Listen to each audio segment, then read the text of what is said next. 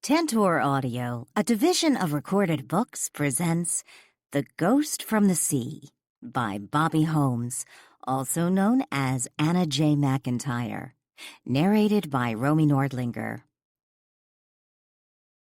1. Jack imagined Thelma's vacant eye cavities watched him as her skull rolled around under his feet. What little remained of Thelma did not remotely resemble the skeleton Doc Clemens had proudly hung in his office. A school of fish meandered by, taking a detour through what was left of Howard's ribcage. Jack tried initiating a conversation. Like all the rest, the fish ignored him. The only ones who seemed interested in conversing were the dolphins, yet they never came inside. Jack made his way to the upper deck, or what was left of it. He often wondered what Walt would think of the Eva Aphrodite now. Shafts of early morning sunlight streamed through the seawater above. It glistened and sparkled as it showered his world and made him again crave what once was. He should have left when the others had, he told himself. Yet something kept him here, tied for eternity to the Eva Aphrodite, or at least until he figured out how he had arrived on the boat. Jack was about to return to the lower deck when something blocked the sunlight. He looked up and saw the bottom of a boat's hull come to a stop. It rocked gently from side to side. A few moments later, someone from the boat jumped into the water and started swimming toward him. The diver's finned feet kicked furiously. When the interloper reached the sunken craft, Jack recognized him. It was not his first trip to the Eva Aphrodite. He had come once before. He carried a light to help him see. He also carried a small box in his arms. Jack followed the visitor to the lower deck, to the cabin Thelma and Howard had occupied. The diver deposited the box in one corner and then swam toward the exit, but paused a moment to inspect Thelma's skull. He picked it up briefly, turning it from side to side. For a moment, Jack thought the diver intended to take her with him, and he didn't think he could let that happen. Thelma and the rest had been with him since the beginning, and it didn't seem right to let the stranger defile her in this manner. Unfortunately, Jack had no way to prevent the diver from taking off with Thelma's skull, not unless he could convince a dolphin to intervene on his behalf, and he hadn't seen any dolphins around for some time. In the next moment, the diver abandoned his find. The skull made a sluggish descent to the cabin's floor as the man exited the ship. Relieved that problem was diverted, Jack followed the diver to the upper deck and watched as he swam back up to the awaiting craft. Jack wasn't sure how long he stood there, but finally the boat moved away, no longer blocking the sunlight. It was in that moment a thought occurred to Jack. Could I have gone with him? Could I have followed him back to his boat, stowed away, returned to shore? Would that have been possible? Jack continued to stand on the upper deck until it went dark again. Nighttime had fallen. He was still standing there the next morning when the sun began to shine, teasing the depths with its brightness. Visions of departure consumed his thoughts. Jack closed his eyes and imagined the Eva Aphrodite on the water's surface. Lost in keen desire, he didn't notice the hull's gentle rocking along the ocean's floor was somehow different from normal. But when he opened his eyes a moment later and looked upwards, he realized the water's surface was fast approaching. The moment he questioned the turn of events, the deck below him dropped, and the Eva Aphrodite plummeted back to the ocean's floor, sending a cloud of silt billowing upwards. What just happened? Standing on the deck, he watched as nearby fish hastily moved away from the unsteady wreckage. After a moment of reflection, Jack asked aloud, "Is it possible? Did I do that?" With a renewed sense of power, Jack stretched out his arms and willed the ship upwards to the light. It didn't happen instantly. First, there was a gentle rumbling from below, a shifting of the boat's hull against the ocean floor. It then rocked slightly, sending more silt ballooning upwards. But then the ship seemed to unseat itself, and to Jack's delight, it began to rise, slowly at first, and then picking up speed, scattering the sea life above from its path. Unable to contain his delight, Jack began to laugh, the intensity of his laughter in sync with the rise of the downed ship. At last, the once defeated wreckage broke through the surface, sending sprays of seawater in every direction. Jack saw for the first time in what seemed like an eternity, blue sky, unfiltered sky. He knew then it was only the beginning. "Home, Eva Aphrodite! Let's go home," he roared. The motorless ship, powered only by Jack's determination, headed east toward the rising sun. It was only when the shoreline came in view did he begin to lose confidence. Nothing was as he remembered.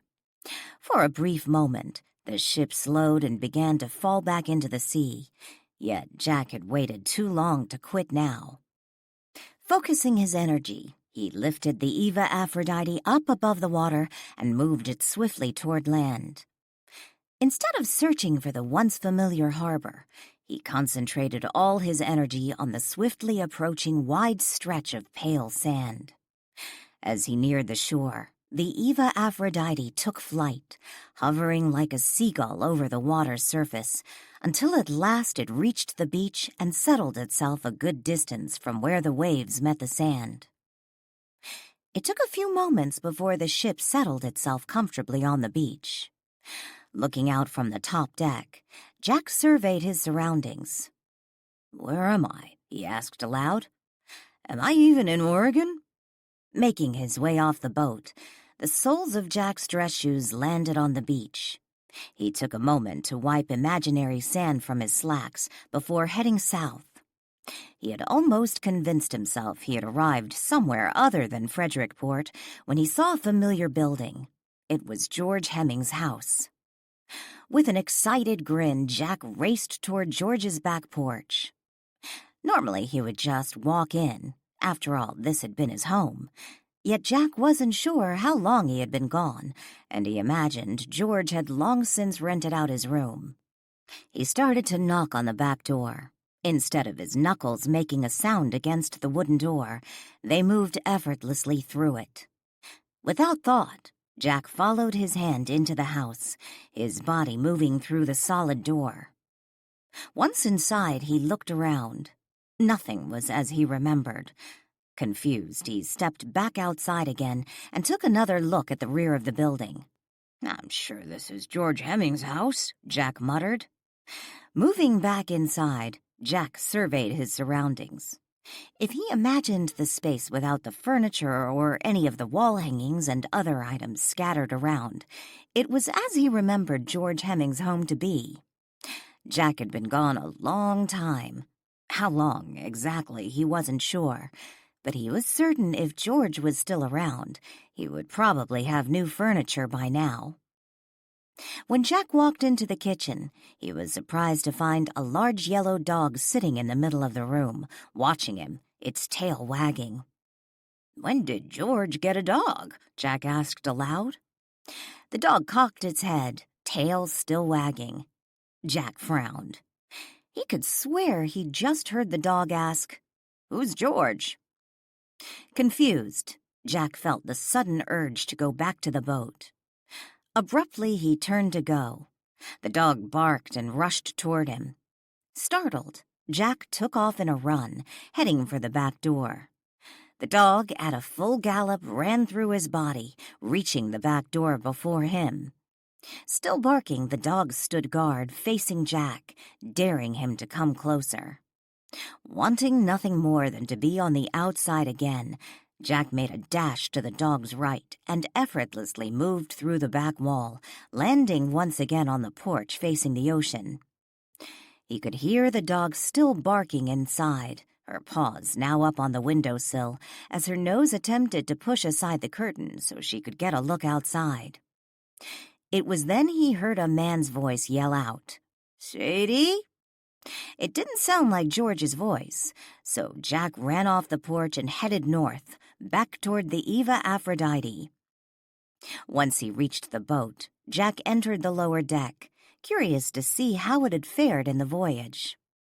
The first thing he noticed was that water no longer filled the lower cabins. "Where did it go?" he asked aloud. The disappearance of the seawater confounded him, so he moved to the upper deck, hoping to get a clearer picture of his surroundings and a possible answer to the mystery. Standing at the stern, Jack gazed out to sea. The sand from where the breakers touched the beach to where the Eva Aphrodite settled appeared to be dry. The only conclusion he could arrive at was that the water had somehow spilled out while the ship made its way toward shore. He remembered that for at least a portion of the journey, the boat was completely out of the water. He then remembered the gaping hole in the hull and imagined all the seawater spilling out while the boat made its way to shore. Satisfied with his conclusion, Jack moved from the stern to the ship's bow. Gazing down the beach, he could see the rooftop of George Hemming's house. Jack smiled. Walt Marlow's house was just across the street from George's. He couldn't see it from where he stood on the upper deck of the ship, but he knew it was there. Jack had no idea what he would find at Walt's house. Just as Jack was about to leave the ship for a second time, he glanced down the beach and noticed something coming toward him from the direction of George's house. Leaning over the side of the ship, he narrowed his eyes and watched the curious sight. He assumed it was a woman, considering the long black pigtails flopping up and down as she made her way toward him. Dressed all in purple like a giant plum, her arms bent at the elbows, swung dramatically up and down, reminding him of a milkmaid preparing to torture some poor dairy cow. Her knee lifted dramatically with each step, faster than a walk, yet not quite a run. As she got closer, he realized her eyes were closed. If she continued on blindly, she would run straight into the side of the Eva Aphrodite. Considering the speed of her jaunt, he winced. It's going to hurt. He was about to shout out to her when he noticed something hanging from her ears. Wires. From each of her ears there was a wire. The opposite end of each wire ran into the side pocket of her purple pants. 2. Music blared through the headphones. Heather Donovan continued on her morning run, despite the chilly, damp drizzle. The soles of her jogging shoes pounded against the sand, one after another, never stopping. She fisted her hands and pumped her arms to maximize her workout. With eyes closed, she blindly jogged down the empty beach, aiming to where the damp sand met the dry. Since moving out of Marlow House and back into her own place, Heather had taken up jogging. She ran this way every morning, starting at the pier, and she told herself she could do the entire run with her eyes closed. It was a personal dare she decided to accept. The worst thing that could happen, Heather told herself, was that she might run into another jogger. It wasn't a straight run, as the shoreline curved slightly near Ian Bartley's house. She allowed herself to cheat and opened her eyes for a moment. Yet instead of looking up, she kept her gaze down, just to make sure she continued to follow the shoreline's curve and didn't run into the ocean. A few houses past Ian's, the shoreline no longer curved, and Heather felt confident she could blindly continue down a straight path. Lifting her head, her eyes tightly closed, she breathed deeply and relished the sensation of her heart bounding in her chest as music filled her head. A few moments later, Heather came to an abrupt halt and opened her eyes. She didn't have time to ask herself why she had stopped so unexpectedly, or why she opened her eyes. Instead, she stood stunned and stared at what appeared to be the wreckage of a beached ship less than 100 yards from her, perched stranded on the sand like a gutted whale. Dazed, Heather pulled the headphones from her ears, letting them dangle from her hand as she tried to comprehend the scene before her. "What is that?" Heather heard a voice shout from the direction of one of the houses. She looked over to see one of her neighbors rushing toward her. Hands on his hips, Sergeant Joe Morelli stood on the boardwalk at the edge of the sand next to his partner, Brian Henderson. They stared in awe at the unexpected sight not far from the water's edge. "I'll be damned, we have our own Peter Iredale," Joe murmured. Removing his cap briefly before fitting it back onto his head, Brian stepped off the sidewalk onto the sand. Where in the hell did it come from? Instead of following Brian onto the beach and toward the mysterious boat, Joe paused a moment and watched as two of the local residents approached them from the wreckage. Heather Donovan and Pete Rogers. When the pair was within hearing distance, Pete shouted, "I told you!" Joe started walking, following Brian. When Pete and Heather were a few feet away, Joe responded with, "You said a boat washed up, but I didn't imagine anything like this." Now walking alongside the two officers, Pete said in a breathless voice, "It wasn't even stormy last night. How did it ever get up on the beach like that?" With a shake of his head, Joe continued to follow Brian. "The tide must have brought her in." Trailing beside them, Pete asked, "But where did it come from? It looks old." "Also looks like it's been under the water for some time," Brian said when they reached the wreckage. Joe walked around the battered hull, attempting to make sense of the scene. "I suppose we need to call the Coast Guard." "What's the Coast Guard supposed to do?" Heather asked. "Well, for one thing, it might be a hazard, especially if the tide takes it back into the ocean and it stays afloat. They might decide to haul it off and sink it," Brian said. "But first, we need to figure out where it came from." Midweek in March, it was especially quiet at Marlow House. The last two guests had checked out on Monday morning. Joanne had cleaned the house on Tuesday and wouldn't be returning until Friday morning, when the next round of guests would check in. Lily refilled her coffee cup and joined Danielle at the kitchen table. She briefly glanced up to the ceiling before sitting down. "Is Walt in the attic?" Danielle poured extra cream into her coffee and said, "I think so. I noticed Max slinking up there when I came downstairs." "I never thought I'd say this, but it seems a little strange without Heather here." Danielle glanced over at Lily and smiled. "Strange?" Lily giggled. "Strange in a good way, I suppose. It's not that I miss her exactly. She could be awful bitchy at times. But it's so quiet around here when we don't have any guests. Sometimes I wonder if Heather is a little bipolar, the way she runs hot and cold." Lily considered Danielle's suggestion for a moment before responding, "Bipolar? You know, you might be onto something." Danielle shrugged and took a sip of her coffee. Lily set her cup back onto the table and looked at Danielle. "So tell me, how long is Chris going to be in Chicago? At first I heard him say he was going to be gone a week, and then Ian said it was 2 weeks. He'd like to be back in a week, but he doesn't think he'll be able to get everything done by then. So it looks like 2 weeks. Not sure." "I guess that means he didn't make his return reservation yet." Danielle shook her head. "Nope. I was about to ask you why he didn't just have his own jet, considering how much money he has, but then I remembered he doesn't even own a car." Danielle laughed.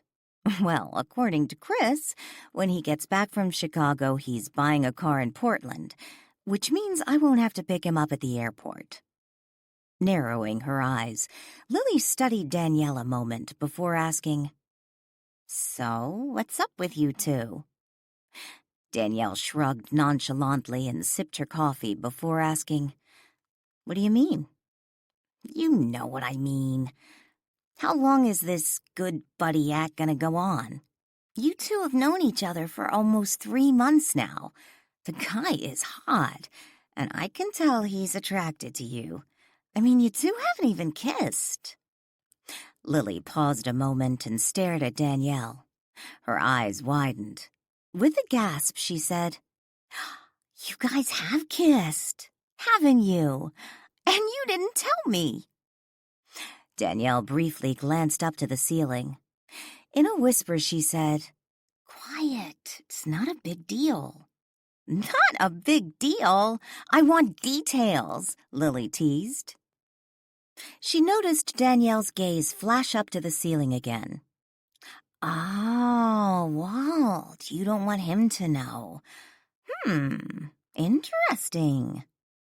Danielle shifted uncomfortably in her chair. "It's not that." "Not what?" Lily asked smugly. "Like I said, it was no big deal. I just don't see the point in saying anything to Walt and having to endure his commentary on the subject."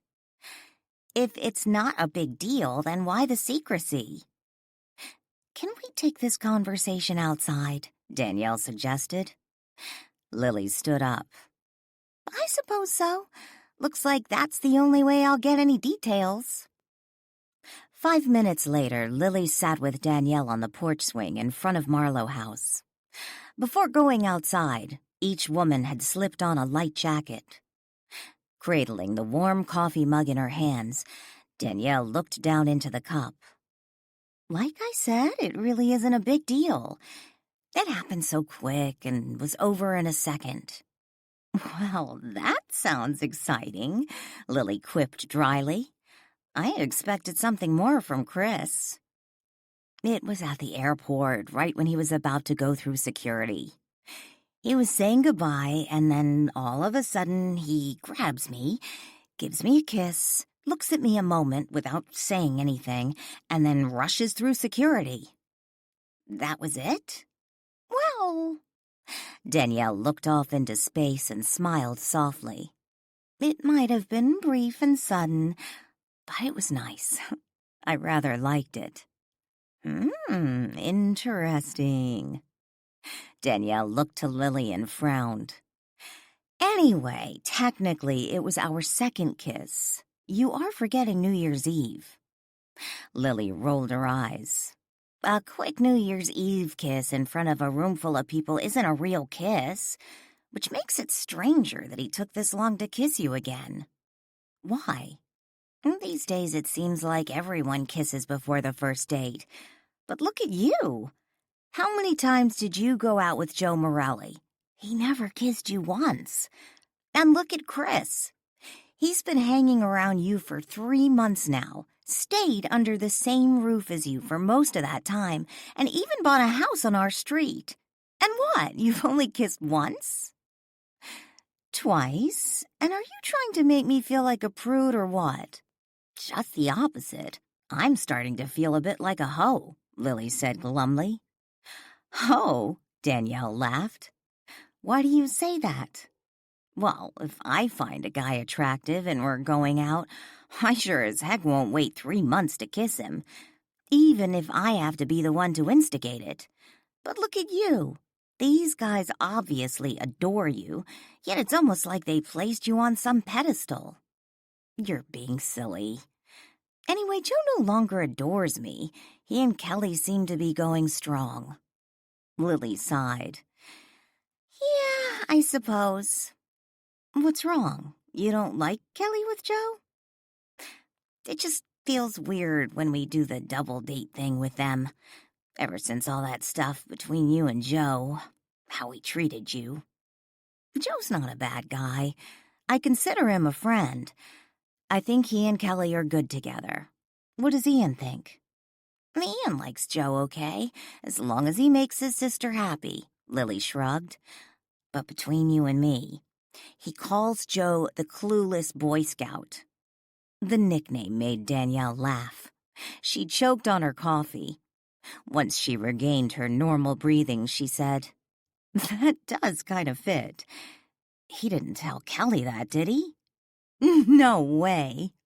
Lily started to laugh, but stopped when she noticed two police cars drive by. Putting her foot down to stop the swing, she stood up and stepped toward the road, looking down the street. "They're stopping near Chris's house," Lily told Danielle. "Holy crap, what's that?" Lily exclaimed when they reached the sidewalk just beyond Chris's house and looked out to the ocean. "Looks like a shipwreck," Danielle muttered. She was relieved to discover the 4 police cars, now parked near Chris's house, were obviously not here because of a break-in at his property. The real reason seemed far more interesting to Danielle. Together, Danielle and Lily stepped off the sidewalk and made their way down the beach, heading to the wreckage, where the police officers gathered around. Heather greeted them before they reached the officers. "I found it during my morning jog." Lily and Danielle stared at the battered hull. "What is it?" Lily asked. "Obviously, it's a shipwreck," Heather snapped. Lily let out a sigh. "Yeah, I see that. But I mean, where did it come from?" "No one knows. It just showed up on the beach like that. It almost looks like someone just dropped it there. The sand between the wreckage and ocean doesn't even look as if it's been disturbed," Heather explained. "I imagine the tide washed out evidence of tracks," Danielle suggested. "No," Heather said emphatically. "Brian and Joe are totally confused." "Joe and Brian are always confused," Lily muttered under her breath. Ignoring the exchange, Danielle stared at the mysterious wreckage. Motion on the front of the hull caught her attention. Silently, she walked toward it, leaving Lily and Heather behind her, talking amongst themselves. After walking some 10 feet, she paused. Her eyes widened in surprise. Standing atop the wreckage, looking down at the police officers on the beach, was a man dressed in vintage clothing of the 1920s. 3. Danielle continued to stare at the apparition atop the wreckage when she heard someone shout out, "I guess I can't blame this one on you." She looked to the right and saw Brian Henderson walking in her direction, a cocky grin on his face. He boasted a full head of shortly cropped gray hair and had a stocky build. Danielle guessed Brian was only a few years younger than her father, if her father were still alive. Dressed in his Frederickport police uniform and wearing a baseball cap with the department's insignia on its front panel, Brian stopped when he reached Danielle and then glanced over at the wreckage. "It's something, isn't it?" "Any idea where it came from?"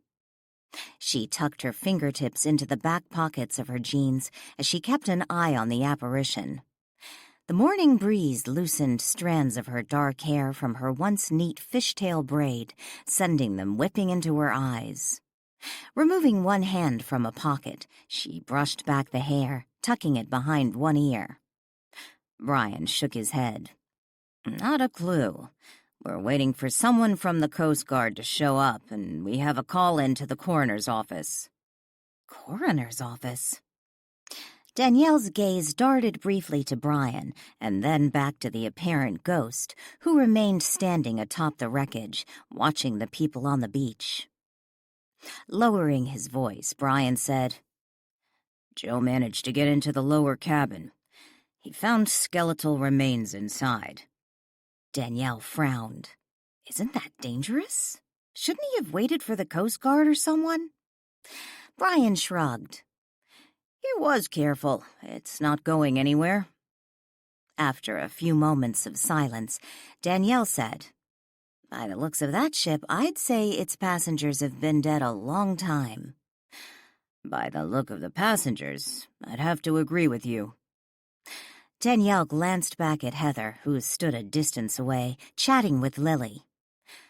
"Heather didn't say anything to us about finding remains." "We didn't say anything to Heather." Danielle studied Brian for a moment. She thought his expression seemed friendlier than normal. "Why tell me?" Brian shrugged. "I imagine it'll be in the paper. Anyway, figure the chief will tell you when you see him." Brian nodded toward Chris's house. "So why isn't your friend out here checking this out?" Danielle glanced briefly in the direction of Brian's gaze. "You mean Chris?" "Obviously." "He's in Chicago on business." "Business? I didn't know he had a job." Danielle smiled. "He's busy giving away a couple of million or something like that." "Of course he is," Brian muttered under his breath. He looked back at the wreckage.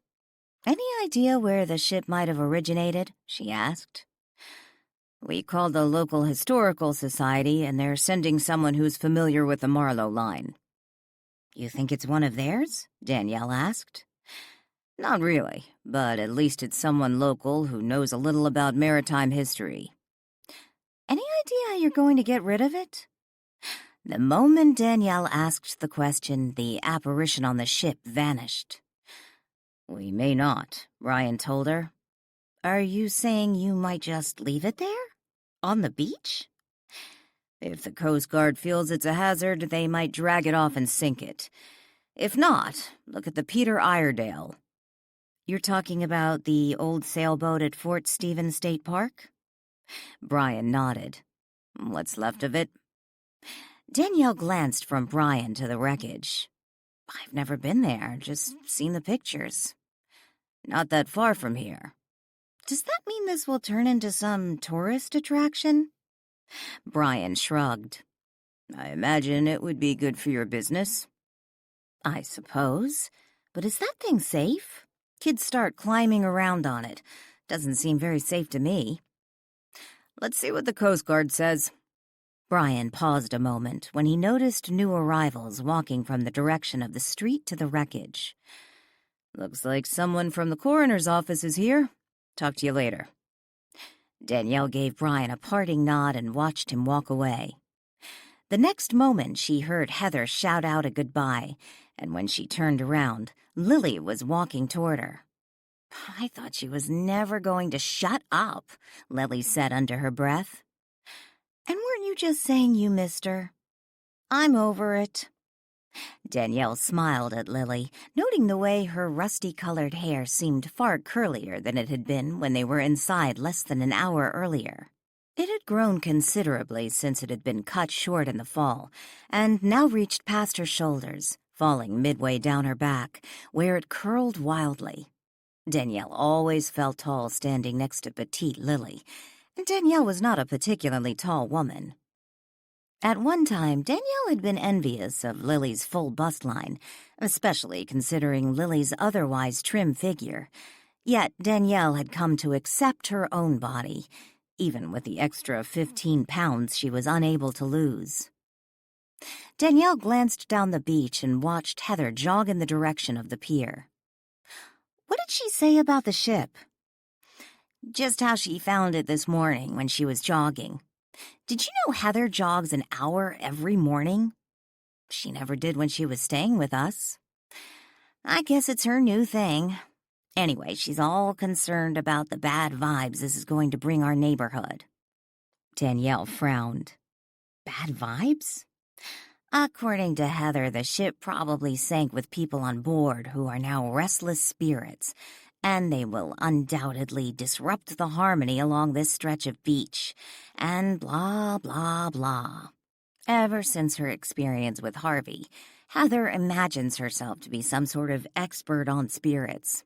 I keep waiting for her to publish that book she says she's writing, but I'm beginning to think she's one of those people who talks more about writing than actually does it.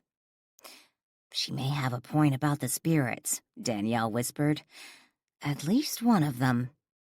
Narrowing her eyes, Lily studied Danielle. "What do you mean? Do you see something?" "Not now, but I did. There was a man standing on top of the ship, or at least what's left of it." "What do you mean, a man?" "A man. Well, not a man, man. A man like Walt. "You're talking about a ghost?" Lily asked. "I assume so. I certainly don't think it was a flesh-and-blood man. He was just standing there, watching all the activity. And then when I looked again, he was gone." "Standing where?" Danielle pointed to the far right of the wreckage. "On the very top, over there." Lily cringed. "That's creepy." "According to Brian, they found skeletal remains on board." Lily stared at the ship and the activity of the responders gathering around its hull. "I suppose that's to be expected. But where did the ship come from? It had to have been somewhere." "I'm not an expert, but it looks like it's been underwater. Look at all that crap covering its hull." "If that's true, Danny, how did it float to the surface and end up here? We haven't even had any storms lately." "An earthquake, perhaps?" Danielle suggested. "I don't know. Wouldn't we have felt something?" Lily asked. "Who knows where it drifted in from? Maybe that ghost ship has been sailing all over the ocean. Maybe it's not even that old. After all, the salt air, not to mention the salt water, can do a lot of damage," Lily suggested. "Who knows? Maybe those bones they found on board are from recent victims." "I don't think so. You forget the spirit I saw. I have to assume he came with the ship." "What does that have to do with anything?" "If his clothes are any indication of his era, my guess is he's from the 20s.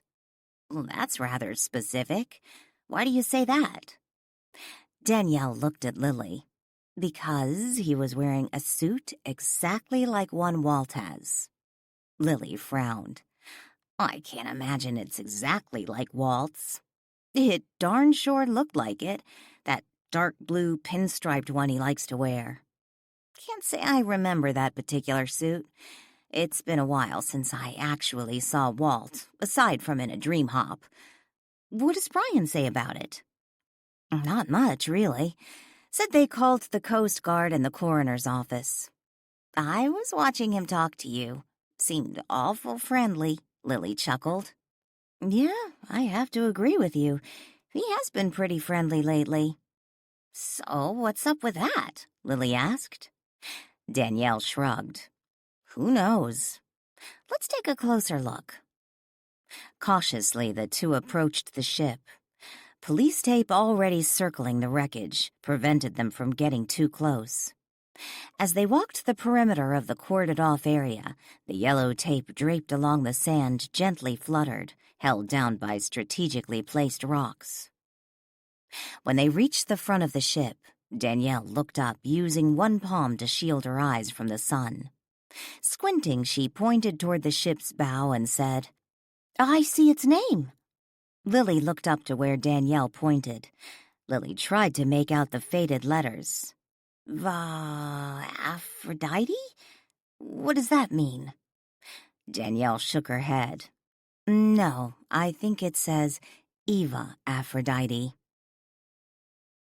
Flashlight in hand, the coroner followed Joe through the lower deck of the wreckage. Behind them was the coroner's assistant. When they reached the first evidence of remains, they paused, kneeling down by what appeared to be a pile of bones. "There's more over there," Joe explained, pointing his flashlight to the left. With a gloved hand, the coroner reached out and picked up a skull. Gently turning it in his hand from side to side, the light of the flashlight illuminated the object. The coroner paused a moment, briefly tucking the end of the flashlight under his chin to free up a hand. While one hand held the skull, the other brushed over the side of it, examining a foreign object protruding from the skull's base. After silently examining it for a moment, the coroner announced, "Whoever he was, he didn't drown." "What are you saying?" Joe asked. "This is a bullet." Joe leaned closer. "Murder?" "It looks like it." He handed the skull to his assistant. "Let's have a look at the others." Together, the three men made their way through the lower deck, examining the skeletal remains of those who had been either passengers or crew of the ship. When they were finished, they counted 7 skulls. Yet it was possible there were more in other parts of the hull. They couldn't do a more thorough search without bringing in additional lighting. With his flashlight back in his hand, the coroner stood up and looked at Joe. "I don't know what the hell happened here, but every one of them was murdered. Whoever did it shot each one in the head." "Where's the rest of them? I don't think we found enough human bones to make an entire skeleton, much less account for 7 people." "I assume they've decomposed, especially considering the condition of the skulls. But I'm going to need some help on this one." 4. The crowd surrounding the mysterious wreckage had grown considerably since Danielle and Lily had first shown up on the scene an hour earlier. Ian arrived before Lily got around to calling him. A reporter from the Frederickport Press was busy taking photographs and asking questions. Danielle guessed most of her neighbors were now on the beach, along with numerous townspeople. Lily and Ian were busy talking to one of the local business owners when Danielle interrupted them. "I'm going back to the house." In response, Lily excused herself from the conversation for a moment and pulled Danielle to the side, out of earshot of the others. She asked in a whisper, "Did you see him again?" Danielle glanced over to the wreckage. "I assume you mean the ghost?" "No. I guess even if you did, it would be impossible to talk to him." "Yeah, pretty much. I want to tell Walt about all this. See what he thinks." "Okay, I'm going to stay here with Ian." When Danielle returned to Marlow House, she raced through the front doorway, down the entry hall, and up the stairs heading to the attic. She found Walt standing at the window, looking out through the spotting scope, while Max slept peacefully on the arm of the nearby sofa bed. Walt turned to face Danielle, who was now breathless from her run up the stairs. "What's going on out there? I've been watching for the last hour. Never seen so many cars on this street. I tried to convince Max to go check out the commotion, but his desire to nap won over helping me. I'm starting to think cats are useless." From the sofa, Max lifted his head and looked at Walt. Yawning, he closed his eyes again and rested the right side of his face back on his front paws. A ship washed up on the shore, a few houses down from Chris's place. "Ship?" "Or a really big boat. At least what's left of it." "And its passengers, crew?" "Looks like they've been dead for years." Danielle walked over to the sofa bed and sat down, sitting next to Max. She reached over and stroked his neck. "What do you mean, dead for years?" "By the looks of the wreckage, it's been out there for decades. No one knows where it came from. By all the barnacles on the hull, I almost think it had to have been underwater. Oh, and it came with a ghost." Walt walked to Danielle. "You saw a ghost?" "Yep, sitting on top of the thing, watching all the commotion." "And you're sure it was a ghost?" "No one else seemed to see him, and then he just vanished." Walt sat down on the sofa arm on the opposite end from where Max perched. "Perhaps it's just your overactive imagination." Danielle arched her brows at him. "Am I imagining you?" Walt smiled and then said, "Tell me about this ghost ship." Danielle chuckled. "That's just what I called it. Maybe we're hanging out too much together." "Perhaps." Walt smiled softly. "So, tell me about this mysterious ghost ship." "From what I overheard from the Coast Guard—" "The Coast Guard was there?" Danielle nodded. "Brian said something about them towing it out and sinking it if they deem it a hazard, although it looks too big to tow. I heard one of the Coast Guard guys say it was a yacht, or at least once was." "Sailing yacht?" Walt asked. "Hard to tell. It was only the hull, with a lower and upper deck, and parts of the top of the boat were missing. I didn't hear what they said about any of that. "How big was this yacht?" Walt asked. "My guess, a couple 100 feet long. Oh, and according to Brian, they found the skeletal remains of the crew, or passengers, inside the hull, which probably explains the ghost I saw. Makes me wonder if there'll be more than just him." "And they've no idea where it came from?" Danielle shook her head. "Not yet. At least, I didn't hear anything to the contrary. But I imagine they'll be able to easily figure out where it came from." "It does seem as if you can find out anything with your computers." "There's probably some expert somewhere who knows who built the ship or when a ship like that went missing. Plus, its name is visible on the hull. That should be an excellent clue." "What's the name of this mystery ship?" "Eva Aphrodite." Walt stared at Danielle for a moment before asking, "What did you say?" "Eva Aphrodite. From what I recall from my Greek mythology class, Aphrodite represented love and beauty and was considered the goddess of the sea." Walt stood up. "Yes, she was." He walked back to the window and looked outside. While still looking out, he said, "Tell me more about this ghost you saw." "Hard to tell his age. Had he been alive, not a kid or teenager, and not an old man.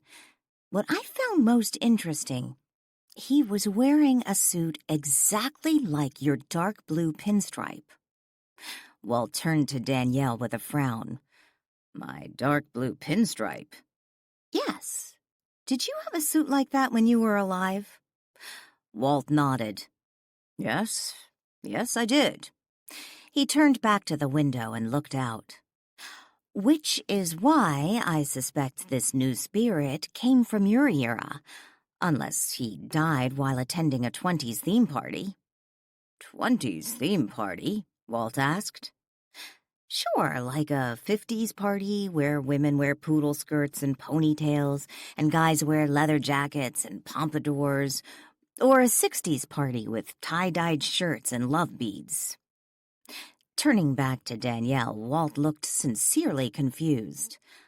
"I have no idea what you're talking about."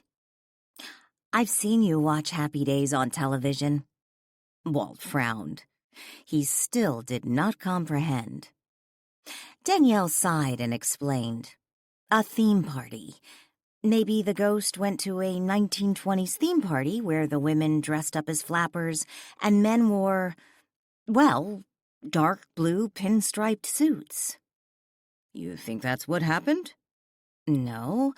I'm just saying if he isn't from your era, that might explain his choice of clothing. Or maybe he just likes to dress retro." "Retro?" Danielle sighed again. "Never mind." Once again, looking out the window, his hands resting on the windowsill, Walt said in a quiet voice, "Perhaps it would be best if the Coast Guard simply towed it back out to sea and let it sink." "Why do you say that? Aren't you curious about its history?" "Dredging up old history often does nothing more than stir up unpleasant memories. And for what purpose?" "I can't imagine there's anyone still around who'd be hurt by learning more about the ship. In fact, it's entirely possible there are people out there still wondering what happened to a grandparent or parent. I just find the entire thing fascinating. I thought you would too." Walt shrugged indifferently. "Ships have been sinking since man took to the sea." "Well, you're no fun." Danielle stood up. "I think I'll walk back down there and see if they've figured anything out." Walt continued to stare out the window, withholding comment and not bidding Danielle farewell as she made her way from the attic. A few minutes later, he watched as she walked down the street, back to the wreckage.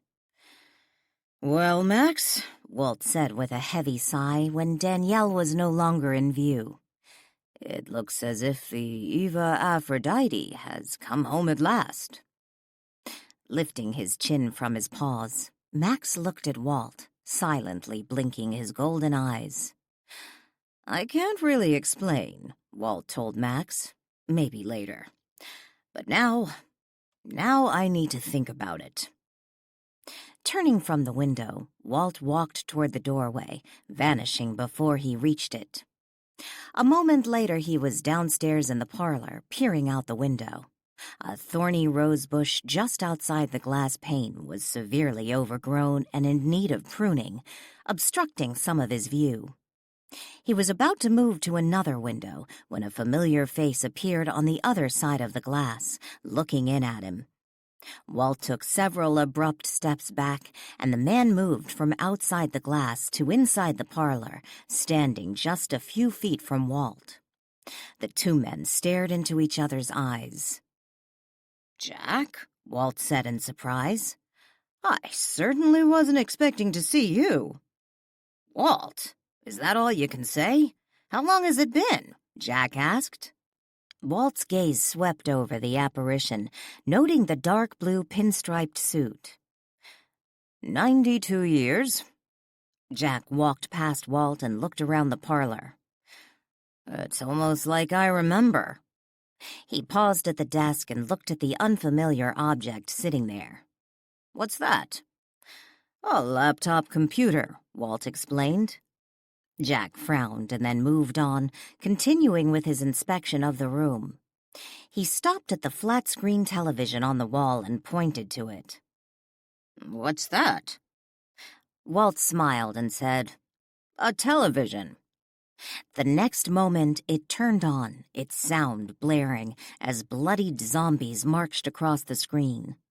Jack jumped back from the television, and Walt chuckled. The set turned off. Confused, Jack looked at Walt. "A lot has changed in the last 92 years, Walt explained. "Are you here because of the Eva Aphrodite?" Jack took a seat on one of the chairs facing the sofa. He looked up at Walt. "So you know about that." "I know it washed up on shore this morning, or maybe last night." "I wouldn't say it washed up exactly," Jack chuckled. "What do you have to do with it being here?" Jack raised his brows. "You don't know?" Walt took his seat on the sofa. "How would I know?" With a wave of his hand, a lit cigar appeared. He took a puff. Jack stared at the cigar, momentarily mesmerized. "How did you do that?" "How do you think?" Walt took another puff. "You aren't alive, are you?" Jack asked. Walt laughed. "What, did you think that I'm well preserved for being over 100? Jack shook his head. "It's all bourgeois. I feel like I don't know from nothing anymore." "Why did you come here? Why now?" Jack stood up. It's hard to explain. He glanced around the room. Everything looked so different when I got here. I wasn't expecting that. But I recognized Hemming's house. Went there first. Was a big dog there. I swear I could tell what it was thinking. "Sadie," Walt said. "Sadie?" "The dog. Her name is Sadie."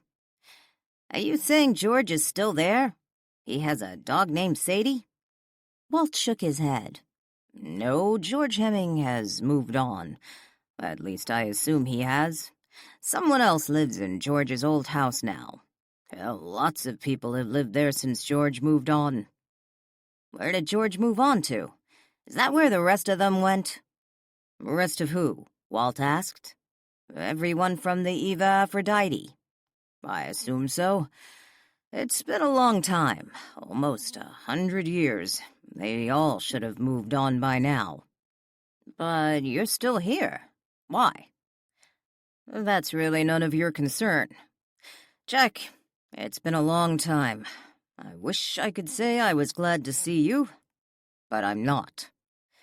"I can't believe you're saying that, Walt. We were friends. Best friends. I wasn't sure if I'd find you here when I looked in the window, but there you were. I thought for a moment maybe that's why I was able to get here. Jack, you burned that bridge a long time ago. I'm over it now. Move on. Over it? You don't care I died? Walt laughed. Jack, we've both been dead for years. I assume practically everyone I once knew is probably dead. Why should that bother me now?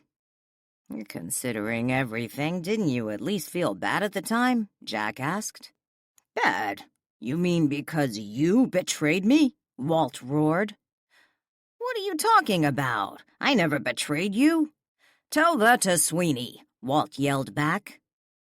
The next moment, the front door opened, and they could hear voices and a dog bark. Sadie raced into the parlor, her tail wagging. Jack disappeared. 5. Whoever was playing the xylophone, Danielle wanted them to stop.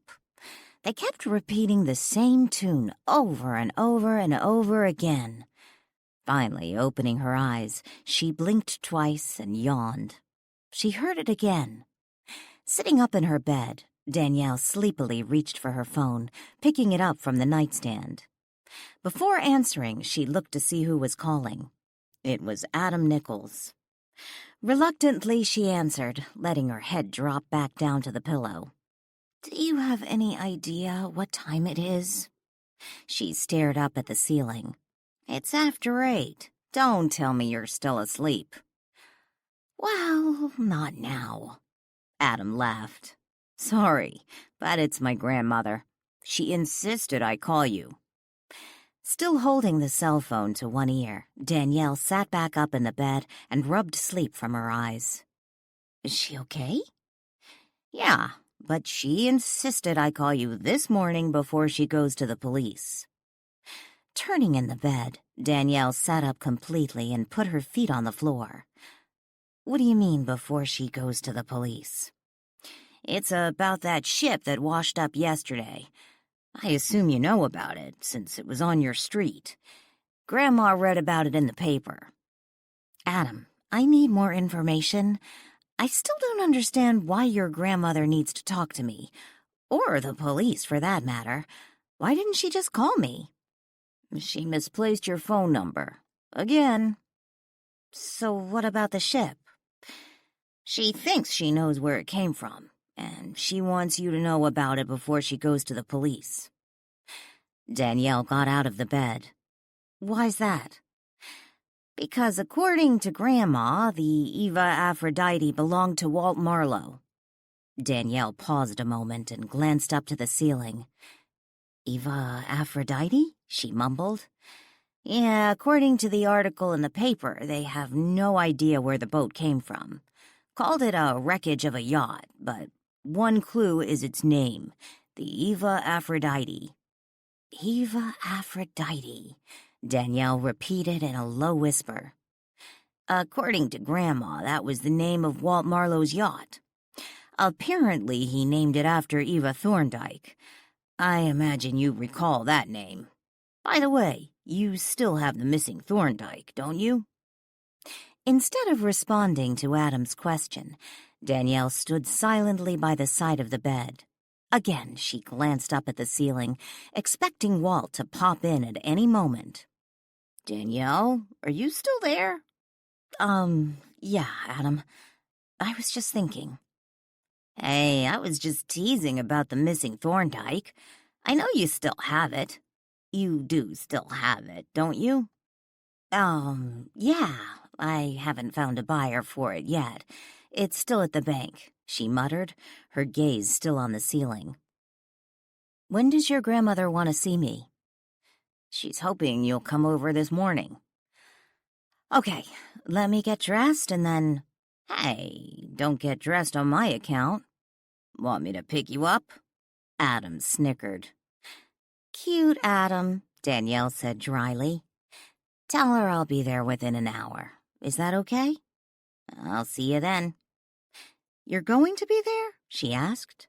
Stop making me feel unwanted, Adam teased. Before getting dressed, Danielle slipped on her robe and went out into the hall to see if Lily was up. She found her in the bathroom, putting on her makeup.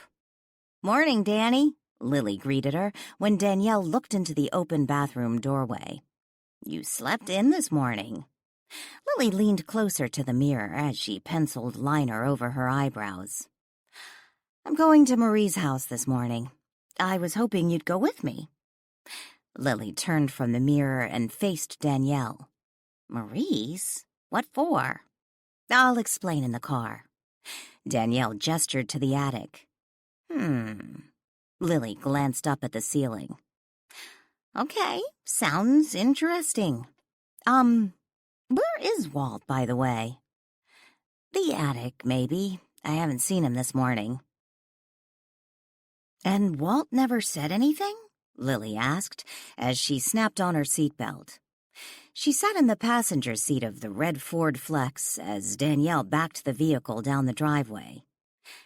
"Yesterday, when I told him about the wreckage, I mentioned its name. He said nothing. Maybe he didn't make the connection. It has been almost 100 years, Lily suggested.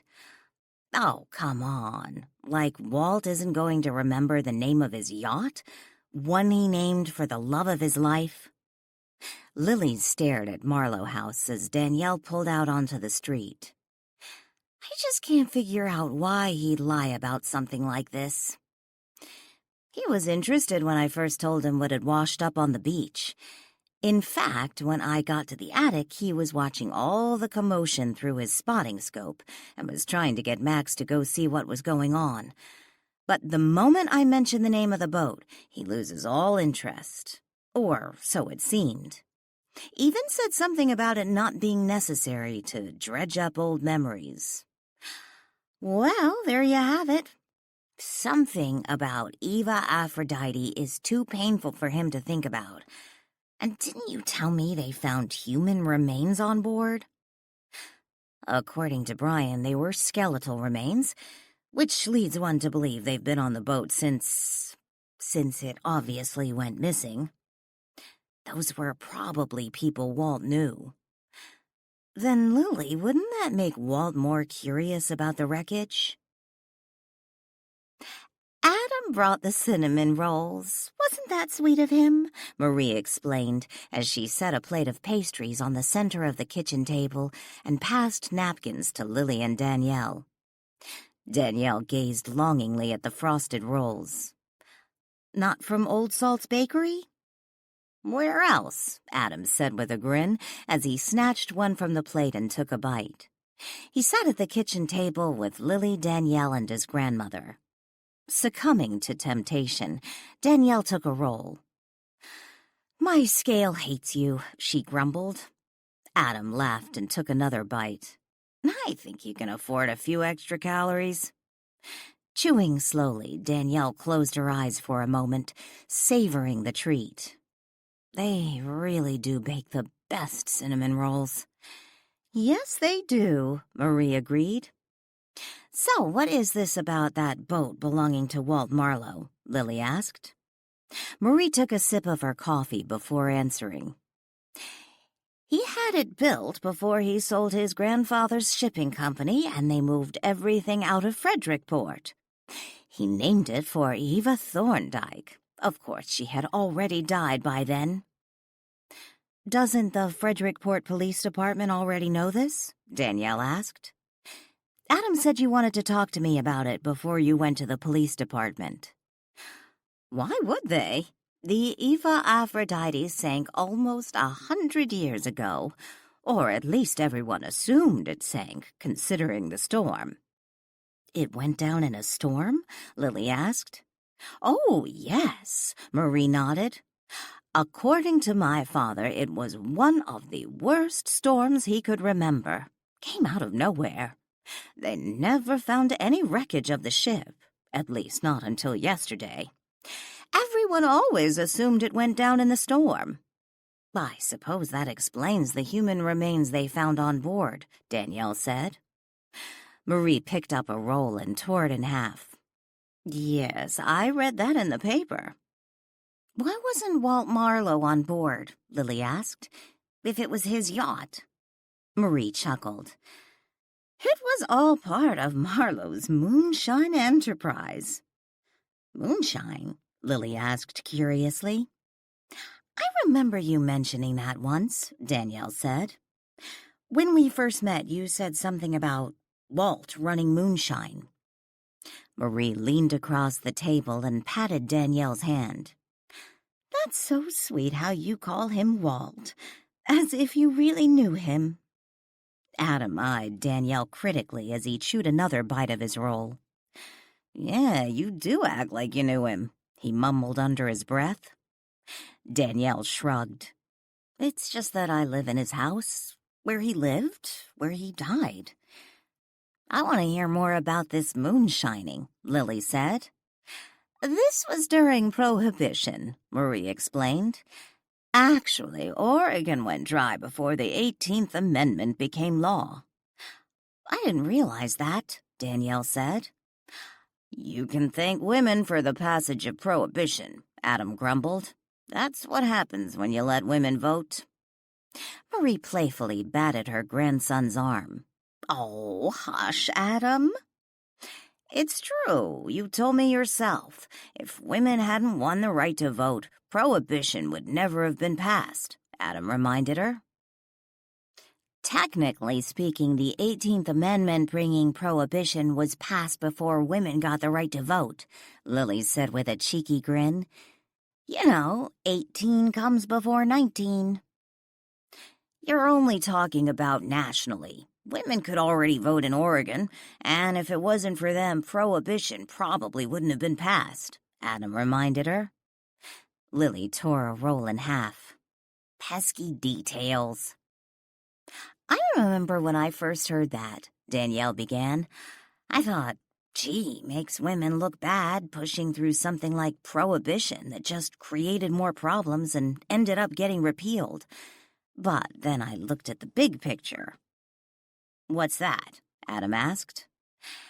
Back then, a married woman really had no rights, no protection from her husband. It was probably much worse for a poor woman saddled with a drunk. He could freely spend all their money tying one on, then come home and beat the crap out of her. Divorce wasn't an easy option.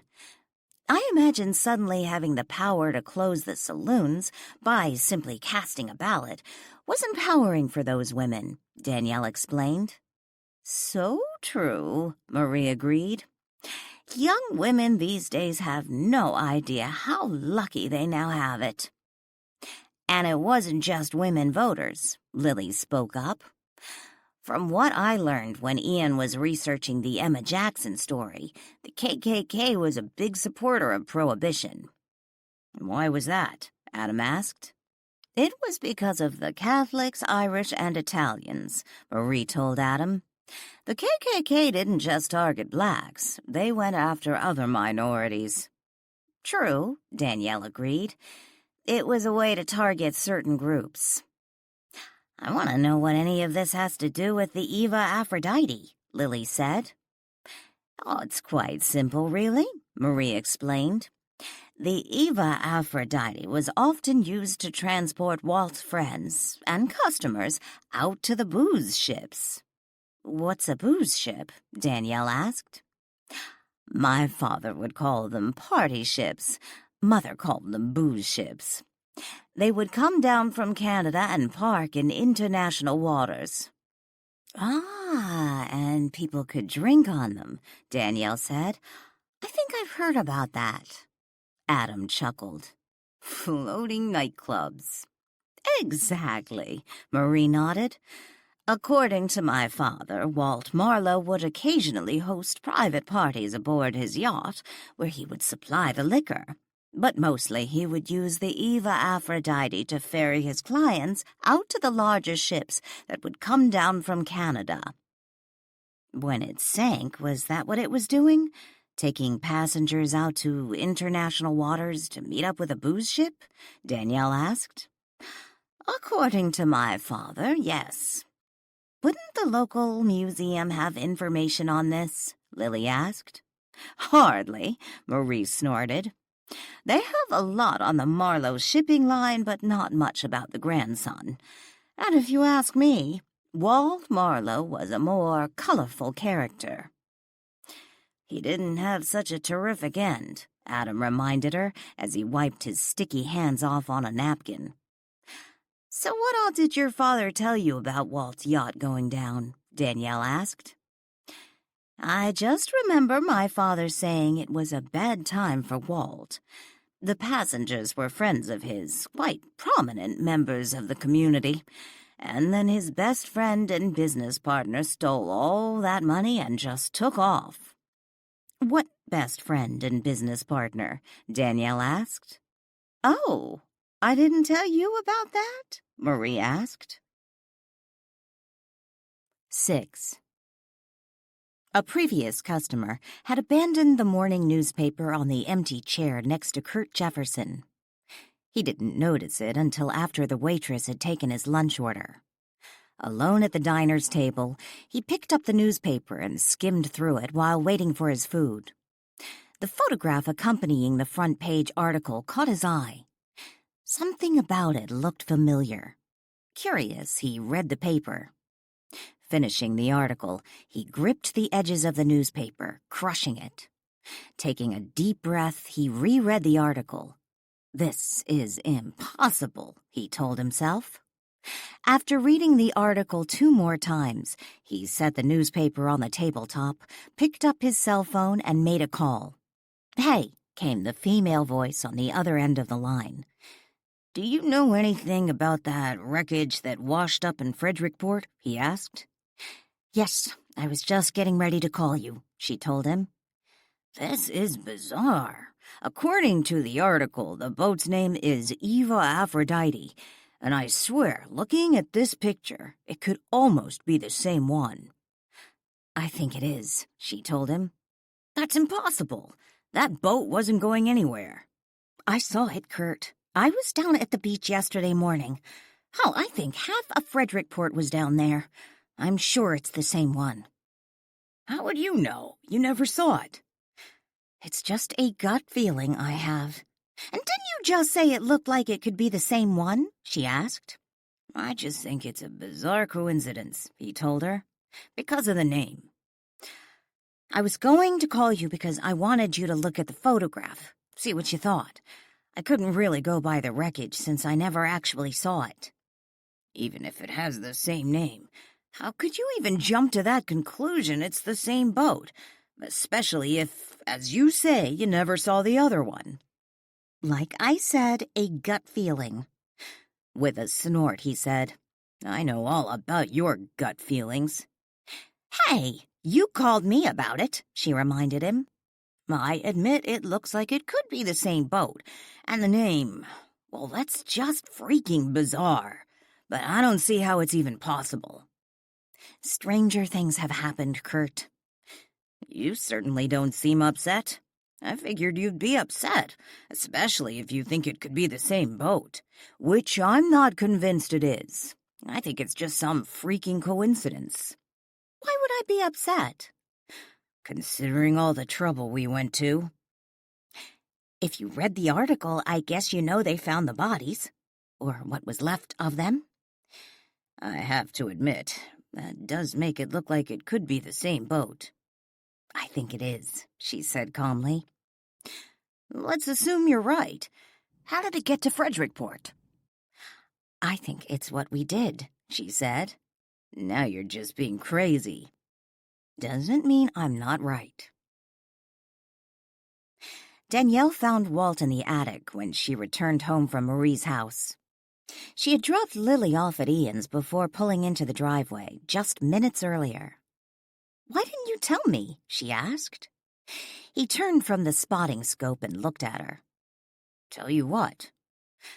"That the boat was yours." With a sigh, Walt walked to the sofa and sat down. He looked over at Danielle. "Where were you this morning?" "Marie's house. She called, wanted to talk to me about the wreckage."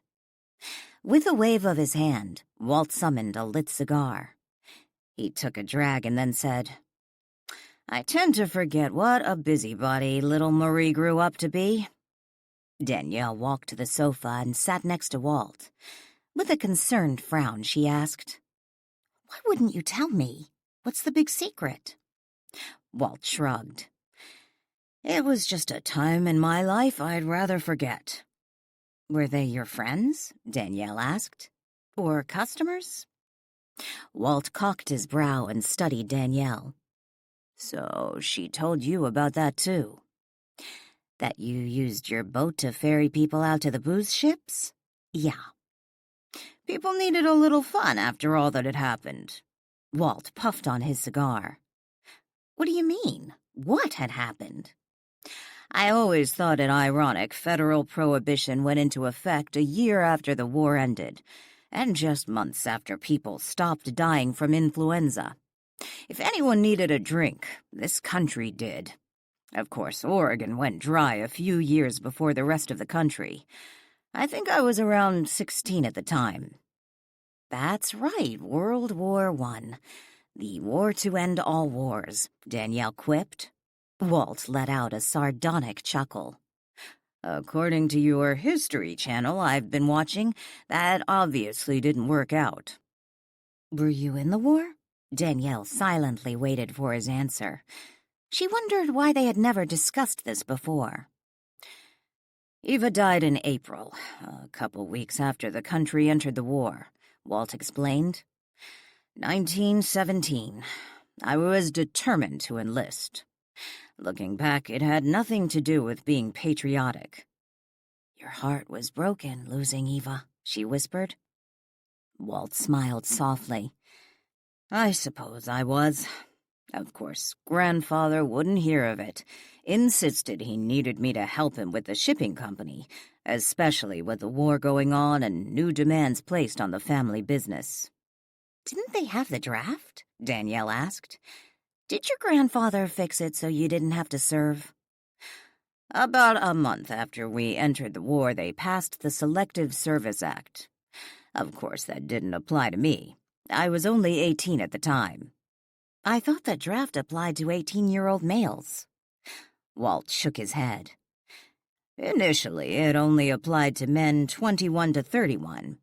There was a third registration the following year where it would have applied to me, but that was in the fall, and by that time I was already sick with influenza." "You're not talking about the pandemic I've read about?" Danielle asked. "It's interesting, watching documentaries about all that now, almost 100 years later. But yes, the same one. I became ill in September of 1918. Although most people didn't even realize there was an epidemic here. Reports started coming in the following month. I almost died. I was sick for quite a while." "Walt, I never knew. I always heard the pandemic was especially hard on healthy males. You were lucky." "Unfortunately, my grandfather wasn't." "Are you saying your grandfather died during the pandemic?" Walt nodded. "The war had ended. I was starting to feel better. My grandfather got sick, and within hours he was gone. I always thought it so strange, considering he was around me during my illness and seemed fine through it." "What about your grandmother?" Danielle asked. "She was already gone. And here I was, barely 21, the sole owner of a shipping company, and all alone." "That must have been terrifying." Walt shrugged. "I decided to sell the company, which didn't make me especially popular at the time, since they moved the entire company out of Frederickport, and with it, jobs. But I didn't want to run the shipping company. I'd already lost the woman I loved, my last family member, and almost lost my own life. I decided time on this earth was short, and I was determined to enjoy it. Plus, they offered me a considerable sum to sell." "So you got involved with party boats?" Walt smiled at Danielle. "Not right away. After I sold the company, I wasn't sure what I wanted to do. Money wasn't an issue. Traveled abroad for about a year, And when I came home, I found the brown they were peddling was barely worth drinking." Danielle frowned. "Brown?"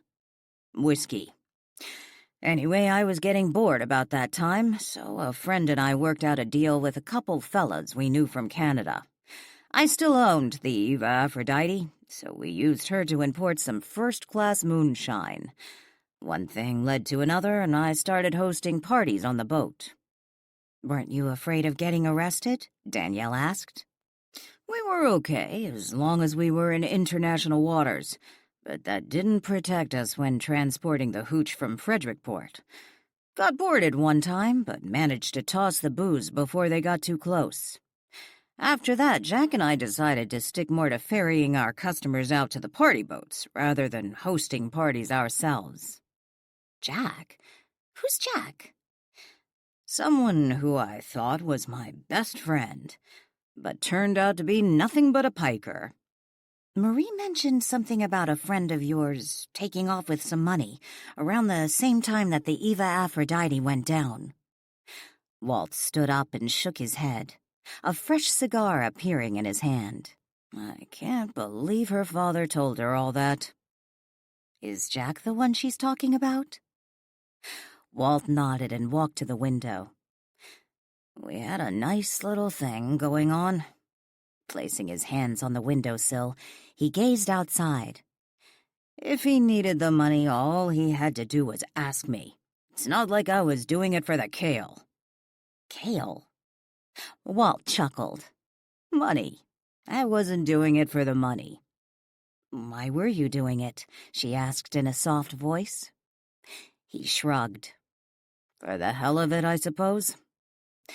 "How much did Jack take off with?" "It was a couple thousand, from what I recall. I let Jack handle the money. My first mistake." "Marie said something about Jack staying with her parents at the time." Walt turned from the window and faced Danielle. "Yeah, Jack was renting a room from George. He was keeping our money over there, and I told him he needed to move it. I didn't think it was safe to keep it there." "You didn't trust Marie's dad?" "Just the opposite. People knew what was going on. It was an open secret. If someone realized Jack was keeping the money at George's, it wouldn't be safe for George and his family. I told Jack to bring it over to Marlow House. He gave me some excuse, promised he'd bring it over, and the next thing I know, he's vanished from George's, along with the money." "Did you try looking for him?" "He was seeing this little Sheba from town. She lived with her aunt and uncle in a broken-down motel that used to be on the south side of town. I checked there, but she was gone too. Pretty obvious to me the two had taken off together. But then I got news the Eva Aphrodite had never arrived at the party ship. It was no longer important to look for Jack. Figured I really didn't want to find him." "Marie said there had been a bad storm that night." "Yes, but there had been storms before, and she was seaworthy and had a good crew. But we sent out rescue boats. Never found a trace of her. At least, not until yesterday." "Do you have any idea who the spirit I saw might have been?" Walt faced Danielle. His cigar disappeared. He crossed his arms over his chest. "I know exactly who it was. It was Jack." Danielle frowned. "Jack? Why do you say that?" "For one reason. He paid me a visit yesterday." "Jack? Your friend that double-crossed you? He was here? Yesterday?" At least his ghost was. Okay, maybe you did see Jack, but what makes you think that's the spirit I saw? Jack was wearing a dark blue pinstriped suit. Danielle stared at Walt for a moment before responding. If you're right, why was he with the wreckage? Didn't you just say he took off with his girlfriend? Are you saying you now think he might have been on the boat instead? Walt shook his head. No, Jack wasn't on that boat. But considering what can bind spirits to this realm, my dear wife at the local cemetery, Darlene at Pilgrim's Point. That annoying little twerp at Presley House. Perhaps Jack's eternity is in some way tied to the Eva Aphrodite, the ship he profited and stole from. 7. Danielle silently considered all that Walt had told her. Finally, she asked, "Do you know why he's here?" I don't care why he's here. I told him to leave. Walt turned back to the window. "What about the people who died on the boat? You never answered my question. Were they friends of yours?" Walt sighed wearily. Some were, but what does that have to do with anything? "There must be some reason your boat washed up on shore. Some reason Jack showed up when he did. What do you want me to do?" "I don't know. Maybe listen to Jack the next time you see him. Find out what he has to say." I doubt I'll see him again. Danielle studied Walt for a moment. "If he came back, would you talk to him? See what he has to say?" Walt shrugged. I suppose. Perhaps I shouldn't have been so abrupt with him. It was just a shock. He was the last one I expected to see. "Okay, then." Danielle started walking toward the door. Where are you going? "Where do you think? Back to the beach, of course. If he's still lingering around, my bet is he's down by the boat." Max was walking toward the attic stairs when Danielle reached the second-floor landing. She paused a moment and picked up the cat, giving him an affectionate snuggle. "Where have you been hiding out?" Danielle rubbed the side of her face against Max's fur. She could hear his loud purr. After giving the top of his head a quick kiss, she set him on the floor and told him, "Walt's in the attic." With a swish of his tail, the black cat sauntered up the attic stairs, not looking back. Danielle watched him for a moment, noticing the way the white tips of his ears twitched slightly. Danielle continued on her way downstairs. She stopped at the coat rack in the front hall and grabbed a light jacket, slipping it on. Just as she opened the front door, her cell phone began to ring. She pulled it from her pocket and looked at it. Chris was calling. Before answering the phone, she glanced up at the ceiling, wondering if Walt was still standing at the attic window, waiting to watch her walk down the street. Answering the phone, she stepped outside, closing the door behind her. "How's Chicago?" she asked, as she started down the walkway toward the street. Hectic. I was wondering, find out anything about the mystery boat? Chris asked. The night before, Danielle had talked to Chris on the phone, telling him about the wreckage not far from his house and about the spirit she had seen. "You could say that." Holding the phone to her ear, she glanced up at the attic. Walt stood by the window, watching her. Continuing down the street, Danielle turned her back to Walt and proceeded to tell Chris all that she had learned about the Eva Aphrodite. I wish I was there to help you, Chris said after she finished. "I wish you were too." Do you? Danielle could imagine Chris's teasing grin as he asked the question. "I could always use help with this new spirit." You could ask Heather for help, Chris suggested. "Now you're just being mean. She was down there, by the way." "Yeah, you mentioned she was there." "As was everyone from our street. Almost looked like a block party." Danielle heard another voice on the phone. Someone was calling for Chris. "I'm sorry, Danielle, I have to cut this short. The meeting is about to start. They need me in there." "Next time, why don't you just send them a check?" she suggested. Chris laughed again. "That might be a good idea." By the time Danielle was off the phone, she was by Chris's house. She noticed there were 2 police cars parked on the side of the road. When she stepped onto the beach, she saw Joe Morelli, Brian Henderson, and Police Chief McDonald. She also noticed the crime tape continued to encircle the yacht. Joe's and McDonald's backs were to her, but Brian saw her coming. "Office meeting at the beach?" Danielle called out. Joe and the chief turned toward her. "Afternoon, Danielle," the chief greeted her. "Did you talk to Marie yet?" Danielle asked when she reached them. "Yes, I was just telling Joe and Brian about it," MacDonald explained. "So I guess this boat is your problem," Brian chuckled. Danielle frowned. "My problem? How do you figure?" "You're basically Walt Marlow's heir, so it stands to reason his yacht now belongs to you, along with the cost of hauling it off." Danielle looked at the chief. "Is that true?" MacDonald shrugged and flashed her a grin. "I've no idea, but it makes for interesting speculation." "And then there's the matter of the human remains," Brian went on. "Now, wait a minute." Danielle started to laugh. "I knew you'd find some way to drag me into this." "Considering your history, can you really blame me?" Brian teased. "I don't know why any of you find this funny," Joe snapped. "Oh, lighten up, Joe," Brian told him. "You have to admit it's rather amusing." "I don't think those poor people found it terribly amusing being executed," Joe snapped. "How long ago? Almost 100 years," Brian countered. "Even if they all died of old age, they'd be dead by now." "What are you talking about?" Danielle interrupted. "Who was executed?" The three officers exchanged knowing glances.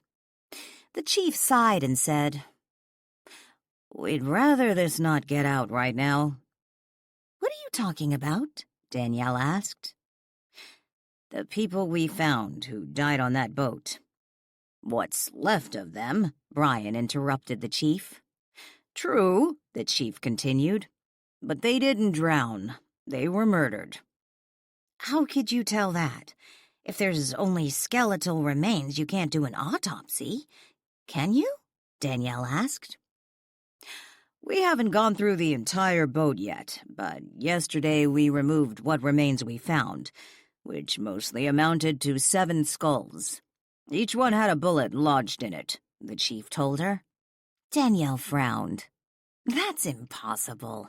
According to what—" "Marie, the boat went down in a storm. Everyone drowned." Brian shook his head. "Maybe there was a storm, but the remains we took off the boat. Those people were murdered." "What are you going to do now?" she asked. "We're making arrangements to have some lighting brought down so we can do a more thorough search. In the meantime, we're going to have another look inside to see what we're going to need," the chief explained. Danielle looked at the wreckage. "Is it safe?" "I think so." The chief looked at Brian and Joe. "Why don't you two go ahead and start without me? I'd like to talk to Danielle alone." "I expected to find half of Frederickport crawling all over the boat when I got down here," Danielle told the chief when they were alone on the beach. "We had a guard on the boat all night." "Guard?" "We didn't want anyone tampering with the evidence. A few people showed up this morning, but after they realized they couldn't go beyond the tape, most just took a few pictures before moving on." "Evidence?" "Technically speaking, it's a crime scene." "You think I might really be responsible for hauling that thing off?" Danielle asked. "Don't worry about that now. I'm more concerned about you living in the same house with Walt." "Walt? What are you talking about?" "After Marie called, I went down to the museum and had a little talk with Ben Smith and looked through some of the old Frederickport papers they have on file for that era." "What does that have to do with Walt?" "Smith seems to think Walt Marlow may have had those people killed." "What are you talking about?" Danielle asked angrily. "Obviously, Walt is dead. You might say, out of my jurisdiction. But that doesn't mean I can't be worried about you living under the same roof with his spirit." "Chief, you know Walt. He's a good guy." "I can't say I know Walt. I've been witness to his levitations." Danielle couldn't resist giggling. "You're saying you've seen him fly?" The chief flashed her a rebuking frown. I meant the way he skillfully levitates objects. I'm concerned for your safety. When Stoddard decided to haunt you, he wanted nothing more than to physically harm you, but thankfully he hadn't been able to. What is it you call it? Harness his energy. But Walt, he's rather adept at harnessing his energy. I remember how he almost killed Renton. Yes, to save my life. But what happens if something provokes him? Jealousy, perhaps? Jealousy?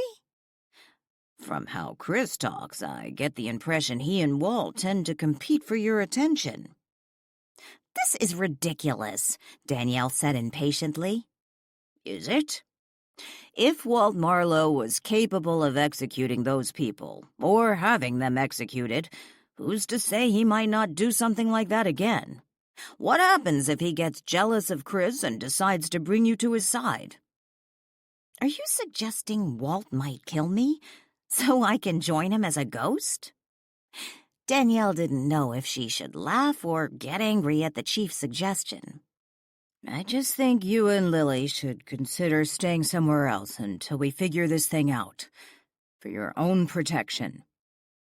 How is that going to help? You told me yourself, Walt can't leave Marlow House, and once you suggested if he ever managed to, he probably wouldn't be able to harness his energy as he can there. So what would it hurt? You can afford it. Stay somewhere else while we investigate the murders. I don't believe for a moment Walt killed those people. I know Walt. I trust him. And I know he cares about me. About Lily. Then you won't even consider my suggestion? No. Don't you think you at least owe it to Lily to give her the option to stay at a safe place while we investigate the murder? She could stay with Ian.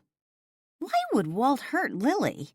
I thought you just said I was in danger because he might go into a jealous rage over Chris, she snapped. The chief wore an expression devoid of humor. If he was capable of executing those people, he is capable of anything. Angry, Danielle turned from the chief and looked at the wreckage. Walking on the top deck of the Eva Aphrodite was Walt's old friend Jack.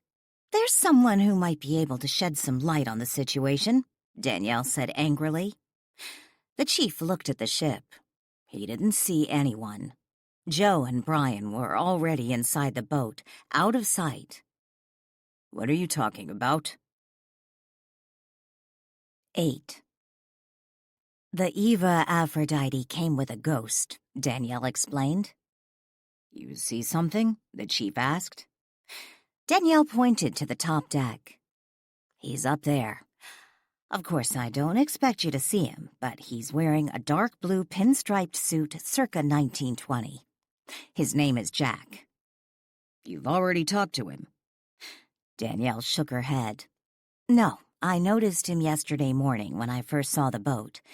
He was up where he is now and then vanished.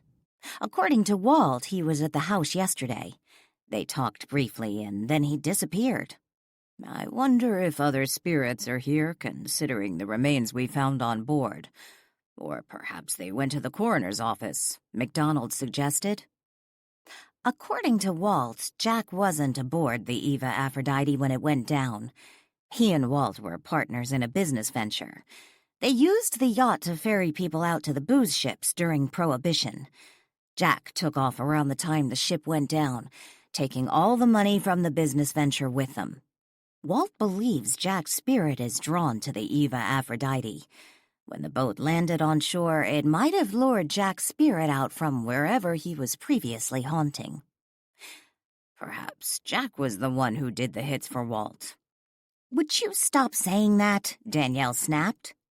Walt didn't kill those people, and as far as I know, Jack's only crimes were embezzlement and betraying his best friend. I'd rather you communicate with the spirits of those poor souls who were murdered on that boat. I imagine they'd be able to tell you what really happened out there and who was responsible. I don't believe they're here. I think I would have seen something already. And since I don't do seances, Jack will have to do. As long as Joe and Brian are on the boat, you can't very well go up there and introduce yourself. Looking back up to the upper portion of the wreckage, Danielle narrowed her eyes and studied Jack. He paced the upper deck as if agitated. For a brief moment, she contemplated waving at him, seeing if she could coax him off the boat and onto the beach with her. Then she thought of Brian and Joe and feared they'd exit the boat at an inconvenient time.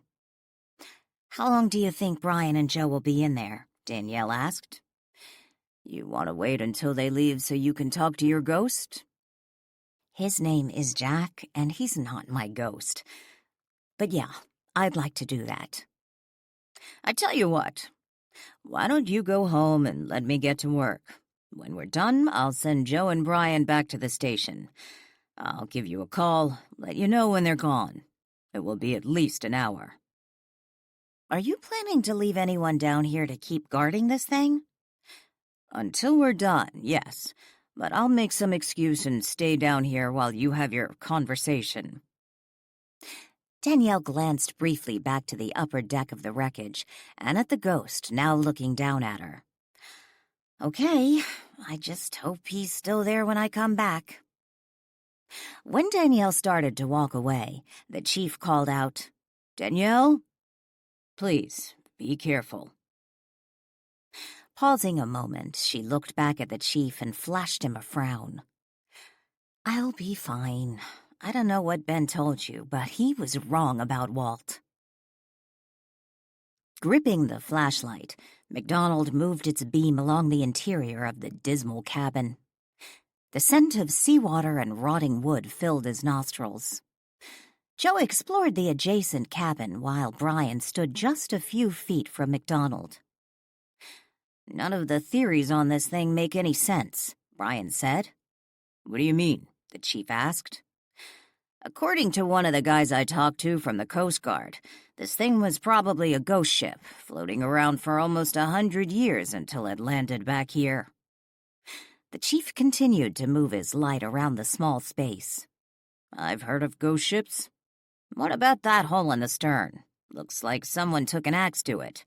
I don't see how water wouldn't have come in that way. And where are the rest of the skeletal remains?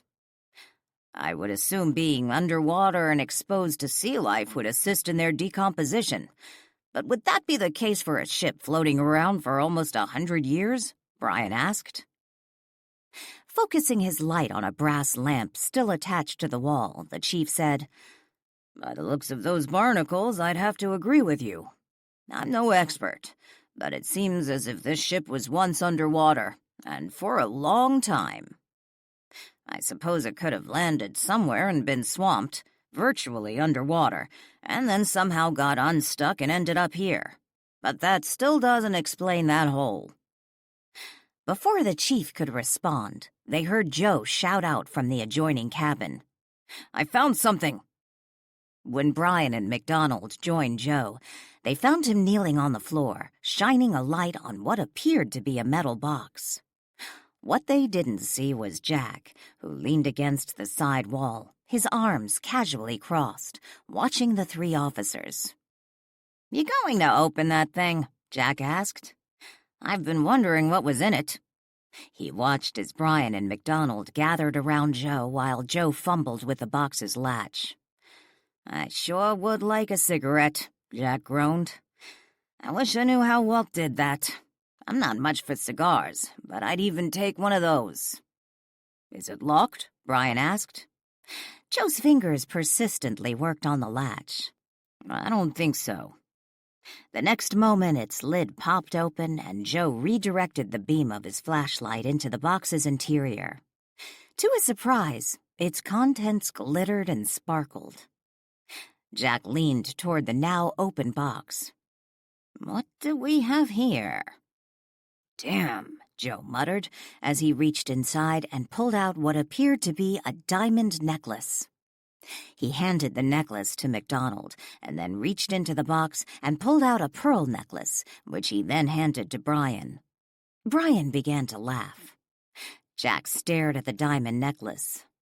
"I recognize that." Joe paused and looked up to Brian. "What's so funny?" "Danielle Bodeman. Every time she turns around, she either trips over a dead body or falls into a pot of money." Jack leaned closer to the open box, his body moving through Joe's. Peering into the metal container, he spied more treasure, precious gemstones and gold. Joe shook his head, looking seriously at Brian. "I don't get it." The chief began to chuckle. "I see what you mean. If Danielle is Walt's heir, through her aunt's will, then this boat would belong to her." Jack jerked his head up and looked at the chief. "Who is Danielle? Why would she own the Eva Aphrodite?" Brian handed the pearl necklace back to Joe and stood up, no longer kneeling by the metal box. "You have to admit, it's pretty damn funny. There's no reason to believe this treasure belonged to Walt Marlow," Joe said. "It probably belonged to the passengers, and they put it in the box for safekeeping." "What, right before someone blew their brains out?" Brian asked. Jack stepped away from the three men. MacDonald handed the diamond necklace to Joe. "Put it back in the box and let's take this to the station so we can have a better look. Impossible to see anything in here." 30 minutes later, the chief sat alone in his squad car, calling Danielle on his cell phone. "Can I come down now?" Danielle asked when she answered the call. "I'm sorry, your talk with the ghost will have to wait. Something came up and I want to head back to the station with Brian and Joe. I'm waiting for someone to get here to keep an eye on the wreckage." With the back of his hand, MacDonald swept the pile of papers and random pens and paper clips to one side of his desk, making room for the metal box they had brought back from the Eva Aphrodite. Joe set the box on the cleared space as MacDonald took a seat behind the desk. For a few moments, the three men, Joe and Brian standing, MacDonald sitting, stared at the metal box. MacDonald spoke first. "What's the first thing you notice?" "Looks pretty good for being in that boat for such a long time," Joe said. "Not a single barnacle," Brian noted. "Something else. I didn't notice it until Joe set the box down." MacDonald pointed to the cabinet in the corner of his office. "Joe, on the bottom shelf of the cabinet, bring me the metal box." Joe frowned, but did as the chief instructed. He walked to the cabinet, opened it, and then looked on its bottom shelf. To his surprise, there was a metal box. It appeared to be identical to the one they had found on the boat. He reached down and picked it up, bringing it to the chief. He set it on the desk next to its twin. "Damn, you have a box just like it," Brian said in surprise. "I picked it up a few weeks ago at Walmart." The papers stored inside the chief's box shifted to one side as he turned the box upside down, making a rustling sound. On the bottom of the box, the words "Made in China" were stamped into the metal, and next to them was the Walmart price sticker. It hadn't been removed. After setting the box aside, the chief retrieved a pair of latex gloves from a drawer and slipped them on. Joe and Brian watched as he opened the box Joe had found. Gingerly, the chief removed the items from the container, setting them on the desktop. There were 4 necklaces, which included the diamond and pearl ones they had seen while still on the boat. There was also a pair of diamond cufflinks, a woman's ruby ring, and a man's ring. After placing all the items on the desktop, the chief picked up the man's ring again and had a closer look. "It's a wedding ring," he said. Tilting it to one side, he studied it for a moment. "Looks like initials and a date engraved inside, but I'll need a magnifying glass." Setting the ring back on the desktop, he turned his attention to the metal box. After closing the box's lid, MacDonald turned it upside down. His attention riveted on the bottom of the box. He said nothing. Also speechless were Joe and Brian, who each moved to the desk to have a closer look. "I guess this means Danielle doesn't necessarily have a claim to this particular treasure," Brian muttered. "What does this mean?" Joe asked. Simultaneously, he and Brian stood straight, no longer hovering over the desk. MacDonald leaned back and studied the upside-down metal box. "I'd like to know how this got on board that boat." Brian sat down. "For a brief moment I started to wonder if maybe the remains we found weren't the original passengers and crew of the Eva Aphrodite. But considering the level of decomposition, I'd have to say what was in that box has nothing to do with the human remains we found on board." "We need to get someone in here to look at this," the chief said. He looked up at Joe. "Maybe that jeweler we brought from Astoria who looked at the missing Thorndyke?" "You mean the fake Thorndyke," Joe corrected. "Good bet this is stolen," Brian said. "Makes me wonder," Joe pondered. "Is it possible the Eva Aphrodite was brought to shore by whoever left this box on board, and for whatever reason was forced to leave the box behind? I'm not sure how, since it doesn't have a working engine," Brian reminded him. The chief leaned forward, studying the metal container. "We know one thing. Whoever left this on board didn't do it back in Walt Marlow's day." MacDonald reached for the box they had found on the Eva Aphrodite, his fingertips lightly touching what remained of the water-faded Walmart price sticker, still affixed next to the Made in China stamped into the metal. 9. Danielle sat in the parking lot of the Frederickport Museum. Ever since MacDonald had suggested that Walt might have been responsible for murdering those people, she wondered what Ben from the museum had told the chief. When she returned to Marlow House after leaving the beach, Danielle didn't mention anything to Walt about what the police had discovered after examining the skeletal remains removed from the Eva Aphrodite. She couldn't believe Walt was responsible for murdering those people, which also meant she didn't believe he knew they had been murdered.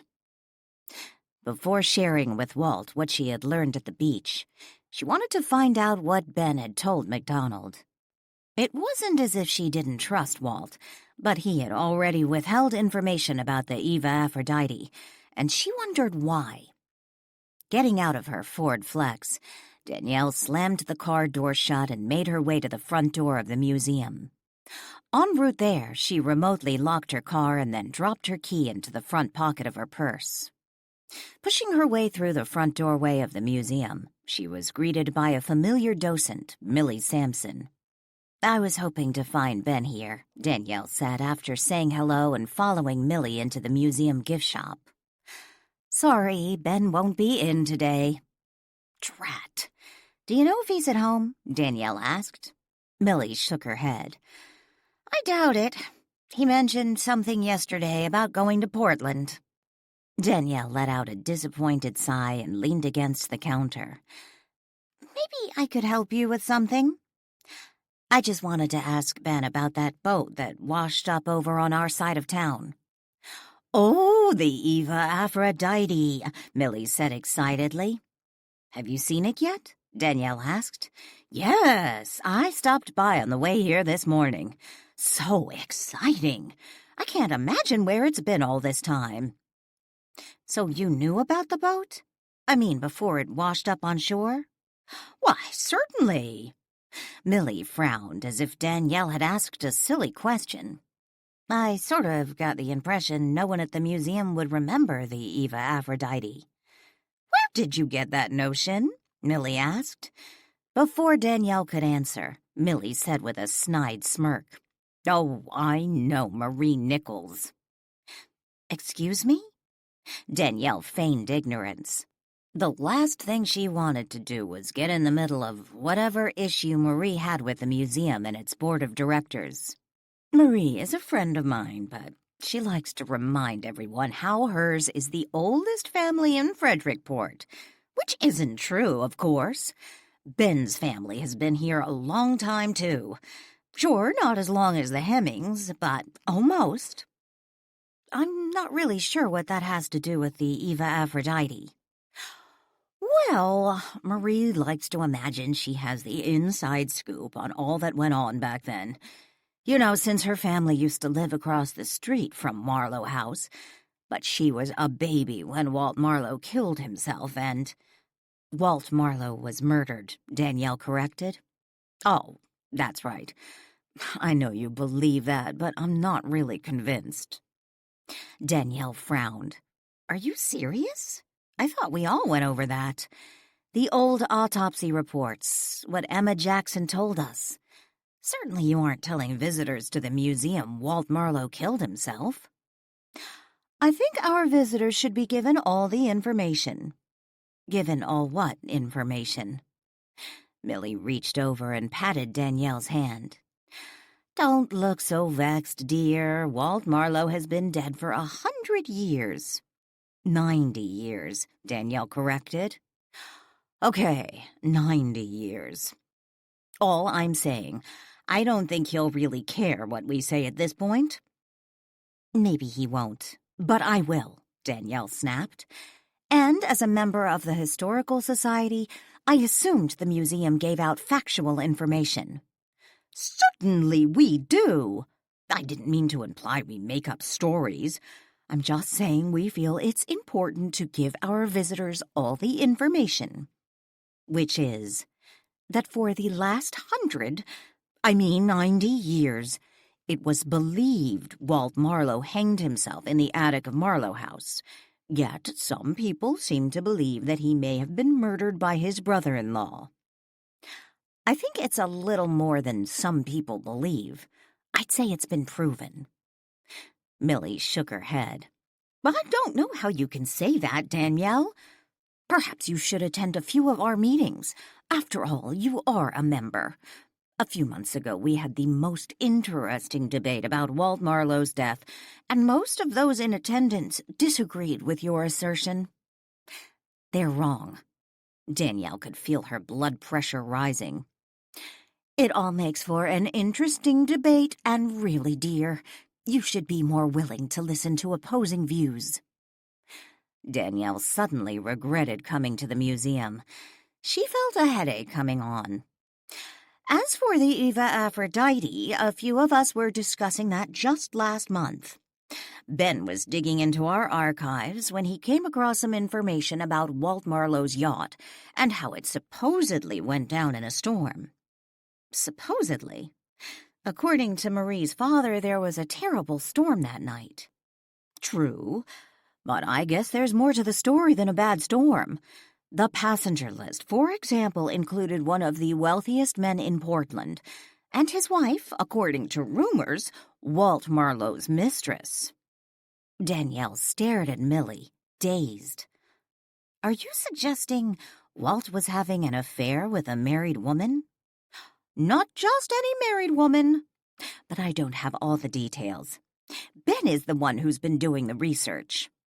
What kind of research? Danielle asked. I know he went through the old newspapers, the ones we have from that period when the Eva Aphrodite went down, and then he has the diary that was donated a few months back. What diary? It was from an estate sale in Portland, Millie explained.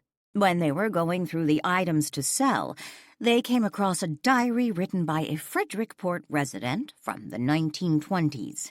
They donated it to the museum, and Ben's been reading it, cross-referencing the information. This diary, that's where this information is coming from about Walt Marlow and a married woman? Marie nodded. He managed to verify much of the information by old newspaper articles. Did you know at the time the Eva Aphrodite disappeared, Walt Marlow's business partner took off with a fortune? Fortune? Danielle remembered what Walt had said about Jack's theft, yet she didn't consider a couple $1,000s a fortune. Yes, the two ran a moonshine operation. In fact, we plan to devote an entire section of the museum to Walt Marlow's dark past. Dark past? Danielle frowned. He was a bit like a pirate, don't you think? It will be wonderful for the museum. Such a colorful attraction. Not sure I see Walt Marlow as some sort of pirate.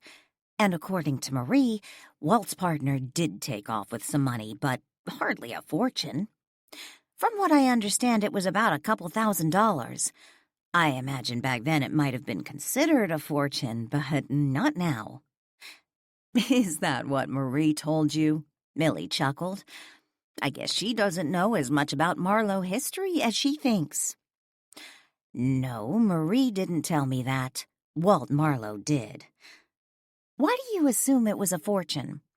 Because it was all gold coins. Gold coins. From what I understand about Walt's illicit venture, he ferried people out to the party boats during Prohibition. I can't see what that has to do with some treasure of gold coins. Dear, back in Walt Marlow's day, our currency included gold coins. Real gold. Until 1933, when we went off the gold standard and the government recalled all the gold and it was melted down. Admission to Walt Marlow's party boats was paid in gold coin, and the money his partner stole would be worth millions today. Millions? Marie nodded. Of course, that money was spent years ago, and I imagine recalled with the rest of the gold in 1933, so it would only be worth millions if still intact. And it isn't. What else do you know about the Eva Aphrodite? Probably no more than you do, since you obviously talked to Marie. Although I doubt Marie knows about Walt Marlow's mistress unless her father told her. Which I suppose is possible, but if you want details, you'll have to talk to Ben. He's the one who's been reading the diary and cross-referencing the events mentioned with old newspaper articles. Of course, you could look at the old newspapers yourself. Are there many missing issues from that time period? Danielle remembered how the newspaper office had burned down years before, destroying all their past issues. The only pre-fire editions in Frederickport were old issues donated to the museum by past subscribers. I'm pretty sure we have most of them. Here, let's go see. Danielle followed Millie to the back of the museum, where the old newspapers were kept chronologically, bound in large binders. Danielle sat at the table while Millie explained what years she needed to research. Before Danielle opened the first book, a new visitor arrived at the museum, calling Millie back to the entrance and leaving Danielle alone to skim through the old newspapers. Midway through the first binder, she found a front-page article on the missing Eva Aphrodite. The article included photographs of the missing passengers, along with a group shot of the crew. Danielle couldn't help but wonder which one of these women was supposedly Walt's mistress. The notion that he would have an affair with a married woman troubled her. She couldn't help but think of how hurt she had been when she discovered her own husband had been unfaithful. Danielle told herself not to be judgmental. She flipped through the pages of the newspapers. As she got to the end of that year, she found it curious that even 3 months after the boat went missing, the newspaper ran articles speculating on the possibility those on board were still alive, somewhere. After all, the boat was never found. Yet it was found now, and according to Chief MacDonald, those on board had died long ago, each shot in the head. She turned back several pages, coming to another article on the missing boat, along with a large photograph of 3 of the women, who, according to the story, had been on the Eva Aphrodite when it went missing. Danielle had seen their pictures in several of the other articles, yet this was the first one where all 3 women were in the same photograph, smiling happily into the camera's lens, unaware that in just a few weeks, their young lives would meet such tragedy. The photograph was apparently taken at a charity event just a month prior to the fateful voyage. Danielle stared at the image.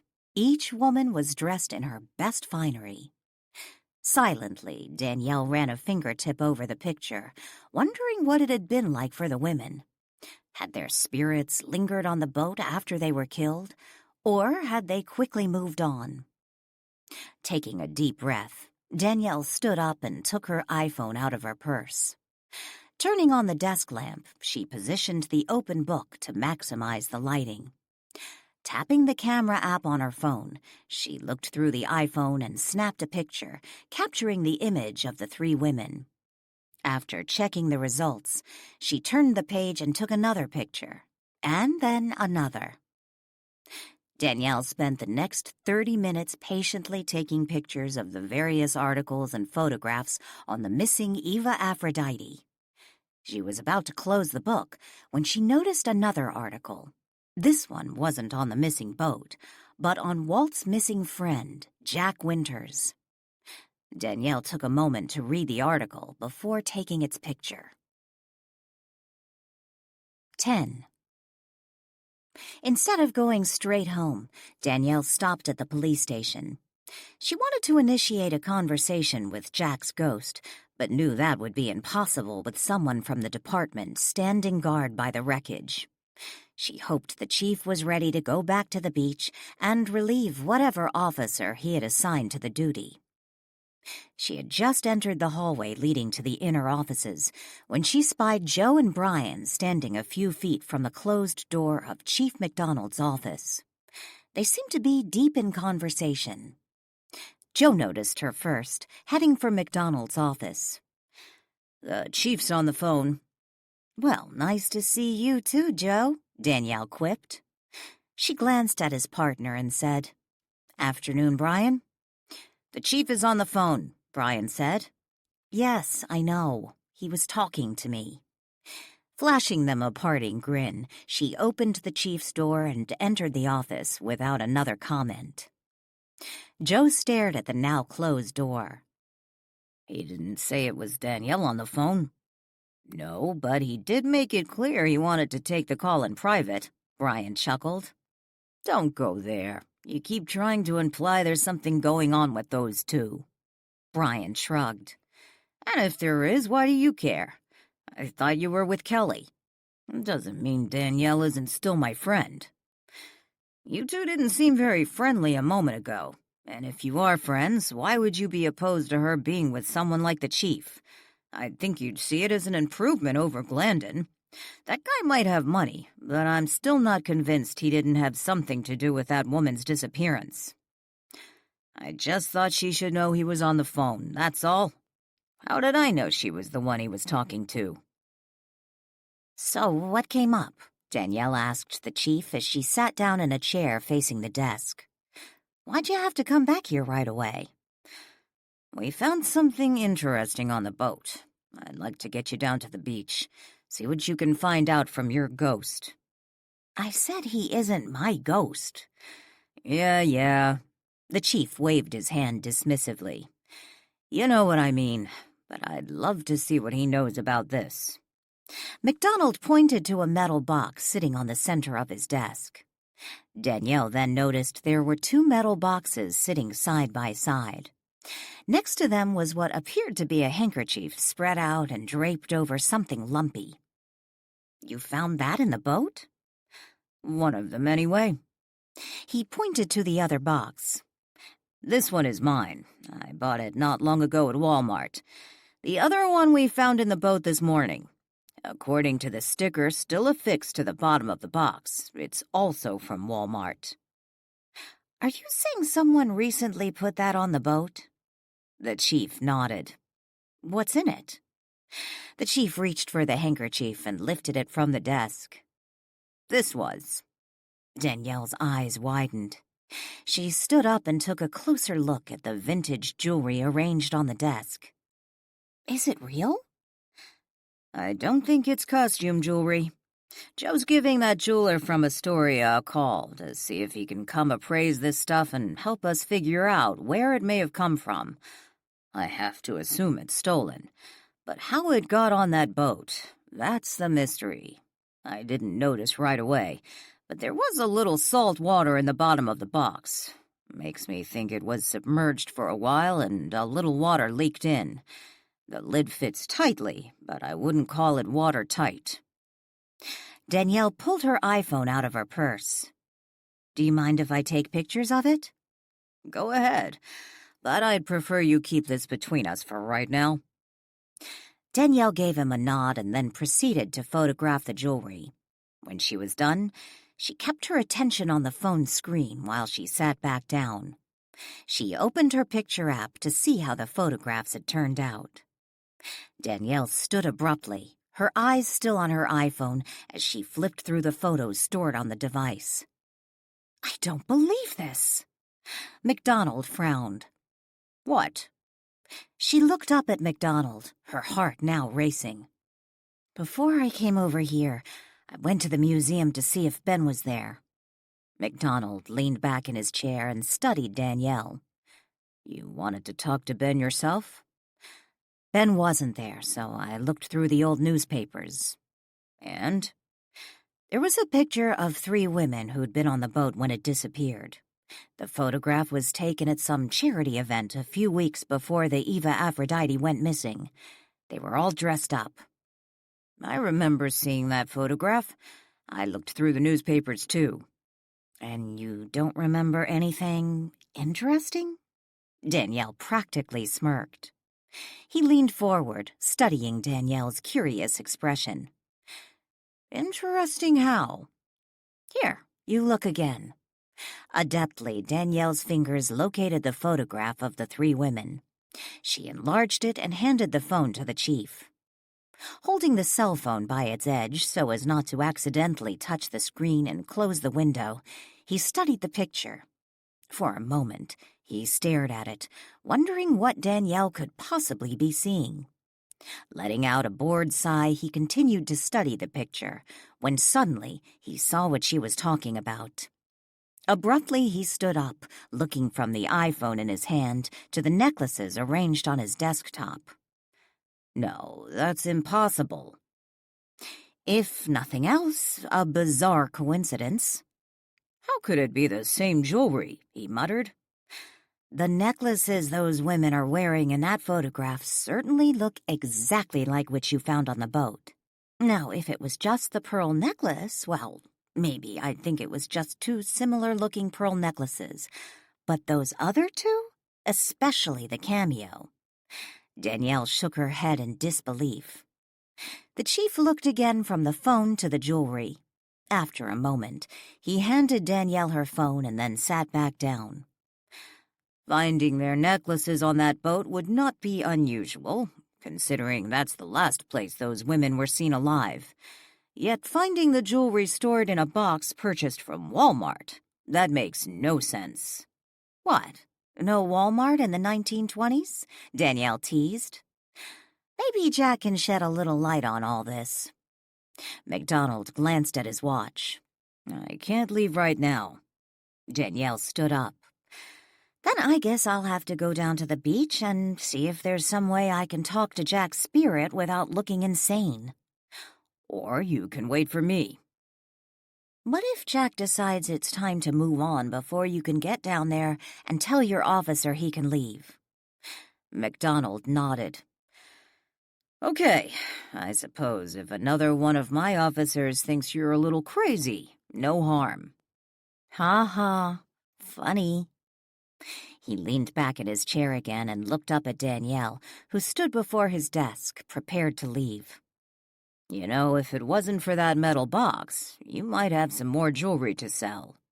Danielle frowned. "What do you mean?" "For all intents and purposes, you're Walt Marlow's heir." "I was my aunt's heir."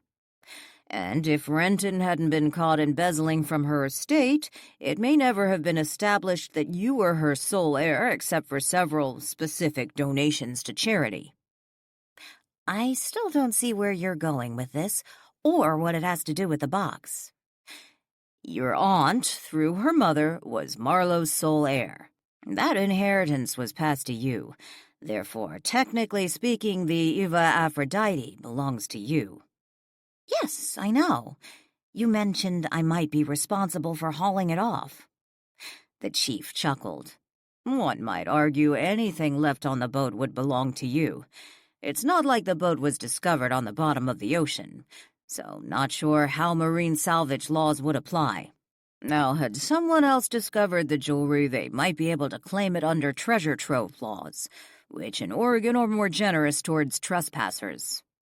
Trespassers? Danielle asked.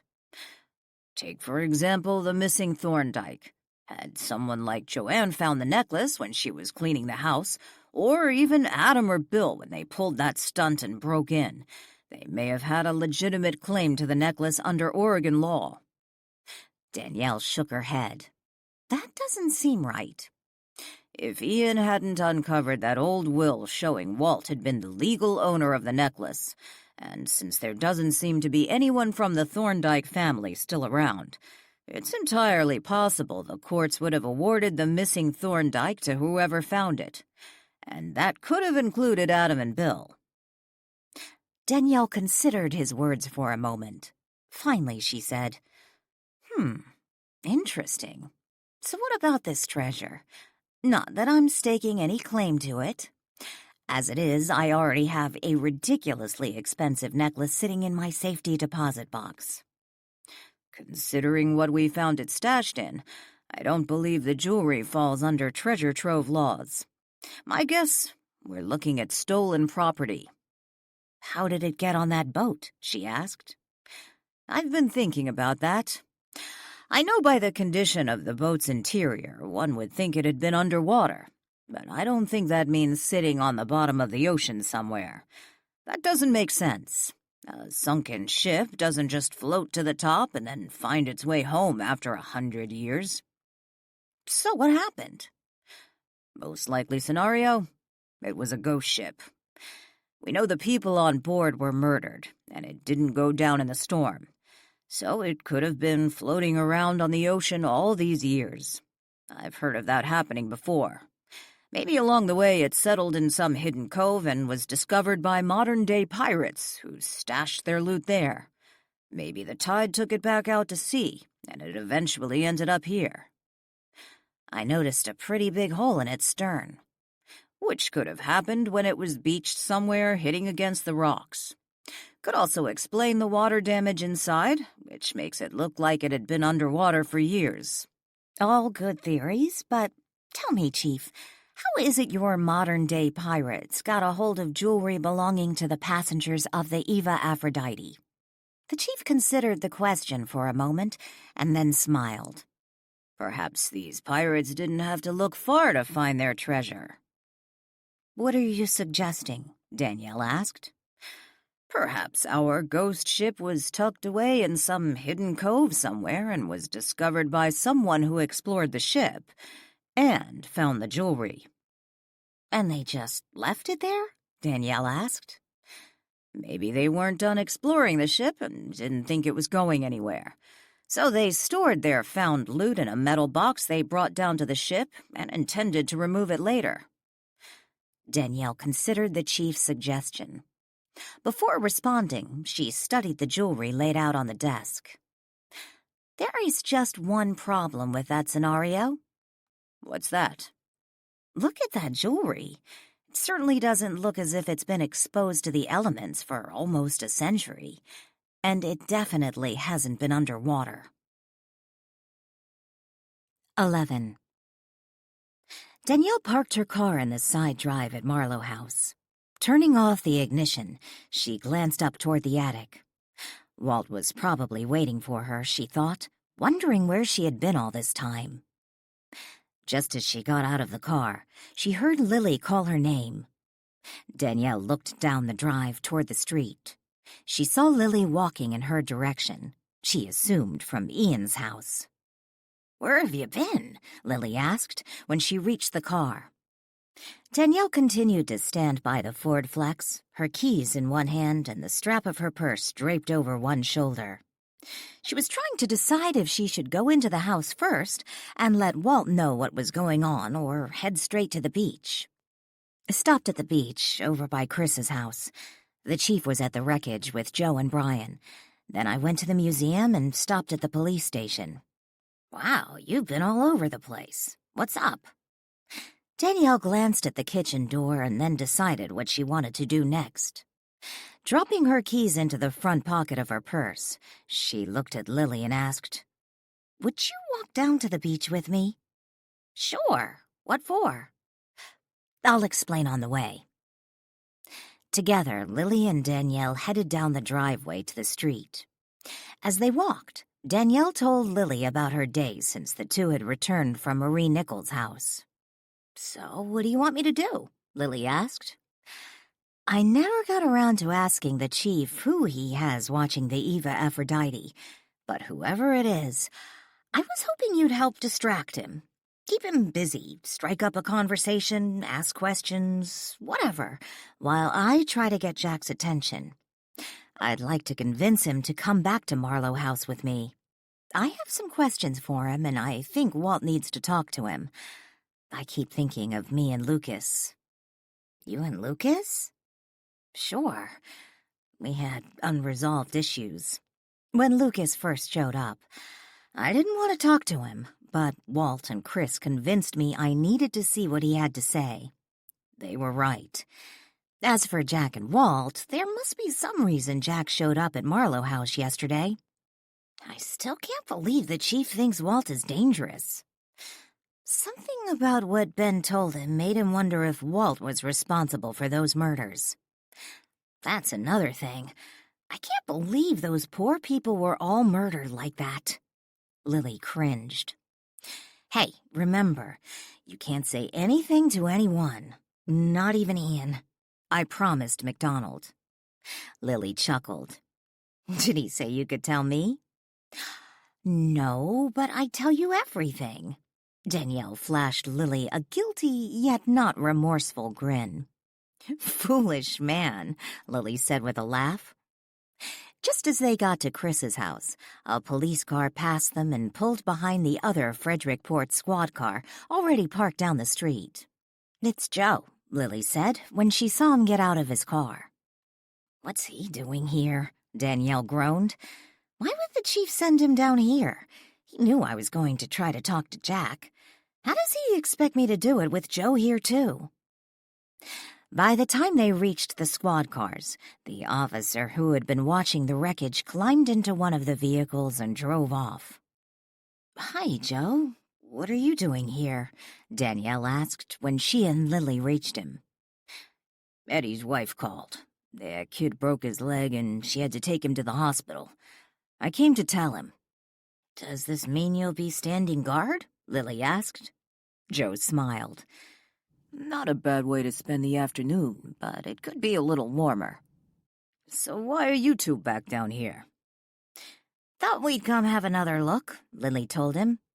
Joe nodded toward Danielle. "Danielle was down here a couple hours ago." "This is practically my backyard. Plus, I wanted to check on Chris's house," Danielle lied. Joe shrugged, turned to the beach, and started walking toward the wreckage. Lily and Danielle followed alongside him. "So, how's Chris? You said he was in Chicago?" Joe asked. "Yeah, he'll be there for a couple of weeks." Danielle fixed her gaze on the upper deck of the Eva Aphrodite. She didn't see Jack. Stopping a few feet from the yellow tape, Joe turned to face Danielle. "I guess the Eva Aphrodite is technically yours. Any plans?" he asked with a grin. Before Danielle had a chance to answer, Jack appeared, not on the upper deck of the Eva Aphrodite, but standing between Joe and her. "What do you mean it's hers?" Jack asked Joe. He then turned abruptly and faced Danielle. His nose was just inches from hers. "Are you Danielle?" Joe asked Danielle another question, and when she did not respond, Lily looked at her curiously. She noted the way Danielle's eyes had widened and the way she seemed to focus on the empty space between them and Joe.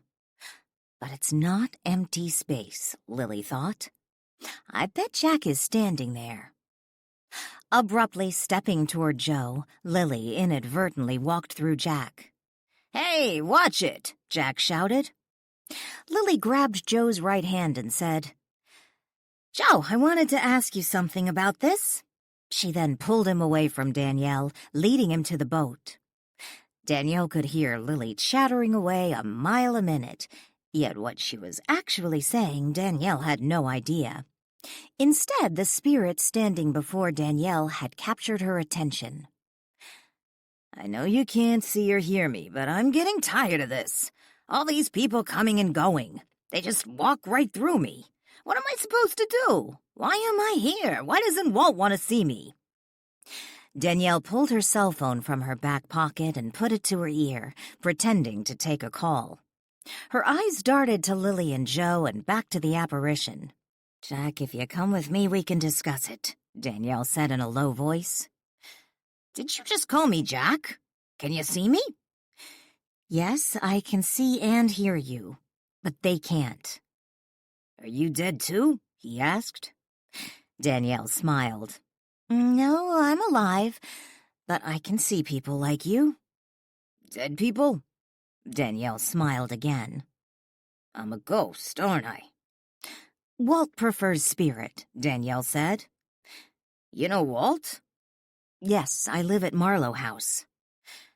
What are you to Walt? Jack looked Danielle up and down with curiosity. You aren't really his type. Danielle arched her brows. His type? It's those bloomers. You some sort of farmer? Never knew Walt to go for the country girl. At least not one wearing men's clothing. Pretty face, though. I bet you'd be a hotsy-totsy all dolled up. Anyone ever tell you that? Danielle smiled. She remembered Walt once saying something like that to her when they had first met. She recalled Walt used to call her jeans farmer pants. Will you come back to Marlow House with me? Jack considered her question a moment and then shook his head. I don't think so. Don't you want some answers? He narrowed his eyes and studied her. What do you mean, answers? I'm pretty good at helping people like you. If you come back to Marlow House, where we can talk alone, I can help you. I don't need any help, and I don't want to see Walt. He doesn't want to see me. He made that perfectly clear earlier. You have to understand he was surprised to see you. It has been a long time. No reason for him to accuse me of betraying him. After all I've been through, that certainly isn't the welcome I expected. Danielle glanced over her shoulder. She could see Joe was inching back in her direction in spite of Lily's enthusiastic attempt to keep him away from her. Jack, the police removed a metal box from the Eva Aphrodite this morning. Did you see them take it? Yeah, I did. Don't know what business they have taking things off the boat. Folding his arms across his chest, he stared past Danielle, looking at the wreckage. Did you know what was in it? Not until they opened it. You mean the police? Jack nodded. Do you know how the box got on the boat? Sure, some guy left it there. What guy? Danielle asked in a whisper. Jack shrugged. I don't know. He came around a few times. Never would talk to me. When was this? I don't know. Before I came here. Are you saying you were on the boat before it arrived back at Frederickport yesterday? Uncrossing his arms, Jack propped his bald hands on his hips and looked Danielle up and down. How do you think I got here? Are you saying you arrived here on the Eva Aphrodite? Yes. Did Walt lie to me? Danielle muttered under her breath. Lie about what? He said you weren't on the boat when it went out that last time. Jack sighed and looked momentarily confused. I don't think I was. Are you saying you weren't on the boat? Danielle asked. Jack looked out to sea and scratched his head in confusion. I haven't figured it out. I don't remember getting on the boat. I just remembered being there, and everyone was dead. Danielle studied Jack a moment. Were you dead when you first remember being there? Jack shrugged. I must have been. I don't think I could live underwater. Underwater? Yes, we were underwater. Is that the first thing you remember about being on the boat? Jack nodded. Was anyone else there?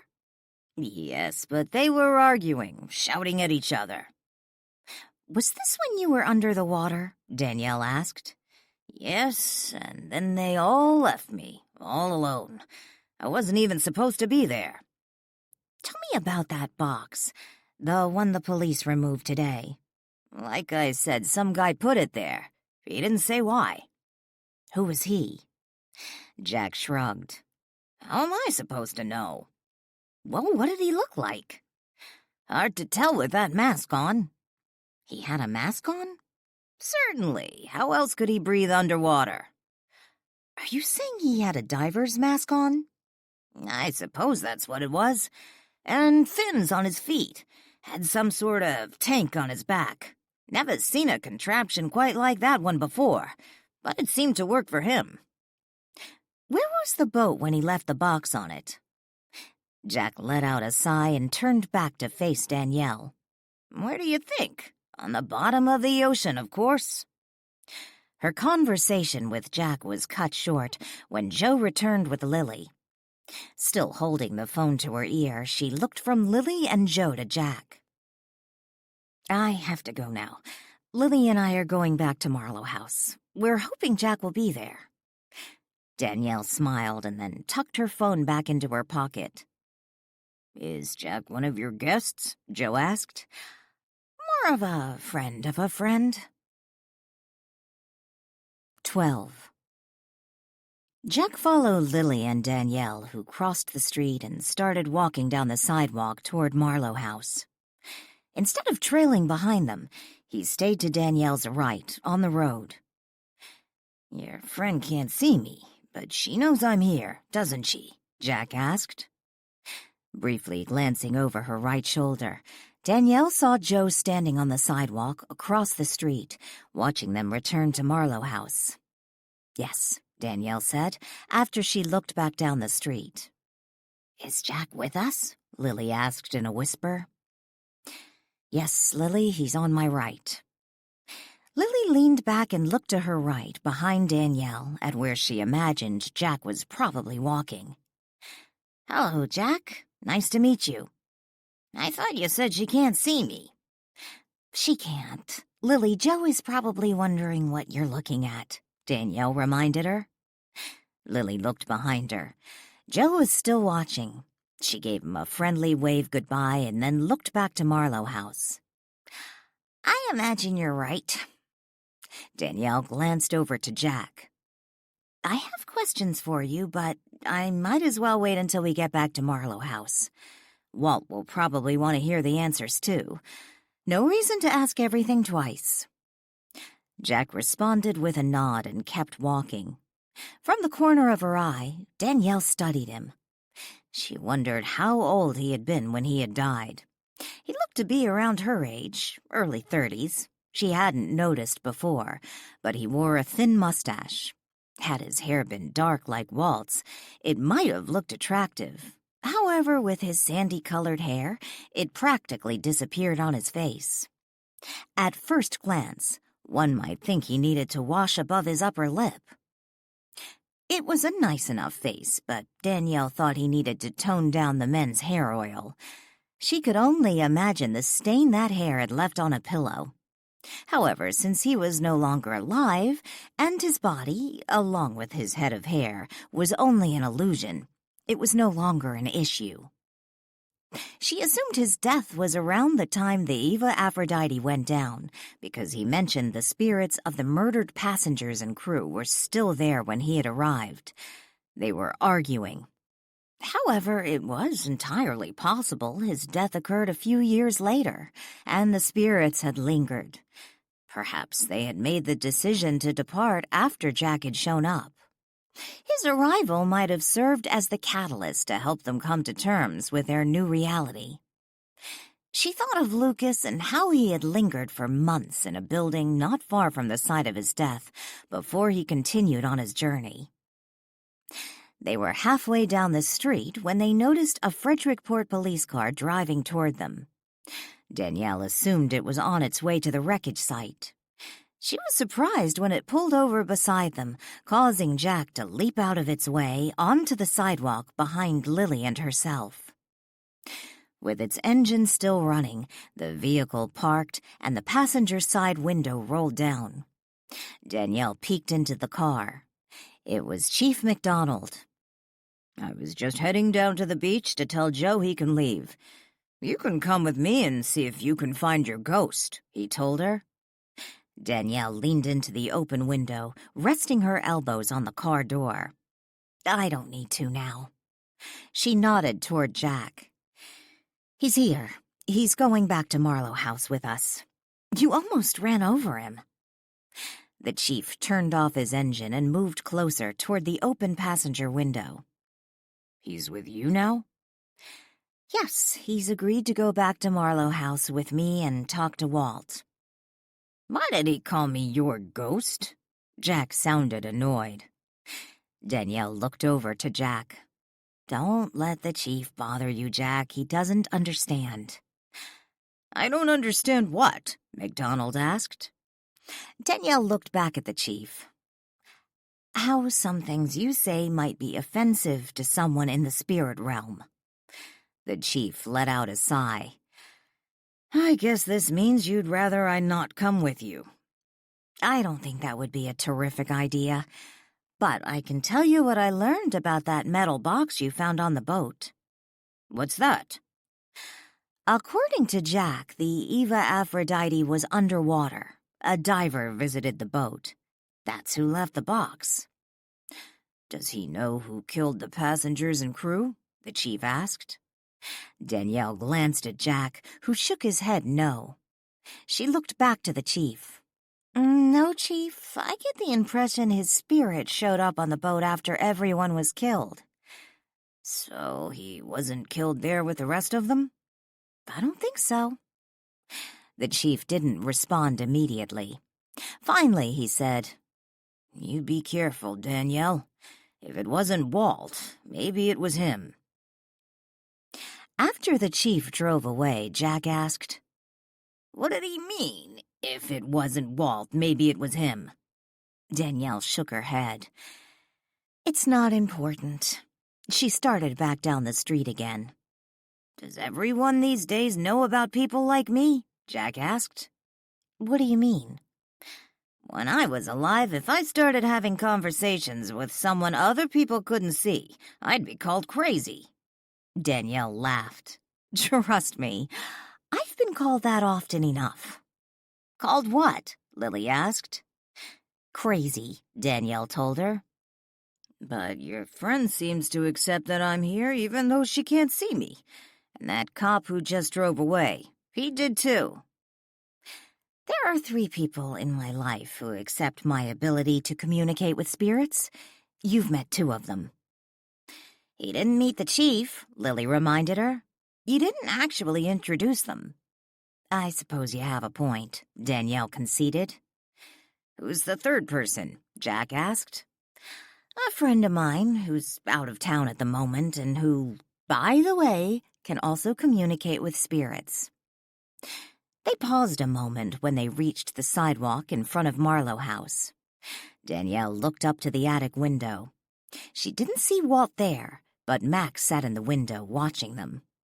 "It looks just as I remember," Jack said, "although that police car your friend was driving looks nothing like the cars back in my day." Danielle looked over to Jack, who stared up at the house. He didn't appear to be in a hurry to go inside. "I understand you were over here yesterday." "Yes, I saw Walt. He told me he doesn't want to see me." "He's changed his mind," Danielle assured him. "You have to understand, seeing you after all this time came as quite a shock to him." "I think I'll go back to Ian's house," Lily announced. "You know how I hate these one-sided conversations. Anyway, you don't want Ian and Sadie coming over here interrupting the reunion." "I suppose that would be for the best," Danielle agreed. When Lily crossed the street and headed for Ian's house, Jack turned around and watched her. "She's rather a doll, even if she does dress like a boy. Is she going to George Hemming's house?" "Yes, her boyfriend lives there now." "And George?" "Well, George has been gone for years, but his daughter still owns the house. Jack looked at Danielle. George had a daughter? Oh, that's right. I don't imagine Marie was born when you lived there. He shook his head. No, George didn't have any children when I knew him. They watched Lily disappear into the house. Your friend's boyfriend. He has a dog, doesn't he? Yes, he does. How did you know that? I went to George's house first, after I got here. The dog was in the kitchen. Walt called it Sadie. Danielle smiled at Jack. Yes, Sadie and Walt are old friends. I could swear I heard the dog ask me a question. It works like that for spirits, being able to communicate with living animals. Jack looked at Danielle and smiled, as if he had just figured out a mystery. You mean like the dolphins? The dolphins? Yes, they'd come by the boat sometimes and we'd talk. It scared me at first, but I found it comforting having someone I could talk with. Although they didn't speak in words exactly, it's hard to explain. Danielle nodded. I think I understand. Was the boat always underwater? I mean, when you were on it? Yes, as far as I can remember. How did the boat get here? Jack smiled again. He looked up the street toward the beach where the Eva Aphrodite had landed. I believe I brought it here. How did you do that? That diver, the one who left the box, had just gone back to his boat. I watched him. After the boat disappeared, I started wondering, could I have gone with him? And I missed my chance to leave. Couldn't you just leave without a boat? Jack turned to Danielle. By his expression, it was obvious he thought her question absurd. How would I do that? I was on the bottom of the ocean. Danielle shrugged. I don't know. You got there some way. Well, I didn't know how to do that, he said, sounding annoyed. But when the sun came up the next morning, I imagined the Eva Aphrodite afloat again, back on top of the water, taking me home. You harnessed your energy? What does that mean? Spirits can sometimes harness their energy and move objects. You obviously moved the boat from the bottom of the ocean and brought her here. Jack let out a sigh. Perhaps, but when I was on the boat I could never get anything to move. And since I've arrived back at Frederickport, nothing. I haven't been able to move a speck of sand. I imagine you used up your reserve, getting that boat up off the bottom of the ocean and then bringing it here. It probably required all the energy you amassed in the last 90 years. Ian stood at the living room window, staring across the street at Marlow House. Lily had arrived a few minutes earlier, but had immediately excused herself to use the bathroom. You want to go get something to eat? Lily asked when she entered the living room a few minutes later. Ian turned from the window and faced her. Who in the world is Danielle talking to? Lily frowned. What do you mean? She's been standing across the street talking to herself for the last 5 minutes. Lily walked to Ian and looked out the window. She's probably on the phone. Ian shook his head. No, she isn't. She's not holding her cell phone, and the way she keeps moving her hands around, it's like she's talking to someone. Because she is, Lily insisted. She's talking to someone on the phone. She obviously has earphones on. Ian looked again and shook his head. No, she doesn't. I don't see any wires. Lily grabbed Ian's hand and pulled him away from the window. Oh, you're just being silly. Of course she's on the phone. She's using one of those wireless earphone thingies. When did she get one of those? Lily shrugged. I don't remember. Sheesh, Ian, you think Danielle has finally gone over the edge? You're right, she probably is on the phone.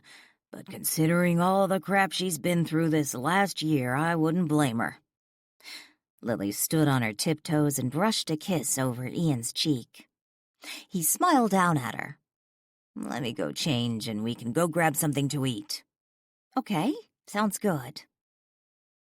Ian headed for the hallway and then paused. He looked back to Lily. "Do you think we should ask Danielle to go with us?" "Oh, heck no. That girl is nuts." Ian just laughed and continued to the hall. After Lily heard Ian shut his bedroom door, she pulled her cell phone from her pocket and sent Danielle a quick text message. "Go into the house. You look crazy talking to yourself. People can see you." 13. When Danielle and Jack entered the front door of Marlow House a few minutes later, Walt was standing in the entry hall waiting for them. Jack froze the moment he saw Walt. "I see he agreed to come back with you."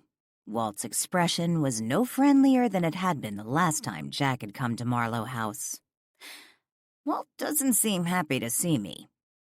Danielle shut the front door. "That's not true. Walt wanted a chance to talk to you again." "If that was true, why didn't Walt just come down to the beach and get me himself?" Danielle glanced from Jack to Walt, reluctant to tell Jack that Walt was confined to Marlow House. She knew nothing about this new spirit's character, aside from the fact that he had embezzled from his supposed best friend. Knowledge was power, and handing Jack power over Walt was not something she was willing to do. "Walt's just a little reclusive, that's all," Danielle said. "He prefers to stay at home." "Reclusive?" Jack laughed, taking a step toward Walt, who stood quietly watching him. "That's not the Walt I remember." "A great deal has changed since you left Frederickport," Walt told him. "Why don't we take this conversation in the parlor where we can have a civil discussion?" Danielle suggested. Eyeing each other suspiciously, Walt and Jack reluctantly followed Danielle into the parlor. Once they moved into the room, Walt took a seat on the sofa while Jack sat on a chair facing him. Danielle leaned back along the edge of the desk, her arms crossed over her chest, observing the two spirits. "Jack tells me he's the one who brought the Eva Aphrodite here," Danielle began. "He harnessed his energy." Walt arched his brows and eyed Jack. "Impressive." With a wave of his hand, a lit cigar appeared. He took a puff. Jack leaned forward and stared. "How did you do that? I haven't had a cigarette, well, for almost 100 years. Danielle wrinkled her nose and shook her head. "I really don't allow anyone to smoke cigarettes in the house. Not even spirits." Jack pointed to Walt. "What about him?" Walt laughed. "You forget, it's my house." Plus, the brand he smokes isn't quite as offensive as the stench of cigarettes. Danielle wrinkled her nose again.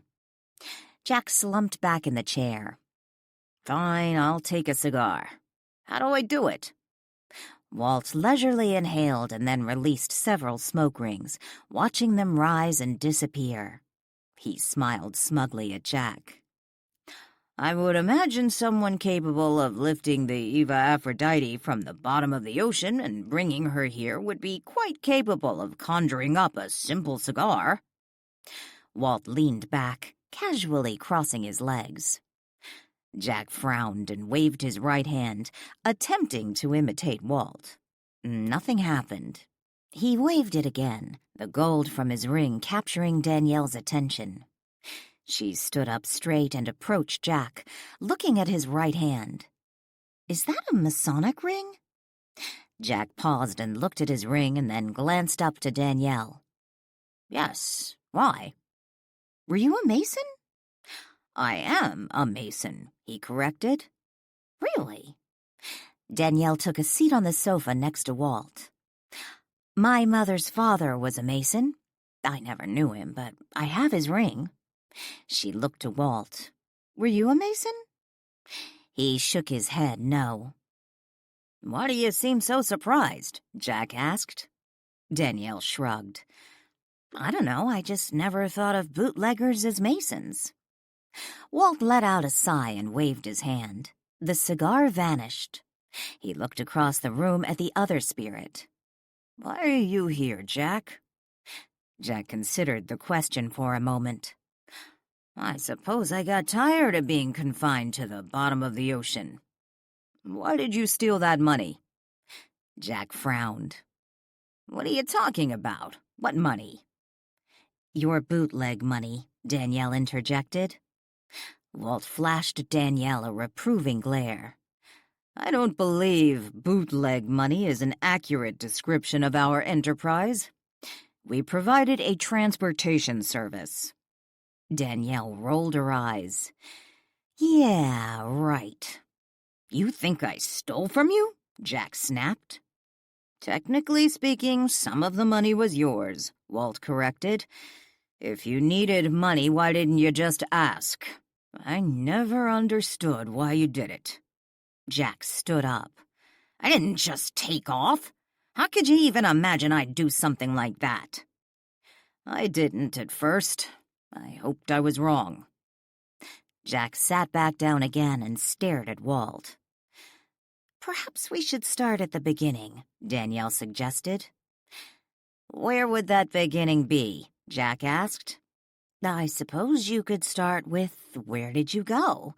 From what Walt tells me, you were keeping the money over at George's house, and he was worried it wasn't safe, so you agreed to bring it here, but didn't. You disappeared. Walt stared at his once best friend, waiting for his answer. Jack pondered the question, a quizzical expression on his face. I forgot about that. You're right, I remember that conversation now. The conversation about moving the money here? Danielle asked.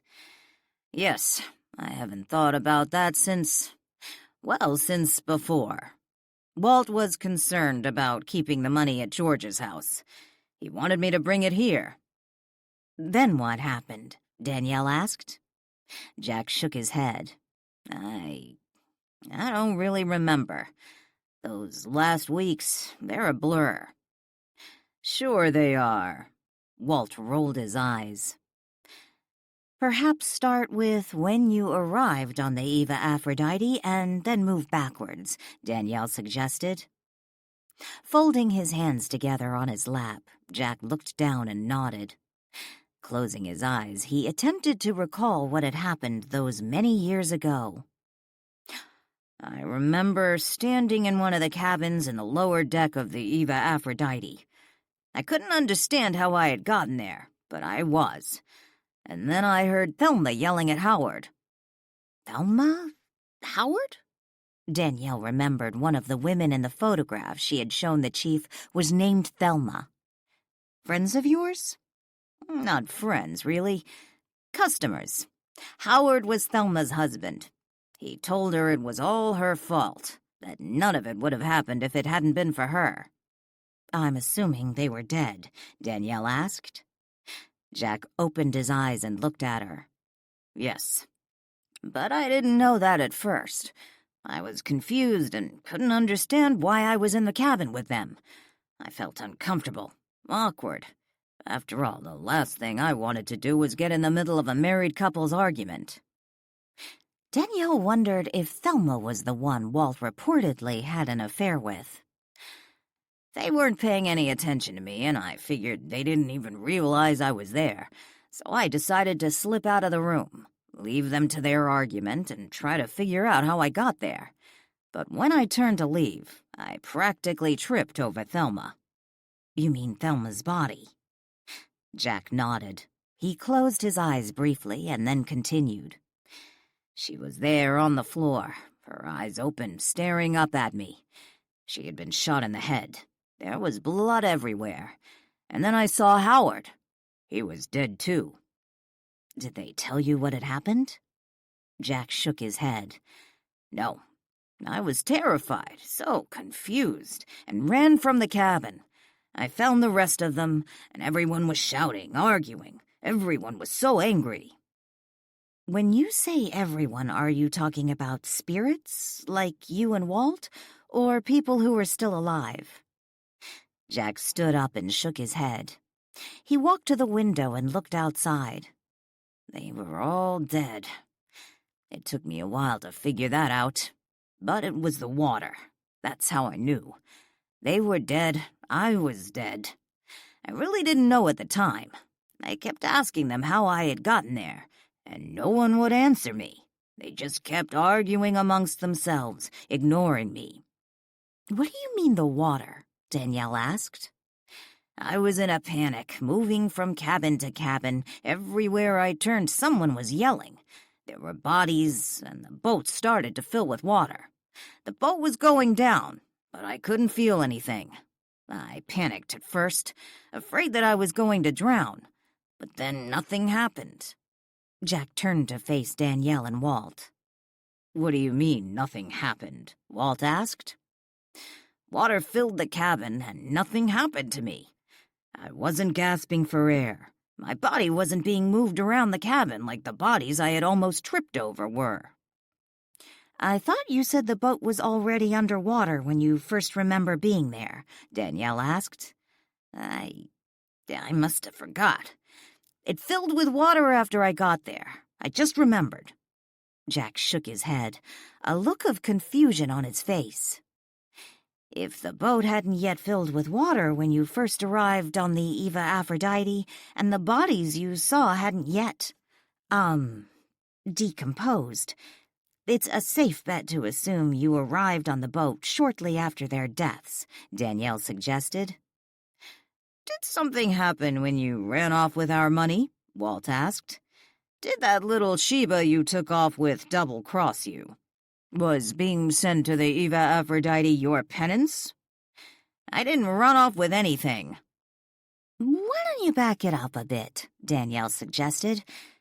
"Try to remember where you were right before you found yourself standing in the cabin with Thelma and Howard." I said it was a blur.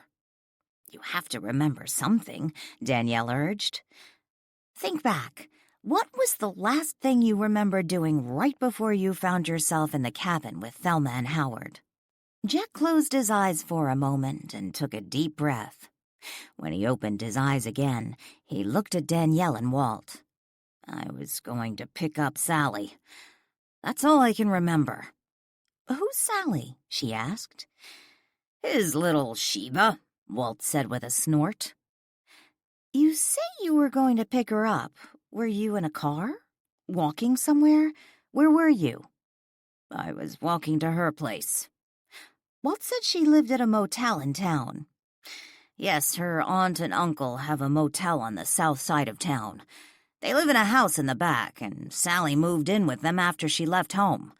I remember walking up to their house, but that's all I can really remember clearly." "What about the money? The missing money?" Danielle asked. "Are you talking about the money Walt claims I stole?" Jack asked angrily. "Obviously," Walt snapped. Jack frowned and rubbed his right temple. "I might have moved the money, but I didn't steal it." Walt stood abruptly. "Maybe you've forgotten what you've done, but I haven't. We argued about the money being kept at George's. Then you agreed to bring it over here. The next day when you didn't show up, I went across the street to get the money myself. But you weren't there. George and his wife were out of town that week. They had gone to Portland to visit family. Your car wasn't there, and I was pretty angry by that time, so I used the key George had given me and let myself into the house. I told you I was going to bring it over. But you didn't, did you? You weren't there, and neither was the money. I looked under the bed where you kept it." "You kept the money under the bed?" Danielle asked. "Yes, brilliant hiding place," Walt scoffed. "I don't remember any of that, but I swear I didn't steal anything." "You say you moved the money. Do you remember where you moved it to?" Danielle asked. Jack shook his head. "Like I said, that time is a blur. I didn't even remember that conversation Walt and I had about moving it until you mentioned it." "Did you move it from under the bed?" Walt asked. I'm sure I did. I feel it. I just can't remember. Sometimes it happens like that. The memory of what occurred during your final hours can be blurred, confused, Danielle explained. It doesn't mean those memories are lost forever. It just might take you a little time before things come in focus. Maybe it would help if you try to remember anything you learned after you found yourself on the Eva Aphrodite. What I learned? Jack frowned. Sure, there must be a reason your spirit ended up on that sinking boat. Did anyone say anything before they left that you can remember? Narrowing his eyes, Jack looked off into blank space for a moment, thinking back to when he first found himself aboard the yacht. Finally, he blinked his eyes and looked over at Danielle. There's one thing Howard said. Jack looked uneasily from Danielle to Walt. Which was? Danielle asked. Jack shook his head. Nah, it was just crazy talk. I figured Howard didn't know what he was talking about. Tell us, Danielle urged. Jack glanced to Walt, who gave him a nod. Go ahead, tell us what Howard said, Walt urged.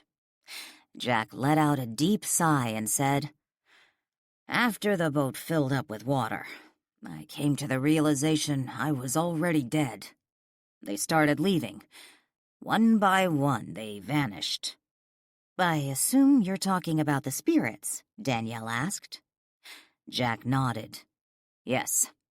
They had stopped screaming at each other. It was so quiet on board, even though I could still see them all, watching each other, no longer saying anything. Silently, one by one, they vanished. The bodies, which had been on the floor, began to bloat and rise to the ceiling. I thought they'd all left. I panicked and ran back into the first cabin I had been in. Howard was still there. Howard's spirit? Danielle asked. Yes. Thelma was gone, but Howard was still there.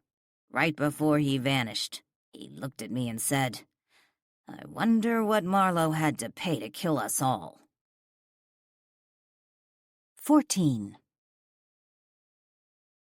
Adam had just sat down in a seat across from Bill Jones at Pier Cafe when he heard someone shout, If it belongs to Boatman, I say she can haul it off. Adam craned out from the booth to see who was doing all the shouting. The voice was coming from 2 booths down. He could see the back of one man's head, but the one who was doing all the animated ranting faced Adam. It was Pete Rogers. Settling back in his seat, Adam looked at Bill, who just shook his head and took a sip of his coffee. What's Rogers' problem? Adam asked Bill, just as Carla approached their table with a pot of coffee. They've been going at it all morning, Carla explained as she filled Adam's cup. Do you know what they're arguing about? I heard them mention Boatman. Are they talking about Danielle? Isn't Frederickport drama normally centered on Boatman? Bill asked. Carla leaned down, her nose just inches from Adam. In a loud whisper, she said, It's that ghost ship that washed up by Danielle's house. Carla gave a nod and stood back up straight again. Adam picked up his coffee cup. Pete expects Danielle to move it? The Historical Society had an emergency meeting last night, Carla said in an excited whisper. When the police finish with the boat, they want it turned over to the Historical Society. Adam frowned. What for? Bill chuckled. Those idiots want to make some historical exhibit out of it. But Pete's not thrilled with the idea since it's not that far from his back patio. Can't say I blame him. What does that have to do with Danielle? Adam asked. She inherited the Marlow estate, Carla explained. According to this morning's paper, that boat belonged to Walt Marlow. Yeah, I know about that. Adam sipped his coffee. So the Historical Society wants the boat left there? Have you seen it yet? Bill asked. Yeah, I don't see how it'd do much for local property values. The thing's an eyesore, Adam said. Carla topped off Bill's cup and set the coffee pot on the table. I just know Pete's not happy about it. She pulled her order pad and pen from her apron's pocket. You guys ready to order yet? After Carla took their order and left the table, Bill said, I sure as hell wouldn't want to be responsible for hauling that monstrosity off. I wonder where it's been. It must have been at sea all this time.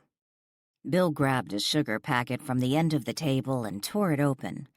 As he dumped it into his cup, he said, Can you imagine coming across something like that while out fishing? Have you seen it yet? Yeah, I stopped by this morning. It's all taped off. Can't get close to it. I guess they've had a cop down there 24/7. Bill picked up a spoon and stirred his coffee. Considering they found human bones on board, I imagine they want to see if there are more. I don't think that's why they won't let anyone near it. Probably has something to do with what they found yesterday. What are you talking about? Bill tossed the spoon aside and picked up his mug. I guess it hasn't been on the radio yet. I imagine they're keeping tight-lipped about it. Tight-lipped about what? The cops found a treasure on board. Adam perked up. A treasure? What kind of treasure? A freaking fortune in jewelry. Maybe not worth as much as the missing Thorndyke, but close. Jewelry? Vintage stuff, all in pristine condition. They called in a jeweler from Astoria to have a look at it. He was there last night. A freaking fortune. I'm surprised there wasn't anything in the newspaper about it.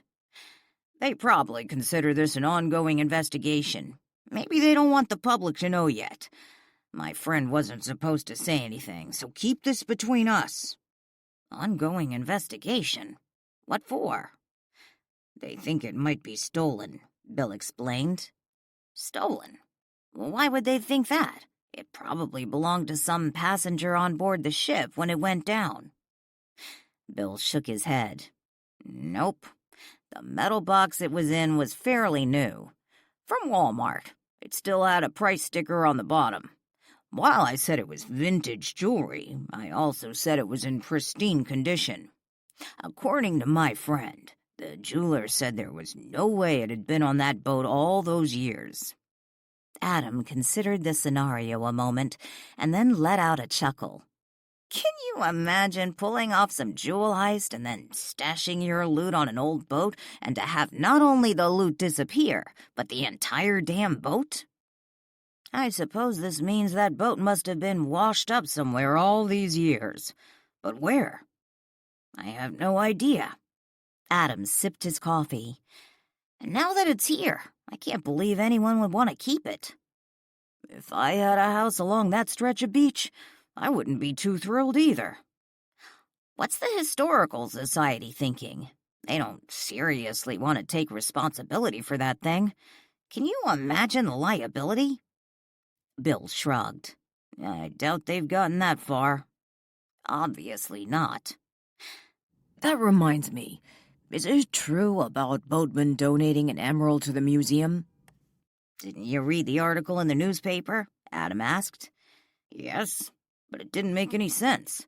Something about an emerald from the missing Thorndyke. Why would she take one of the emeralds out of the necklace? Adam leaned back in his seat. She's not taking one of the emeralds out of the necklace. That would be crazy, considering what that thing's worth. Bill frowned, shaking his head. Then why did they say she was donating an emerald from it? Don't you ever read? Obviously, I didn't read about this. You going to tell me or you just going to be a jerk? Bill snapped. The original diamonds and emeralds were stolen from the necklace before it went missing and were replaced with fakes. Eva Thorndyke's parents found out and had the fakes replaced before Walt Marlow stole it. Yeah, I remember all that. But what does it have to do with the emerald boatman's giving to the museum? You know who Heather Donovan is? Adam asked. The woman with the mold? Yeah, she's also the one who inherited Presley House. I guess her great-grandfather, the one who built Presley House, was involved in the original Thorndike jewel heist. One of the missing emeralds was passed down in her family. So why does Boatman have it? Heather returned the emerald to Danielle. Returned it to Boatman? Why in the hell would she do that? Adam shrugged. I guess she figured the emerald belonged to her. Why? She's not related to Eva Thorndike. Why would Donovan give Boatman the emerald? Hell, it's not as if she needs the money. Danielle Boatman is loaded, and from what I know about Heather Donovan, she can't afford to be giving away precious gems. If it was me, I wouldn't have given it to Danielle. Bill laughed. And you consider yourself Danielle's friend? Adam smiled. True, but as you said, it isn't as if Danielle needs the money, and I doubt she cares that much about the emerald. Hell, she's donating it to the museum. I still don't get why Donovan gave it to her. Because Walt Marlow inherited the missing Thorndike and Danielle inherited his estate through her aunt. I guess Heather considered Danielle the rightful owner. Bill silently fidgeted with the handle of his coffee mug as he considered the facts of the missing Thorndike. Finally, he looked up at Adam and said, Donovan was a fool. That emerald didn't belong to Marlow, so there was no reason to give it to Boatman, even if she was the rightful owner of the missing Thorndike. Finally, he looked up at Adam and said, Donovan was a fool. That emerald didn't belong to Marlow, so there was no reason to give it to Boatman, even if she was the rightful owner of the missing Thorndike. Why do you say that? Think about it. The Thorndike necklace had 3 sets of stones, real diamonds and emeralds, fake stones, and a second set of diamonds and emeralds. The first set of real gems was stolen. That's where Donovan's emerald came from. The fakes were removed and given to the jeweler. We know that because Heyman had them. So, the second set of diamonds and emeralds are in the necklace today. The original setting and the second set of precious stones is what Walt Marlow inherited. The stolen stones, if they belonged to anyone else, would belong to the Thorndike family, or their heir. Marlow just inherited the necklace with the second set of stones. He didn't inherit the first set of stones, the ones that were originally stolen. Adam stared at Bill a moment, a blank expression on his face. He then started to laugh. Damn, you're right. I wonder if Heather will ever realize she gave the emerald to the wrong person. Considering how she was bitching about what it was going to cost to get rid of the mold in her house, I have a feeling she's already regretted her generosity. Bill reached for the pack of cigarettes in his blue work shirt pocket and stood up. You can't sit for 15 minutes without a smoke? I'm just having a quick one before Carla brings our breakfast. Stupid smoking laws. Bill walked outside to have a cigarette, leaving Adam alone. In the adjacent booth, Kurt Jefferson sat alone, quietly finishing his breakfast, while processing the conversation he had just overheard. The urge to hit someone, anyone, was overwhelming. After washing down the last of his bacon and eggs with a now cold cup of coffee, he shoved his mug and plate aside and stood. Digging one hand into a front pocket of his jeans, he pulled out several bills and angrily tossed them onto the table. 15. Kurt Jefferson hadn't planned to spend his 40th birthday in Frederickport. Last year, his ex-wife had invited him over for a birthday breakfast so he could spend the morning with his son. It was a gracious offer, yet one she hadn't extended for this year. They were no longer on the best of terms, which was partially attributed to the fact that his last 2 child support payments had been late. He pulled his Jeep up behind the squad car and parked. He sat there a moment, still thinking of what he had overheard at the diner. Pulling his key from the ignition and grabbing his cell phone from the center console, he exited the vehicle. It was breezy out, with temperatures in the mid-50s. He had dressed casually that day, Denham's long-sleeved t-shirt and his windbreaker with the name of his company embossed on the back. Jefferson Diving and Salvage. Stuffing the keys in his front pocket and the phone in his back one, he made his way to the beach. Once he reached the sidewalk, he paused and looked out toward the ocean. There it was, the Eva Aphrodite. He couldn't tell from this angle if it was indeed the same boat, but considering what he had just overheard at the diner, he was fairly certain it was. Stepping onto the sand, he walked toward the boat. It looked larger somehow, perched up on the beach, crowding the area. Space seemed greater on the bottom of the ocean, and the boat smaller. Silently he approached, looking up at the name on the boat's bow. Eva Aphrodite, the lettering was the same. Yet he couldn't even imagine how the yacht, or what was left of it, got here. "That's far enough," Kurt heard someone yell out. Looking to his left, he watched as a police officer walked in his direction. "I'm just looking," Kurt called back. The cop pointed down to the portion of yellow tape under Kurt's feet. Looking down, Kurt abruptly stepped back. He hadn't even noticed the tape surrounding the boat, or the fact he was standing on it. On closer inspection, he realized one reason he hadn't noticed. Much of the tape was covered by sand. When the officer reached him, Kurt read his name tag. "Sorry, Officer Henderson. I didn't even notice the tape." "No problem." Officer Brian Henderson turned to face the boat. "It's really something, isn't it? Any idea how it got here?" Kurt asked. Brian shook his head. "That's the current mystery." Under his breath, he added, "One of them. I'd love to have a closer look. Do you think it would be possible for me to take a look inside? Sorry, we can't let anyone on her just yet.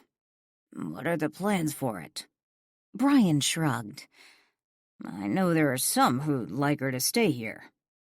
"Like the Peter Iredale?" Kurt asked. "Exactly.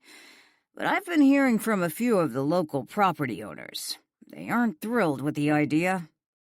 Kurt stared up at the wreckage. "No, I can't imagine they are. Is this your first time seeing it?" "Yes, I'm from Astoria. I own a diving and salvaging company. Heard about this on the news and was curious to see it in person." "Any chance you've ever seen this before?" Brian asked with a chuckle. "We'd sure like to figure out where she came from." "Sorry, I can't help you there. Well, go have a look around. Just stay on this side of the tape. I have to go make a call." "Sure, no problem." Kurt stood silently, looking up at the Eva Aphrodite as the officer walked toward the street. After a moment, Kurt began walking the boat's perimeter. He had never seen it from this angle before, looking up at it as opposed to looking down from the upper deck. He studied the wreckage. When he came to its stern and the gaping hole, Kurt froze. There was no mistake. It was the same boat. He could feel his hand tremble as he pulled the cell phone from his back pocket to make the call. After 2 rings, she answered. "Hey, what's going on?" "I'm down here," Kurt told her. "Down here where?" she asked. "Standing on the beach, looking up at the Eva Aphrodite. It's the same boat." "I told you it was." "This is impossible." "Anything's possible," she countered. Holding the cell phone by his ear, Kurt walked slowly around the boat as he talked on the phone. "I found out something interesting this morning." "What was that?" "I know what was in the box." Silence. "Why did you do it?" he asked. "That's really none of your business." "What do you mean it's none of my business? You do know the cops have it now, don't you?" That doesn't surprise me, considering they've been going through the boat since it washed up on shore. Is this what you wanted for them to find it? She laughed before saying, Don't be ridiculous. How did I know the damn boat was going to find its way back here? You don't sound very upset. What am I going to do about it now? You put a fortune in that damn box. How do you plan to get it back? He asked. I don't plan to get it back. This is insane. What do you expect me to do? March up to the cops and say, Excuse me, I left a little something on that boat and I want to pick it up. He didn't think she sounded upset. If you'll remember, I'm the one who put that box on the boat. It's not yours, she reminded him. This is for the best.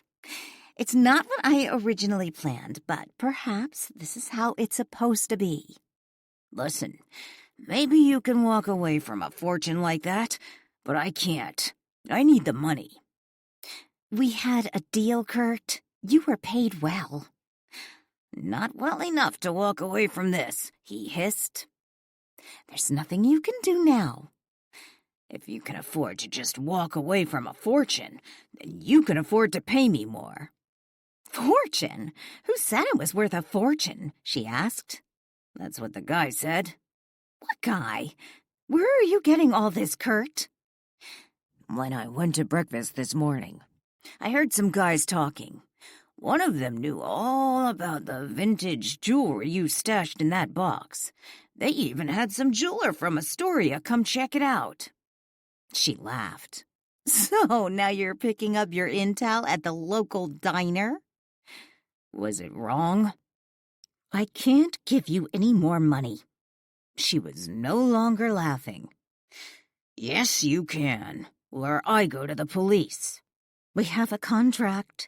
You signed a confidentiality agreement. If you tell anyone, I'll sue you. Jack thought there was something familiar about the man. It wasn't until he said, I'm the one who put that box on the boat. Did he know who he was? He was about the right height and size. Of course, the more he thought about it, he wondered why he hadn't figured it out sooner. After all, it had been almost 100 years since he had seen anyone, and everyone he once knew had long since died. In his defense, he had never seen the man's face. Jack had returned to the beach the night before, after meeting with Walt for the second time since his return to Frederickport. The meeting had not ended well. After telling Danielle and Walt what Howard had said before leaving the ship, Walt called him a liar and vanished. Danielle wanted him to stay. She had more questions. Jack had nothing else he wanted to say to Danielle, so he followed Walt's cue and vanished. He didn't go far, just up the street, back to the Eva Aphrodite. The man he recognized carried a telephone in his hand and continued to talk into it. Jack couldn't understand how the phone worked without a cord. So much had changed in the last 90-plus years.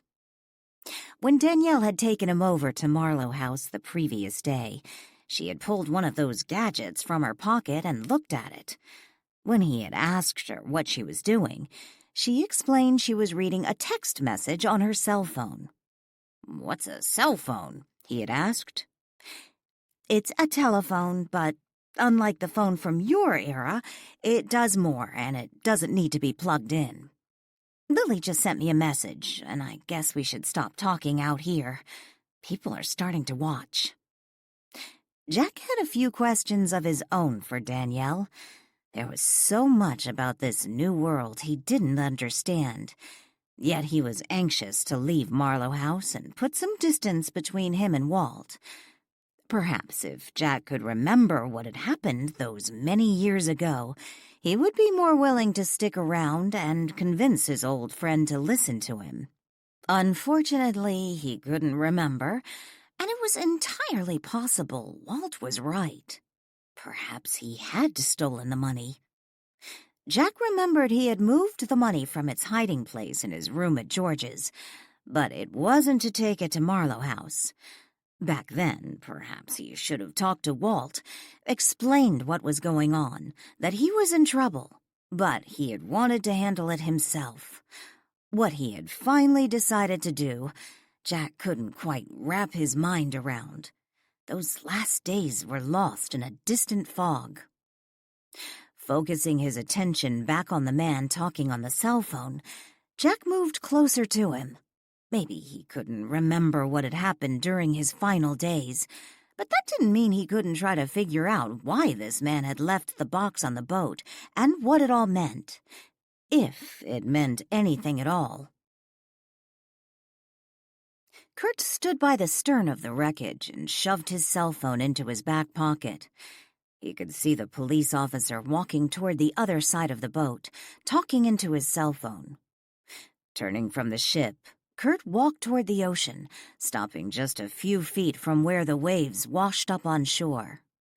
He looked out, wondering how the Eva Aphrodite managed to get from its former home to this site.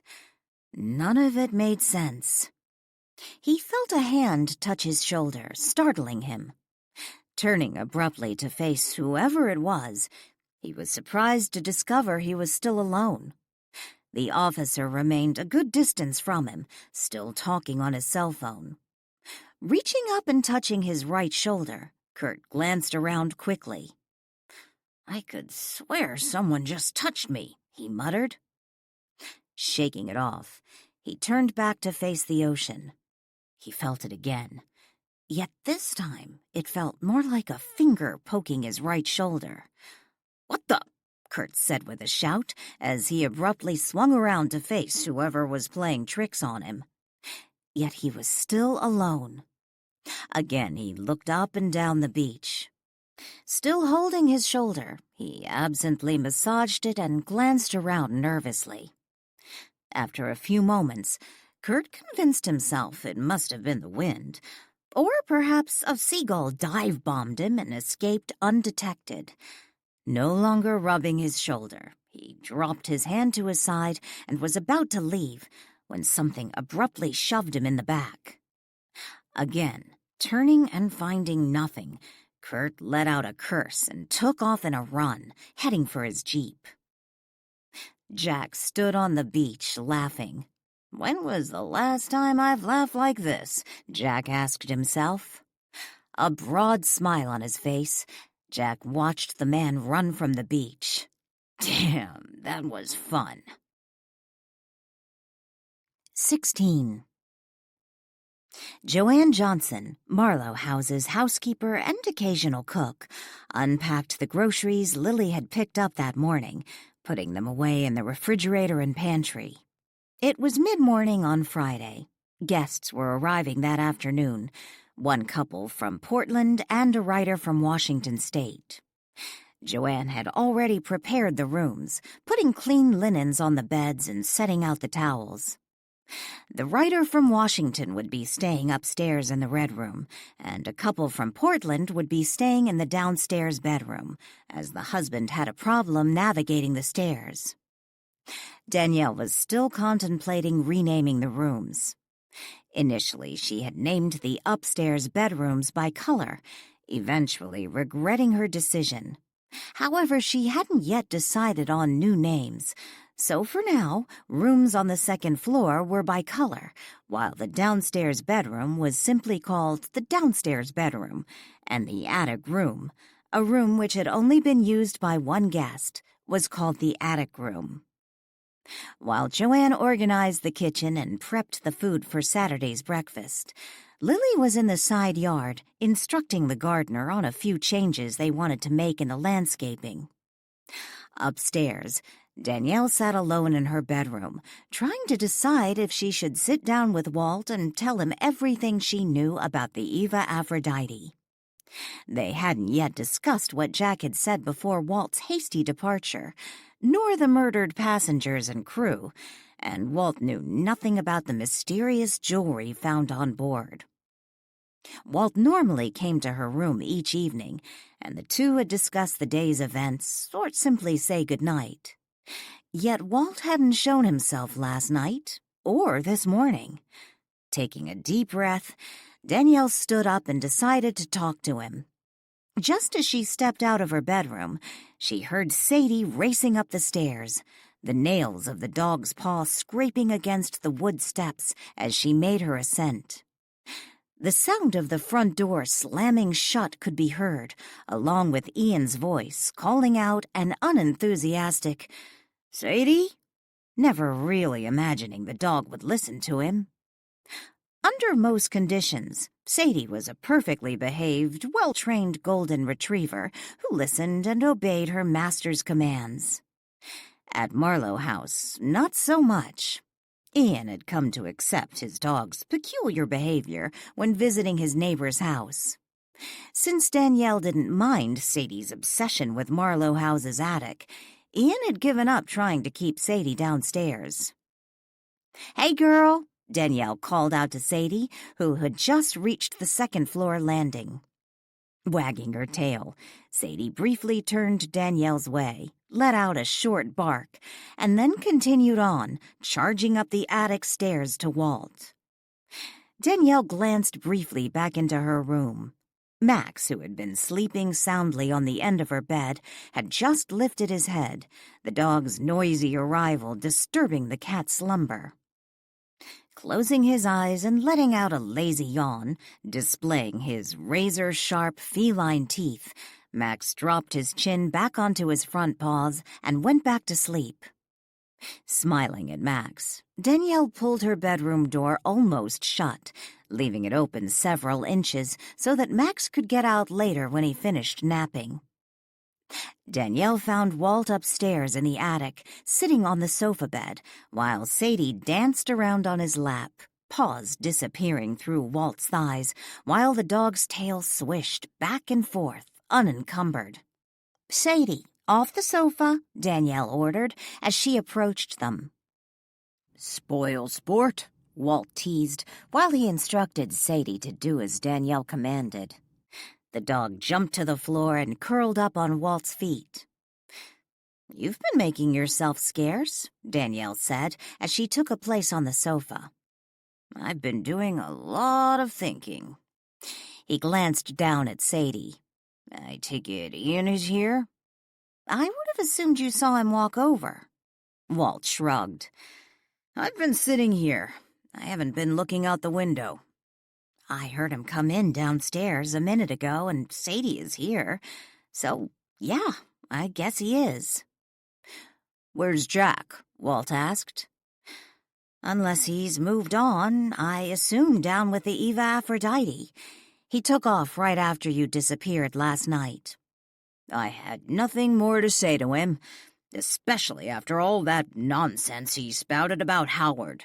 Does he really expect me to believe Howard blamed me for the storm? Exactly how does one pay to rustle up a storm?" Danielle turned on the sofa to face Walt, resting her left elbow on the back cushion. "I don't think Howard was talking about a storm."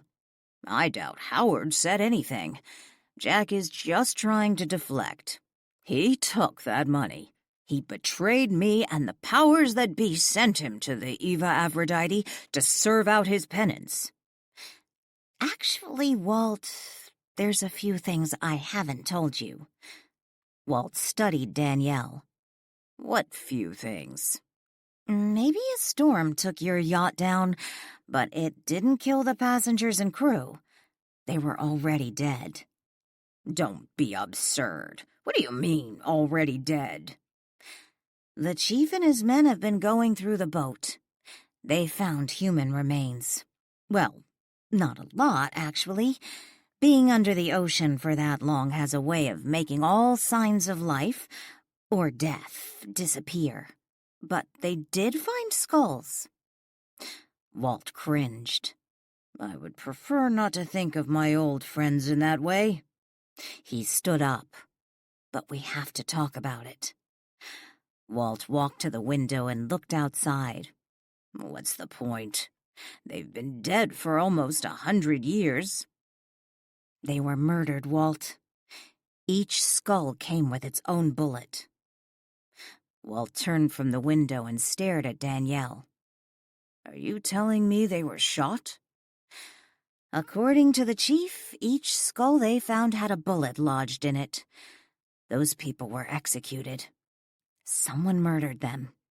Their deaths had nothing to do with the storm." His expression unreadable, Walt made his way back to the sofa and sat down. Staring ahead blankly, he shook his head. "I don't believe this." "It's true. And I'll be honest with you. The chief believes you might have been involved." With a quick jerk of his head, Walt faced Danielle. Narrowing his eyes, he said, "He believes I killed those people?" "Or paid to have someone do it, which apparently is something Howard wondered before his spirit decided to move on." "You certainly don't believe that, do you?" Danielle smiled at Walt. "If I did, I wouldn't be telling you this. The chief wanted me and Lily to move out of Marlow House while he investigates the murders." "Investigates the murders? From over 90 years ago? I imagine the responsible party has long been dead." Danielle shrugged. "True, but the chief knows your spirit is here, that you're capable of harnessing energy, and if you had those people killed, he's afraid of what you might be capable of doing if provoked." Walt stood angrily and shouted, "I'll show him exactly what I'm capable of doing." Danielle chuckled. "Seriously, Walt, you're angry at the chief for worrying about Lily and me? Remember how you felt about Harvey?" "Well, that was different. I had good reason to be worried. Harvey could have gotten you killed." "The chief doesn't know you. He's never met you. Put yourself in his shoes. He knows you're confined to Marlow House, that your powers don't extend beyond these walls. So naturally he would feel more comfortable having us somewhere where you can't reach us. After all, it's not like he can come in and arrest you." Letting out a sigh, Walt plopped back down on the sofa. Sadie looked up at him and let out a short bark. "Fine, Sadie, you don't need to nag," Walt grumbled. Danielle glanced down at the dog. "What did she say?" "It doesn't matter. Just that she agrees with you." Reaching down, Danielle ruffled Sadie's fur. "Good girl. Smart dog." Walt leaned back and closed his eyes. "Does Lily know about any of this?" "Yes. She knows the chief wanted us to stay somewhere else until he could learn more." Walt opened his eyes and looked at Danielle. "Is Lily afraid to stay here?" "Obviously not. She's still here. I don't believe you had anything to do with those people's deaths." "I didn't. But what I don't understand, why in the world would the chief imagine for a moment I did? I know we've never actually met, but what motive would I have to murder my crew and customers, many who were personal friends, aboard my yacht?" "Well, I think it had something to do with what Ben told him." "Ben? Ben Smith, from the museum." What could he have possibly said?" Walt asked. "Well, I haven't actually talked to Ben yet." Danielle stood up. "But apparently there's an old rumor about you and one of the passengers. A married woman. Something about an affair between you two." Walt stared at Danielle. Waving a hand, he summoned a lit cigar and took a puff. Leaning back in the sofa, one leg propped over the opposing knee, Walt studied Danielle. "If I was having an affair with a married woman, and for whatever reason found it inconvenient and wanted to get rid of her, don't you think it would be a bit overkill, literally, to massacre everyone on board?" Still standing, Danielle faced Walt. "I didn't say you did it. But you asked why the chief suspected you had something to do with it. Then you can ask the chief the same question I just asked you. I think there was more to it than you being intimately involved with one of the passengers. More? How? Danielle shrugged. I don't know. Like I said, I haven't been able to see Ben yet to find out all that he told the chief, and the chief seems reluctant to tell me everything Ben said. I thought you and the chief were good friends, that you shared this kind of information with each other. He doesn't tell me everything, and I don't tell him everything. True. Walt took another puff off his cigar. There's something else. Not sure what it has to do with the murders, but it's bizarre. Danielle pulled her iPhone out of her back pocket.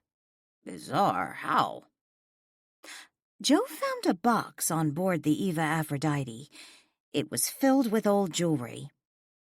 Danielle looked at her phone and opened her photo app, locating the picture she had taken. Old jewelry? Yes. I took these pictures at the chief's office. Danielle showed Walt the photographs on the iPhone, scrolling through each one. Walt leaned close to the phone, studying the images. I recognize those pieces. You should. Danielle opened the photograph of the three women and showed it to Walt. He studied it for a moment, let out a sigh, and then leaned back in the sofa. Nothing remarkable about that. They were all on the Eva Aphrodite when it went missing. Maybe the boat was boarded by pirates and they removed their jewelry and hid it in a cabin, thinking it would keep them safe. The problem with that scenario is the items were found in a box that wasn't that old. A box from Walmart. Walmart? It's a store that wasn't around when you were alive. The box still had a price tag from Walmart on it. Plus, the condition of the jewelry was not what one would expect it might be. Left all those years in damp salt air. Not to mention, Jack confirmed to me a diver placed the box on the Eva Aphrodite just a day before he brought the boat here. Walt said nothing for a few moments, considering all that Danielle had told him. Finally, he looked at her and said, We have to find out what happened on that boat. I need to know. Was Jack involved? 17. Floor-to-ceiling bookshelves lined 2 of the 4 walls in the darkly paneled room. The impressive collection of leather-bound books captured Roland Sterling's full attention, much to his wife's annoyance. "You can look at the books later," Stella told Roland. "I want to see the sunken ship." Danielle wondered if portly Roland, who was a good head shorter than his wife, had once been the taller spouse.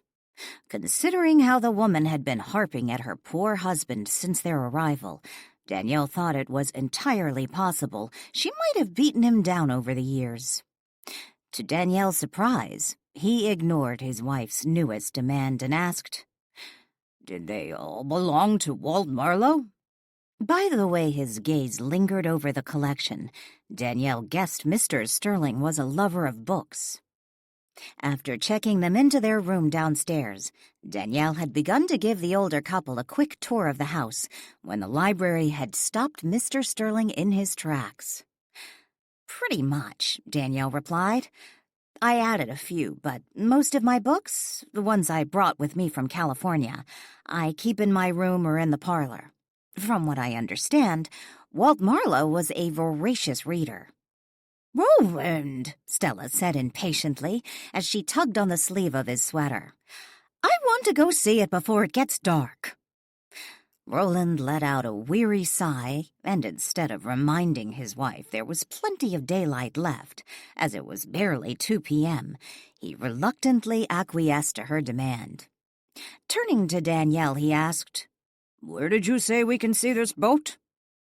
"It's just up the street. It's a short walk. You'll see the police car parked along the side of the road. You can enter the beach there."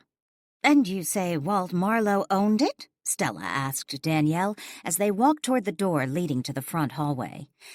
"Yes, it was his yacht." "Yacht? My, he must have been rich," Stella said. "But you can't really tell by this house." "Stella," Roland scolded under his breath. Danielle glanced at Roland and smiled, noting the red blush coloring his pale complexion. "I'm just saying this is a rather ordinary house for someone who owned a yacht." "Did he own other homes?" Stella asked. No, just this one. This house was built by his grandfather, Frederick Marlow, who founded the town." Danielle walked the couple to the front door. "I think it's a beautiful house," Roland said, flashing Danielle an apologetic smile. A few minutes later, Danielle chuckled to herself as she closed the front door after Roland and Stella Sterling went off to see the Eva Aphrodite. Mrs. Sterling had heard about the wreckage on the radio during their drive to Frederickport. She was thrilled to discover it had washed up on a beach not far from the bed and breakfast. Danielle was just heading to the kitchen to talk to Joanne when her cell phone rang. Pulling it from her back pocket, she saw the caller was Chris. Stepping into the parlor, she answered the phone. "Hi there, how's it going?" she asked. "Everything's going along as planned," Chris told her. "How's it going there? Any new developments?" Danielle took a seat on the sofa and spent the next 10 minutes filling Chris in on what had been going on regarding the Eva Aphrodite since their last phone call.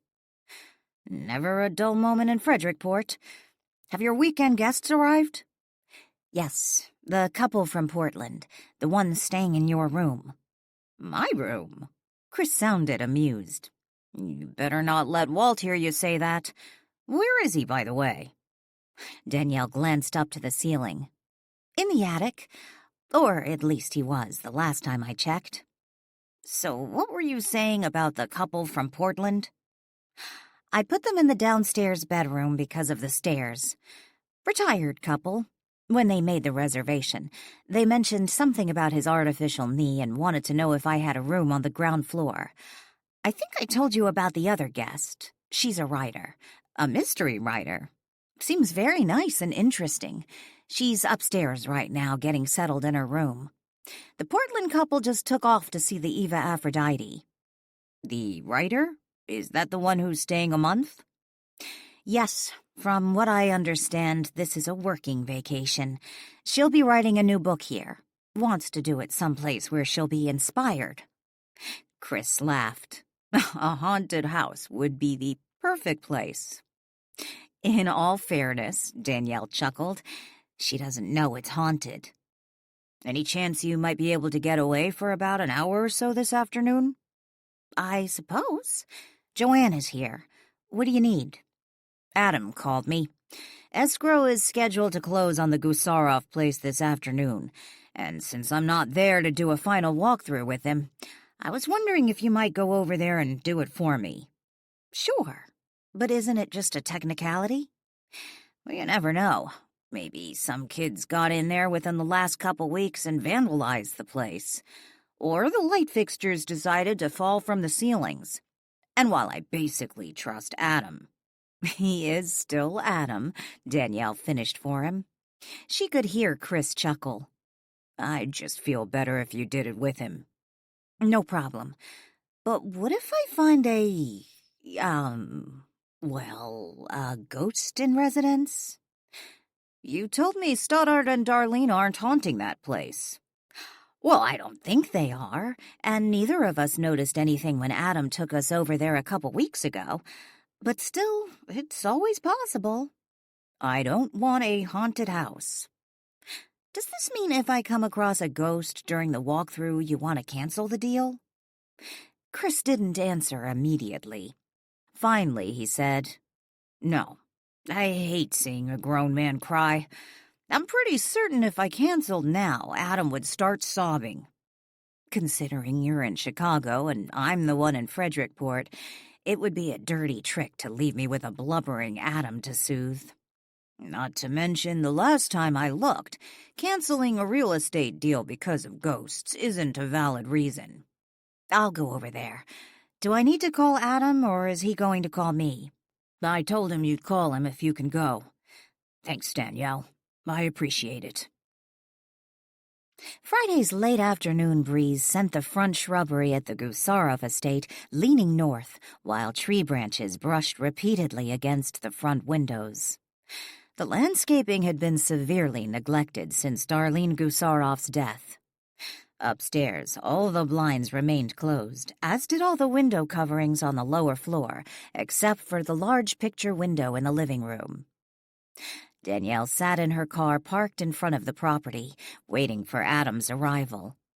She remembered the first time she had seen the estate, after she had first arrived in Frederickport during the past summer. Back then, she had assumed it was an industrial building, considering its massive size and utilitarian feel. The wrought iron fence surrounding the property was its only feature that hinted at residence instead of business. The sound of a horn honking interrupted Danielle's mental wandering. Glancing up in her rearview mirror, she saw Adam parking his car behind her. Pulling her key from the ignition, she grabbed her purse off the passenger seat and exited the flex. 30 minutes later, Adam and Danielle finished the walkthrough. She hadn't noticed a single lingering spirit. The rooms were all empty, devoid of both spirits and furniture. Danielle assumed all the furnishings and personal belongings of the Gusarovs had been sold. It reminded her of a blank slate, ready for Chris to transform.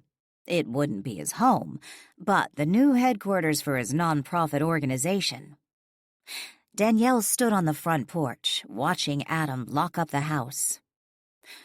"Are you still donating that emerald to the museum?" Adam asked, as he turned from the front door and slipped the keys into his front pocket. "Yeah. In fact, I'm supposed to meet with some of the Historical Society's board members in the morning to discuss it." Danielle and Adam made their way down the front walk toward the street. "I still find it odd Heather gave it to you. If you think about it, Walt Marlow didn't actually inherit the original gemstones from the necklace, just the second set." "I've pointed that out to Heather on numerous occasions. I even offered to give it back to her after she had to move out of her house because of the mold. I know the repairs cost her a fortune, and considering she just lost the Presley property, she needed the money." "From what I hear, nothing ever came of that," he said when they reached the sidewalk. "You mean, did Morris illegally get a hold of the property?" Danielle asked.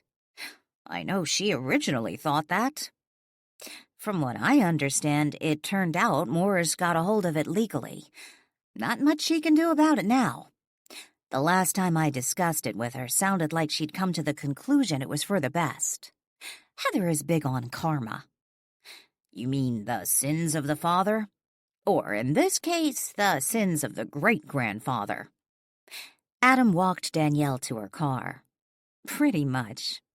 "Then I suppose it's a good thing I don't have any kids," Adam said as he opened her car door for her. Danielle flashed him a bemused smile as she got into the vehicle. "Why do you say that?"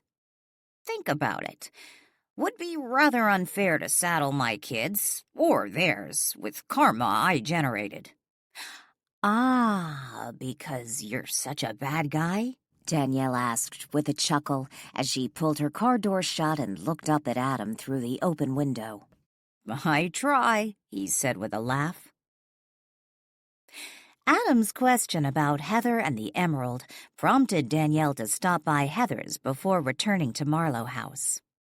Less than 15 minutes after leaving Adam, she sat in Heather's kitchen, watching her neighbor prepare them each a cup of green tea. Taking a deep breath, Danielle inhaled a hint of peppermint. She spied a diffuser sitting on the counter in the corner of the kitchen, a stream of steam swirling upward from its lid. Danielle was fairly certain that was the source of the peppermint. So, what about the emerald? Heather asked, as she handed Danielle a cup of tea and joined her at the table. Tomorrow I finalize the plans with the museum, and I just wanted to check with you first. Like I said before, I really don't believe I'm the emerald's rightful owner. Heather shrugged and took a sip of tea before responding. Neither am I. You're the closest thing, in my opinion. Plus, I rather like the idea of donating it to the museum. I think you made a good call there. Maybe it should be you who donates the emerald, not me. Heather shook her head. No, absolutely not. I don't want anything to do with all that. I'm glad you're donating it, but I don't want to be involved. I did what I needed to do. I returned the emerald and sent it on its rightful course. An emerald has a destiny? Danielle asked herself, resisting the urge to giggle. Heather looked up from her tea, looking Danielle in the eyes, her expression serious.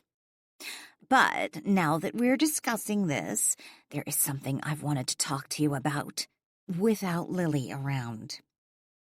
Danielle took a sip of tea and then set the cup back on its saucer. She studied Heather's almost pleading expression. What's that? Back on Halloween, after we got out of Presley House, we talked about Harvey. You admitted seeing him, and yet since that time, it's like none of it ever happened. It's like, well, sometimes I wonder, am I crazy? With a deep sigh, Danielle glanced down to her tea and then looked back up. Heather, who Danielle often saw as not just quirky, but opinionated and overconfident, now reminded her of an uncertain little girl, a look reinforced by her childish black pigtails. No, you aren't crazy. Danielle's voice was almost a whisper. So you did see him. I didn't imagine it all. I know you plan to write a book about what happened, but I'll be honest, I don't feel comfortable being included in your book. I don't want to go public with what I personally experienced. Why, Danielle? If you aren't willing to verify it happened, no one will believe me. Because I know what it feels like when people start looking at you like you're crazy. I remember how it felt when my parents sent me to a psychologist because they couldn't believe I was really seeing ghosts. I've learned, Heather, some gifts are best kept to yourself or shared with a select group of people. So Harvey wasn't really your first ghost? Danielle shook her head. No, Heather, he wasn't. 18. Roland and Stella stood behind the yellow tape and watched the police officers haul equipment from the police van parked on the side of the street to the wreckage. Stella had been shooting questions at the officers, but so far, the only response she had received was a request to stand back from the yellow tape. They're busy, Stella. Stop bothering them, Roland reprimanded her in a hushed voice. I want to know what they're doing. Why are they putting all that equipment in the boat? She craned her neck out in hopes of getting a better look. Roland pointed toward the wreckage. See over there? That's a generator. What do they need a generator for? Are they going to start the boat? Roland laughed. Hardly. Don't laugh at me, Stella snapped, flashing her husband an ugly look. Roland's smile quickly faded. I'm just saying they're probably using the generator to run those lights they just took onto the ship. What do they need lights for? I imagine it's dark inside. Who's the couple gawking and asking questions? Brian asked when he joined Joe in a cabin on the lower deck. Other members of their team were busy setting up lights to help them do a more thorough final inspection of the ship's interior. From what I gather, they're staying at Marlow House. Tourists? Brian let out a grunt. I'll just be glad when we're done with this one. We should have brought the generator and lights down yesterday. It's creepy in here. The ship's interior looked less haunting fully illuminated. Instead of flashlight beams exposing isolated sections of corroded walls and furnishings, the interior's ambience seemed more exposed and abandoned under the floodlight's harsh glare. After re-exploring the cabin where they had discovered a box of jewelry, Brian and Joe waited for the floodlights to be set up in the adjacent cabin. When they were ready, Brian walked inside and stood by what appeared to be a trunk, shoved and forgotten in the corner, covered with barnacles. Reaching out, he lightly touched the trunk's exterior and said, "The ship had to have been underwater at one time, and judging by how these feel, it wasn't that long ago. When I came in here the last time, I thought that was part of the wall." Joe stood next to Brian. "Everything looks different under the floodlights." Brian reached down and attempted to open the trunk, but it appeared to be rusted shut. "I really don't want to have to drag this thing out of here." "Just a second," Joe said. He left the cabin for a minute and returned with a crowbar. Brian stood by and watched as Joe pried open the trunk's lid. Once loose, Brian and Joe lifted it up, revealing its gruesome contents. "I guess we missed this one," Brian said dully as he stared at the skeleton shoved into the trunk. Unlike most of the skulls they had found on board, this man's skull remained attached to the rest of his skeleton, while remnants of his suit hung limply from the bones folded like a pretzel into the barnacle-encrusted trunk. Brian leaned closer and examined the remains. "By what's left of his clothing, I'd say it was a man. I wonder why they put him in here." Joe reached out and touched the skull, gently turning it from side to side. "I don't see a bullet. Do you think he was shoved in here alive?" Brian shook his head. "If he was, I don't see any signs that he tried to get out." After Joe pulled back his hand, Brian reached out and gently moved what was left of the shirt's fabric to one side, exposing the skeleton's ribcage. "No, he was killed here." "What is it?" Joe leaned in, his head just inches from Brian's, as the two officers hovered over the open trunk. Brian pointed to the small metal object resting on the bottom of the trunk, below the ribcage. "I'd say that's a bullet. My guess, they shot him in the chest, not in the head, like the others.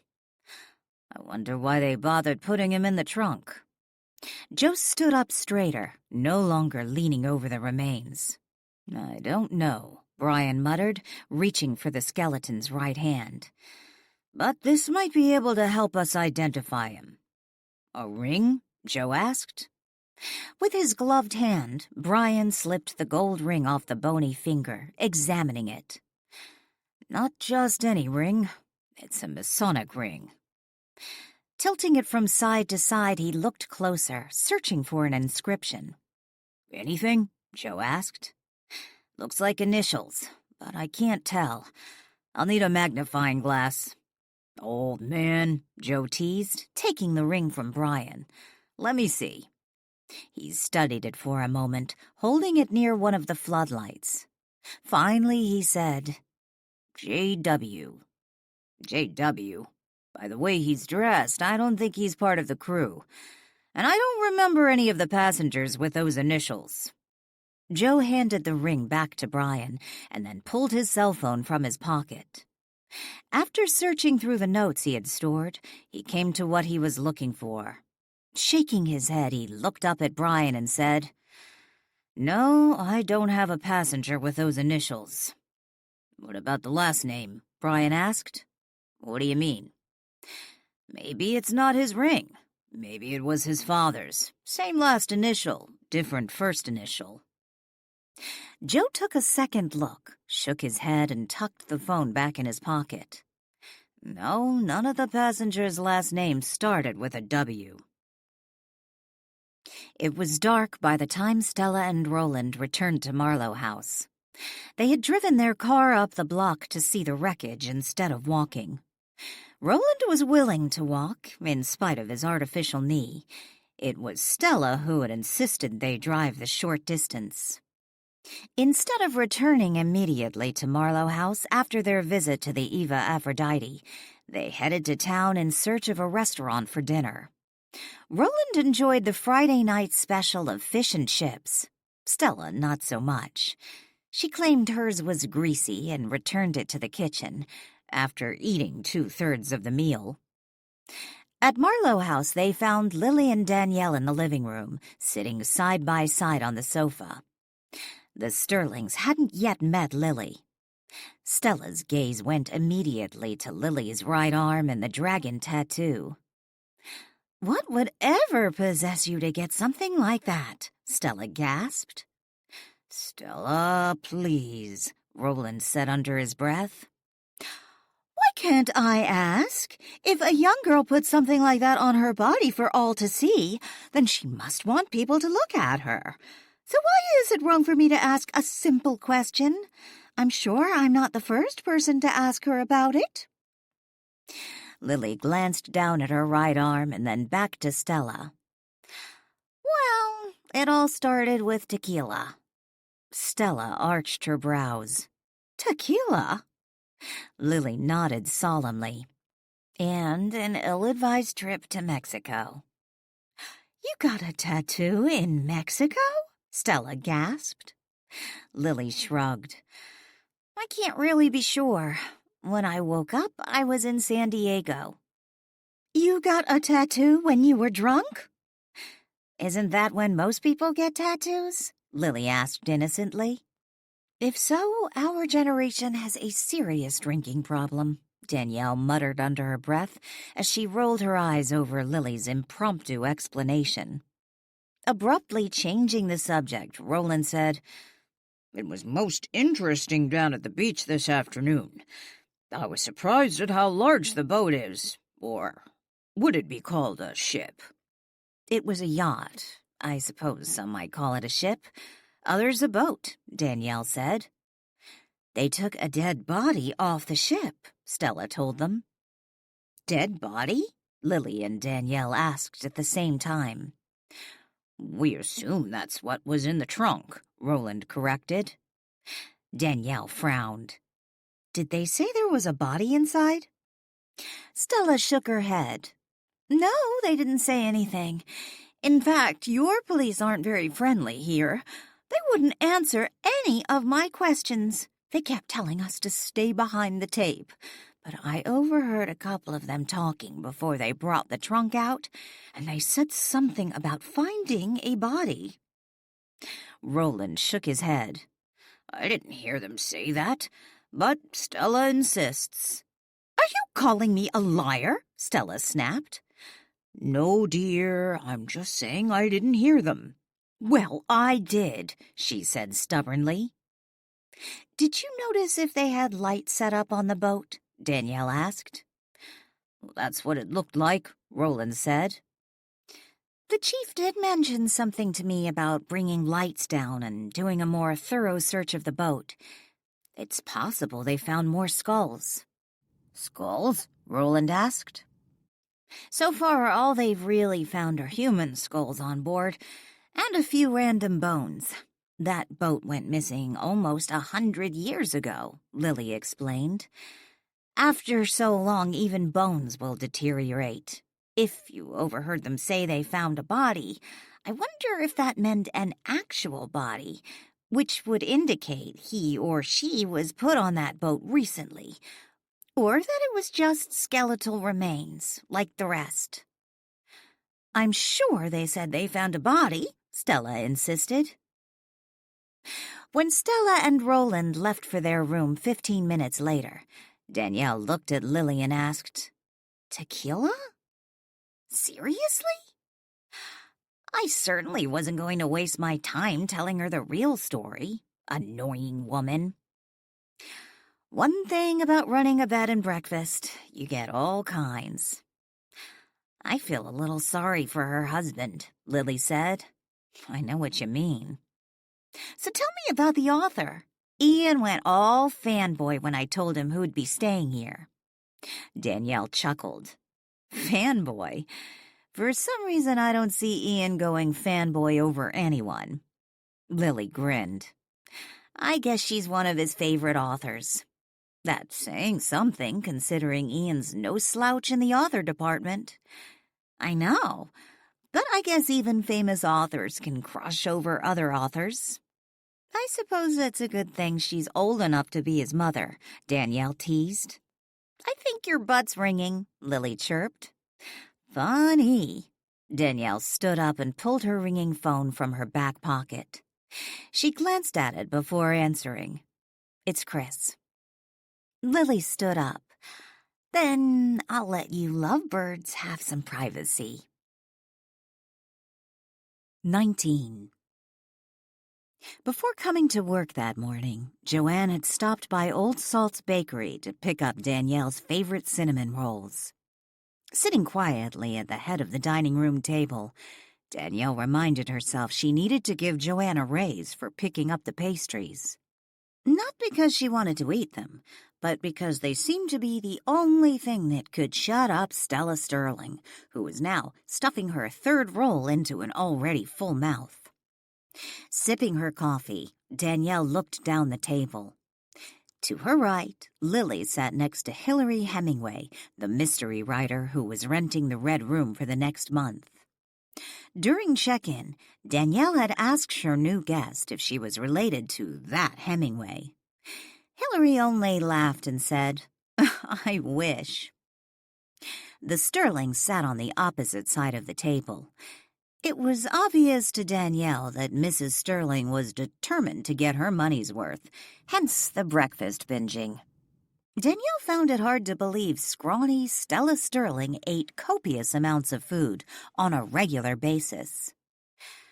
What's everyone have planned for today? Lily asked. I'd like to do some fishing, Roland announced. I didn't come here to fish, Stella snapped. You can fish any time. With a frown, Roland looked at his wife. I can? I'd like to visit the local museum sometime while I'm here, Hilary said, looking from Lily to Danielle. Stepping into the past feeds my muse. Stella frowned across the table at Hilary, but continued chewing instead of responding. It's a nice little museum, Danielle said. You can go through it in less than an hour, so it won't really take up much of your day. I think it's worth seeing, and it might inspire some story ideas. Aren't you going to the museum today? Lily asked Danielle. Yeah, I am. I have to meet with the board of directors. Danielle took a bite of her cinnamon roll. Danielle's donating an emerald from the missing Thorndyke to the museum, Lily announced. Missing Thorndyke? Stella frowned. Isn't that the necklace I read about? The one you found in the attic? Yes. Technically speaking, the emerald is not from the missing Thorndyke. That necklace is sitting in the bank safety deposit box with all its emeralds and diamonds. The setting originally had another set of stones that were stolen years ago, and then replaced with what it has now. The emerald I'm donating to the museum is one of the stones that was stolen years ago. How did you get it? Stella asked. Hilary leaned forward, looking intently at Danielle. Yes, sounds fascinating. A descendant of one of the jewel thieves found one of the emeralds in her grandfather's belongings, along with information proving his father had been involved with the crime. She felt it was her responsibility to return the emerald to its rightful owner, so she gave it to me. I don't understand. Why are you the rightful owner? Just because you found the necklace here? Didn't Walt Marlow steal the necklace you found? That's what I read, Stella asked. It's kind of an involved story. Danielle glanced down the table at Lily, who gave her a guilty shrug. Lily knew what Danielle was thinking at this point. Did you have to bring up the emerald? I'm listening, Stella said impatiently. Danielle let out a deep breath and then forced a smile. The necklace was originally owned by silent screen star Eva Thorndike. It was a family heirloom. She died at a young age from a heart condition. Before she died, she realized her ex-husband had removed the real diamonds and emeralds from the setting and replaced them with fakes.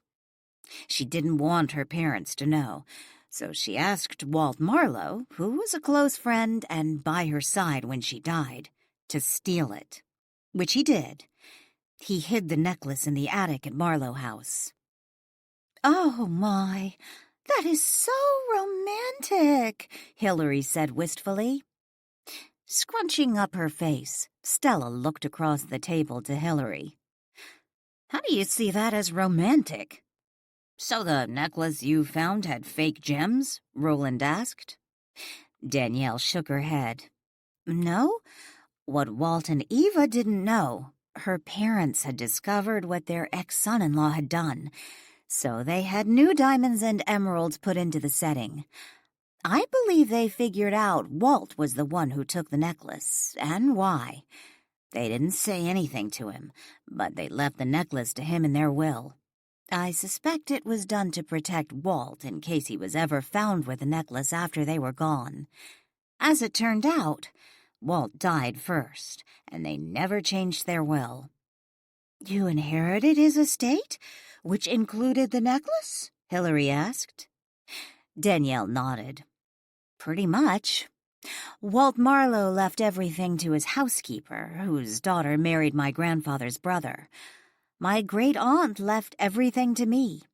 As for the emerald, I don't believe I'm necessarily its rightful owner, yet I believe the Thorndikes would approve of the emerald going to the local museum. They have Eva's portrait there. You'll see it if you visit today." Danielle sat at the large table in the back office of the museum.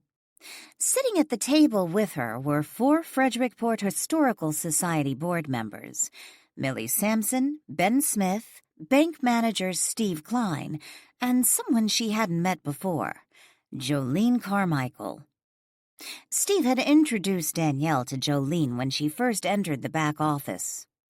Jolene, a slender woman in her late 60s with dyed platinum blonde hair, sat quietly on the other side of the table, studying Danielle.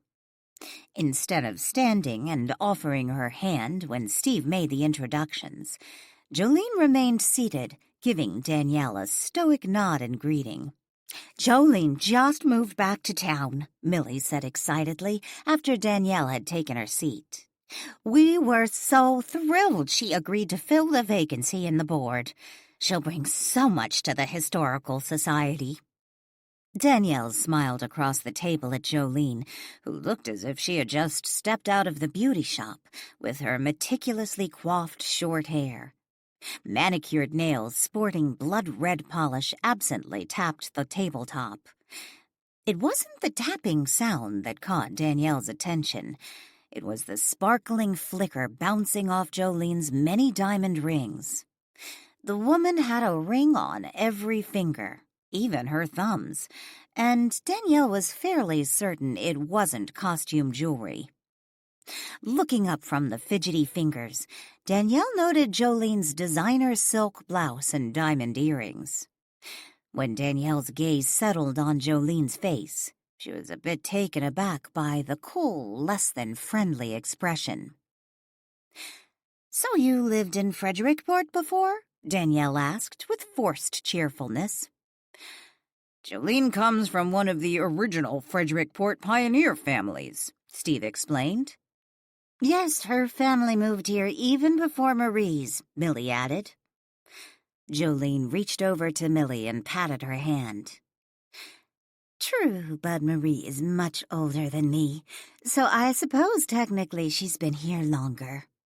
Jolene smiled, her first smile since her introduction to Danielle. "You grew up here?" Danielle asked. "Oh yes, met my husband here. This is where we raised our family. But after he died, I decided to move closer to our daughter. She lives in New York. She's an attorney, just like her father. But I felt it was time to come home. I missed Frederickport." And we're so glad to have you. Seems like most of our members are recent transplants, like Danielle here. It's good to have representation from the founding families, Millie said. Carmichael, why does that name sound familiar? Danielle asked, looking across the table to Jolene. Because my husband, Doug, was Clarence Renton's business partner. Momentarily speechless, Danielle stared at Jolene. Finally, she asked, "The man in the fishing photographs in Clarence Renton's office?" Jolene nodded. Yes, Clarence and Doug loved to fish. They used to joke about giving up their law practice and working on a fishing charter boat. I forgot how much those two enjoyed fishing, Steve said. It was such a shame Clarence murdered like that, people thinking he had actually killed himself. Jolene shook her head. Just horrible. I'm so glad the truth finally came out. It wasn't right for people to think Clarence would do something like that. Danielle could feel the eyes of the other 3 board members suddenly on her, waiting for her response. She looked across the table to Jolene, who seemed oblivious to how her words might sound, considering Danielle and Clarence's history. Unable to keep silent, Danielle spoke up. I agree. I'm glad the truth came out and we know who killed Clarence Renton. But let's not forget the man murdered my cousin. Jolene shook her head. I'm sorry about your poor cousin, but Clarence was a good man. He was my husband's best friend. I knew him for years. Whatever happened with your cousin must have been an accident. After all, didn't I hear your cousin was on the run after stealing the missing Thorndyke when Clarence happened to cross her? It was hardly an accident. Clarence Renton also tried to kill me. Jolene arched her brows. Kill you? When? I heard you hit the poor man over the head and sent him to the hospital. Didn't they even arrest you? Yes, I hit him after he tried to kill me. And remember, he was embezzling from my aunt's estate for years. Jolene let out a bored sigh. I really don't think it's fair to talk about dear Clarence this way. The poor man is dead now, murdered. He isn't here to defend himself. Danielle could feel her blood pressure rising. She glanced around the table, noting the dumbfounded expressions on the other board members' faces. It was as if they weren't sure what to say, so they kept quiet. Finally, Ben spoke up. I think we'll all agree Clarence made some bad choices. And while we understand he was your old friend, Jolene, you can't expect Danielle to share those feelings. That's easy for you to say. You never liked Clarence, Jolene snapped. Ben let out a weary sigh. Clarence and I had our disagreements over the years, but he's gone now, and I think we should focus on why we came here today. The emerald that Danielle is graciously donating to the museum. Yes, the emerald, Steve agreed. Danielle glanced around the table. Steve, Millie, and Ben were now smiling, as if relieved the awkward moment had gone by. I have something I'd like to discuss before we move on to the emerald, Danielle announced. What's that? Steve asked. It's my understanding the Historical Society's position on Walt Marlow's death is that it might have been a suicide, when I've clearly proven otherwise, Danielle reminded them. You don't know that for certain, Jolene said. Until my husband died, I had lived in Frederickport for my entire life. I grew up hearing the story of Walt Marlow's death. How he hanged himself in the attic after his wife ran off. The story wasn't true, Danielle insisted. Does it really matter? Jolene asked. It obviously matters to you that the world knows Clarence didn't kill himself, Danielle countered. Jolene gasped. You certainly aren't comparing Clarence's recent death to someone who died almost 100 years ago. Danielle seethed. At least Walt Marlow never killed anyone. Apparently you don't know as much about the great Walt Marlow as the rest of us, Jolene hissed. He killed my grandfather's brother and wife, not to mention all those other poor people. What are you talking about? Danielle asked. Jolene's great-uncle, Howard Templeton, and his wife, Thelma, were passengers aboard the Eva Aphrodite when it went missing. The museum acquired a diary belonging to a close friend of Thelma's, and from what I've read, it's entirely possible Walt Marlow was responsible for the ship going down, Ben explained. I don't imagine you know, Jolene said primly, since it's not common knowledge, but those people on the boat, they were murdered. Shot in the head, every one of them. 20. Gripping anger used to make Danielle cry.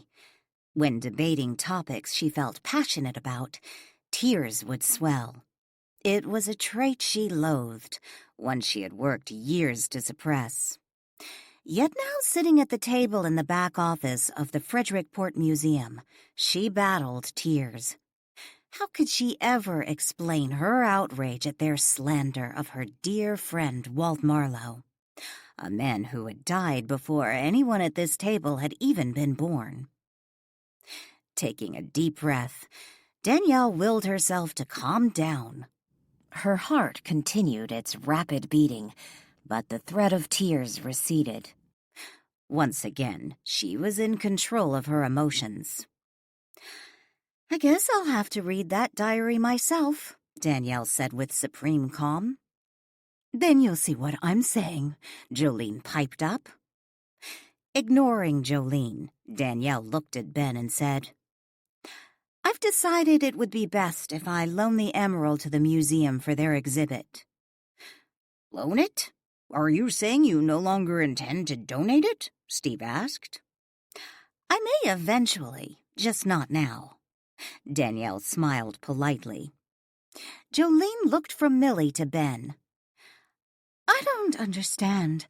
I thought you said she was donating the emerald, not loaning it. Ben studied Danielle for a moment. When their eyes met, he gave her a smile. The emerald belongs to Danielle. She's obviously free to do with it whatever she wants.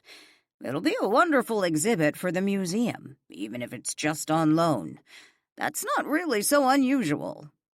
Maybe not unusual, but we can hardly purchase land for a new museum with someone else's emerald, Jolene snapped. All eyes flashed to her. Excuse me?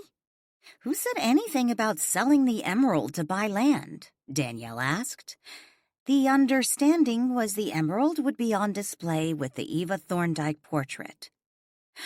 And it would, but eventually, if we found a buyer for it, I'm sure even Eva Thorndike would rather see the emerald put to better use. If we're lucky, the buyer might be willing to keep it on display for a while. Displays rotate all the time at museums. Certainly you didn't expect the Historical Society to hold on to the emerald indefinitely, did you? Jolene asked. Of course, we were going to talk to you about it first, Steve assured her. We would never accept such a donation without full disclosure of our intentions. In fact, that's why we're here today, to discuss what we had in mind for your most generous donation. Millie added, I know your bed and breakfast is in Walt Marlow's home, and you have a sense of loyalty to his memory, but we can't really rewrite history to fit what we wish it was. That would be going against everything the Historical Society stands for. I agree, Danielle said with a nod. I would never expect the museum to present fairy tales to its visitors. But the information I've uncovered about Walt Marlow's death does not support suicide. Talk to Joe Morelli. He reviewed the coroner's report. Walt Marlow was murdered. Even Emma Jackson verified the fact that Walt Marlow's brother-in-law was in Frederickport when Walt was murdered. "That old colored woman," Jolene said with a snort. "What is she, 120 or something?" "I don't think they call them colored anymore," Millie said with a gentle scold. "Oh, pshaw. Fact is, Emma Jackson had no business living in Oregon back then. Nothing but a lawbreaker. Not someone whose word I'm going to take," Jolene insisted. Danielle noted the uncomfortable glances exchanged between the other board members as they looked from Jolene to Danielle. "You aren't seriously condoning a law that made it illegal for Black people to live in Oregon, are you?" Danielle asked incredulously. Jolene shrugged indifferently. "I had nothing to do with that law. I wasn't even born yet. But it was the law at the time, and the fact she was living in Oregon when it was in effect makes her a lawbreaker. It may be unpleasant, but it's true. Just like with Walt Marlow. Just because you'd rather believe he was murdered than did something as sinful as commit suicide doesn't change the facts." "No, the facts support murder, not suicide," Danielle said with forced calm. Jolene stood abruptly and looked at Danielle. "I won't belabor our obvious differences in opinion regarding historical fact and conjecture." She turned her attention to the other board members. "If Miss Boatman won't be donating the emerald to the Historical Society, I see no reason for me to stay. You certainly don't need me to confer on a simple loan to the museum, although I'm not sure why we spent so much money for a display case for something she can remove at any time." "That was pleasant," Ben said dryly after Jolene left the office a few minutes later. Millie let out a weary sigh. I forgot how Jolene can be a little difficult sometimes. "I really did not expect it to go this way today," Steve added. "I don't know Jolene that well. She moved from Frederickport not long after I moved here. I really thought she'd be an asset to the Historical Society, considering her ancestors were Frederickport pioneers. But I really was surprised at her defense of Clarence Renton. I'm sorry, Danielle. I had no idea she'd carry on like that." "I have to admit that surprised me too," Millie conceded. "I wish I could say I was surprised," Ben confessed. "Fact is, I was a little concerned about what she might say if Clarence was brought up." "Why didn't you say anything?" Millie asked. Ben shrugged in response. "I'm not trying to be difficult about the Thorndyke Emerald," Danielle spoke up. "I hope you can understand, but I do feel a loyalty toward Walt Marlow. And if the museum portrays him unfairly, then I have to reevaluate my support of the Historical Society." "Are you saying you won't support the Historical Society if you don't get your way?" Millie asked. "Absolutely not. But Millie, you know the facts are there. Walt Marlow did not commit suicide. To tweak the story because you imagine it might increase traffic to the museum is just as wrong as me expecting the museum to alter history because I prefer another version." "To be honest, I think Danielle's version is more interesting," Steve said. "And what is Danielle's version?" Millie asked impatiently. "That for years everyone believed Marlow killed himself, and then Danielle uncovered new information that suggested Marlow's wife and brother-in-law conspired to kill him," Steve explained. But isn't that what we're saying? Millie asked. Not exactly, Ben admitted. We have been leaning a bit back to the suicide story, suggesting to our visitors it's still an unsolved mystery. It is, Millie said stubbornly. Danielle shook her head. No, it's not, Millie. Steve let out a sigh and glanced at his watch. I really need to get going. I promised my wife I'd finish painting the den. I need to go too. What did you decide about the emerald? Millie asked. Danielle glanced from Millie to Steve, considering the question. Ben stood up. Why don't you two go? I'll stay here and discuss the emerald with Danielle. I think for now it would be best if it was simply on loan with the museum until Danielle feels more comfortable. I also have some questions for you about that diary, Danielle told him. So, what do you want to know about the diary? Ben asked Danielle after Millie and Steve left. The two sat alone in the museum office. Why do you think Walt Marlow killed those people? Danielle asked. I can't believe he would do something like that. You mentioned you read something in the diary that supports that theory. What? The diary belonged to Ethel Pearson, a close friend of Thelma Templeton, Ben began. One of the women who was killed on the Eva Aphrodite. I guess the chief has talked to you about what they found. Yes, those people had been shot. Murdered. Thelma is related to Jolene? Yes, by marriage. Jolene's paternal grandfather was Ralph Templeton. Ralph's brother was Howard Templeton. Howard was married to Thelma. Howard and Thelma were on the Eva Aphrodite when it went down. What does Ethel's diary have to do with any of this? There was an estate sale a few months back. Someone came across the diary, realized its author had lived in Frederickport during the year she wrote in it, so they donated it to the museum. Certainly, Ethel didn't know Thelma had been murdered.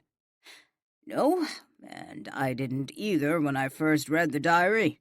But after Chief MacDonald came into the museum asking about the Eva Aphrodite, I told him about what I'd read in the diary.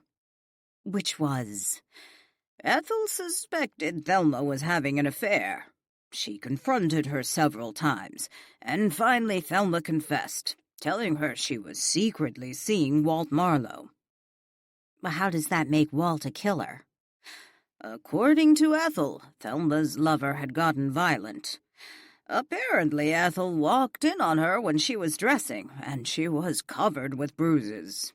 At first, she thought Howard was responsible. This was before Ethel knew of Thelma's affair. Are you saying Walt Marlow was physically abusive to his lover? It does happen. Danielle shook her head. I don't believe that. Walt would never hit a woman. Ben laughed. Noting Danielle's lack of shared amusement, Ben stopped laughing.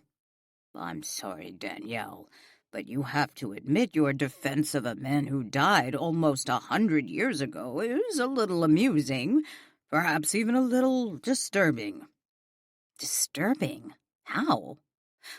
For one thing, you're living in his house. Perhaps you're a little too wrapped in the past. Whatever Walt Marlow may have done is ancient history. While I'm a lover of history, I find it best to look back with a critical, objective eye. If not, then those sins of our fathers will do nothing but weigh us down. Fine. Danielle let out a deep breath. Let's say Walt Marlow was having an affair with Thelma Templeton, and he liked to smack her around. How does that lead him to ordering the hit, assuming he didn't do the job himself, of his yacht's crew and all its passengers? For one thing, according to Ethel, Thelma was upset because Walt was trying to break it off. She told Ethel he didn't know who he was dealing with. So, Walt wanted to end the affair. Why kill Thelma?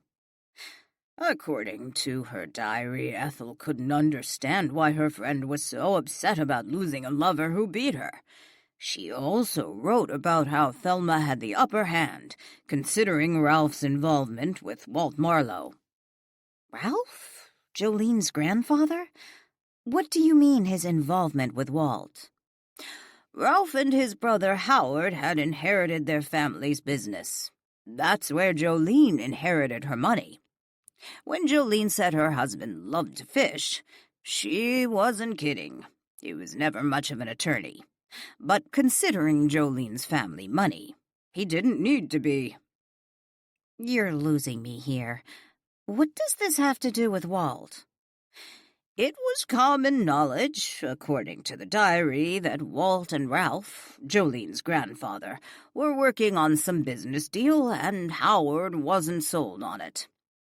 Had Thelma gone to her brother-in-law, confessed the affair, and convinced Ralph that Walt had seduced her, he would have probably ended the business association with Walt and possibly done more to hurt him. Jolene's grandfather was known for being rather ruthless. So you think Walt killed all those people so Ralph wouldn't discover his affair with his sister-in-law? It also got Howard out of the way. He was not in favor of the business alliance between his family and Walt. He may have been an occasional customer on Walt's party boat. They weren't friends. And after the Eva Aphrodite went missing and everyone on board was declared dead, Walt and Ralph formed a brief business alliance. Brief? Danielle asked. I'm not sure what happened. I can't find anything on it aside from what was in the diary. And Jolene didn't even know her grandfather and Walt had ever been partners. I still don't see how any of this proves, or even suggests, Walt would do something like this. Ben shrugged. Maybe he didn't, but he did have a motive. And according to Ethel, when they eventually had a memorial service for Thelma, Walt didn't even bother to attend. He was out of town at the time. She was appalled at how little Thelma's death affected a man who she had been having an affair with for over 2 years. 21. Danielle hadn't expected to be gone that long. After pulling into the side drive at Marlow House and parking, she checked the time. It was almost 4 p.m. Joanne's car was still out front, so Danielle knew she hadn't left. Wearily getting from the vehicle, she slammed its door shut and headed to the house. "How did everything go at the museum?" Joanne asked when Danielle entered the kitchen from the side yard. "Not quite as I thought it would." Danielle tossed her purse on the kitchen counter and opened the refrigerator. "Did you have some lunch?" Joanne asked, looking up from the vegetables she was dicing for Sunday's breakfast. "No, I was at the museum longer than I anticipated, and by the time I got the rest of my errands done, I just wanted to come home." Danielle grabbed some lunch meat and a jar of mayonnaise and then used her hip to close the refrigerator door. "You are going to wash your hands before you make yourself a sandwich, aren't you?" Joanne asked in a scolding tone. Danielle chuckled. "Yes, Mom."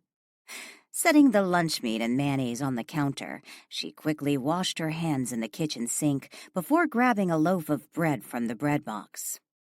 "When does the museum take official ownership of the emerald?" "The display case is supposed to be finished by this coming Wednesday. Maybe sooner. I may take it down then. It officially goes on display Friday, but for now the emerald is just on loan to the Historical Society." Joanne looked up from the chopping block and glanced over at Danielle. "You decided not to give it to them?" "Not right now. Probably eventually. Long story." Danielle sat down at the kitchen table with her freshly made sandwich. Before taking a bite, she asked, "Where is everyone?" "Your guests are all out. The nice mystery writer said something about stopping at the museum. Did you see her?" No. Danielle grinned. If she's the nice mystery writer, what are you calling the couple? Joanne set her knife down and chuckled. While moving the freshly diced vegetables into a small Tupperware container, she said, I'll be generous and just call them your downstairs couple, but she doesn't seem like a particularly happy woman. No, she doesn't. Danielle took another bite of her sandwich. It was almost 5 p.m. when Joanne finally left for the day. Instead of going to the attic in search of Walt, Danielle went to the living room where she found Max curled up on the sofa, sleeping. When she sat down on the sofa next to him, he opened his eyes and yawned. Hey, Max, you have a rough life. Smiling, Danielle reached out and stroked the cat's neck. Standing up, Max strolled over to Danielle, walking onto her lap. After making himself comfortable, ignoring her grunts due to his excess weight, Max settled down and began to purr. Looking down at the black cat curled up on her lap, Danielle smiled while gently rubbing the white fur along the tips of his otherwise black ears. I thought you'd come upstairs, Walt said when he appeared in front of the sofa a moment later. Both Max and Danielle looked up at Walt. Hi, Walt. Danielle greeted him in a subdued voice. Max yawned and then settled his face back on his front paws, closing his eyes. He began to purr again.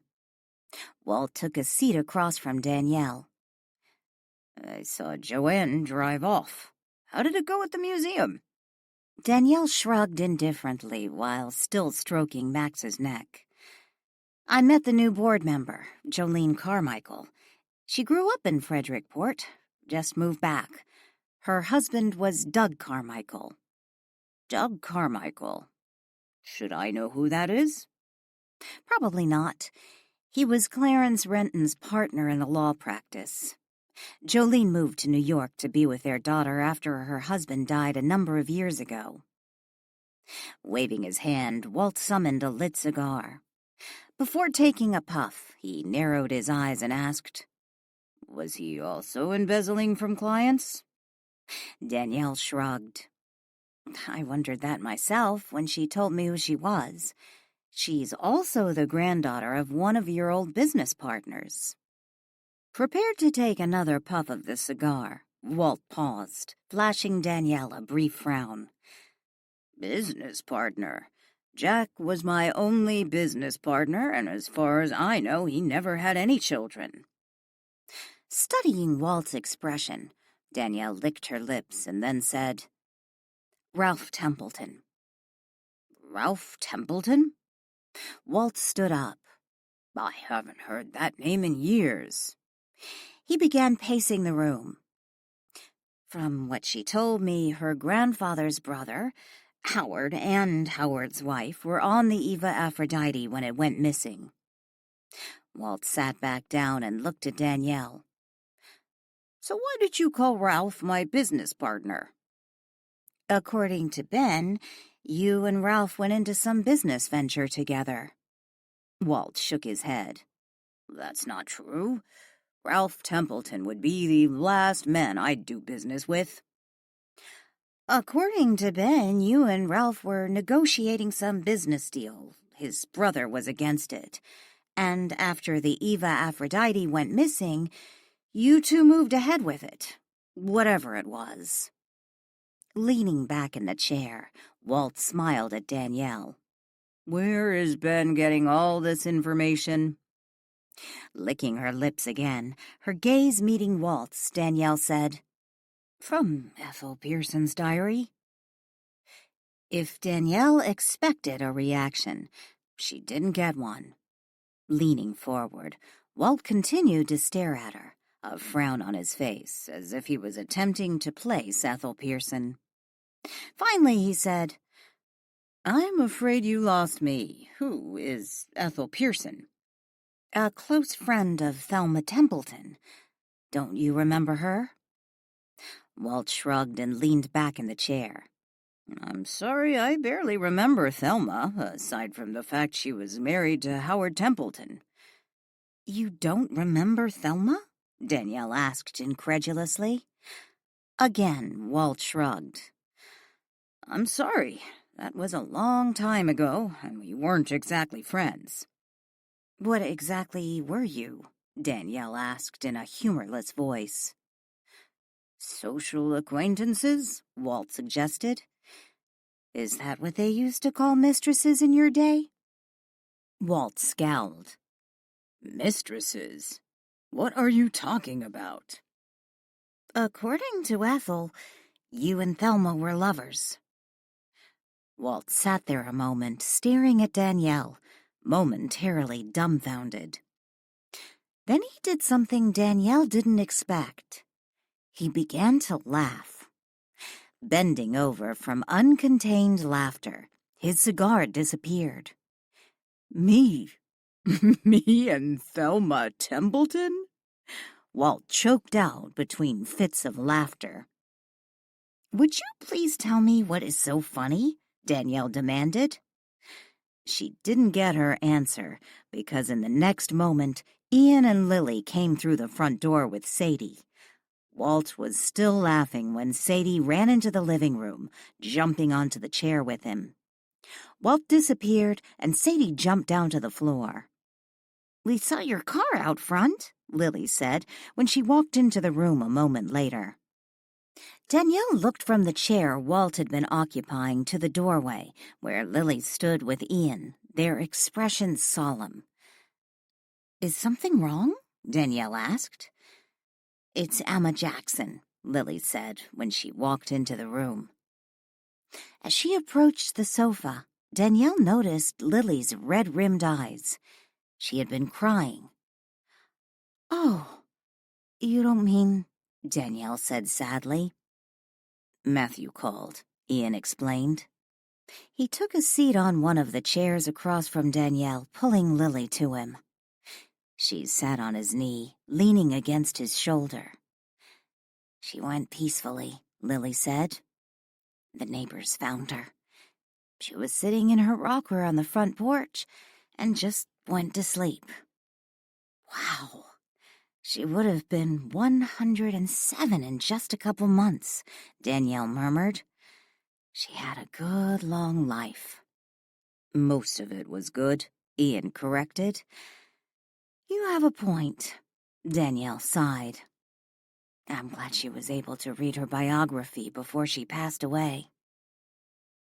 Ian wrapped his arm around Lily and gave her a quick hug. Something I might not have written had this one not put that idea in my head. How often do you come across a 106-year-old black woman, one who is still sharp, willing to tell you what her life was like back when it was still illegal for blacks to even live in Oregon? That didn't stop her, Ian chuckled. True. Lily smiled. So when is the funeral? Danielle asked. They aren't having one, Lily said. What do you mean? They have to have a funeral, Danielle insisted. Ian shook his head. No, Emma was pretty emphatic about that. She didn't want a funeral. Instead, she told her family she wanted them to visit her when she was still alive, not spend money on airplane tickets after she was dead, which is one reason they all showed up at her 106th birthday party. Danielle smiled. I remember now. Matthew once told me she called all her kids, grandkids, nieces, and nephews on the phone and told them if they weren't coming to her birthday party because they were saving their money to pay travel expenses for her funeral, then they didn't have to worry about coming to either one because she wasn't having a funeral. Told them that if they loved her, they would prove it by showing up at her birthday. Lily laughed. I remember hearing that. They spent the next 30 minutes reminiscing about Emma Jackson and discussing the biography Ian had written about her. Finally, Lily asked Danielle about her visit to the museum. "For the time being, I'm loaning the emerald to the museum. I won't be donating it, at least not yet." She then went on to explain her afternoon at the museum.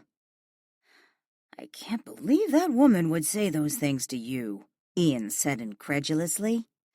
"I wonder if her husband was as corrupt as his law partner. Was he also embezzling from his clients?" "That's what Walt wondered," Danielle said without thinking. Ian frowned. "Walt?" Danielle froze. Her eyes widened. "Did I say Walt?" "Yes, you did," Lily said, suppressing her giggle. Danielle shrugged. "I meant that's what I wondered." "You got out of that one," Lily teased after Ian went home with Sadie. She and Danielle remained sitting in the living room. Danielle glanced briefly to the ceiling. "I guess I should go tell Walt about Emma's passing." "Do you think you'll see her before she moves on?" Lily asked. "I doubt it. If she's not having a funeral, she'll probably move on to see her husband. Maybe she'll hang around and watch her kids go through her house. You know, I cried when I heard she died. I really liked Emma. But I'm not really sad that she's moved on," Lily said. "She was pretty lucky that she managed to live in her house all this time and never had to go into a home. What a peaceful way to go, sitting in your rocking chair." "You're right, but I do wish I could talk to Emma again. There are some things I'd like to ask her. I'm almost tempted to drive over to her house and see if her spirit is still sticking around." "Why?" "How about we take a drive, Lily? Go grab some dinner."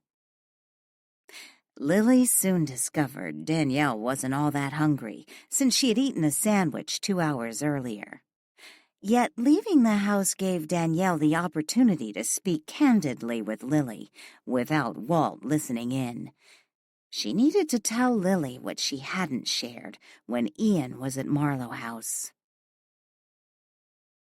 22. It had been a long day.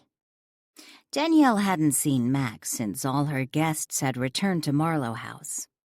She had intended to slip up to the attic and talk to Walt after everyone went to bed, but Hilary Hemingway had left the door to her room wide open.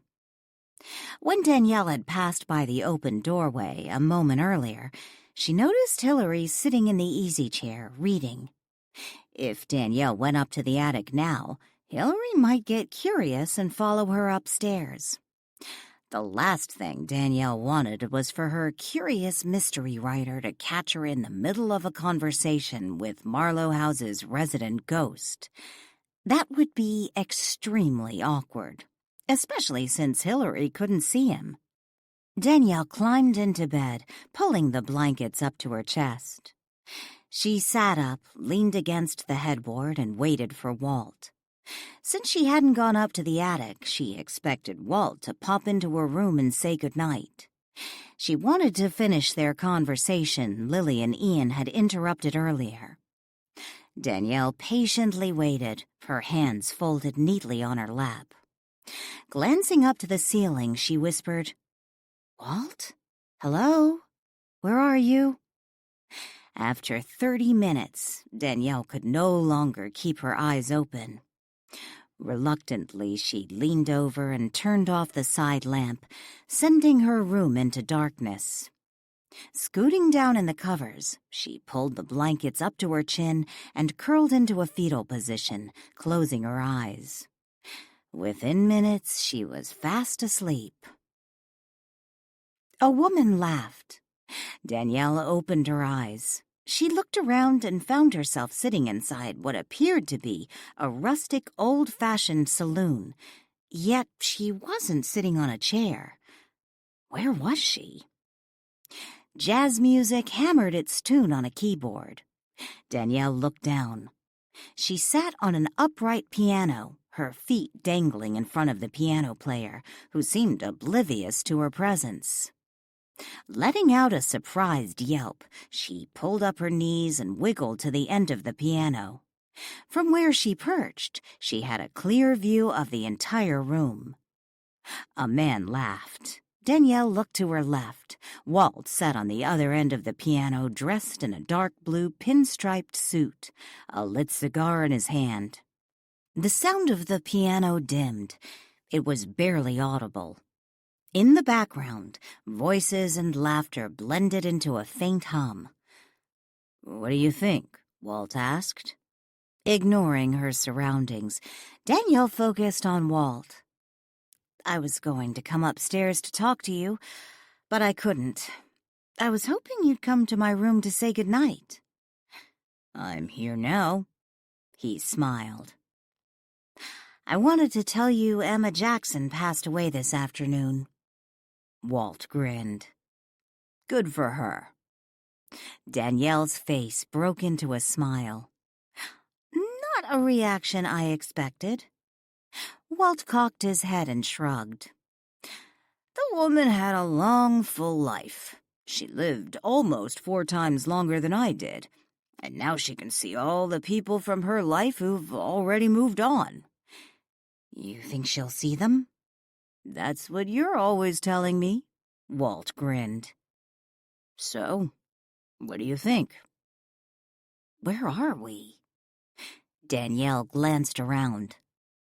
"Is this what they call a speakeasy?" "Yes." She guessed there were at least 30 people, some sitting at tables or at the bar, others lingering along the wall, a few standing nearby watching the piano player, and a couple danced at the back of the room. She couldn't hear what they were saying, but they seemed to be enjoying themselves. By their dress, she knew the era was the 1920s. While she expected all the women to be dressed as flappers, with short-fringed dresses, that wasn't the case. A few were, but others were dressed in more stylish clothing of the era. One woman wore a stone marten fox stole, with the heads and feet of the poor dead foxes dangling from her shoulders. Danielle cringed. "That's disgusting." "What?" Walt looked in the direction of Danielle's stare. "Those poor dead animals! Why would anyone want to drape dead foxes around their shoulders? Did they really think that was attractive?" "That's Thelma Templeton." Danielle wrinkled her nose. "Oh, yuck. You actually had a thing with her?" If Danielle were honest with herself, she would have to admit Thelma was an attractive woman, with short coal-black hair, alabaster skin, and delicate features.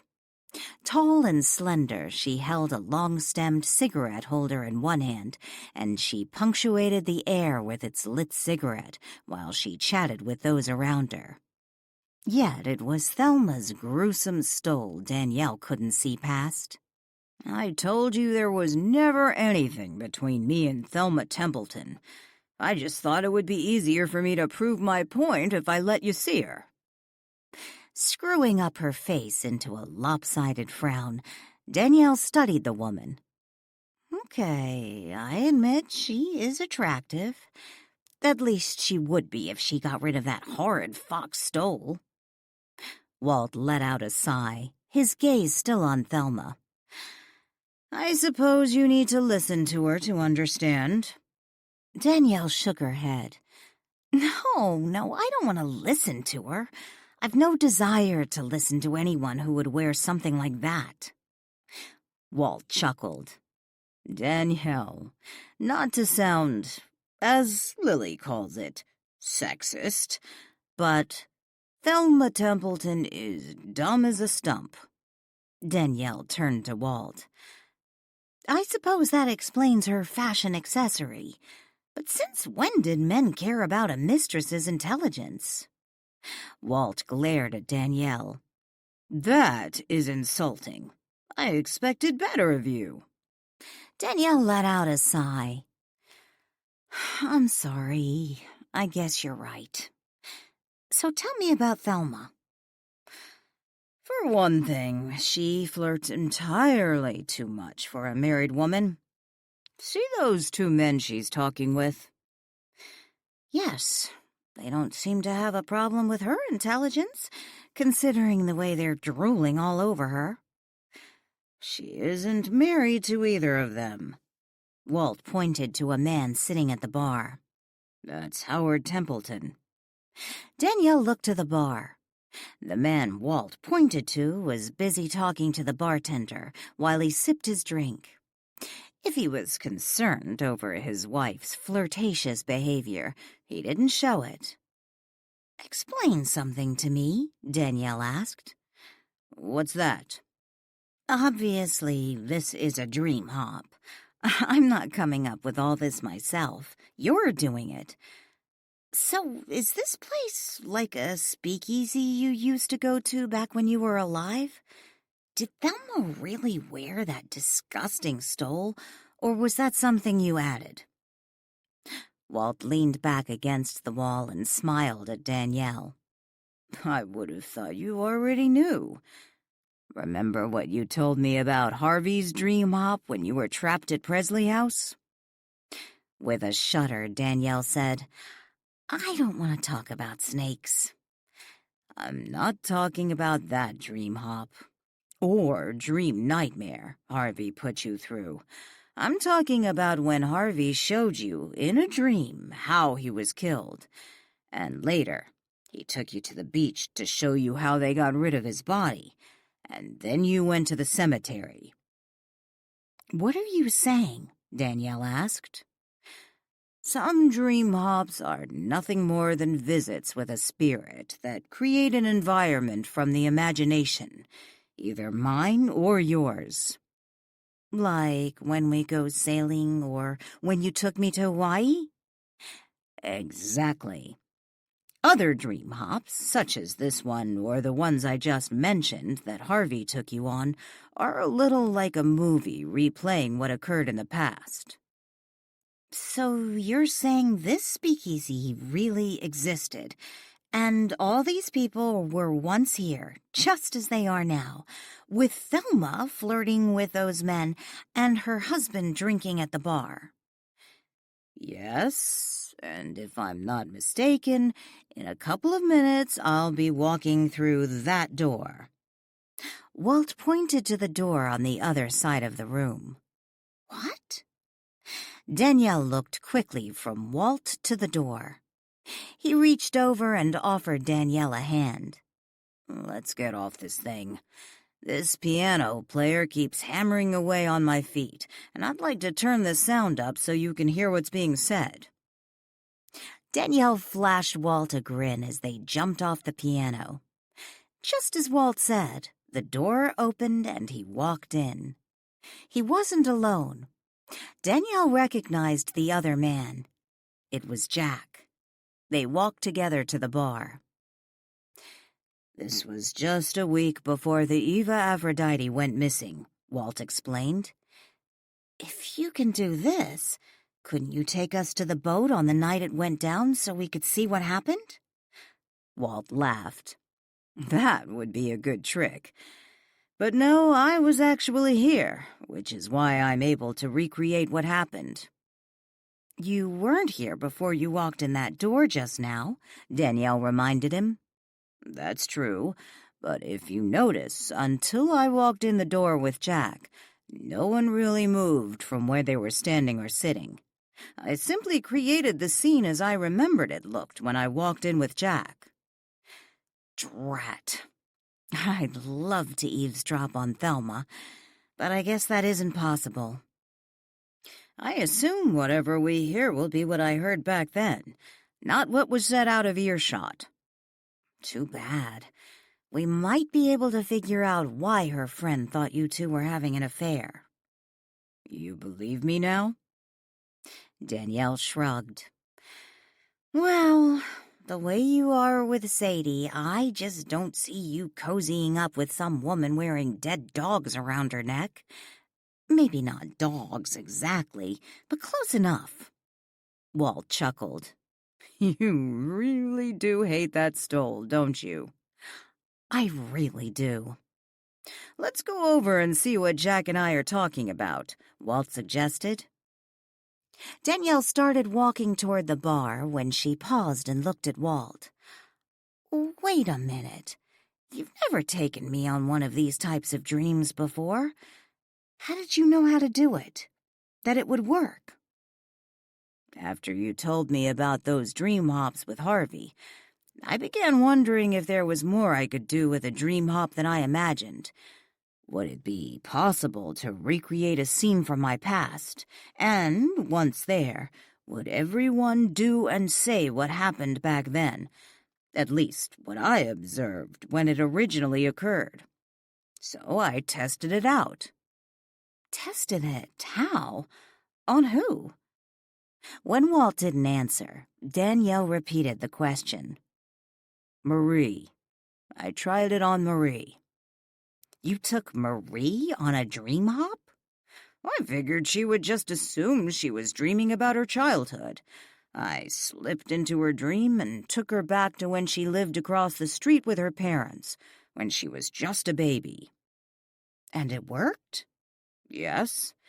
We didn't stay long because she recognized me and began asking me all sorts of questions. It worked, but I cut it short. So I'm assuming she was there in the dream with you, like she is today. A 90-year-old woman with you by her side, and in the room was her other self, her as a baby. And her parents?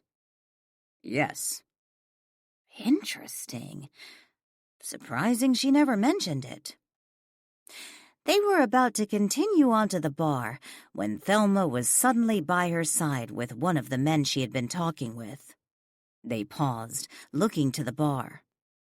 "Is that Walt Marlow?" Thelma asked. The man by her side looked over. Yeah. "Howard and I are going out this weekend in his boat."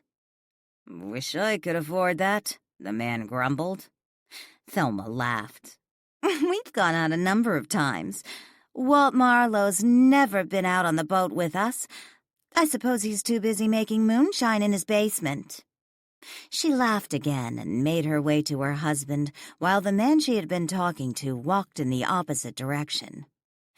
Danielle glanced at Walt, who stared at Thelma with an odd expression. "Improvising Walt?" Danielle asked. With a frown, he glanced from Thelma to Danielle. I don't understand. I didn't hear that conversation when I was here before. I had no idea what she said back then. Look where I'm sitting at the bar. There's no way I overheard her. Do you think that's really what Thelma said back then? Or did you subconsciously improvise her conversation? Danielle asked. Confused, he stared at Thelma, who leaned against her husband, sipping her drink. I have no idea. 23. Jack from the dream stood up, said something to the Walt sitting next to him, and then walked to the piano player. Spirit Walt grabbed hold of Danielle's wrist and said, "This is what I wanted you to hear." He pulled her to the bar and stood next to his former self, who sat quietly, sipping a drink. Danielle looked from the Walt sitting at the bar to the Walt at her side. You know, you really haven't changed much. This was only a few years before I died. A few seats down, Howard stood up and walked away, leaving Thelma alone. Danielle watched as Thelma's gaze followed her husband, who a moment later left the speakeasy from a door on the opposite side of the room from where Walt and Jack had entered. Once the door closed behind Howard, Thelma picked up her glass and scooted down the bar to Walt, standing by his side. Spirit Walt and Danielle silently listened to the exchange. "Hello, Walt Marlow?" Thelma asked in a flirtatious tone. Walt turned to her, a bored expression on his face. "Yes?" "I'm Thelma Templeton. We met at Sissy Bankoff's party?" Walt nodded. Yes, I know who you are. You're Howard's wife. Sipping her drink, she let out an exaggerated sigh. Howard had to leave. He had some silly appointment. When Walt didn't respond, she leaned toward him and asked, Howard and I are going out on your boat this weekend, and I was wondering, will you be on board? Walt studied her a moment and then took a sip of his drink before saying, No, I've got a prior appointment. Thelma's gaze darted to her right. She spied Jack walking back in their direction. In a rush, she reached out and touched Walt's right hand, which rested on the bar top, still holding his drink. Expressionless, his gaze looked down at her hand on his. Maybe sometime you could take me out on it. A private cruise. Just the two of us. We could go now. Walt jerked his hand from her touch and took a swig of his drink. He then looked Thelma in the eyes. The Eva Aphrodite always has a full crew. It will never be just the two of us. Thelma looked as if she had been slapped. The next moment, Jack reached the bar as Thelma abruptly turned from Walt.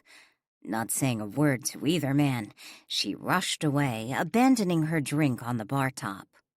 She retreated to a friendlier section of the speakeasy. Wow, you were cold, Danielle said with a chuckle. I don't think I've ever seen you look at anyone with that expression of contempt before. What was that all about? Jack asked. Leaning an elbow against the bar top, he glanced across the room to where Thelma had landed. She stood alone by the piano player, watching him play. Dumb Dora at it again, Walt chuckled. It was only a matter of time before she got around to you, Jack snickered. No thanks. Walt downed the rest of his drink. Jack glanced over to Thelma. He picked up Thelma's forgotten drink. The glass was half full. I think she forgot something. Walt turned to Jack and frowned. You aren't serious. Jack shrugged and then said with a laugh, Unlike you, I like them dumb. Danielle watched Walt's reaction, the Walt sitting at the bar, not the spirit Walt at her side. He didn't seem overly concerned with his friend's intentions and ordered another drink. So you really didn't know each other very well? Danielle asked. I knew who she was. Her reputation wasn't a secret in our circles. Sissy Bankoff's party wasn't the first time we'd run into each other. Just the first time we'd exchanged more than 10 words. Danielle looked across the room to where Jack now stood with Thelma. He had just handed her the drink. So did they get together? Danielle asked. Watch, Walt said with a brief chuckle. Danielle watched, and a moment later Thelma and Jack walked through the same doorway her husband had gone through not that long ago. Shouldn't we follow them? See what they're saying? Maybe we'll find a clue to what happened on the Eva Aphrodite. There must be some reason Jack's spirit went to the wreckage. And you're the one who's always telling me I can't snoop on the guests when they're in their bedrooms, Walt laughed. Ignoring Walt's comment, Danielle grabbed him by the hand and started dragging him toward the doorway Thelma and Jack had just gone through. Walt went along without protest. When they reached the door, Danielle tried opening it, but her hand went through the doorknob, as when ghosts try, without success, to grab hold of an object. Just walk through the door. I think that will work, Walt suggested. Danielle glanced back at Walt, her hand still holding his. Really? Walt gave her a nod. With a shrug, Danielle took Walt's suggestion. Together, she and Walt moved effortlessly through the wooden door. Once on the other side, nothing was as Danielle had expected. They were no longer inside, and any sign of the speakeasy had vanished. Instead, they stood in open space, as if walking on clouds. What happened? Danielle looked around. Where did they go? Where's the door we just walked through? That speakeasy has several entrances. I know the door we just went through leads to another room, and then to the outside. Jack usually enters that way. I never did. Danielle looked around again. So they're just gone? Walt shrugged. I'm sorry, Danielle. Like you, I don't know how all this works. This rather proves my original assumption. I can't recreate what once happened unless I was present at the time. But we heard what Thelma said about you to that man. It was a conversation you'd never heard before. True, but my former self was sitting just a few feet away. Perhaps that makes a difference. Did Jack ever tell you what happened between him and Thelma? Walt shook his head. I never asked. Frankly, I didn't really care. I thought Jack was seeing someone. Some woman who lived at a local motel with her aunt and uncle. Walt shrugged. He was. Danielle rolled her eyes. That dog. After breakfast on Sunday morning, Danielle walked her guests out the front door. Hillary Hemingway planned to do some sightseeing. The couple from Portland was staying another night, and they were on their way to the pier. Danielle told them it was an easy walk, but Mrs. Sterling didn't seem inclined to walking. Danielle stood by her front swing and watched them drive off. The Sterlings in their car and Hillary in hers. She was just about to go back into the house when another vehicle pulled up in front of Marlow House and parked. It was Chief McDonald. "Morning, Chief," Danielle greeted him. She noticed he wore street clothes, not his uniform, and the car he had been driving was his own, not a squad car. "Morning, Danielle. I'm glad to catch you outside," the chief said when he reached her. "Outside? What do you mean?" He glanced up to the attic window. "I wanted to talk to you without Walt listening in." "About Walt? You were wrong," she insisted. "Can we talk?" he asked. "Sure, but we can go in the house." He shook his head. "No, I don't want him listening in." Danielle let out a sigh and then motioned to the porch swing. Together, she and the chief sat down. "You were wrong about Walt. He wasn't having an affair with Thelma. They barely knew each other." Danielle's toe of her right foot lightly pushed against the ground, keeping the swing in gentle motion. "Danielle, you need to read the diary. I know Walt is your friend, but—" "Would you hear me out, Chief?" "Okay, what do you have?" Danielle went on to tell the chief about her dream hop the previous night. When she was finished, the chief looked at her a moment before commenting. "That's it? That's why you don't think he was Thelma's lover?" "They barely knew each other. This all happened just days before the Eva Aphrodite went missing. You weren't there. There's no way those two were having an affair." "Maybe you weren't there either." Danielle frowned. "What do you mean?" "It was a dream, Danielle. What makes you think it was any less make-believe than the other dream hops he's taken you on? It was fantasy." "My Christmas dream was not just make-believe," she insisted, her expression somber. "Maybe that one wasn't, but you have to admit this really proves nothing. I can believe it possible for spirits to visit you, like in your Christmas dream. But for Walt to conjure up something that happened in his past, and then it plays back like a recording, even playing back something Walt never heard in his life. No, I don't believe that. He created that dream and everyone that was in it. He wrote the script. It proved nothing." Danielle pushed her right foot on the ground, stopping the swing. "You're wrong, and I'll prove it." "I didn't come here to argue with you." Danielle looked at him, her expression hostile. "Why did you come?" "We found more skeletons on the ship, but one was different. It was in a trunk." "Yeah, Stella mentioned that." "Stella?" He frowned. One of our guests. She and her husband were down at the beach watching when your guys were taking a trunk off the boat. They overheard one of your people saying something about finding another body. Unlike the others, his skeleton was still intact. He wasn't shot in the head. Looks like they got him in the chest. We found a bullet under his ribcage. You were sure it was a man? That was our initial feeling, based on the clothing remnants we found in the trunk. But the coroner confirmed it. The chief reached into his pocket and pulled out a small plastic bag.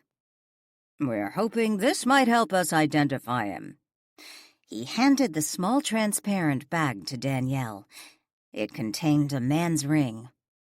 Holding the baggie in her hand, she stared, speechless. It's a Masonic ring, he explained. We've contacted the local lodge hoping they might be able to help us. No one with those initials was listed on the passenger list. Still staring at the ring in the bag, she asked, "You mentioned there was some fabric from his clothes. Can you tell me what kind of fabric? Color or anything?" Pinstriped fabric. Looked gray, but it might have been blue at one time.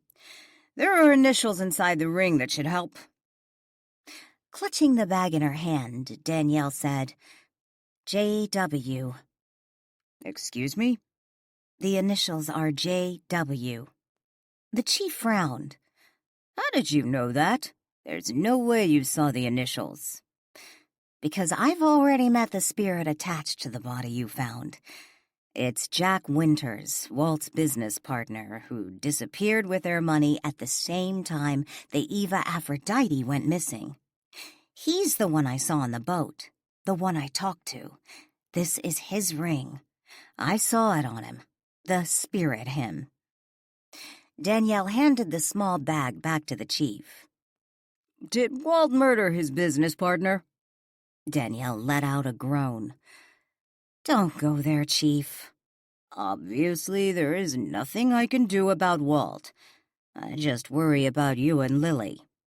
Danielle stood up. I'm going to figure this out, and you can stop worrying. 24. Danielle pulled up in front of Marie's house and parked her car. After the chief had left that morning, Danielle had asked herself how she could prove to the chief that he was wrong about last night's dream hop, that Walt hadn't written Thelma's script. Unfortunately, the chief was right. The dream hop could have been entirely of Walt's making. It was impossible to prove otherwise. The only thing she might be able to prove was the possibility of that type of dream hop. One where a spirit replays an unedited version of the past. There was only one way Danielle could prove the possibility. Marie needed to confirm Walt's claim that he had visited her in a dream to test his theory. If Marie recalled the dream he had described, Danielle would use that information to try to convince the chief to see it her way. Danielle knew Walt was telling the truth. Never for a moment did she ever consider the possibility Walt was involved with those people's deaths. As for having an affair with Thelma, she understood that was possible. When married to Lucas, Danielle never imagined for a moment he would have an affair. She had been wrong. However, the visit to the speakeasy convinced her Walt was telling the truth. Perhaps the chief didn't trust Walt. She did. I'm glad you stopped by, Marie told Danielle when she led her into the living room a few minutes later. Danielle had called Marie before coming over, which explained the hot pot of tea sitting on the coffee table, along with 2 empty teacups and a platter of cookies. Danielle took a seat on the sofa. I wanted to tell you about Emma Jackson. I already heard. Marie picked up the teapot. You did? Marie filled the 2 cups with tea. She then picked up one with its saucer and handed it to Danielle. Yes, Matthew called me this morning right after you called. I guess there won't be a funeral. Danielle sipped her tea. Marie sat on a chair facing the sofa, holding her cup of tea. its saucer sitting on her lap. After your open house, Emma and I became rather good friends. We would talk on the phone every day. I guess she went peacefully. Yes, that's how I want to go. Of course, after Adam gets married. Danielle laughed. Then you're going to live forever. You may be right. Marie picked up the platter of cookies and offered one to Danielle. By the way, I met Jolene Carmichael yesterday at the museum. Really? I knew she was back in town. Millie mentioned they were going to try to get her to fill a board vacancy. Well, we didn't exactly hit it off. Danielle nibbled on the cookie. Jolene could be a little opinionated, from what I recall. Danielle went on to tell Marie about yesterday's visit to the museum. When she was finished, Marie set her teacup and saucer on the coffee table while spouting a few tisk-tisk-tisks. I don't blame you for not donating the emerald right now. Ungrateful bunch, if you ask me. To be honest, the rest of them were pretty nice, and I did feel bad about it. But I'm just not sure how I feel about them selling the emerald. Maybe they could have made their case, but I'm not really sure they intended to be upfront with me. If Jolene hadn't said something, would they have? I thought you just said they were nice. Well, they were, just not sure how forthright they were. Marie leaned forward and patted Danielle's hand. Now perhaps you understand why I avoid getting too involved with that group. They talked with Lily about having her do some educational programs for the museum with the area schools, but when Lily went down there to talk to them about it, nothing really came of it, aside from the fact they hit her up for a donation. Marie gave Danielle a knowing nod. It's that settlement Lily got from Stoddard's estate. Impossible to keep things like that secret in this little town. Then I suppose I did the right thing. I'll loan the emerald to the museum for the exhibit, at least for the time being. That's probably for the best, dear. Danielle shifted in her seat, uncrossing and recrossing her legs. Licking her lips, she looked over at Marie. After yesterday's visit to the museum, and the way they're so cavalier with the truth regarding Walt Marlow's death, well, I dreamt about him last night. You dreamt about Walt Marlow? Marie's face broke out into a grin. What was the dream about? Oh, I don't know. We were sitting in the library together, reading. Yes, we were reading, she lied. Now that you mention it, I dreamt about Walt Marlow not that long ago. You did? Marie nodded. Not sure why I dreamt about him. He looked just like he did in his portrait, yet perhaps better looking. I remember Mother telling me he was a handsome man. Such a shame he died at such a young age. It was really an odd dream. Odd how? We were in my parents' house, the one Ian lives in, across from you. I was just a baby. You were a baby in the dream? Danielle asked. Marie smiled. Yes and no. I was as I am now, but there was also a baby in the dream, and the baby was me. Walt was there. Actually, 2 Walt Marlows. 2? Marie laughed. Are you sure you want to hear about an old woman's dream? Danielle leaned forward and set her teacup and saucer on the coffee table. Oh, yes, I really do. Marie laughed again and then continued. It reminded me a little of Dickens' Christmas Carol, where the ghost takes Scrooge back to see his past. In this case, I was Scrooge and Walt was the ghost. My father was there, sitting on the sofa, holding a baby, me in his arms. I knew it was me. The way they were talking, I could tell it was the first time Walt had seen me. My mother walked into the room and asked Father if he was going to let Walt hold me. Walt's expression was priceless. For a moment, I imagined he was going to leap from the sofa. He told Father, "Babies scare me." Marie laughed. Then what happened? I wanted to know why I was there, watching this. I started asking Walt, the Walt by my side, not the Walt sitting on the sofa with my father, why we were there. And then I woke up. Interesting, Danielle murmured. I suppose I understand the dream. I'd heard that story from both of my parents a dozen times. What story? After I was born and Walt Marlow saw me for the first time, my mother asked him if he wanted to hold me, and he looked appalled at the idea. Marie laughed again. He told my parents babies scared him. My mother often wondered how he would have been as a father had he ever had children of his own. I think he would have been a good father, Danielle murmured. You know what's peculiar? Marie asked. What? I normally forget my dreams right after I wake up, but I can still remember this one clearly, every detail. Some dreams are like that. Perhaps. Silly dream, though. Not sure what it meant, if anything. Was there some significance to Walt and me making a Dickens-like appearance, showing up in an old story my parents used to tell me? Or had I simply eaten ice cream too late that night? It was lunchtime when Danielle returned to Marlow House. She found Joanne vacuuming in the parlor. The moment Danielle walked in the room, Joanne turned off the vacuum. I thought I'd clean up in here while everyone is out, Joanne explained. So you're alone? Except, of course, for Walt and Max. Yes, and enjoying the solitude. That Mrs. Sterling certainly has a lot to say.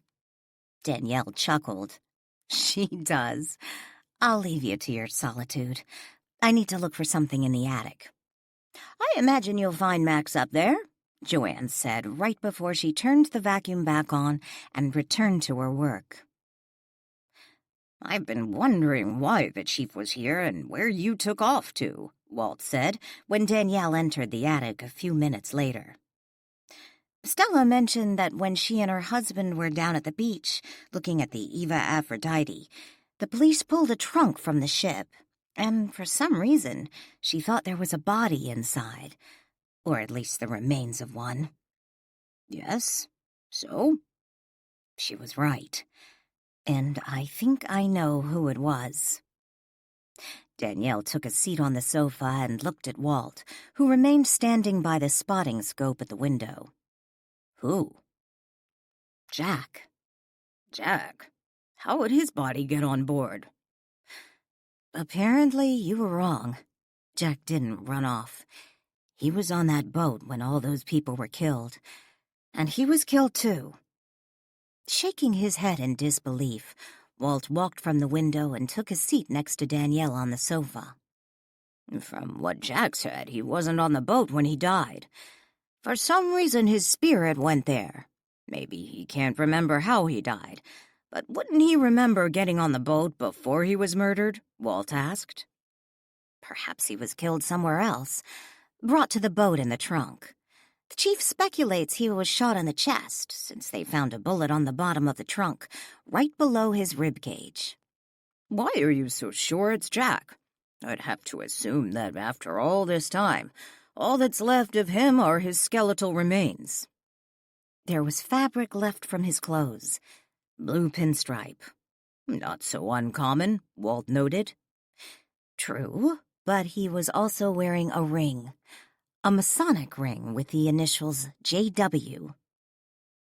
Walt let out a low whistle and sat back in the sofa, absorbing all that Danielle was telling him. He was killed on the boat. Why do you say that? Danielle asked. I just don't see how someone could get a trunk on board, or why they would.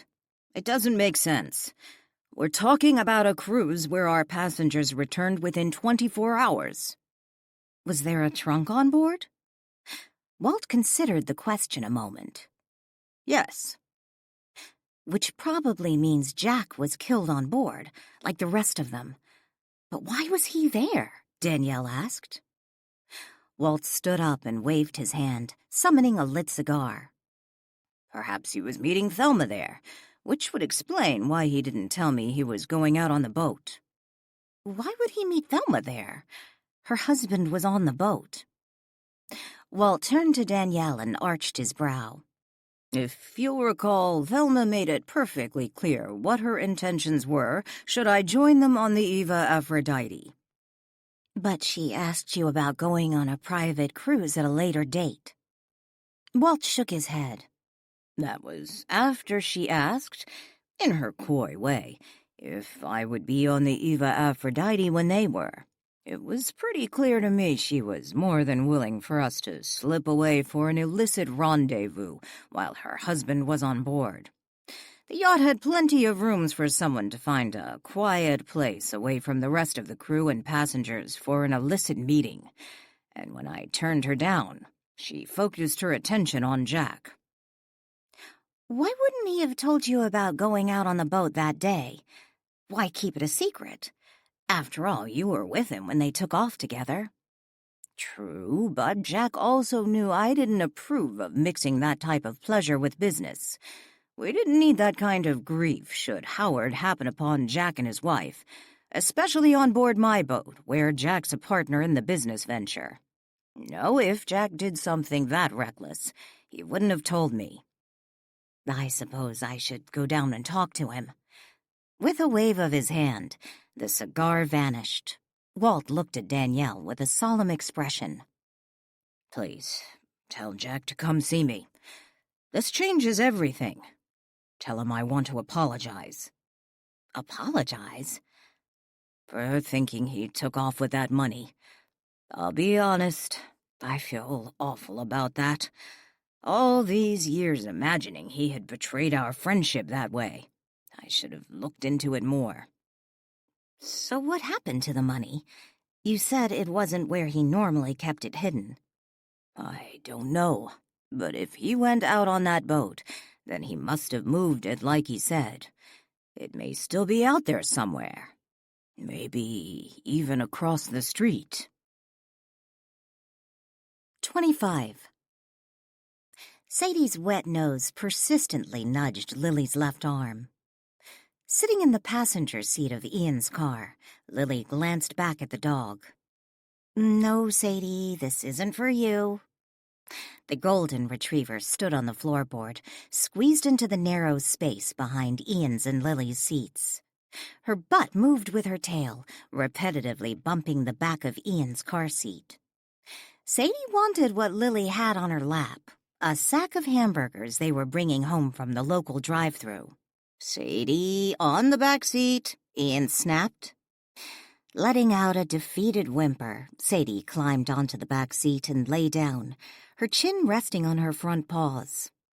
She continued to stare forward, looking into the opening between the front seats, her attention focused on what she knew was on Lily's lap. Glancing over at Marlow House as Ian pulled into his driveway, Lily said, "Looks like Danny's home.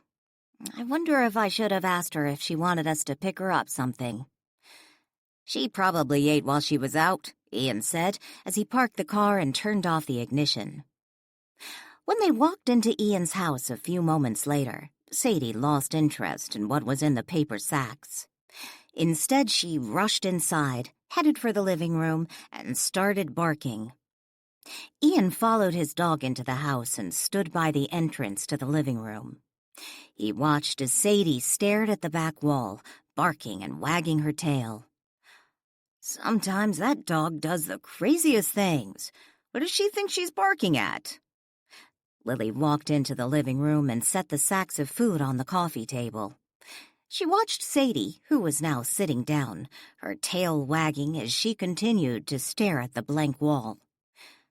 "Has she been doing that a lot lately?"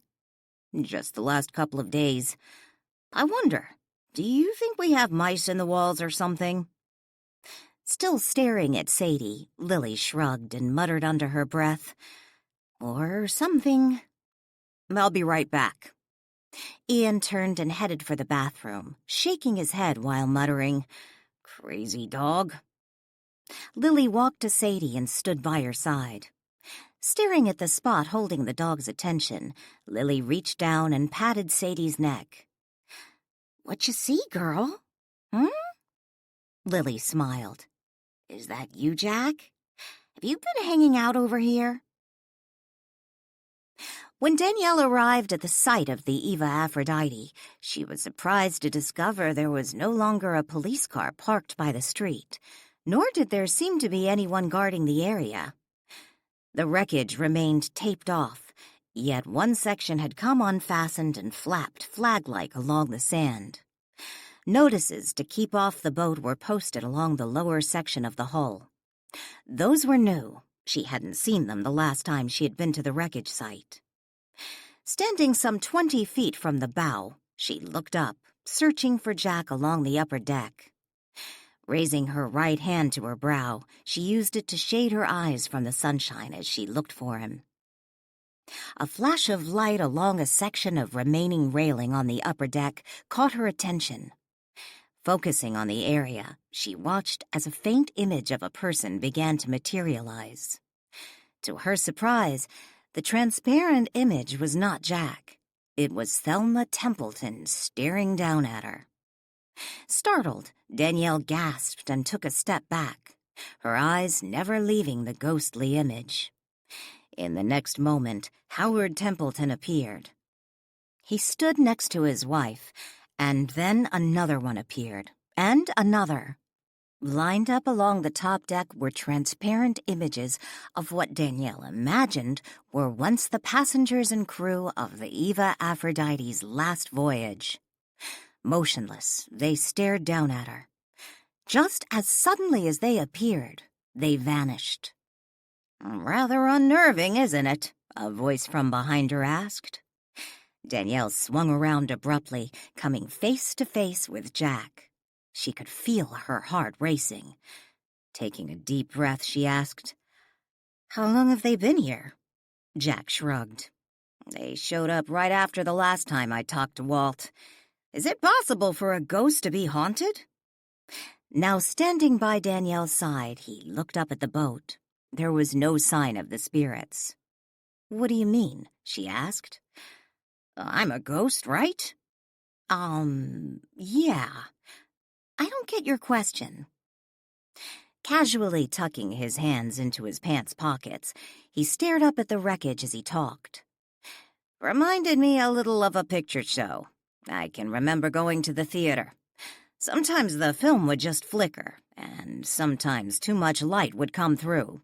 Not sure if the film was damaged or the guy in the projection room did something wrong. But that's what they rather remind me of. They just appear like that, all lined up, and then they're gone. They don't say anything, don't even acknowledge me in any way. I have to wonder, can they even see me? Are they really there, in the same way I am?" "So they just sort of appear and then go away?" Jack nodded. "I don't even want to come down here anymore. I know I need to move on, but I'm not really sure how, and I don't think I can." "Where were you when I first got here?" she asked. "I didn't see you on the beach." Jack shrugged. "I've been hanging out over at George's house. It's familiar.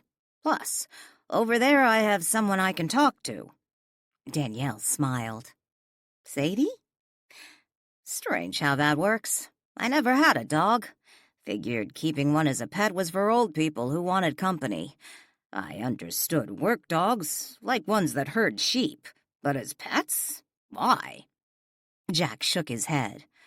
"I think I was wrong. Dogs are a hell of a lot smarter than I ever imagined. And better than most people I know." Danielle laughed. "Well, I would have to agree with you there. Walt's rather fond of Sadie, too." "Yeah, she told me." "Walt wants to see you." Why? So he can tell me what a disappointment I am as a friend? No thanks. I think he wants to apologize. Jack looked at Danielle with a frown. Apologize for what? For thinking the worse of you, for not realizing you'd never steal from him. Are you saying Walt now believes me? Jack, were you down here when the police took a trunk off the ship? Jack shook his head. No. As I said, I don't like coming down here. Not since they showed up. Have you been able to remember anything about how you died or where you were at the time? No. I remember going to pick up Sally, but that's all I can really remember. It gets all hazy after that. Sally was your girlfriend, right? She was a doll I was seeing. Like you were seeing Thelma Templeton? Jack turned to Danielle.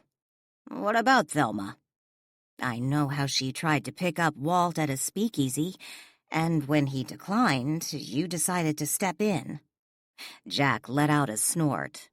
I can't believe he told you about that. In a manner of speaking, Danielle mumbled. Nothing happened between me and Thelma. But you left with her. Jack shrugged. Yeah, we walked out together. But when we stepped outside, her husband, Howard, was standing there waiting. She looked surprised to see him. I made some excuse, like I just happened to walk out at the same time, and then I went home. That was the last time I saw her. So you didn't go on the Eva Aphrodite to see her again? Jack laughed. With her husband on board? I don't think so. Risky enough seeing a married woman. No reason to be stupid about it. A cuckolded husband won't spend any time behind bars for killing his wife's lover. So you don't remember anything about getting on the boat that night? Why do you keep asking me that? I think I'd remember getting on the Eva Aphrodite that night, so it probably wasn't when I was still alive. Not sure why my spirit was sent to that boat. Hell if I know, maybe God supported Prohibition and wanted to teach me a lesson. I think you were killed on board the Eva Aphrodite. Why do you say that? Because the other day the police found your body, what was left of it. Your skeletal remains were found in a trunk on board the wreckage. It still had your ring. Danielle pointed to his right hand. Your ring was in the trunk with the body, and according to Walt, that trunk was already on board. You were shot. They think in the chest, maybe the stomach. Somewhere lethal. The bullet was also in the trunk. I was shot? Who would shoot me? I don't know. That's what I'd like to find out. Taking his hands out of his pockets, he combed his fingers through his hair. I don't know why anyone would want to kill me. Jack, everyone on board the Eva Aphrodite was murdered, each shot in the head. Their skulls were found scattered around the ship. You were the only one hidden, stuffed in a trunk. 26. Have you always been able to see people like me? Jack asked Danielle as they walked back to Marlow House. Probably, but the first time I was aware of it was when I saw my grandmother at her funeral. I was just a little girl at the time. How did you end up at Marlow House? He asked. When Walt died, his estate went to Catherine O'Malley. Jack stopped walking. He looked at Danielle, who stopped after he did. Who's Catherine O'Malley? She was his housekeeper at the time. Must have been one good housekeeper, Jack snorted. I think Walt may have felt a little sorry for her. She was an unwed mother and had a young daughter. That daughter married my grandfather's brother. She was my great-aunt by marriage. She left me her estate, which included Marlow House. Don't tell me the little girl was Walt's, Jack asked in surprise. Are you talking about my aunt? What other little girl was there? Are you suggesting Walt hired his mistress after she had his illegitimate child and then made her be his housekeeper? Danielle asked incredulously. It certainly doesn't sound like the Walt I knew, but he did leave his estate to her, and he did jump to the conclusion I stole that money. So maybe he was never the Walt I thought he was. Danielle started walking. No, Catherine was not his mistress. Walt changed his will after he got married, so... Walt married? I suppose that shouldn't surprise me, but it does. How many children did he have? I always imagined I'd have children someday. No children. Walt died just a few years after you, in 1925. He met his wife, and within a year he was married and murdered. Jack stopped again. Walt was murdered too? Danielle paused and glanced up at Marlow House. It was only one door down. Yes, by his brother-in-law at Marlow House. Made it look like a suicide. Why did he do it? What happened to the wife? Ian stood at his front window and watched Danielle as she walked up the other side of the street. She had just paused in front of the house next door to Marlow House. Lily, I'm not sure that Bluetooth headphone was such a terrific idea for Danielle. Lily walked over to the window, stood next to Ian, and looked outside. What do you mean? It looks like she's walking up the street talking to herself. Lily peeked behind her and spied Sadie, who was busy attacking the dog bone Ian had given her 5 minutes earlier. Glancing around the room before turning back to the window, Lily smiled to herself. I've a feeling I know who Danny's talking to, and it's no one on the phone. When Danielle reached her front door, Hillary pulled up in front of Marlow House and parked her car. As Danielle and Jack stepped inside, Walt was waiting for them in the entry. Danielle wanted to go with Walt and Jack and see what they had to say. She was naturally curious. Yet Joanne stepped into the entry as soon as she closed the front door, making it impossible for her to continue her conversation with Jack or to engage in one with Walt. The two spirits disappeared, and a moment later Hillary walked through the front door. Slipping off to the attic to see what the two ghosts were saying proved to be more challenging than Danielle had imagined. She spent the next hour talking to Hillary, who wanted to know everything about Marlow House's history. By her questions, it was obvious she had already read every online article mentioning Marlow House, including what Ian had written, yet that didn't stop her from seeking more details. When Hillary finally excused herself and went up to her room, Chris called. Danielle spent the next hour alone in the parlor, talking to Chris on the phone and updating him on all that had happened since their last phone call.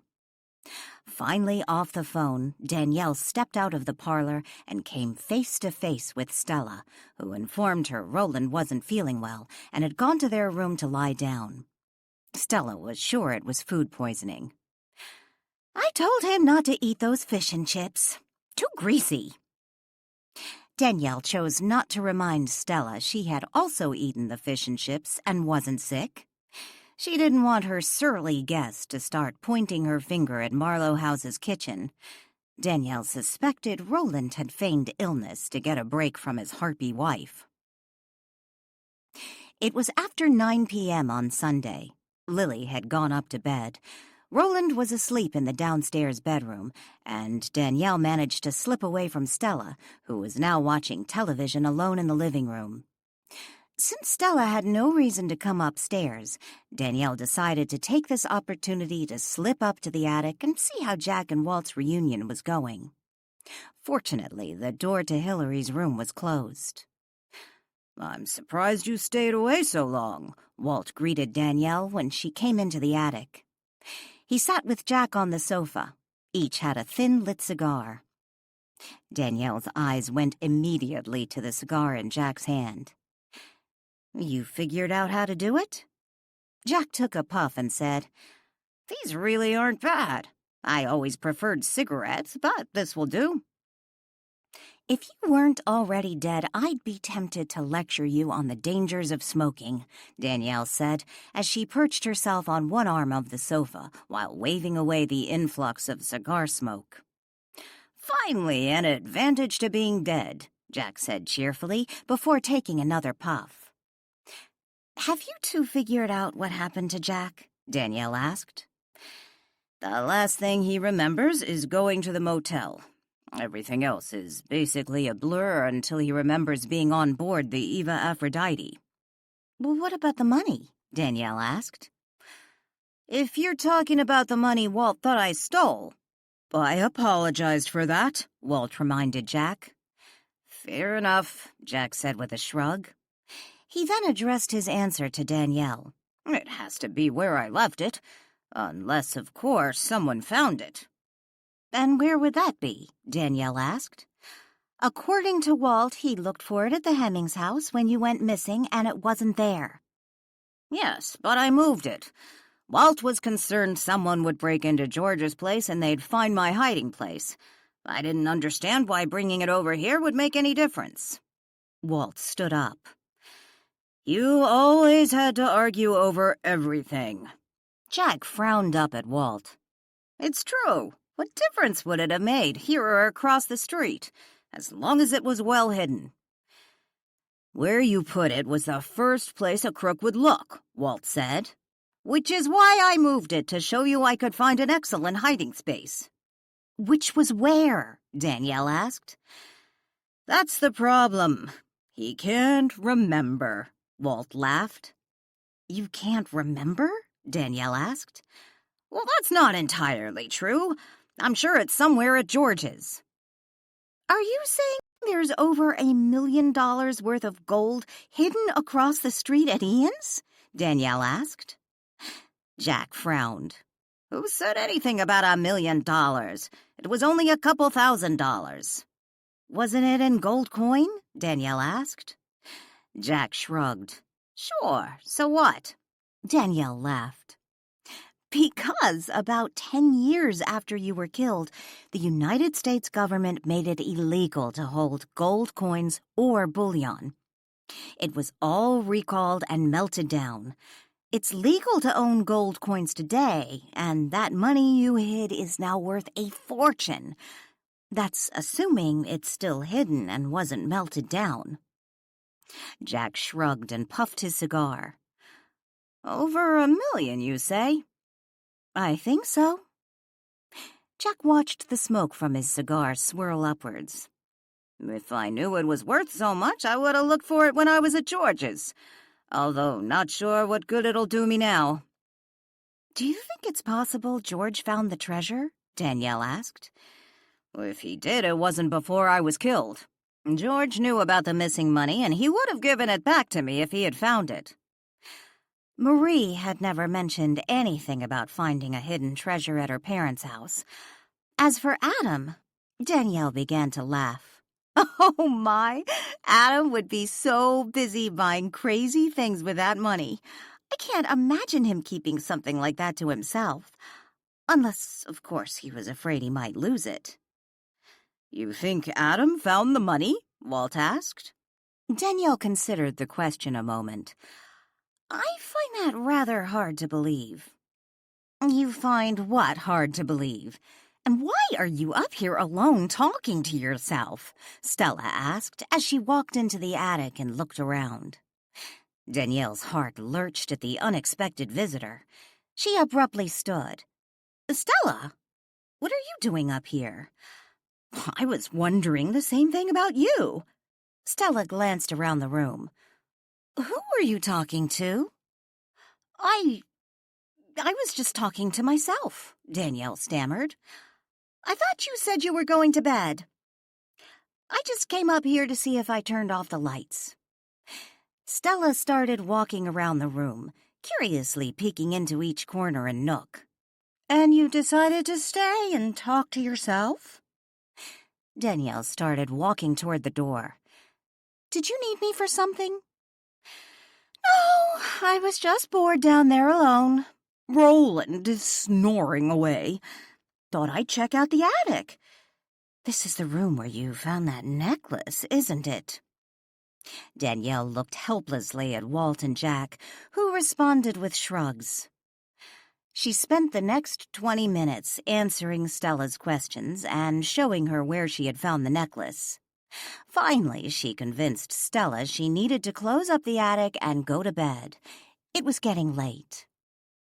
Begrudgingly, Stella made her way down from the attic with Danielle. When she wanted to continue talking, Danielle reminded her that Lily and Hillary were asleep in their rooms, and if they talked, they might wake them up. As Stella made her way down the stairs from the second floor to the first, Danielle went to her bedroom. Her plan was to return to the attic after she was convinced Stella had gone to bed for the night. There was also the possibility Jack and Walt would simply come to her room to resume the conversation. In the meantime, she decided to lie down on her bed and close her eyes, just for a couple of minutes. Back and forth, back and forth. She was in a swing. Danielle opened her eyes. No, she wasn't in a swing. She was sitting in a rocking chair. "It's nice out here, don't you think?" A soft, accented voice came from Danielle's right. It was Emma Jackson. The centenarian sat in a rocking chair on the front porch of what appeared to be her Astoria home. Emma's chair was just a few feet from Danielle's. Smiling contently, Emma leaned back in the rocker. The lines once creasing her chocolate complexion blurred into a soft haze, the skin appearing younger as the moments lingered on. "Emma?" Danielle said in surprise. She stopped rocking and leaned out to touch Emma's arm. Emma stilled her chair for a moment to give Danielle's hand a pat, and then resumed rocking. "Good to see you, child. They said you wouldn't be surprised by my visit.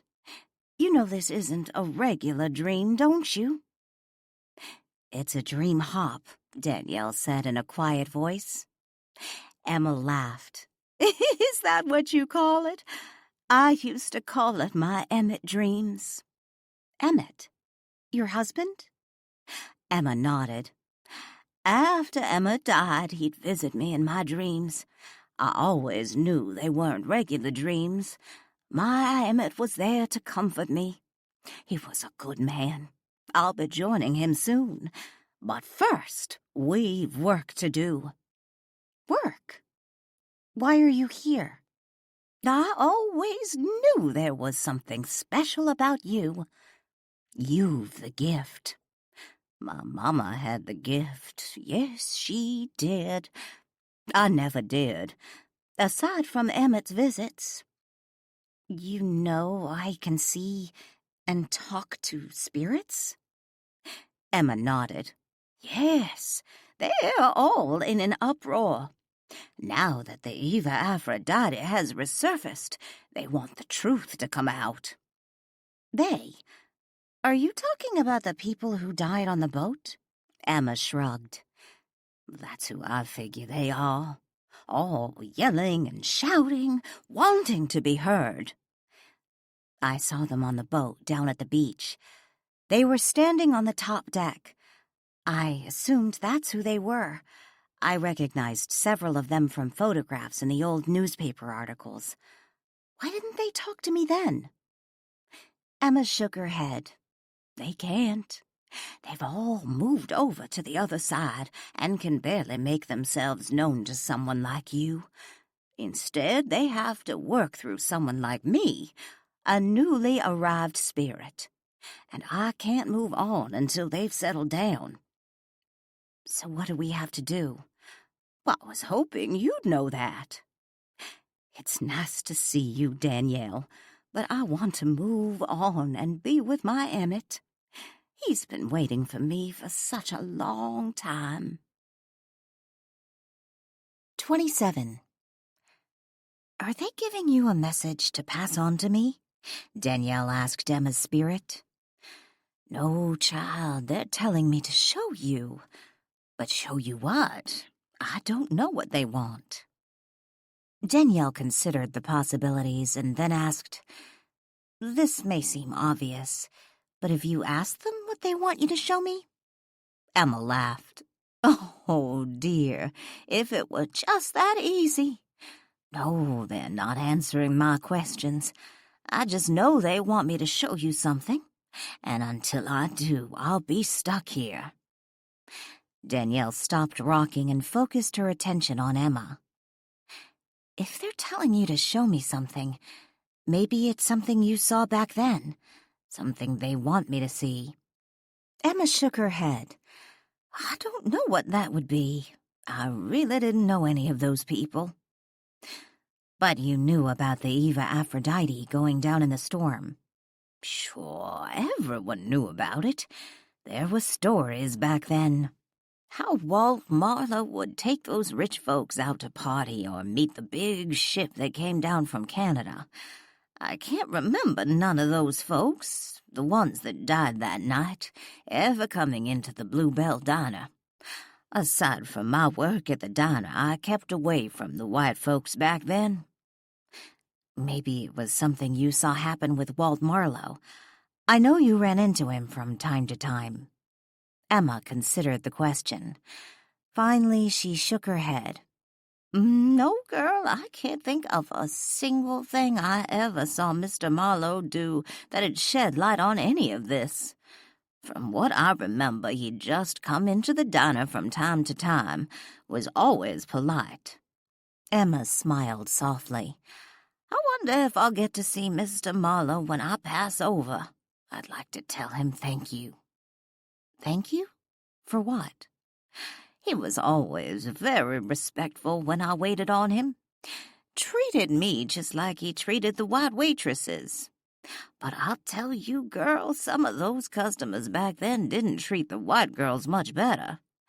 Plenty of the men who came into the Bluebell didn't think twice about giving one of the girls a smack on her backside. Felt it was their right. Mr. Marlowe wasn't like that. No, sirree, he was a gentleman, that one." Danielle smiled.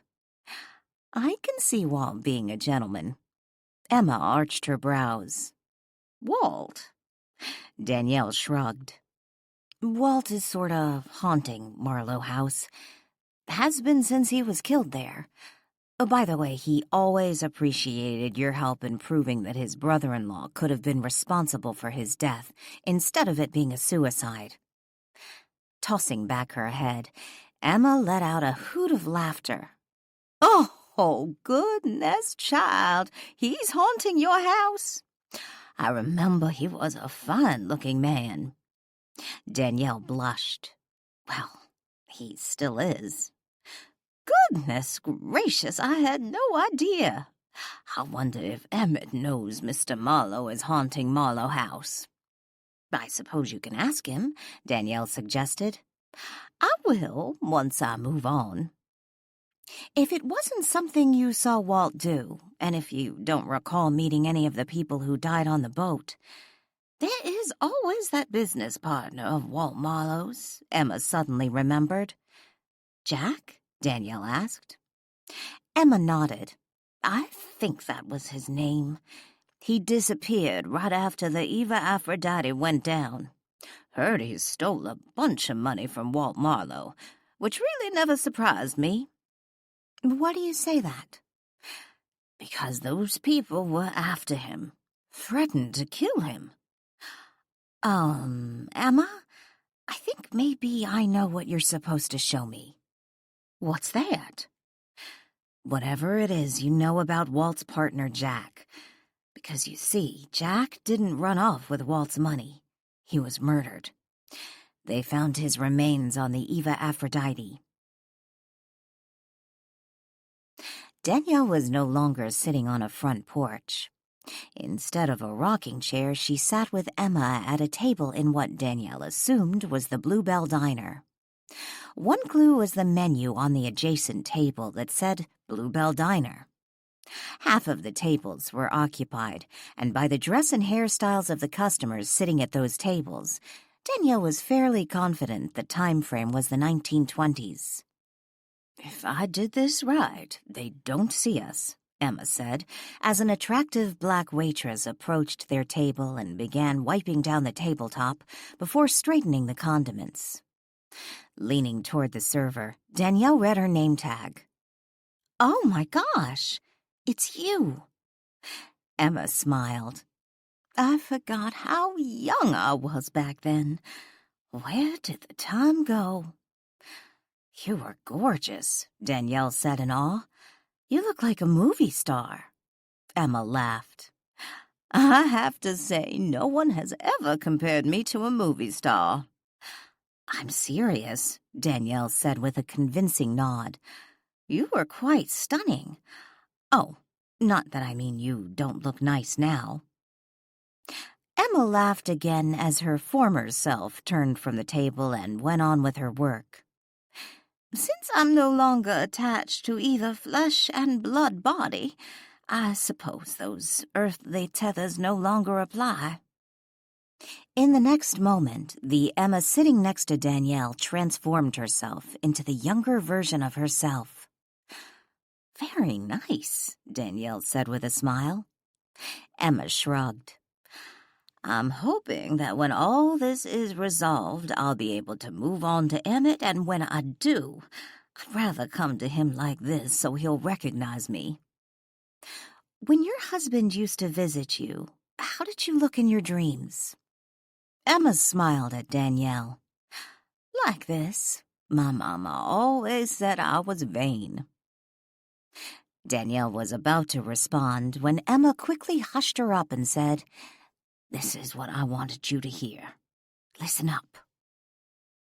Turning in the direction of Emma's focused stare, Danielle watched as Jack entered the diner alone and headed for the table she and Emma sat at. He wore a gray suit with a flap hat perched cockily on his head. She silently watched as he sat down with them, a folded newspaper under his arm. He unfurled the newspaper and began reading. Emma pointed to two men sitting across the room in a booth. One of them nodded in their direction. They stood up and approached their table. When the two men suddenly appeared at his side and began to sit down, Jack startled, looking up from his paper. One of the men took Danielle's seat, forcing her to stand abruptly and move out of his way. "I'm sorry, I should have had you sit in the other chair. I forgot," Emma apologized. Now standing by the table, Danielle couldn't help but think of all the times something like that had happened to Walt. Someone who couldn't see him, which was everyone but her and Chris, would decide to sit down on the chair he was using. Just like Walt, she couldn't actually feel the person claiming the chair, and theoretically they could both use it simultaneously. But the thought of doing so was not only distracting, but also to her somewhat creepy. Emma, the waitress, appeared by their table as the two men sat down. She glanced back to the booth they'd previously occupied, just as she started to hand Jack a menu. "Did you want to change tables?" One of the men roughly pushed back the menu she was handing to Jack, shoving it into the front of her apron. "Go away, girl. We have something to discuss with this boy." Visibly nervous, Emma gave a nod and stepped back, and when doing so, tripped, dropping the menu to the floor behind Jack's chair. Emma bent down to pick the menu up off the floor when the second man told Jack, "You've a week to pay us or we're going to cut you up and sell you for bait. Understood?" The room froze. Danielle glanced around. It reminded her of a movie stopping on a single frame.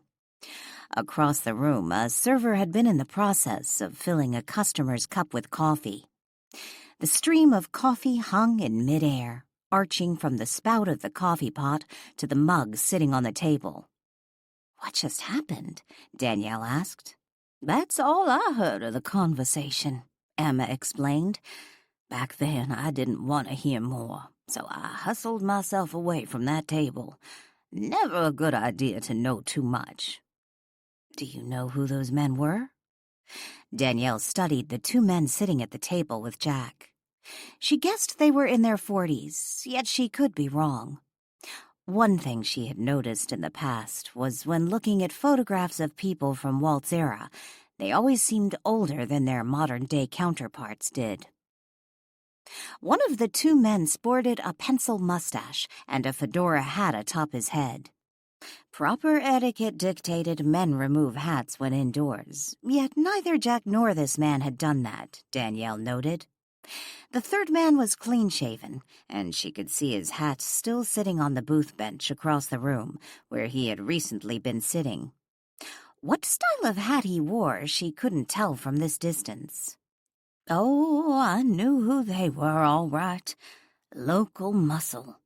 I never knew who they worked for exactly. Emmett always said it was best that way. The one with the hat, I heard him called Ballot Bob. Emmett said that was because he had a way of persuading people how to vote. The other one was called Reggie something. Never knew their last names that I recall.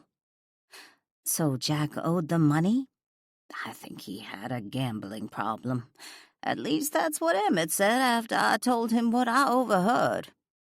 When Jack disappeared the next week, I figured he either ran off with Walt Marlow's money to get away from those men, or they made good on their promise. Did you ever say anything to anyone about what you heard after Jack disappeared? Before Emma could answer, Danielle said, I guess that was a stupid question. I don't imagine you told anyone. Just Emmett. He told me to keep my mouth shut. Can you unfreeze this so I can hear the rest of their conversation? I told you that's all I heard, Emma reminded her. Let's just try. Danielle remembered the recent dream hop Walt had taken her on, where she was able to listen in on conversations, even ones Walt hadn't overheard at the time they actually took place, providing his former self had been in the same room. Okay, Emma said with a shrug. In the next moment, everyone around them came back to life. Licking his lips nervously, Jack leaned forward and said under his breath, I told you guys I'll have your money. I just need a little time. Give me another week and I'll have it for you. Time's run out, Jacko, Ballot Bob said. But you're in luck, Reggie added. We have a little favor to ask you. You do this for us and you'll be square. Jack frowned. What do you want me to do? Once we tell you what we need, you understand you can't say nothing to anyone. Got that? Ballot Bob said. Jack shook his head. Don't ask me to kill anyone. I'm not going to do it, so don't ask. I don't want to know who you want to get rid of. I don't want to be involved. Ballot Bob laughed. Don't worry, Jacko. It's nothing like that. We just need you to help us board the Eva Aphrodite. What do you mean, board her? Jack frowned. No one's going to get hurt, Reggie assured him. We just need you to help us get on and off without any problem. And afterwards you'll be square with us, Ballot Bob promised. Once again, the room froze. Danielle glanced around. What happened? Emma frowned. I don't know. Where are you, Emma? Danielle asked. What do you mean? I'm right here. No, you from back then, the waitress. I don't see you anywhere, Danielle told her. Emma glanced around the room. I think it was the end of my shift, so I went home. 28. Danielle opened her eyes. She was back in her bedroom, still in her clothes.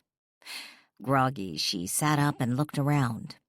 She picked up her iPhone off the nightstand and looked at the time. It was 3:12 a.m.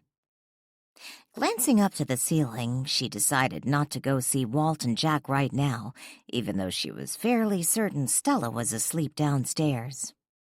She wanted time to process what she had learned from Emma. Had Jack been responsible for pirates boarding the Eva Aphrodite? Had it all been a home invasion at sea? Did they double-cross Jack, killing all the witnesses, including the person who helped them board the ship? Getting up, Danielle changed into her sleepwear and climbed back into bed. "I'll shower in the morning," she told herself. "Does it really matter after all this time?" Lily asked Danielle the next morning. The two sat in the side yard drinking their morning coffee. Danielle had just told Lily about last night's dream hop. "That's sort of what I asked myself when I woke up this morning. It's pretty obvious to me what happened. Why else would they want to get on board that boat? To steal from the wealthy passengers. Maybe something went wrong and they were forced to kill everyone. It would explain why Jack was on the boat. It might also explain why he doesn't remember. It was probably all too traumatic." Lily paused mid-sip and looked to Danielle. "You're certain he doesn't remember what happened, right?" Danielle shrugged. "Unless he's a really good actor, but no, I don't think he remembers. While it may not matter after all this time, I'm curious about that old jewelry they found on board." "Oh, I almost forgot about that. You're certain it wasn't there when the ship went down?" "No way. For one thing, if the motive was robbery, I can't imagine they'd leave those behind. But even if they were somehow overlooked, how do we explain the box they were in? Not to mention, Jack claims to have seen a diver leave the box not long before he ended up here." "Okay, let me restate. Maybe it doesn't really matter after all this time who killed those poor people, because you're probably right about what happened. But I'm curious about that old jewelry. Who put it there? Why? And where did they get it?" Lily asked. "Plus, we can't forget about Emma. Something kept her here. The spirits wanted her to show me something. If it was Jack's encounter in the Bluebell, what now? Sometimes spirits simply want someone from the living to know the truth. Me knowing may be enough, and Emma can move on. But if not, what then? What am I supposed to do with the information?" "Maybe tell Walt?" Lily suggested. "Walt, yeah. I'm sort of not looking forward to that. All these years he thought Jack stole from him, and now it's actually worse. His actions contributed to the deaths of all those people, which will definitely put a damper on their reunion." "True, but they killed him too, and the poor guy has spent close to 100 years stuck on the bottom of the ocean, all alone." "Aren't you cold out there?" Stella called out from the kitchen door. Danielle and Lily looked to the now open door leading from the side yard to the kitchen where Stella stood. "It's a little chilly, but nice," Lily answered. "Breakfast is on. You two are going to join us, aren't you?" Stella asked. "We'll be leaving this afternoon." "Certainly," Danielle said with a forced smile as she stood up with her now empty cup of coffee.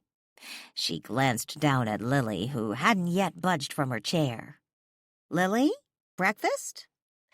Lily looked up at Danielle and let out a sigh before standing up. They went into the house with Stella.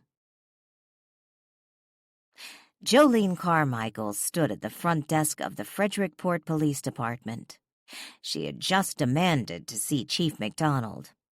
The woman working at the front desk was newly hired to the department and had only lived in Frederickport a few months. She had no idea who Jolene Carmichael was, but she politely phoned the chief's office, telling him a Ms. Jolene Carmichael was at the front desk requesting to see him.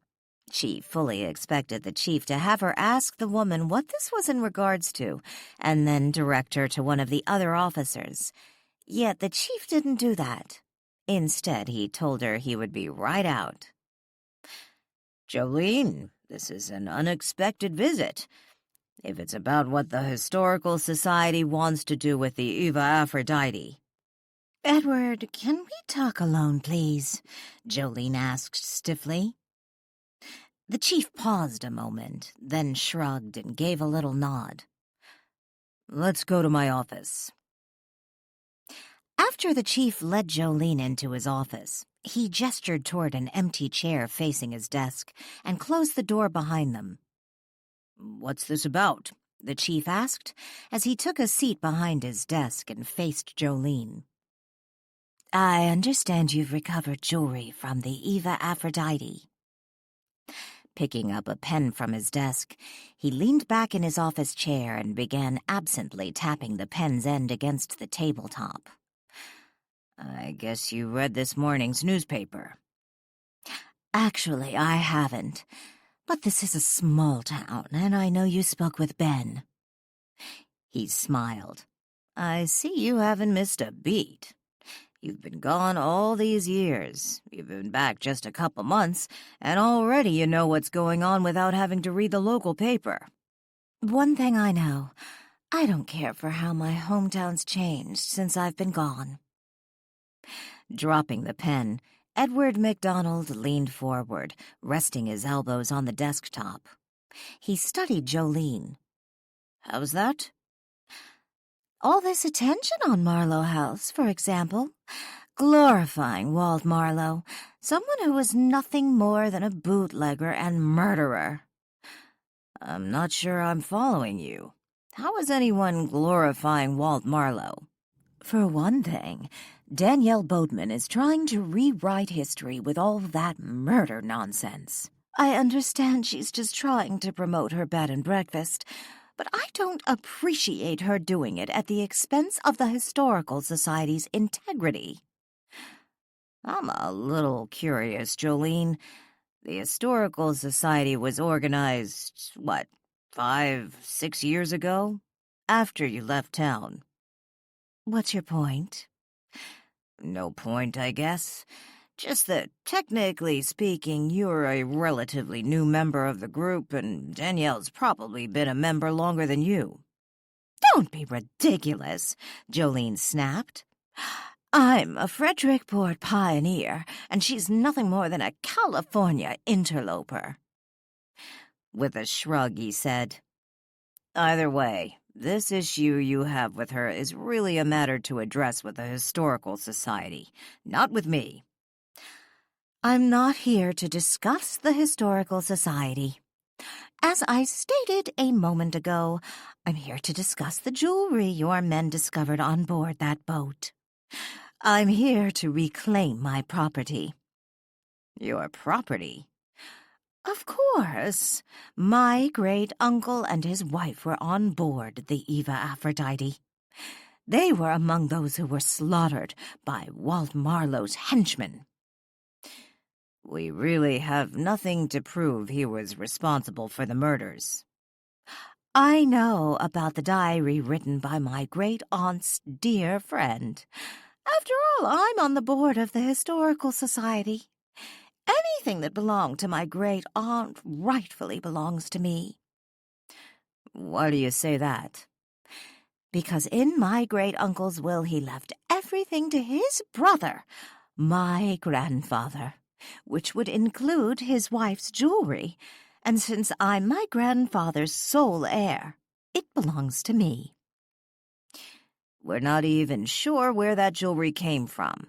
Some might argue since the boat belonged to Walt Marlow, then his heir, which would indirectly be Danielle Boatman, would be the rightful owner of whatever was on the boat. Jolene laughed. You know very well, treasure trove laws don't work that way in Oregon. Always the attorney's wife, Edward said with a smile. However, treasure trove laws would not apply in this case, since I'm the rightful owner of my great-aunt's jewelry, she reminded him. Perhaps you need to read this morning's newspaper, because you obviously don't have all the information. The jewelry we found on board wasn't left there when the boat went down. Don't be ridiculous. I've already spoken to Aaron and seen the photographs. Aaron, the chief frowned. Aaron Michaels. He's the jeweler you had look at the pieces you found, isn't he? I thought you didn't read this morning's newspaper. Aaron is an old family friend. I happened to have dinner with him and his wife last night, and he showed me the pictures he took of the jewelry recovered off the Eva Aphrodite. I recognized several of the pieces. They match pictures I have of my great-aunt wearing them. That may be true, but we're still investigating how they got on board. Jolene stood up. This is ridiculous. For whatever reason, that jewelry was overlooked by whoever murdered those poor people, and it was left on board. No, Jolene. The box we found on board, the one with the jewelry in it, it wasn't left on the Eva Aphrodite when the boat went down over 90 years ago. The box was purchased at Walmart. It still had a price tag on the bottom. I'm fairly certain Walmart wasn't around back then. With a frown, Jolene sat back down.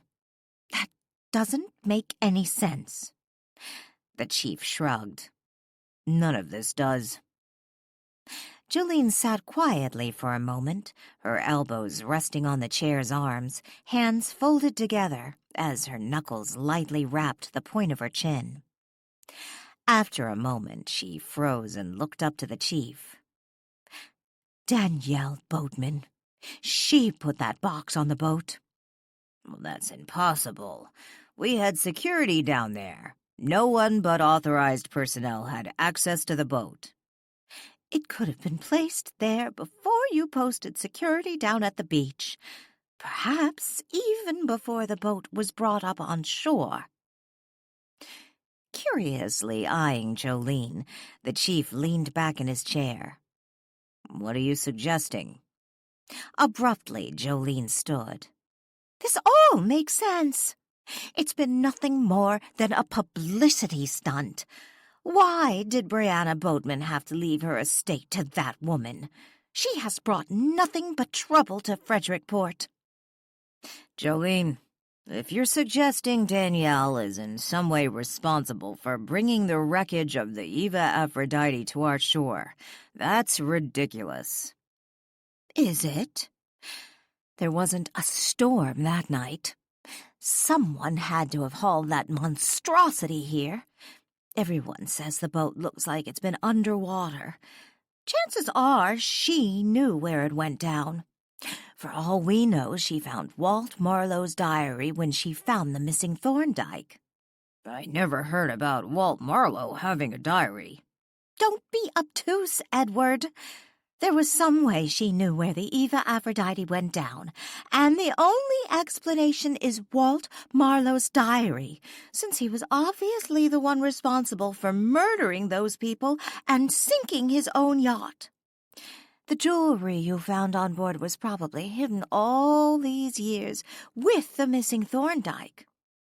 Her big mistake was not being more careful in selecting a box to store the stolen pieces in when placing them back on board, obviously for you to find. And how exactly did Danielle manage to bring up a sunken ship and haul it here? She has the financial resources, and obviously she managed to do it.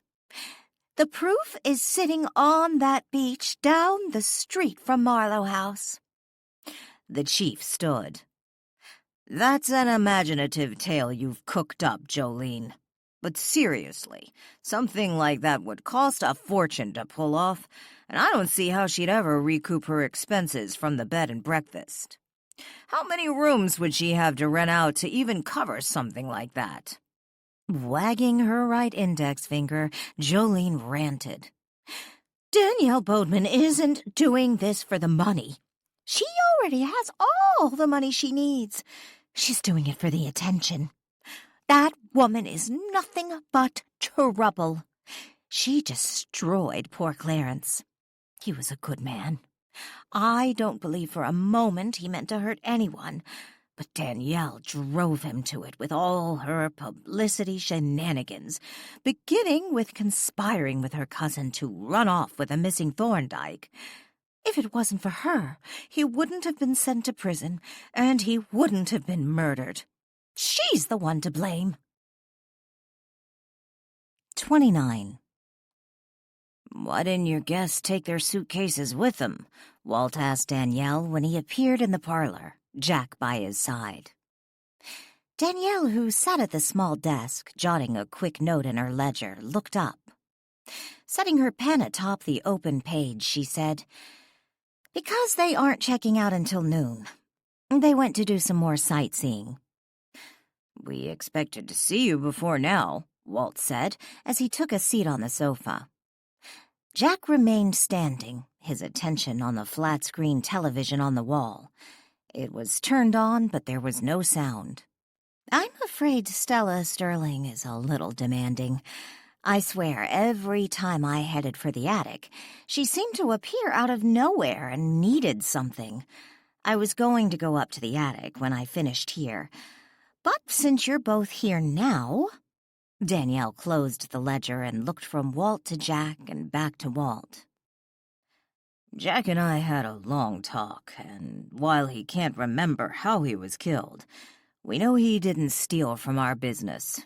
I was wrong all these years." No longer studying the television, Jack wandered over toward Walt, taking a seat on the chair facing him. "I understand how it must have looked to you." "I saw Emma Jackson last night," Danielle blurted out. "She was here?" Walt asked. "Who's Emma Jackson?" Jack asked. In a manner of speaking. Crossing her arms over her chest, Danielle leaned back in her chair. She looked at Walt. It was a dream hop. She took me to see something, like you did when you took me to the speakeasy. "Who's Emma Jackson?" Jack repeated his question. She's a woman who recently passed away, just shy of her 107th birthday. Back when you were alive, she worked at the Bluebell Diner, Danielle explained. Jack frowned. "I don't remember an Emma who worked there." "She was a colored girl," Walt explained. "We don't say colored anymore," Danielle reminded him. Walt shrugged. "Sorry, I didn't mean anything by it." "I know." Danielle sighed. "I hate to bring all this up now, since you two seem to have resolved some issues. And considering all this happened almost 90 years ago, does it really matter anymore?" "Does what matter anymore?" Walt asked. "Emma showed me an encounter Jack had at the Bluebell Diner just a week before the Eva Aphrodite went missing." "What are you talking about?" Jack asked. "Jack, maybe you didn't take that money, but it looks like you helped, well, for a lack of a better word, pirates board the Eva Aphrodite." "Pirates? What are you talking about, pirates?" Jack said angrily. "What did you see, Danielle?" Walt asked. Danielle let out another sigh and then proceeded to tell Jack and Walt about her dream hop the night before. When she was done, Jack shook his head in denial. "No, Danielle, I didn't help those men board the Eva Aphrodite. For one thing, the next day I paid them off and told them to stay away from the yacht. She was off limits. I told them they were crazy if they thought I'd sit by and let them steal from our passengers. I'd repaid my debt, so they had to keep their hands off." "Who did you owe money to?" Walt demanded. "I don't want to talk about it. It doesn't matter now." "Gambling, right? You were gambling again?" Walt accused. "I said I don't want to talk about it, and I paid them off." "Where did you get the money?" Danielle asked. "I sold my car," Jack explained. "Who did you sell it to?" Walt asked. "Some guy in Portland." "So that's where your car went. When you disappeared and we couldn't find your car, it was because it had been sold?" Walt asked. "If that's true, then why were you on board the Eva Aphrodite? Why were you killed?" Danielle asked. "I told you, Danielle, I don't remember," Jack snapped. "My last memory is walking to the motel. walking because I no longer had a car. The guy I'd sold it to had just picked it up. My next memory was on board the Eva Aphrodite, but I was dead by then. I thought you said you'd paid off the debt the day after they approached you in the Bluebell. But now you say you sold your car a week later, before you disappeared, she asked. Jack shook his head.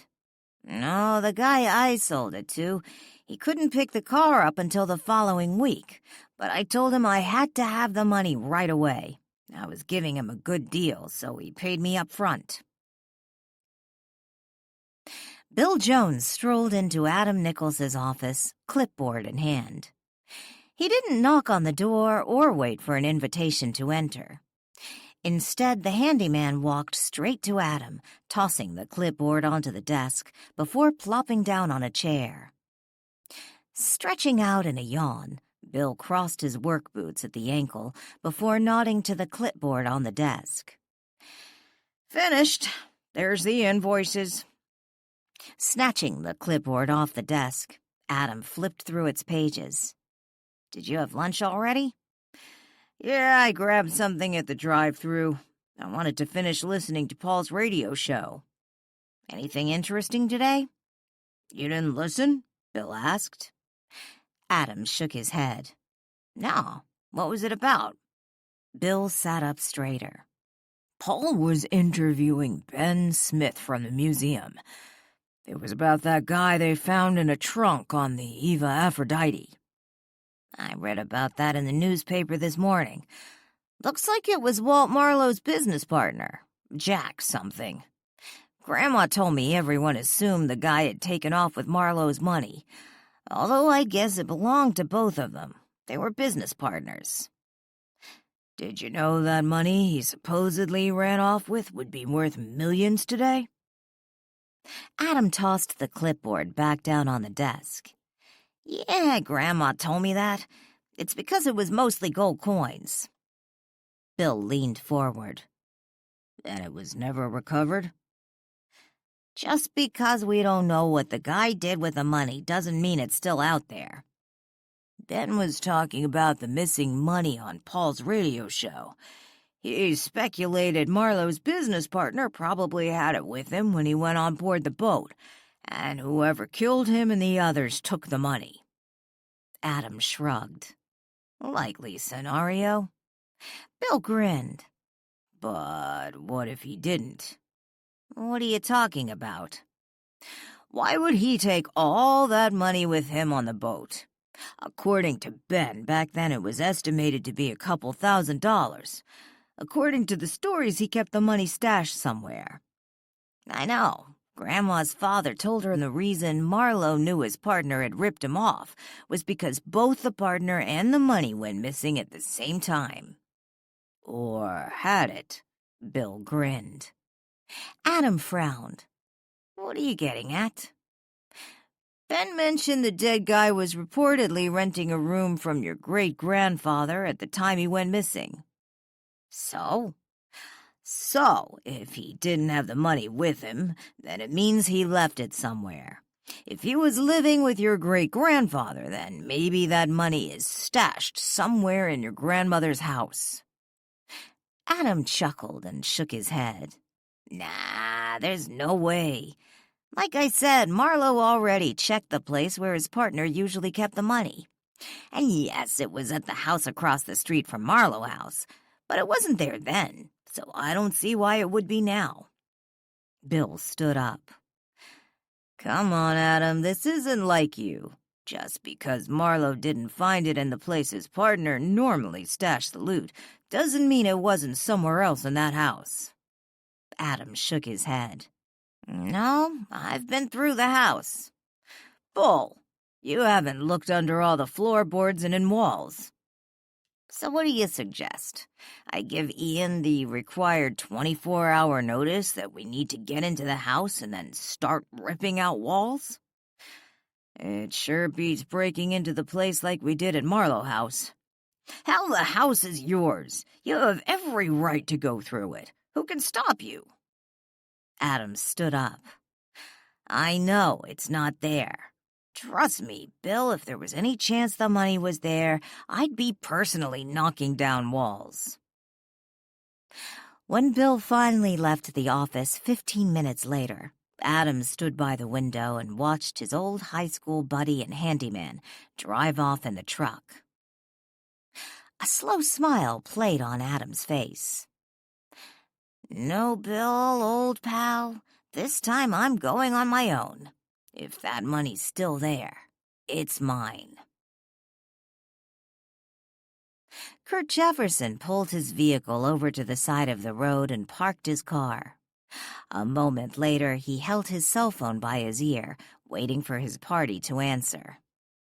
Instead of a friendly greeting, she said, "I thought I told you not to call me anymore." "Did you listen to the radio show this morning?" he asked. "They were talking about the dead guy they found in the trunk." "Yeah, so what?" "You have that gold, don't you?" "What are you talking about?" "Come on, I also read the article in this morning's newspaper. If you got that jewelry off the boat, then it means you got the gold, too." "You know I was never on the Eva Aphrodite. I don't know how to dive."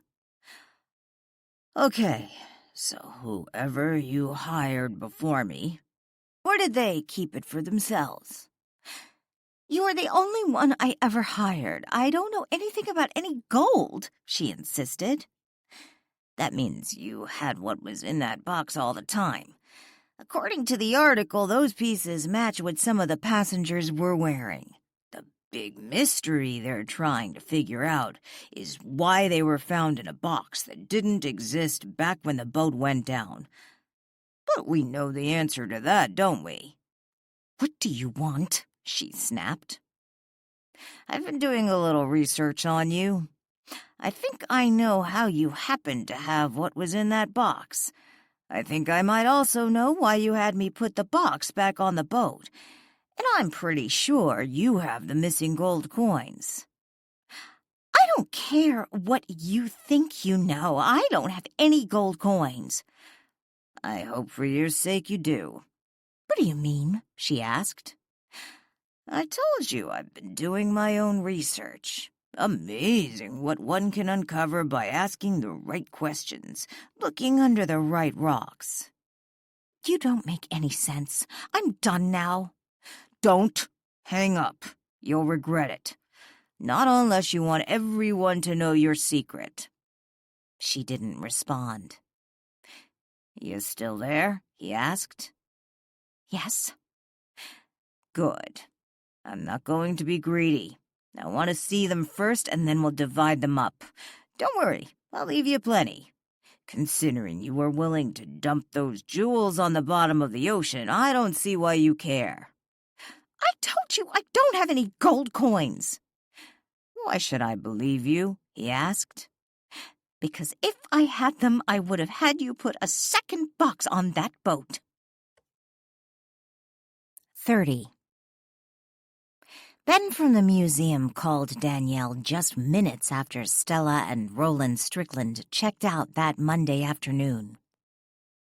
He told her the display case for the emerald had been installed earlier than they had expected, and she was welcome to come down and have a look. "Should I bring the emerald with me?" she asked. "Well, that would be wonderful, if you'd be willing to do that. I have to admit I can't wait to see how it's going to look. Of course, Friday's the official opening of the display." "Would it hurt to bring it down early and leave it?" "I don't think so." He then added with a laugh, "We could drape a curtain over the display case and not let anyone see it until Friday. It would add a dramatic flair, something of a visual drum roll." "I was also wondering, do you think I could have a look at that diary?" "Diary?" "Yes, the one that claimed Walt Marlow was having an affair with Thelma Templeton." "Well, sure, but I can't really let you take it out of the museum." "That's okay. I could read it down there."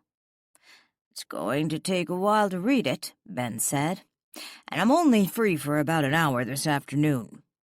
"That's okay. I have some things I have to do this afternoon, too. Any chance I could come back to the museum this evening and read it? Well, I'm afraid I already have plans tonight. Ben, you really don't need to be there. I understand you not wanting me to remove anything from the museum, but why can't I read it there by myself? If I was a docent, you wouldn't have a problem with me being down there alone, letting myself in and locking up. I'm a member of the Historical Society, and considering everything, I don't really think you have to worry about me stealing anything. Oh, I didn't mean to imply I don't trust you, Ben said in a rush. Certainly you can come back later and read the diary here. I tell you what, when you come down to the museum with the emerald, I'll give you a key, show you where you can find the diary and how to lock up, okay? Sounds great, Ben. Danielle glanced at the time. How about I meet you down there in about an hour? Would that work? Perfect. See you then. Danielle arrived at the museum an hour later, emerald in hand. Before going inside, she checked the time on her cell phone and turned off its ringer. When she entered the museum, she was surprised to find not just Ben waiting for her, but also the other board members she had met with earlier. Steve Klein, Millie Sampson, and even Jolene Carmichael. "We're so excited to see how the emerald looks in the display case," Millie said enthusiastically when Danielle walked through the front doorway of the museum. "Yes, especially considering how much the museum paid to have it made. A case to display something we don't even own," Jolene said sharply. Oh, I'm sure Danielle doesn't plan to remove the emerald anytime soon, Steve quickly countered, flashing Danielle an apologetic smile. "You're right, Steve. I've no other plans for the emerald. I think it should be on display with the Eva Thorndike portrait." Danielle handed the box with the emerald to Ben. Ben thanked her and then rushed off toward the new display case, Millie and Steve in tow. Jolene lingered a moment with Danielle, who had paused to slip her car keys into her purse. "This is just one of your publicity stunts," Jolene told Danielle when the others were out of earshot. "Excuse me?" Danielle frowned. "I can't prove it yet, but I know you're responsible for bringing the Eva Aphrodite back to Frederickport."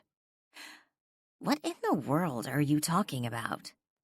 "It's all about the publicity to you, isn't it?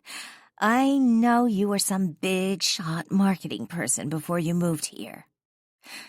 "My late husband and I owned a marketing agency, yes, but I wouldn't really call myself a big shot."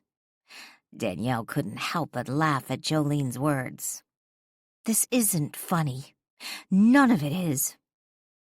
Cocking her head to one side, Danielle studied Jolene a moment. The woman was practically hyperventilating. She was so agitated. Considering her age, Danielle didn't imagine it was particularly healthy for her. "I guess we got off on the wrong foot somehow. I'm not really sure why you dislike me so much, or how you can even imagine I had anything to do with bringing the Eva Aphrodite back to Frederickport. I'm not even sure how that would be possible. It's pretty obvious. It's all about promoting your bed and breakfast, beginning with that foolish stunt at your grand opening."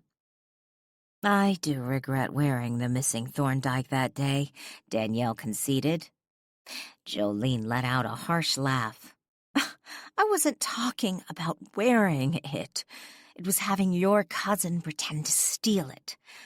Nothing like milking it for all it's worth. You practically wrote the next morning's headlines. What was it? The missing Thorndike goes missing again." "I had nothing to do with that."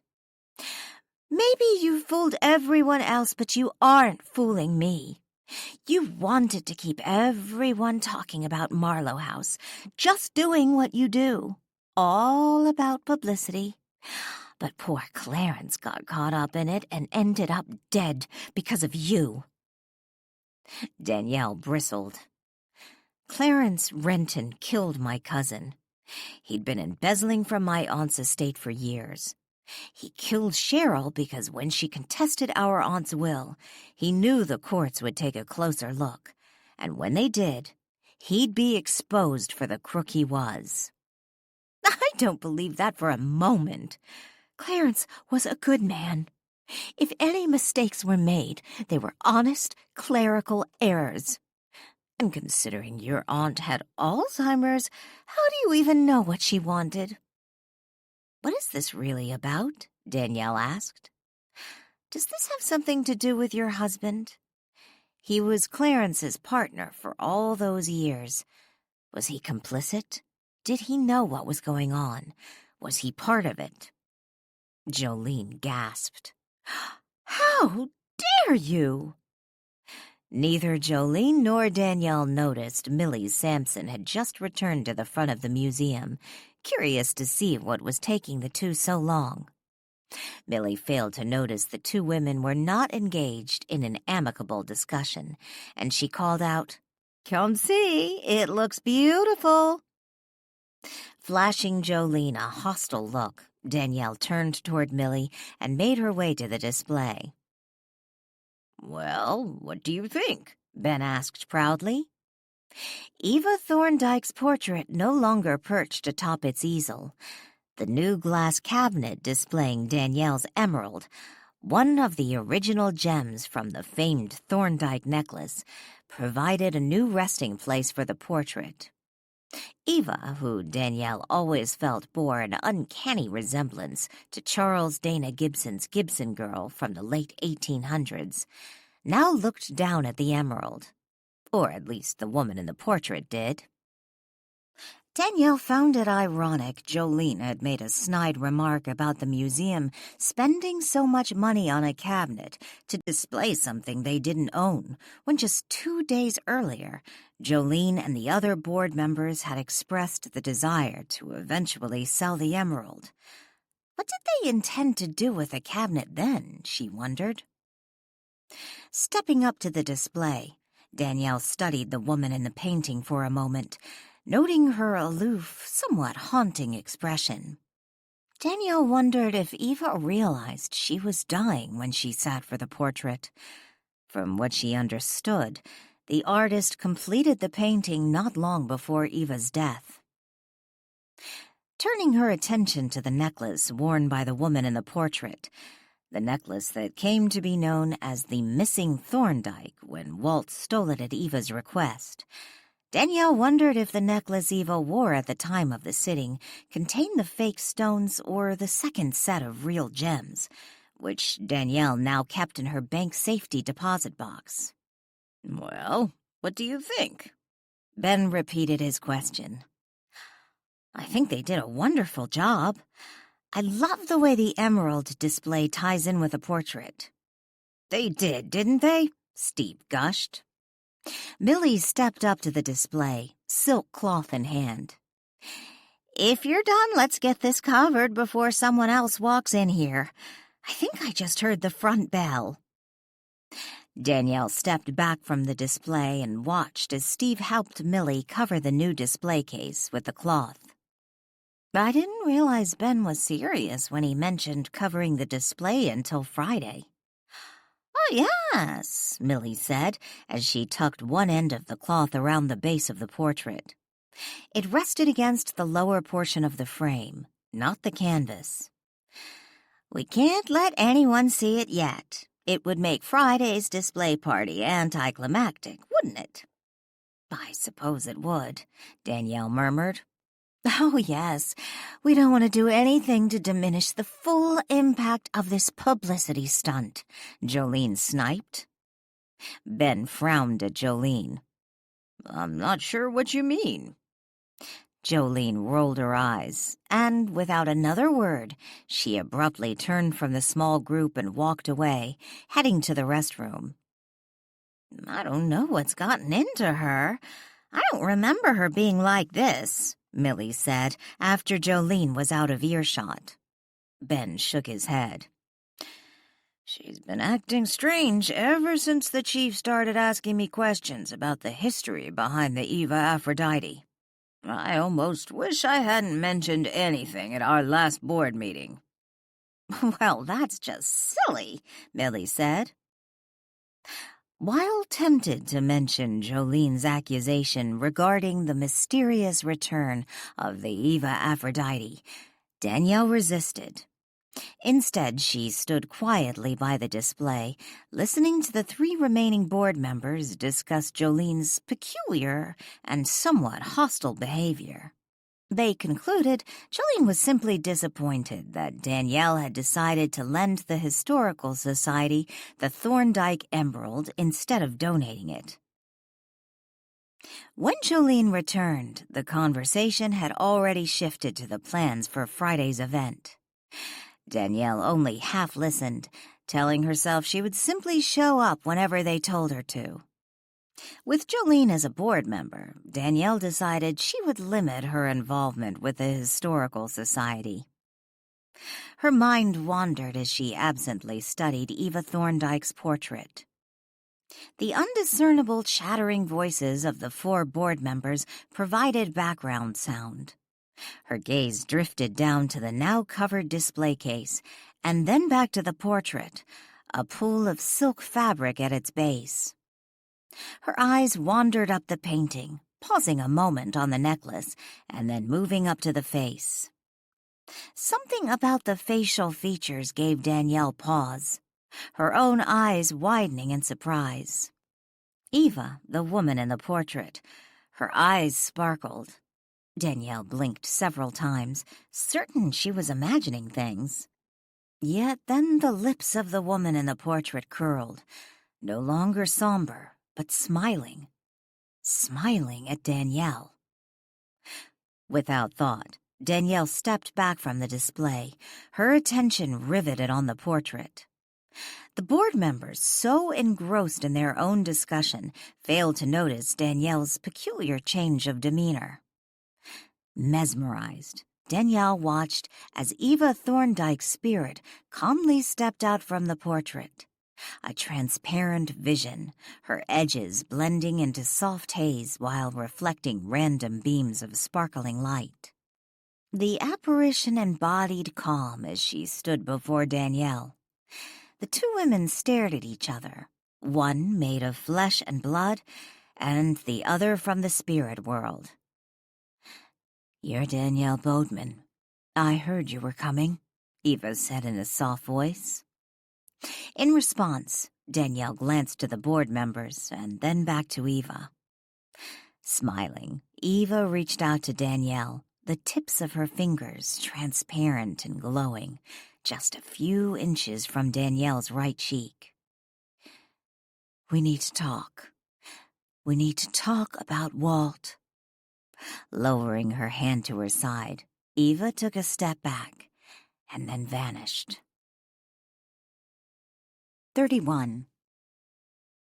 Danielle finished running her errands sooner than expected. Before leaving the museum earlier that afternoon, Ben had given her a key, explained the alarm system, and shown her where to find Ethel Pearson's diary. It was possible for Danielle to return to the museum before it closed without having to use the key, since the museum was open until 5 p.m. But Danielle wanted to wait until it closed for the evening. When meeting Eva Thorndyke again, she didn't want an audience. Instead of going back to Marlow House, Danielle decided to stop by and visit with Marie. Danielle knew she would tell Walt about seeing Eva, but considering their initial meeting was so brief, she preferred to postpone telling him until she could have a real conversation with the spirit. When Danielle pulled up to Marie's house, she found Adam's car parked in the driveway. Marie hadn't mentioned her grandson was there when Danielle had called a few minutes earlier to see if Marie was up to a visit. "Adam brought brownies. Help yourself," Marie explained when she led Danielle into her living room a few minutes later. A platter of chocolate brownies sat prominently displayed on the coffee table.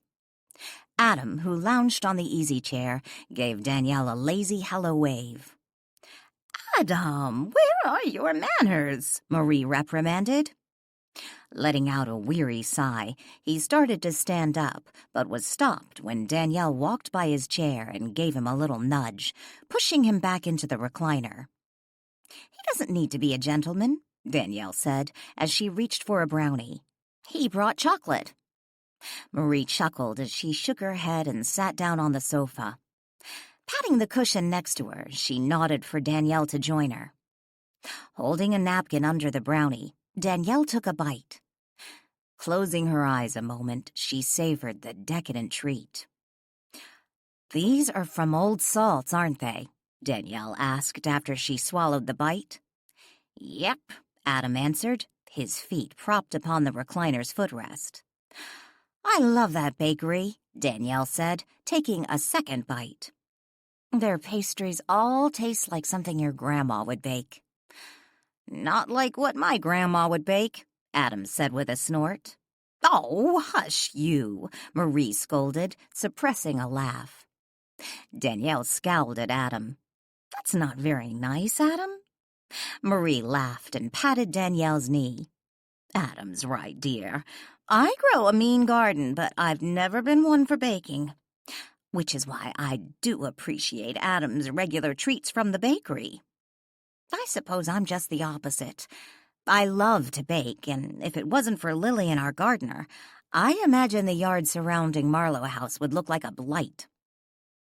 Marie patted Danielle's knee again and looked at her grandson. "Adam, go get Danielle a glass of milk." Sighing, Adam lifted his head and looked at Danielle. Their eyes met. Danielle smiled. "No, I don't need any milk. Thanks." Adam smiled. Just as he rested his head against the back of the chair again, Danielle said, "But a glass of iced water would be terrific." Rolling his eyes, Adam begrudgingly got up from the chair and made his way into his grandmother's kitchen. When he returned with the ice water, Danielle and Marie were discussing that morning's radio show. "I met with Ben this afternoon after he was interviewed by Paul," Danielle explained. "I took the Thorndike Emerald over to the museum for the exhibit. I missed the interview, but from what I understand, most of it was about Walt Marlow's business partner, Jack." "I guess that mystery is solved," Adam said, snatching up another brownie from the plate. "We know where he went. Why he was there, that's another question," Danielle said. "That's why Adam's here, trying to soften me up with brownies," Marie teased. Licking frosting from her fingers, Danielle glanced from Marie to Adam. Her gaze met Adam's. Curious, she arched her brows. Looking away from Danielle, Adam said, "Gee, Grandma, you're always so suspicious. Can't a grandson do something nice for his grandmother?" Marie laughed. Danielle looked back to Marie, still curious.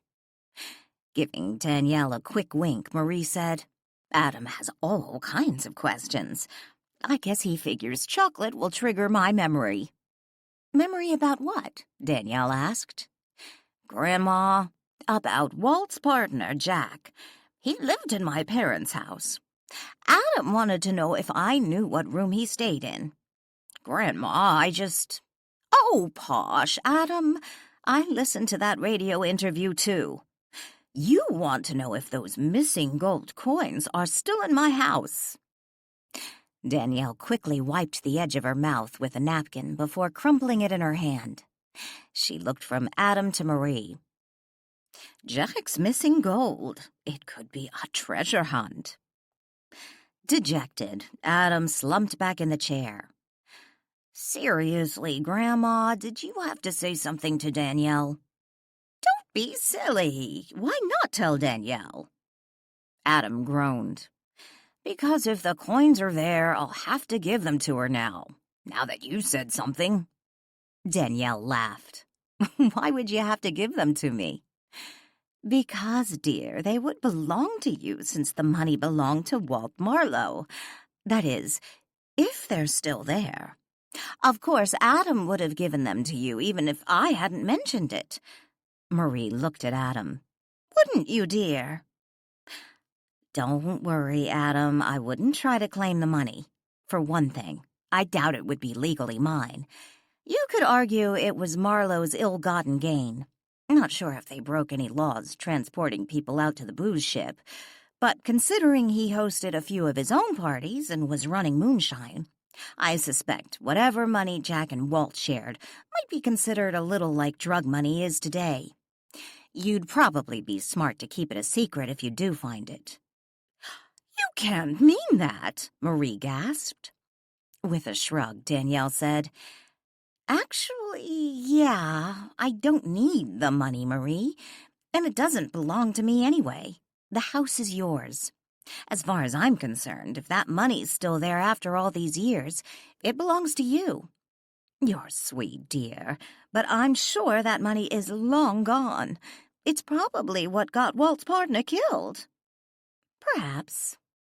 Now tell us all about the new exhibit, Marie said. Actually, I was hoping you could help me understand Jolene Carmichael. What about her? Marie asked. She really does not like me. I bet it's because of Renton, Adam said. Danielle and Marie looked over at Adam. You're probably right, Marie agreed. Ever since Clarence went to prison, there's been talk around town, speculating on how long he'd been bilking his clients. More than a few wondered about Doug's involvement in all those shenanigans. And now with Jolene back in town and Clarence getting killed, there's plenty of whispering going on. I imagine Jolene knows, and she's just defensive. Has to blame someone, and unfortunately, you're her target. Not just me. She blames Walt Marlow for her great-uncle's death. Did she even know him? Adam asked. No, dear, but she was close to her grandfather. Marie looked from Adam to Danielle. I suppose she blames Walt because it was his boat? Danielle shook her head. No, something more ominous. She insists Walt was having an affair with her great-uncle's wife, and that Walt ordered the murder of all those people to cover up the affair, or some such convoluted reason. I don't know exactly, but I'm going back to the museum later and reading the diary of the woman who wrote about it, to see if I can figure it all out. Marie shook her head. Ridiculous story, and I'll tell Jolene that to her face. And here I thought those were more innocent times, Adam mused from the recliner. Her great-aunt was Thelma Templeton, wasn't it? Marie asked. The one she claims was having an affair with Walt? Yes. You sure love to get wrapped up in these old soap operas, Adam said with a chuckle. Who really cares after all these years? You seem to, dear, Marie reminded him. When gold's involved. Adam conceded with a shrug and continued to listen.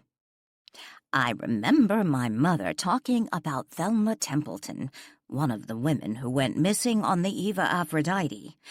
Of course, back then we all thought they died in the storm.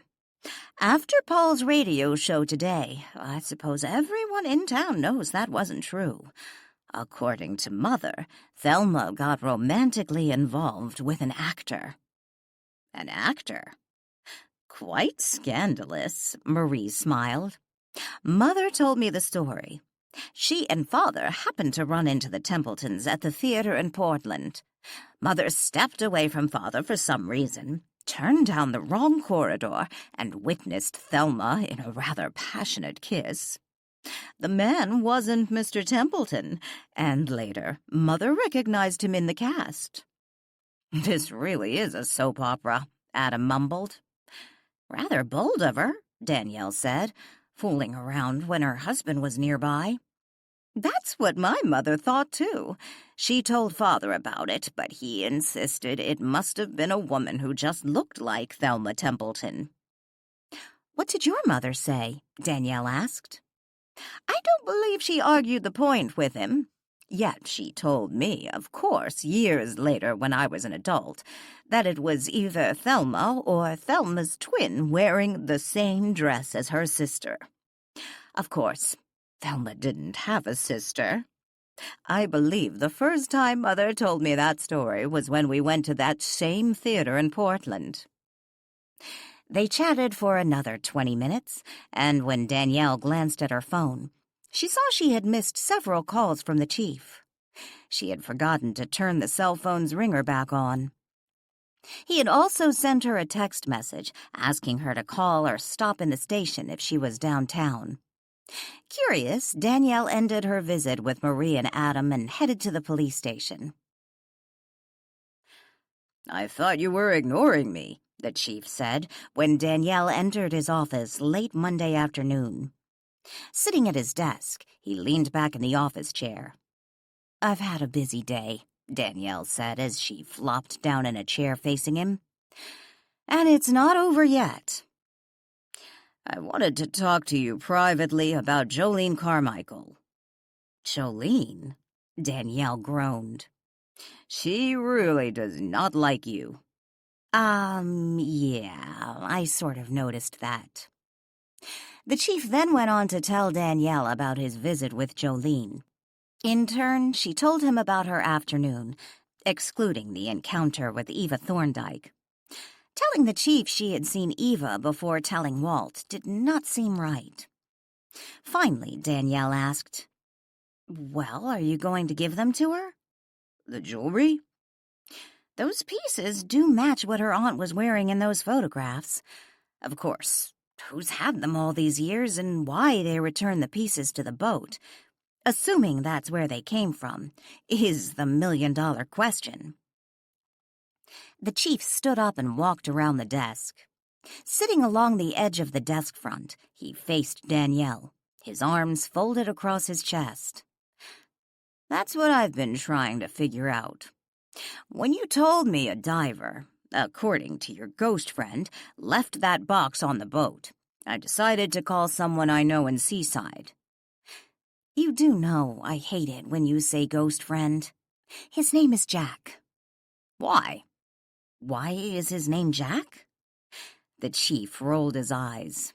"Why does it bug you when I say ghost friend?" Danielle shrugged.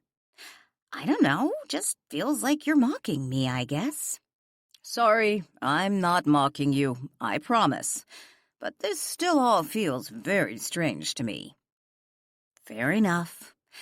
So what about this friend of yours?" "You and I know that boat's been under the water all this time. It wasn't a ghost ship like some people claim. The guy I called in Seaside, he's a diver I know. I told him we were trying to figure out where the Eva Aphrodite had been all this time, if it was possible she was under the water for all of these years, and then maybe some earthquake unsettled her. No one's ever claimed to have come across the wreckage before." "What were you really asking him?" "I wondered if some of the local divers had come across the wreckage and we just didn't know about it." "And?" "He told me an interesting story.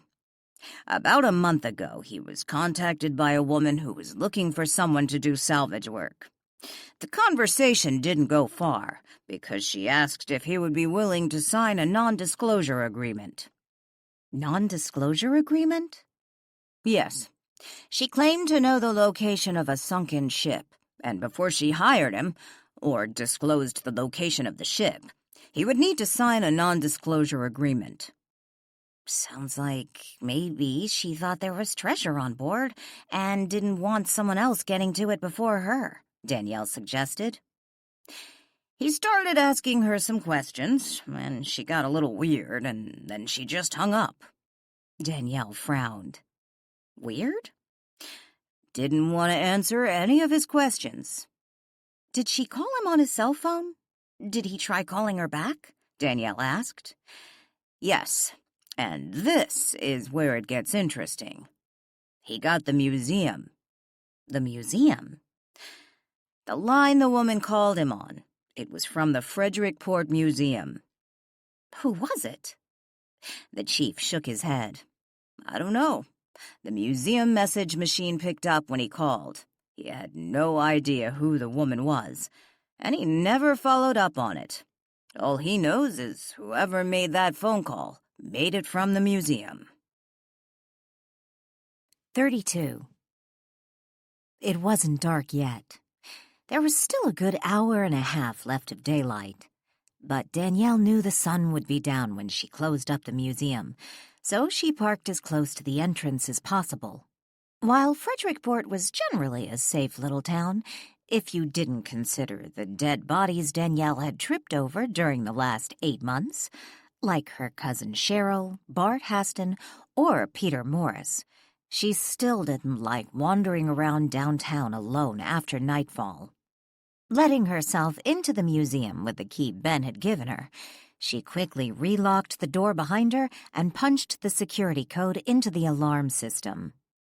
The lights were turned off, but there was enough sunlight streaming in the front window to illuminate the museum entrance without turning on the overhead lighting.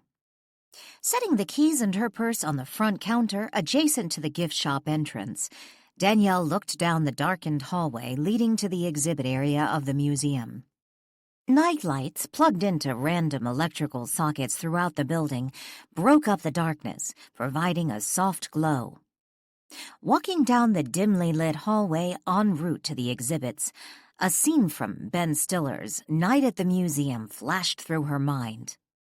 For most people, that movie was nothing more than a fanciful comedy. Museum exhibits don't come to life. She knew differently. Taking a deep breath, Danielle decided to see what Eva Thorndike had to say before she tackled the diary. Since Eva had died a few years before the yacht went missing, Danielle doubted Eva's spirit would have any pertinent information regarding the true fate of the passengers and crew, especially if she had spent almost a century hanging out with her portrait. Yet, according to Eva's words earlier, she had something to say about Walt. Stepping into the exhibit area, Danielle glanced around. To her right was the natural history exhibit, the once live wildlife creatures frozen in time by the taxidermist.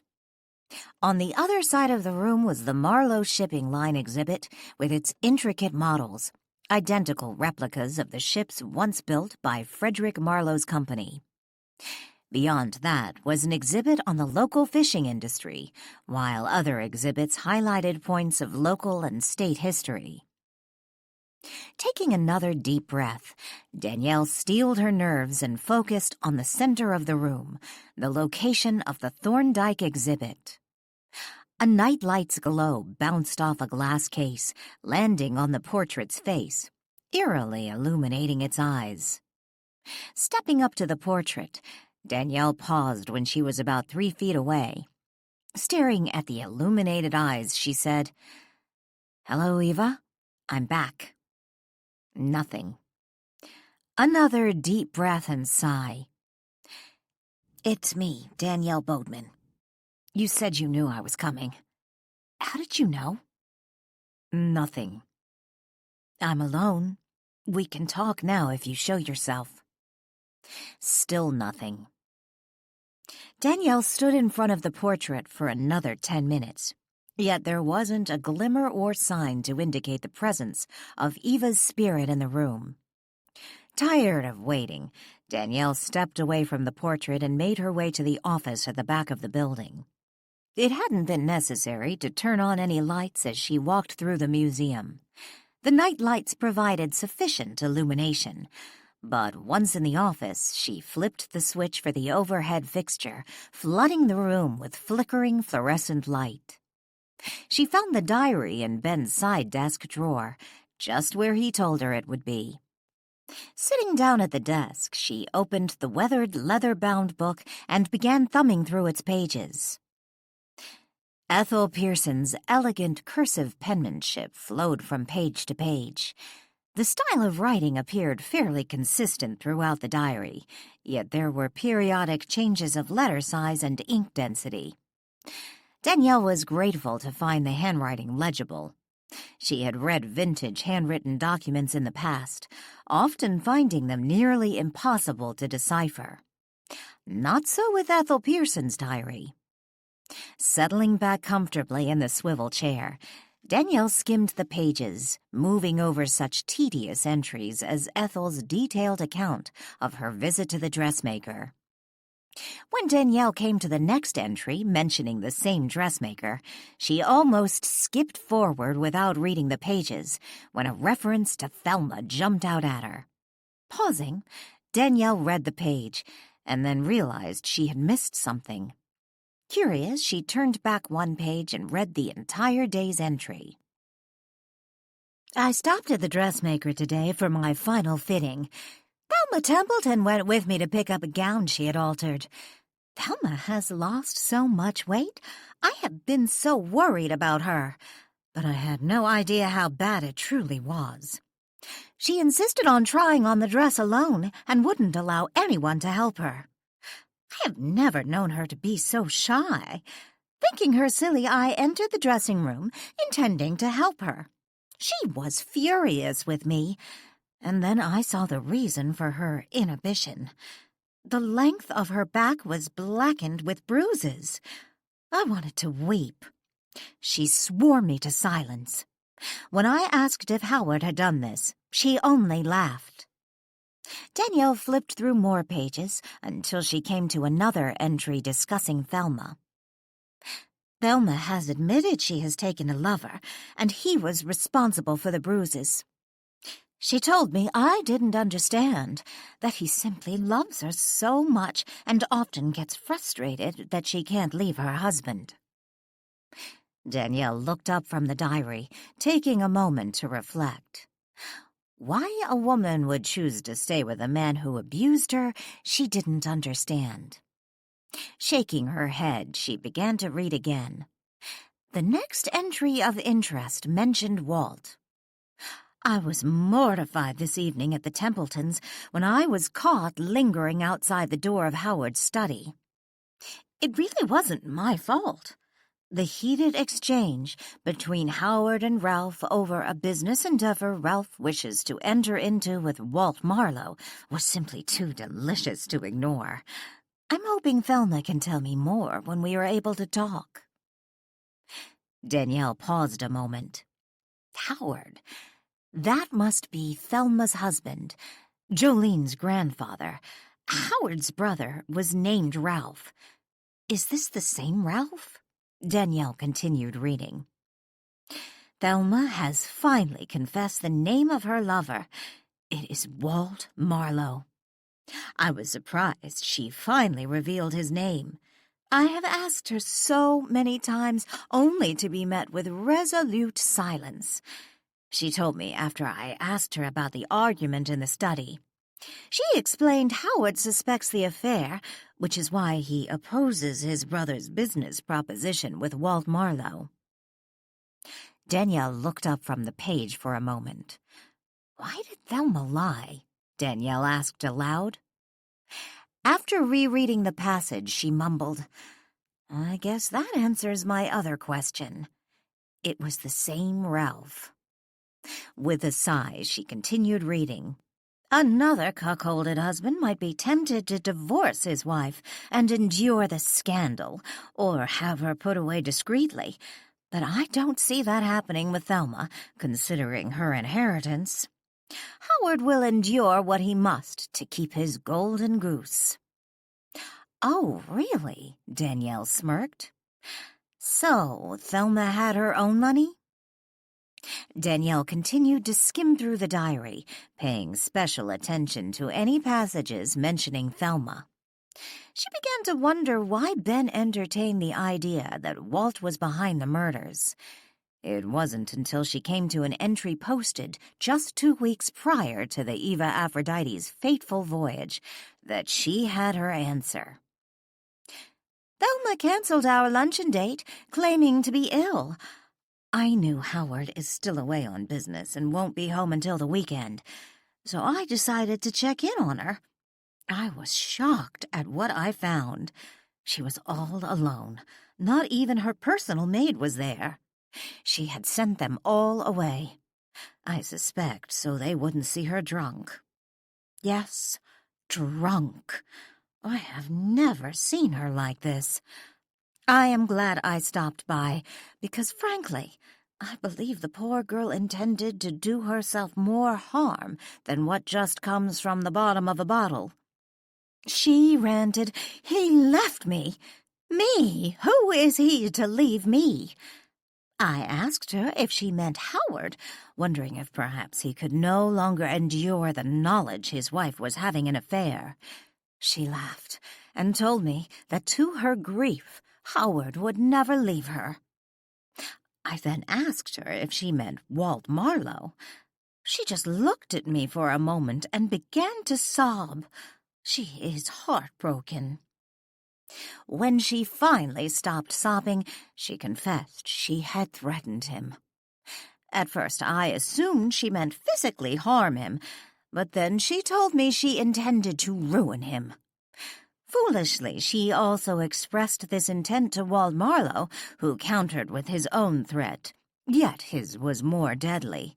He threatened to kill her, and yet she still loves him. Danielle shook her head and said aloud, "Thelma obviously told Ethel her lover threatened her life, and Ethel assumes that's Walt." An entry the following week again mentioned Thelma. "I can't stand by and do nothing. I must help my friend even if she doesn't want it. She may never forgive me, but I have no choice. I went to Howard Templeton's office this morning. I explained Walt Marlow had seduced Thelma, that it wasn't her fault. She is just a vulnerable woman. I explained Marlow does not want the affair revealed. I assume because he does not want to jeopardize whatever business arrangement he is attempting to put together with Howard's brother. Marlow obviously understands Ralph will walk away if he discovers Walt is having an affair with his sister-in-law. I was so nervous, but I managed to have my say. When I was done, Howard sat there stoically, saying nothing. I began to regret going to him, but then he stood up, took my hands in his, and told me he appreciated me coming to him, that I was a true friend to Thelma. He promised he would take care of everything, and he would keep Thelma safe. That dear man really does love his wife." Danielle looked up from the pages and considered Ethel's words. That might explain Howard's parting comments about Walt before he moved on. He obviously believed Walt was his wife's lover, and that he had threatened to kill her. "Walt would never hurt anyone," a female voice said from the hallway. Danielle looked toward the voice. It was Eva Thorndyke, her transparent vision almost glowing as she stood in the office doorway. 33. Closing the diary, Danielle set it on Ben's desk and stood up, facing the apparition. "I didn't think you were here." Eva smiled. "I wasn't, but I am now." Her vision floated into the room, ethereal and glowing. Nothing like Walt's presence, or even Jack's. Should Danielle happen upon either Jack or Walt and not already know they were spirits, she would initially believe them to be flesh and blood men. Not so with Eva. This Eva Thorndyke was the epitome of the haunting spirit, the classical feminine specter cast in countless ghost stories. "Why haven't I ever seen you at the museum before this afternoon?" "I rarely come here, although I do occasionally. After all, they do have my portrait." "I just assumed you were in some way attached to your portrait." "Haunting the museum?" Eva asked, sounding highly amused. Danielle smiled. "Yes." Eva laughed and waved one hand in a dramatic flourish. "This would be a rather tedious venue to spend one's eternity, don't you think?" "I suppose," Danielle muttered lamely, suddenly feeling immensely inadequate next to Eva Thorndyke. She was even more beautiful than her portrait. No wonder Walt fell madly in love with her. What man wouldn't be captivated by her looks alone? "Why are you here at all? Why haven't you moved on? It's much too bright in this room. Come with me, Eva said, floating back into the hallway. Danielle followed Eva to the Thorndike exhibit. Once there, Eva perched atop the glass display cabinet housing the emerald. She sat in front of her portrait, striking a flattering pose, and smiled down at Danielle. Why haven't you moved on? Danielle asked again. Move on? I was far too young to die. I wasn't ready. I had things I still wanted to do. Maybe I couldn't prevent my death, but I refused to be rushed along in my journey, especially since I'm not ready to leave. So you've been here all this time? Danielle asked. You've never tried to move on? I'm not ready, and they can't force me, she said stubbornly. If you haven't spent the last 100 years with your portrait, where have you been? Eva sighed. For a while I stayed with Walt. He had been so good to me, taking care of me when I needed him most, asking nothing in return. I loved him like a brother. I wish I would have loved him differently, loved him like I know he loved me. But then I was always a fool. A fool? The men I chose. Eva shook her head. Horrible choices. But staying with Walt proved most frustrating. How so? Danielle glanced around. She spied a chair sitting not far from the exhibit. Still listening to Eva, she quickly grabbed the chair, pulled it up to the Thorndike exhibit, and sat down. Fascinated with what Eva had to say, she continued to listen. He got involved with that horrid Angela. He had spent all those years pining over me, drifting from one meaningless relationship to another. When she dug her greedy claws into him, the foolish man thought he was in love. I tried to stop him, but of course he wasn't like you. He had no idea I had been with him all those years. Were you there when her brother killed him? Eva sighed. I knew it was going to happen, and I knew I couldn't prevent it. Having the freedom of movement comes with a price. You can't harness your energy? Danielle asked. Eva frowned. Harness my energy? You can't move objects, right? Eva shook her head. No, sometimes I can make the lights flicker. Once I managed to bust a light bulb, but that's about it. I suppose if I settled somewhere, stayed in one place, I would accumulate the necessary energy to make my presence known. But why? I don't want to be tied to one place. I want to move freely, explore the world. Were you there when Walt was killed?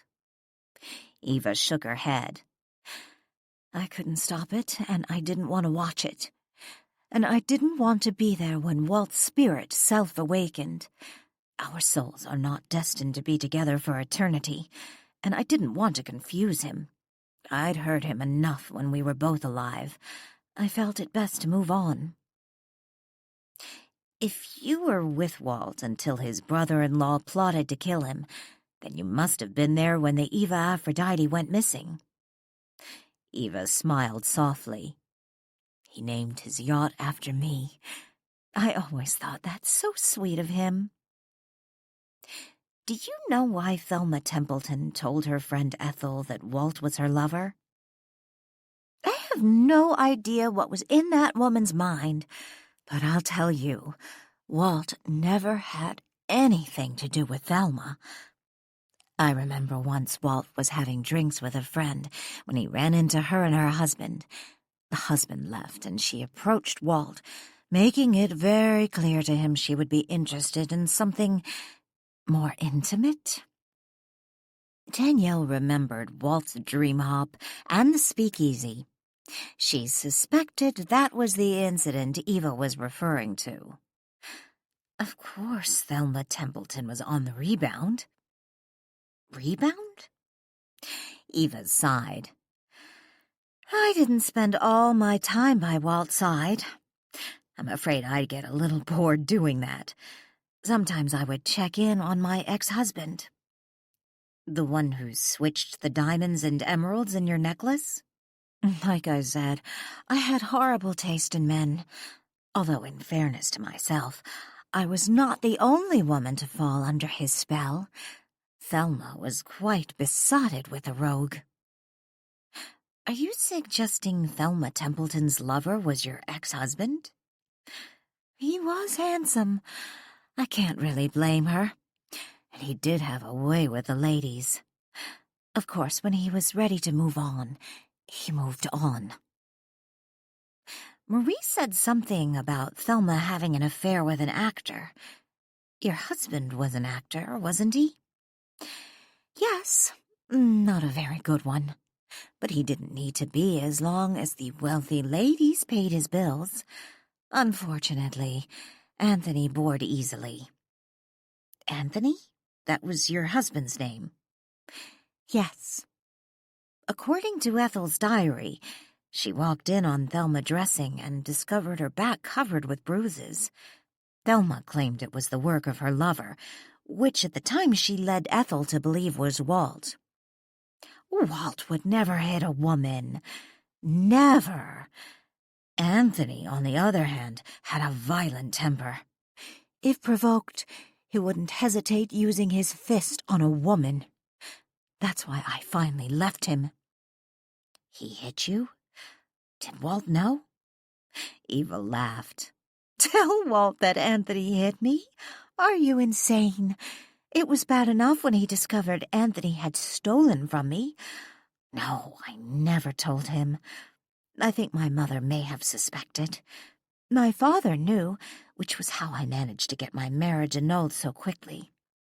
I put up with a lot from Anthony, but I wasn't going to be his punching bag. According to Ethel's diary, Thelma's lover broke it off with her. I'm assuming that was Anthony? Probably. I'll be honest. I stopped checking on Anthony around that time. He had just taken up with a new woman, one with even more money than Thelma. Plus, she was a widow. I saw what he was doing. He intended to marry her, as he had married me. The difference with this new woman was that she had already come into her full inheritance and was a rich widow. I didn't want to watch, so I never saw Anthony again. I imagine this new woman wouldn't have been thrilled to discover she wasn't the only one he was seeing. Eva laughed. No, she wouldn't. From what I recall, she was a rather demanding woman. Attractive, but a few years older than Anthony. She had never had children, so there was nothing in his way, aside from his relationship with Thelma. Do you have any idea who killed those people on the Eva Aphrodite? Danielle asked. Eva moved from the display case and stood before Danielle. She shook her head solemnly. No, but their spirits have been interestingly active recently. You're talking about the people who were murdered on the ship? Yes. I had no idea back then anyone had been murdered. Just because some of us reside in the spirit realm does not necessarily mean we are aware of all that's going on around us. Just like in real life, Danielle muttered. Yes, but for me, this is my real life, or perhaps my real death. So what did you mean when you said they have been interestingly active recently? I periodically stop in at the museum, which is how I happened to hear about the ship washing up on shore. And then I heard the people had been murdered. I went down to the beach to see for myself. There were flashes of those souls calling out to me, demanding the truth finally be told. But they were behind a wall, so there was only so much they could do. Danielle frowned. Behind a wall? Yes. Not a wall as you might know it, but a wall nevertheless. Once one passes over, there are very limited ways one can return or communicate with the living, or with the souls like me who have refused to move on. "Walt's still at Marlow House," Danielle blurted out. Eva smiled softly. "Yes, I know. He can't leave. He's confined there.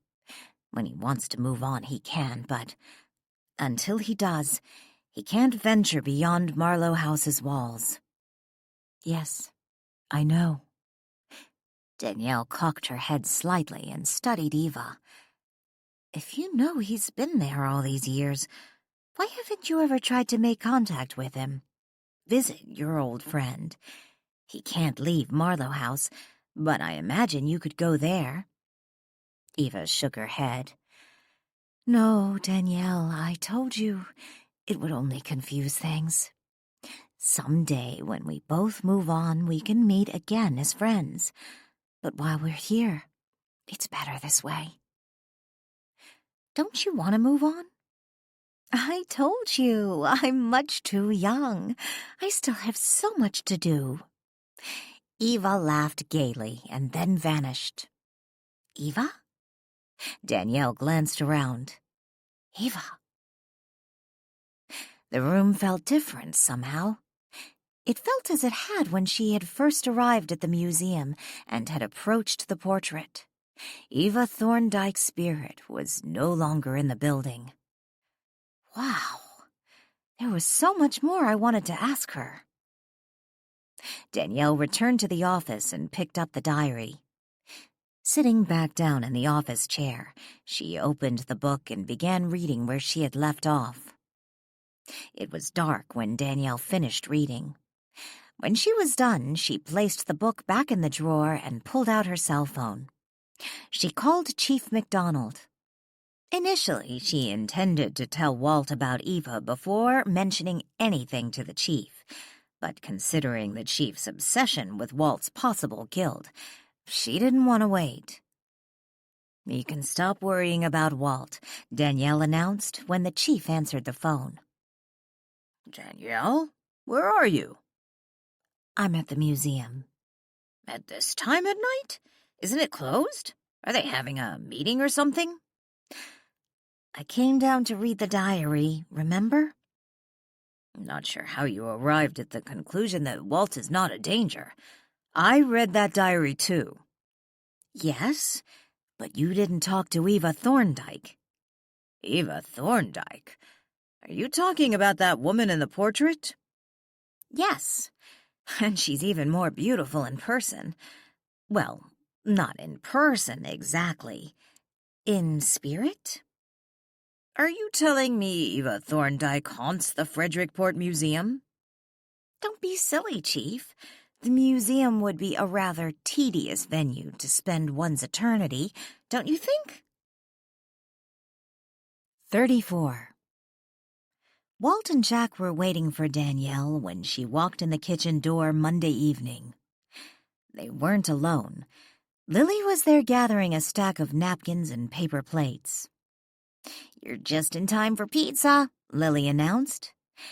"Everyone's in the dining room. Want some?" "Thanks, Lily, but I grabbed a burrito at the drive-thru on the way home." Lily closed the pantry door and faced Danielle, her hands occupied with the paper plates and napkins. "Did you find out anything interesting?" "Yes. What did you find out?" Walt asked. Jack eyed Lily appreciatively. She wore a snugly fitting t-shirt and lounging pants, her red hair pulled up casually in a high ponytail. "I think I'm falling in love with this little doll. I could have showed her a good time back in the day." "That day is long gone, Jack," Walt said impatiently. He looked back to Danielle, waiting for her reply. Danielle flashed Jack a smile and then looked from Lily to Walt. "I read the diary, but it was basically all hearsay. Thelma was having an affair with some guy that was abusive. He broke it off, and when she threatened him, He supposedly threatened her life. Thelma claimed Walt was her lover, but Ethel never saw them together. I stopped at Marie's, and according to her, Thelma was having an affair with some actor. Marie's mother saw them together. I think Thelma told her friend it was Walt because she didn't want to admit who it really was.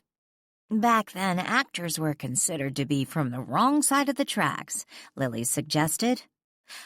I agree, but it's kind of ironic she was having an affair, so why does it really matter at that point who it was with? Danielle asked. It just did, Walt spoke up. Cheating on her husband was one thing, but slumming was another. Walt agrees with you, Danielle told Lily. Danielle failed to mention that the actor in question had already hooked a woman of greater stature who wasn't afraid of what people thought. That was, of course, had she been willing to marry the actor, as Eva suggested. But Danielle wasn't ready to tell Walt about her encounter with Eva. She needed to figure out just how she would tell him. Walt's here? Lily glanced around. Yes, and Jack too. Who, by the way, thinks you're a hot little thing. Blushing, Lily looked to where she imagined Jack might be standing. Really? With a cheeky grin, Lily tossed her head back, sending her ponytail swishing as she sashayed out of the kitchen, a slight more wiggle to her walk. You're welcome to join us, Danny, Lily called back as she stepped from the room. Chuckling under her breath, Danielle shook her head. I'm gonna go take a shower, guys. I'm wiped out. It's been a long day. I think I'm going to go to bed early. Is that it? Walt asked as she headed for the door. Pausing, she looked back at Walt. Yeah, for now. Danielle had just climbed into bed and pulled the covers up over her when Walt appeared by her side. Where's your friend? She asked. He's in the attic with Max. I told him I wanted to talk to you alone. Danielle snuggled down in the bed, her hands clutching the top of her blanket. What about? What aren't you telling me? Danielle licked her lips nervously. What do you mean? Walt pointed to Danielle. That. That what? You always lick your lips when you're keeping something from me. I do not. Danielle scooted down in the bed, pulling the blankets to her chin. What aren't you telling me? He demanded. After a moment, Danielle released hold of her blanket. She dropped her hands and arms on top of it with a flop and looked up at Walt. I saw Eva tonight. Walt's eyes widened. Eva? Danielle nodded. Yes, at the museum. She couldn't decide if Walt's expression was that of confusion or simply shock. Silently, he sat down on the bed beside her. Why didn't you tell me before? Danielle shrugged. I was trying to figure out how to. I know what she meant to you. Just tell me, Danielle. Danielle scooted back up in the bed. Leaning against the headboard, she looked at Walt and proceeded to tell him about her encounter with the famous silent screen star, Eva Thorndike. When she was done recounting the meeting, she said, I have to say, she's even more beautiful in person. Well, you know what I mean. When I first saw the portrait, I thought she looked like the Gibson girl, but she's actually more, for lack of a better word, sexier? I always thought there was something a little virginal looking about the Gibson girl. Walt laughed. I always thought the Gibson girl inspired the portrait artist's portrayal of Eva. He imagined her on a pedestal, untouchable. I can also see how she was an actress. She's still very dramatic. Walt laughed again. Yes, Eva had a flair for the dramatic, even when we were children. Why hasn't she moved on? I think it's her way of protesting her early death. Walt stood up. I'll let you go to sleep now. Cocking her head, she studied Walt curiously. You're okay with this, aren't you? Why wouldn't I be? Danielle shrugged. I just know how in love you were with her. To find out she's still here, that she hasn't moved on. I told you, Danielle, I've moved beyond all that. I loved Eva once. I still love her, but now as a dear friend. We'll see each other again when we're both finished with what we have to do here. I suppose I understand. It's kind of how I feel about Lucas. Walt nodded. Can I ask you one thing? She asked. Anything. Do I really lick my lips when you think I'm keeping something from you? Walt smiled. Not really sure, but it does seem to be one of your nervous tics, and you did tell me about Eva when I called you on it. Danielle scrunched up her nose. One of my tics? You mean I have others? Walt smiled, whispered, "Sweet dreams," and then vanished. She was rocking again, back and forth, back and forth. Danielle opened her eyes. Once again, she was in a rocking chair on Emma's front porch, with Emma in the chair next to her. The older Emma, as she was the last time Danielle had seen her alive. I didn't expect to see you again, Danielle said brightly. How's Emmett? I haven't moved on yet. I can't. I must have shown you the wrong thing. That's not what they wanted you to see. Did they tell you what they wanted exactly? Emma shook her head. That would be too easy. Haven't you figured that out yet? Nothing in life or death is easy. Okay. Danielle considered the puzzle. I assume it has to be something you witnessed. Or maybe you were just there. After all, you worked in the Bluebell Diner. People were coming and going all the time. Maybe it's a conversation between some customers. Something you didn't actually overhear, but something we can listen to now if we go back. Child, do you really expect to go back and listen to every conversation of every person who was ever in the diner at the same time I was? And maybe it wasn't when I was at the diner. Maybe it was when I was at the beach, in the store, at the... Okay, you're right. That would be insane. We should isolate it to, let's say, the week or two leading up to the storm, and focus on anyone connected to the people who were killed. I told you I don't remember seeing any of those people.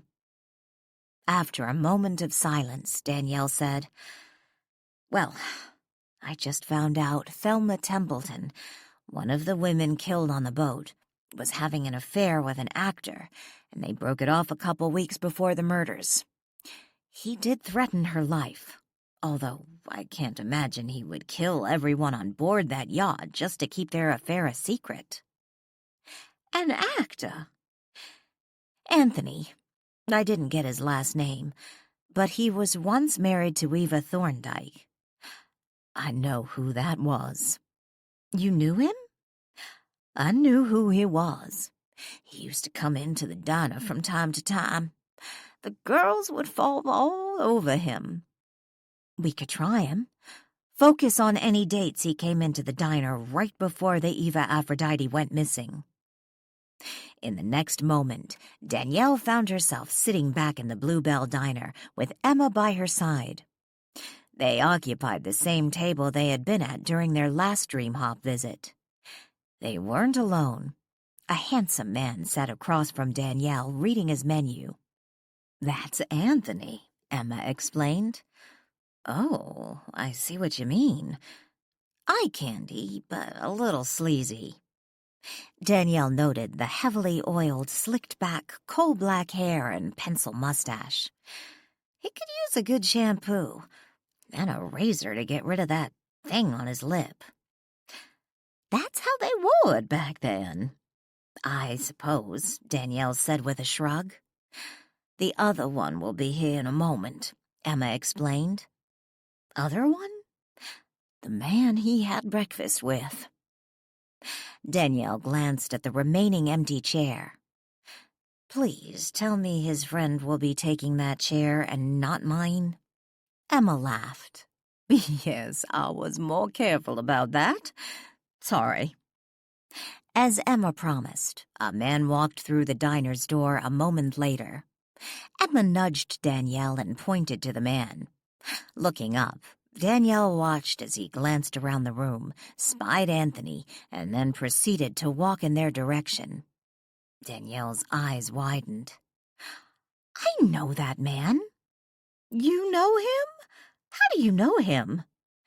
It's Ephraim Presley, the man who murdered Harvey Crump, the boy who haunted Presley House. Emma shook her head. I have no idea what you're talking about. Ephraim Presley had worked for Eva Thorndyke's parents as a caretaker when she was still alive. He was also her ex-husband's accomplice in the original Thorndyke jewel heist, back when the first set of diamonds and emeralds were removed from Eva's necklace and replaced with fake stones. Harvey Crump, a friend of Ephraim Presley's twin sons, had stumbled upon Ephraim's share of the jewel heist. That discovery led to Harvey's premature death. Danielle had witnessed Harvey's murder in a previous dream hop. Ephraim Presley was also Heather Donovan's great-grandfather. She had stumbled upon the sins of her ancestor, along with one of the emeralds he had taken.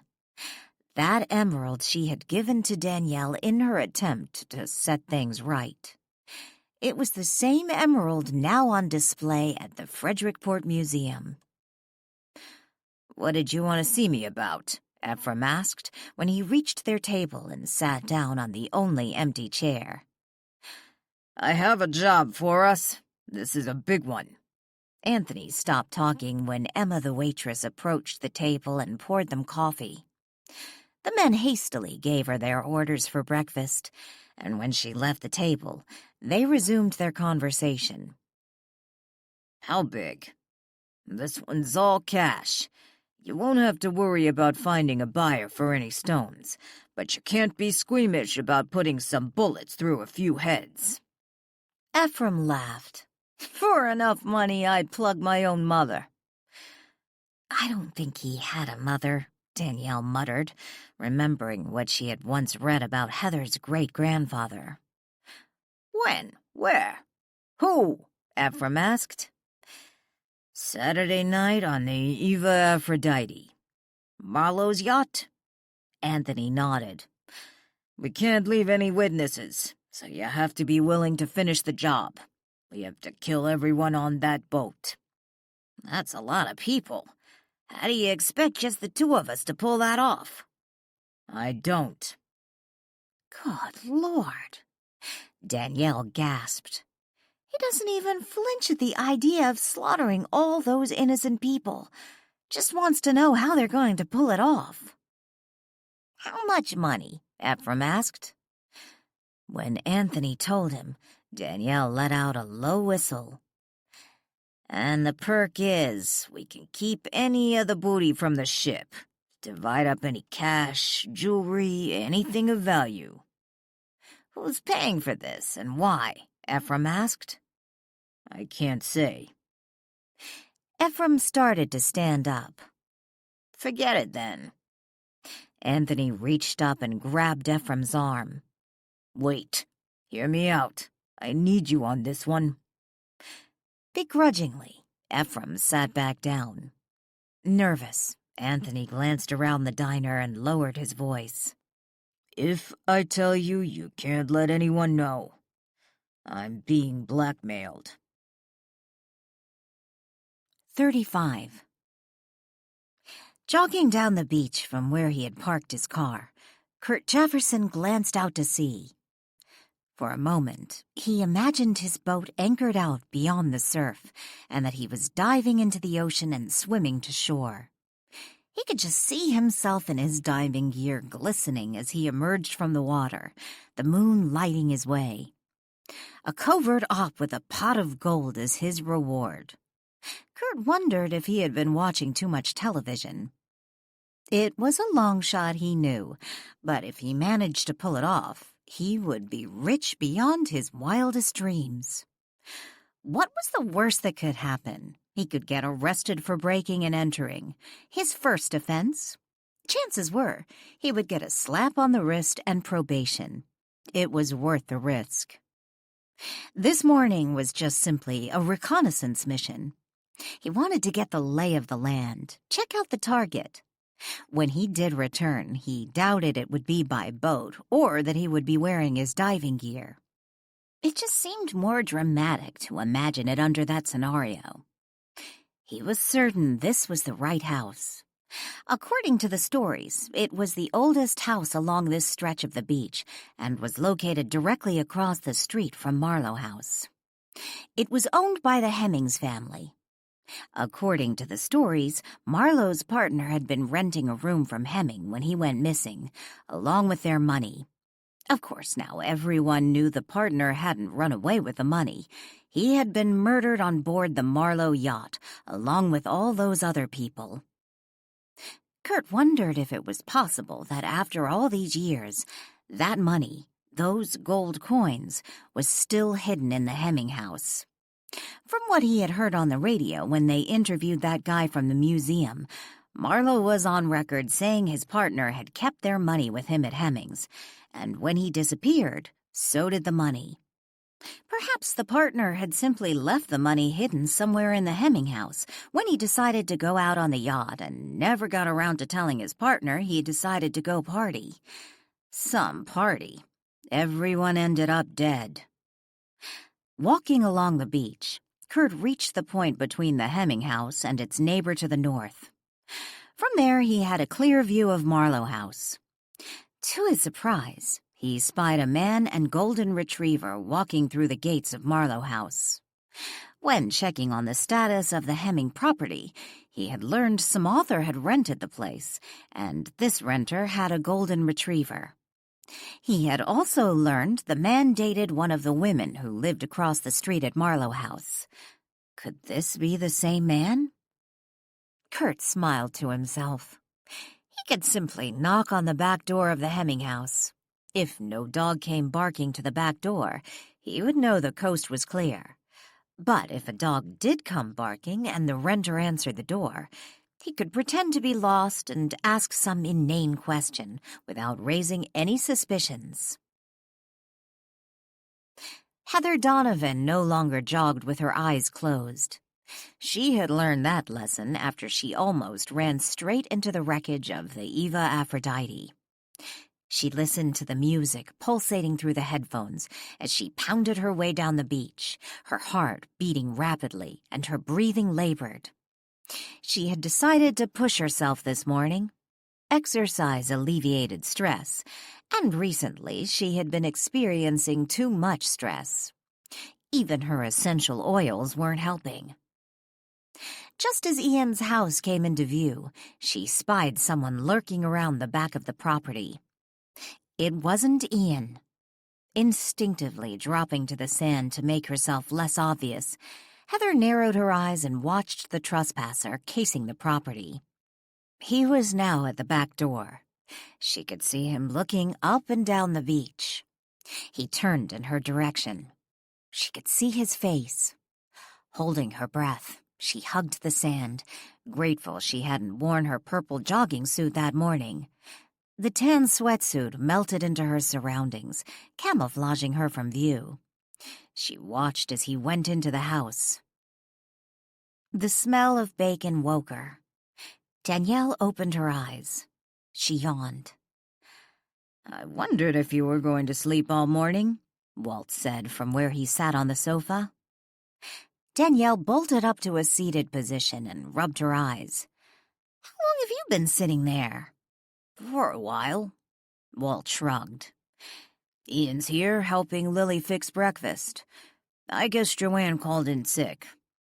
Danielle glanced at her iPhone. She didn't call me. I heard Lily say something about a text message. Danielle picked up her phone from the nightstand and looked at it. You're right. Looks like Joanne sent us a group text message. I must have slept right through it. I wonder why Lily didn't wake me up. Maybe she was just being nice. She and Ian have everything under control. I get the feeling that Ian is enjoying your guest. The mystery writer? Walt nodded. Sitting up in bed, Danielle leaned against her headboard and looked at Walt. Emma visited me last night. Again? I'm pretty sure Jack was being honest with you about paying off those loan sharks. It was just a coincidence. I don't even think that's what Emma was supposed to show me. Then what was it? What she showed me last night. Danielle then went on to tell Walt about her most recent dream hop. Walt sat quietly, listening to Danielle tell him about seeing Anthony and Ephraim, and how Anthony claimed he was being blackmailed. The reason Jack doesn't remember that night is that they drugged him. Or at least that was the plan they discussed at the Bluebell. They were going to pay Sally to slip something in Jack's drink when he came over to see her that night. And then they'd use him to get on the boat, pretend he was drunk, not drugged, like they were all drinking buddies, just out for some fun. And since Jack was my partner, no one would question it, Walt said. Their plan all along was to kill Jack once they got him to that cabin and hide the body. There was a second boat. They were going to board the Eva Aphrodite like pirates once it was out to sea. And easier if they kill the crew before they board the ship, Walt said, sounding a little ill. Pretty much. Who was behind this? You said Anthony claimed he was being blackmailed. He never told Presley who was behind it, but he kept saying he would. He just had to make sure Presley was totally in. But whoever it was, he didn't want anyone on the job knowing who was behind it. This explains what probably happened to Anthony, Walt said. What do you mean? From what I recall, he sort of disappeared after the Eva Aphrodite went missing. I never put the two together before. He went missing that night? Walt shook his head. No, he wasn't killed that night. The reason I remember, he was going to be in a play that was scheduled to open the following week, but because of the storm. You're talking about the storm the night the boat went missing? Walt nodded. Yes, it caused some damage to the theater, delaying the opening. It was in the play the first night, and then I remember hearing he'd taken off. The stand-in had to take his place. I never really thought much about it. Anthony was famous for just taking off. You think whoever was behind the murders killed him? If he really was the only one who knew the identity of the person or persons behind the murders, yes, probably. I can understand someone arranging a hit and then getting rid of the hitman, but why would someone go to an actor to arrange something like this? Anthony knew some pretty shady people, and I always suspected stealing the diamonds and emeralds from Eva's necklace wasn't his first, last, or even worst crime. Danielle cringed. It certainly wasn't his worst. I'd like to know. Who was really the target? Walt wondered. Eva's ex was pretty damn cold. While it's monstrous to murder innocent strangers in cold blood, he killed a woman he'd been having an affair with, someone he had been intimate with. Walt chuckled. Now you know how I felt. Jolene Carmichael sat in the office of Steve Klein. I'm sorry, Jolene, I just don't see how I can do it, he apologized. Like I explained last week, there simply isn't enough equity left in your house. I have to get out from under that second. The interest is killing me. Can't I just refinance? She pleaded. I'm sorry, Jolene, really. I wish there was something I could do to help you. This deal with Clarence, it gutted the company. And aside from what you're getting from Social Security, I don't see how you could ever qualify for another loan. That was supposed to be for my retirement. I loaned them the money to start the law firm. This isn't fair. I should at least get the property. I'm sorry, that's a matter for an attorney. 10 minutes later, Jolene Carmichael drove away from the bank. She told herself to calm down. This wasn't good for her blood pressure. Yet she couldn't calm down. What was she going to do?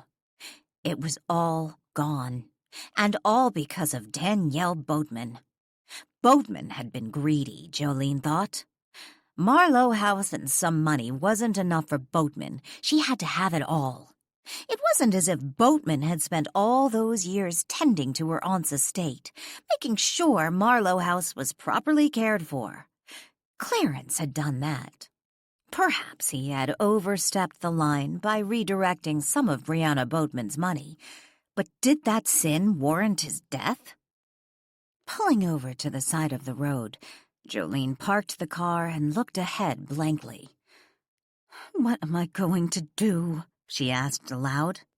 "Why can't I have some of Danielle Boatman's luck and find a priceless necklace hidden in my floorboards?" It was then Jolene remembered the conversation she'd had at the museum with Ben after his radio interview. The gold coins. Did they still exist? Bill Jones flipped through his clipboard as he finished his cup of coffee. He shoved the now empty breakfast plate to the edge of the table and waited for the server to bring his bill. Looking through his job orders, he rearranged the pages, placing them in a specific order to schedule his day. The next house he was going to was on the north side of town. The first house was one located on the same street as the Hemming house. There was a bathroom faucet to replace. He had already picked up a new one. Looking at the order, Bill paused a moment and looked up, staring absently into space. The work order made him think of the Hemming house, and of the gold coins that might be hidden there. Adam is full of it, he thought. He had known Adam most of his life, and there was no way he wasn't just as curious as Bill about the possibility of hidden treasure. From what Bill had since read after that fiasco with the missing Thorndyke, if Bill did happen upon the hidden gold, like when he was doing repairs at the rental, he could legally claim the gold under Oregon's treasure trove laws. At least he was pretty sure he could. Hell, he didn't need Adam to do this. He didn't need Adam at all. "Hey, Carla, bring me my check," Bill shouted to the server. He smiled to himself. "I think I need to go check out Ian's rental. Make sure nothing's broken." 36. "Sally set me up?" Jack sounded heartbroken. Walt had just repeated most of what Danielle had told him about what she had learned through her dream hop with Emma. The two old friends sat up in the attic on the sofa while Sadie napped by their feet and Max perched on the windowsill, tail swishing back and forth as the cat stared out the window. "From what Danielle overheard, I don't think Sally knew they were going to kill you, just use you to get on that boat. But wouldn't she have known when I never came back and they did? I'm afraid they may have gotten rid of Sally." "What do you mean?" Jack asked. "We all thought you and Sally ran off together. When I went looking for you at her place, she was gone." "They killed her?" Jack asked. Walt shrugged. "That would be my guess. I never saw her again." Jack let out a weary sigh and leaned back in the sofa. "I suppose that answers most of the questions. What happened to me? Why was I on the boat? I still wonder what happened to our money. If they took you the way they said they were going to at the motel, you wouldn't have taken the money with you when you went to meet Sally, would you? Jack let out a snort. Hardly. Always thought Sally was a fun girl, but I'd never trust her around my wallet. No, that money's probably still across the street at George's, unless someone else has found it since that time, which is entirely possible considering how long it's been. You already said you moved it. The question is, where to? I remember I was going to bring it here, but then I wanted to go to Sally's, which was obviously a stupid idea. I moved it. Somewhere safe. Hidden. Where? I don't remember. Walt chuckled. Well, we can't use the money now anyway. I would like to know who was behind it all. Who knows? Maybe when I move on, I'll find out. Does this mean you're ready to move on? Walt asked. I think so. Jack looked at Walt. What about you? You could go with me, see what's on the other side. A new adventure. Walt smiled. I don't think so. You go ahead. I'll catch up later.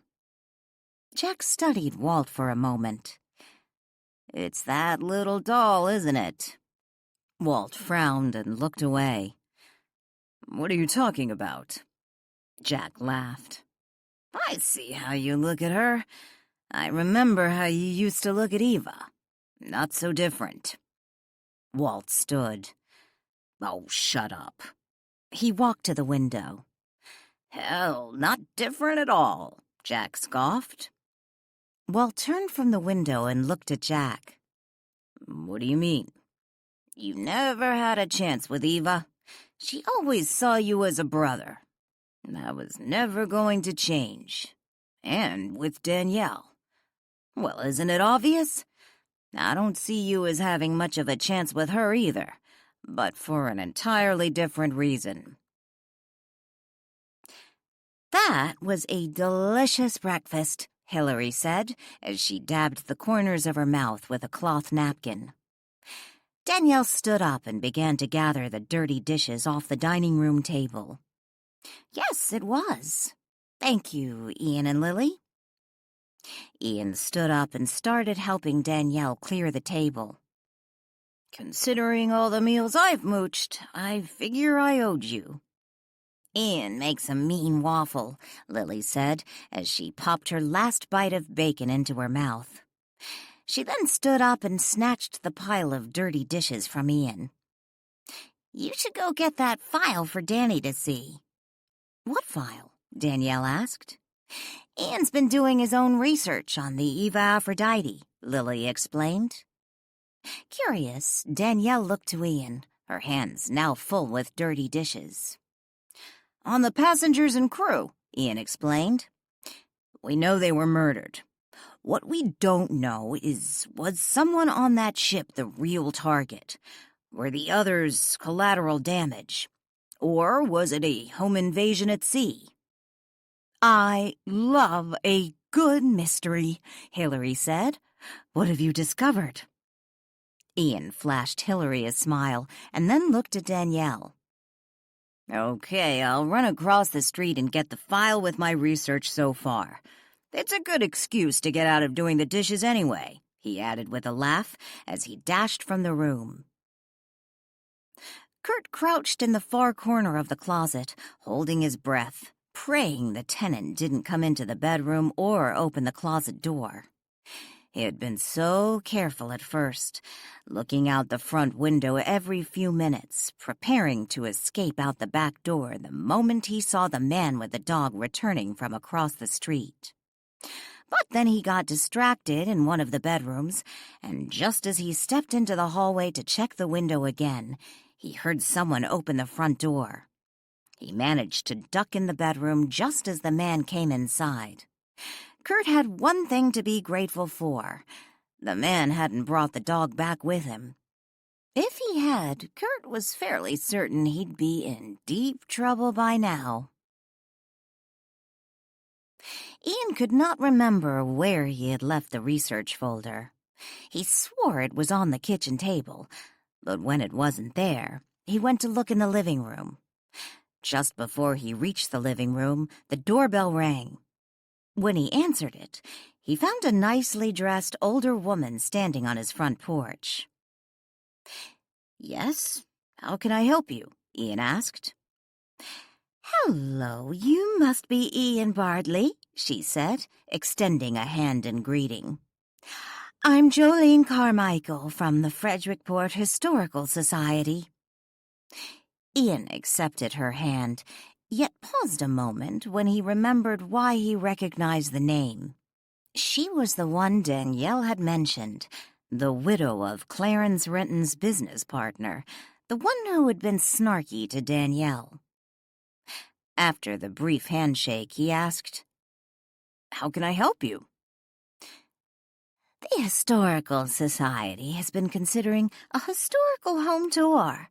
This house is one of the oldest in Frederickport, and—" "I'm just renting the house," he interrupted.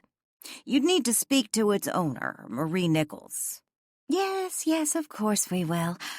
I was just wondering if it might be possible, if it's not too much trouble, if I could look around inside." Ian frowned. "I'm not sure why." "The interior of the house may not even be suitable for a historical home tour, considering any modern renovations it's had over the years." "I don't think it's been changed much." "Oh, wonderful. If I could just look around, see if it's what we're looking for, then we can contact Marie Nichols and see if she'd be willing to cooperate." "You do know I'm renting the house. I don't intend to move out anytime soon." "Oh, this would not infringe on any of your renter's rights, I promise you. No.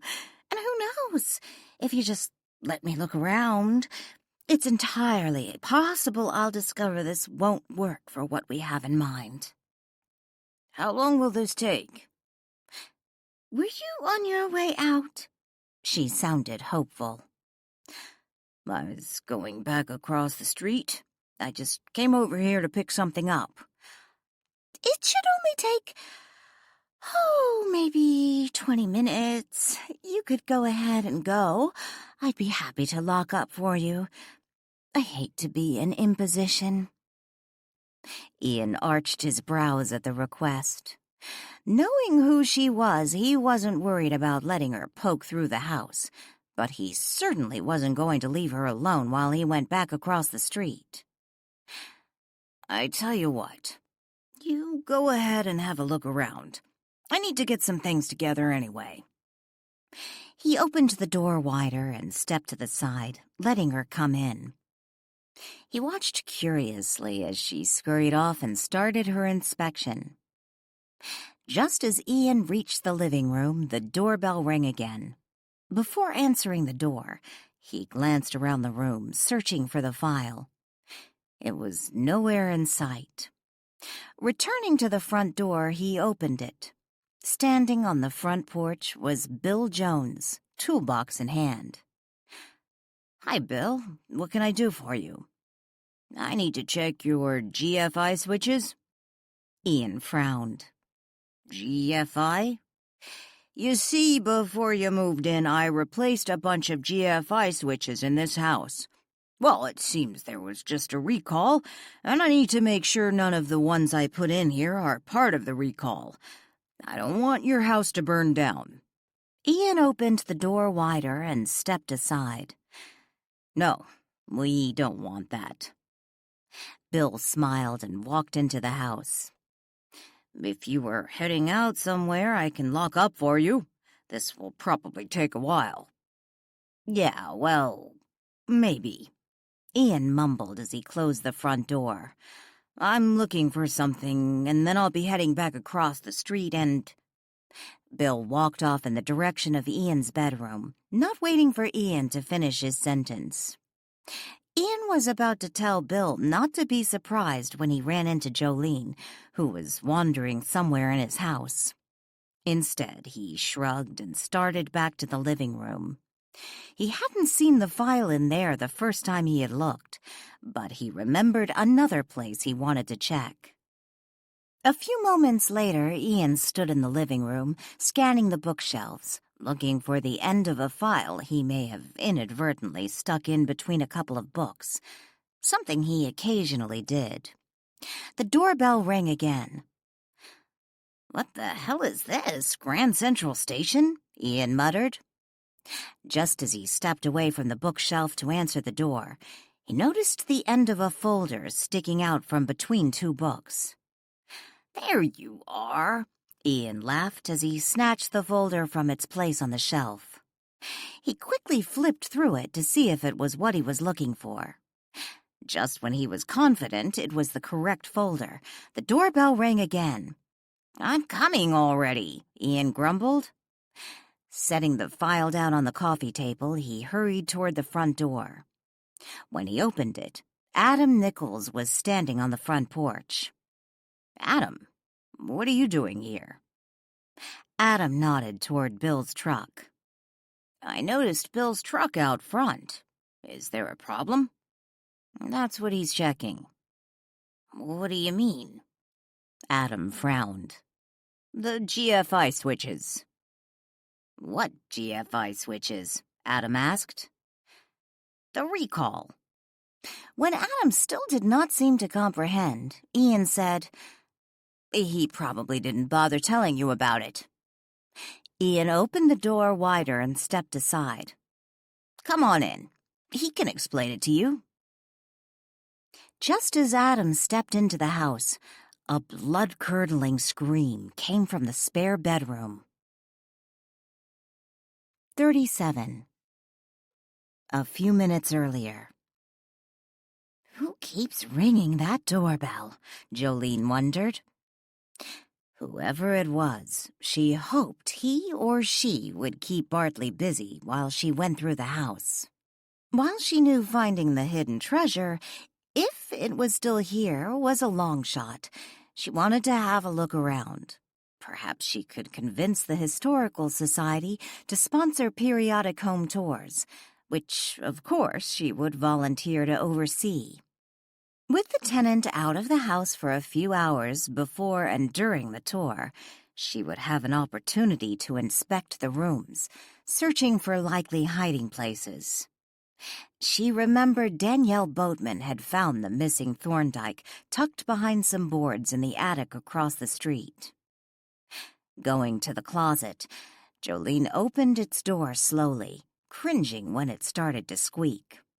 She didn't want Ian Bartley to hear her opening the closet doors and wonder what she was doing. After she opened the closet door wide enough to slip into, she opened her purse and pulled out her iPhone to use as a flashlight. Kurt held his breath, his heart beating rapidly, when the closet door slowly opened. The last thing he expected to see was an elderly woman sticking her head into the dark and narrow space. A curtain of overcoats hanging on the center of the overhead rod helped conceal him from the intruder on the opposite end of the closet. From the darkness, he watched as she groped at the panels of the weathered wooden floor. He had surmised this room was used as a guest room, since the only thing in the closet were the jackets blocking him from the woman, and the boxes he noticed shoved on the overhead shelf. From what he knew about the house, it was rented by a bachelor, who he assumed was the man he had seen leave earlier with a dog before returning alone. The doorbell had rung several times since he had taken refuge in the closet, and he assumed this woman was one of the people who had just arrived. He wondered if she had been a recent guest and had returned to look for something she might have lost in the closet. An earring, perhaps? The last time he spent a weekend away with a girlfriend, she complained about losing an earring in the motel. The women he knew seemed to always be losing earrings. When she turned on the flashlight app of her iPhone, he held his breath, praying she wouldn't point that thing in his direction. He was tempted to grab the end of the nearest overcoat and pull it to one side to better conceal himself, yet was afraid the movement might catch her attention. He watched as she knelt by the opening, iPhone in one hand, while the other hand fidgeted with a loose board. She's not looking for a lost earring. She's about to pull that floorboard up, he thought. Mesmerized, he watched as she eagerly tugged at the weathered panel, dislodging it. He could swear he heard her make a gleeful cackling sound. Almost in a frenzy, she yanked up one board after another and then reached down into the opening and pulled up a box, which she quickly opened. He could not contain his gasp when her greedy fingers dipped into the pile of gold coins, lifting them out of the box while they spilled from her fingers. The moment she heard his gasp, she let the rest of the coins drop as she quickly snatched up the iPhone and directed its beam toward him. Jolene screamed. Without pause, Ian bolted from the doorway, heading for the sound of the scream. Adam followed close on Ian's heels. He was so intent on following his tenant, he failed to see Bill dart into the hallway from the master bedroom. Bill had also heard the scream. Bill and Adam collided. Ignoring the two men behind him, Ian swung the door open to the guest bedroom. "What are you doing here?" Adam hissed under his breath to Bill. Before Bill could reply, Ian's loud, "What the hell?" turned Bill's attention, and Adam's, to what Ian was now staring at. Wild-eyed and frantic, Jolene crouched on the floor in front of the partially opened closet. She clutched to her bosom an armful of gold coins as she looked from the man still hidden in the closet back to the three men peering in at her from the now open doorway. Ian walked into the bedroom, with Adam and Bill following behind him. "They are mine," Jolene shouted. "Mine, mine, mine." Adam pushed around Ian and approached Jolene, staring into the closet. He could see the hiding place revealed by the now removed floor panels. "Marlow's missing gold," Bill said. "Damn, I knew I should have checked that closet first." Adam pointed to the box. "Those aren't yours. Those were hidden in my grandmother's house. They belong to her." "I'll be damned," Ian said as he approached Jolene and the gold. "Those were here all this time?" Hugging the gold to her chest, Jolene glared at Adam. Shaking her head furiously, she shouted, "Stay away!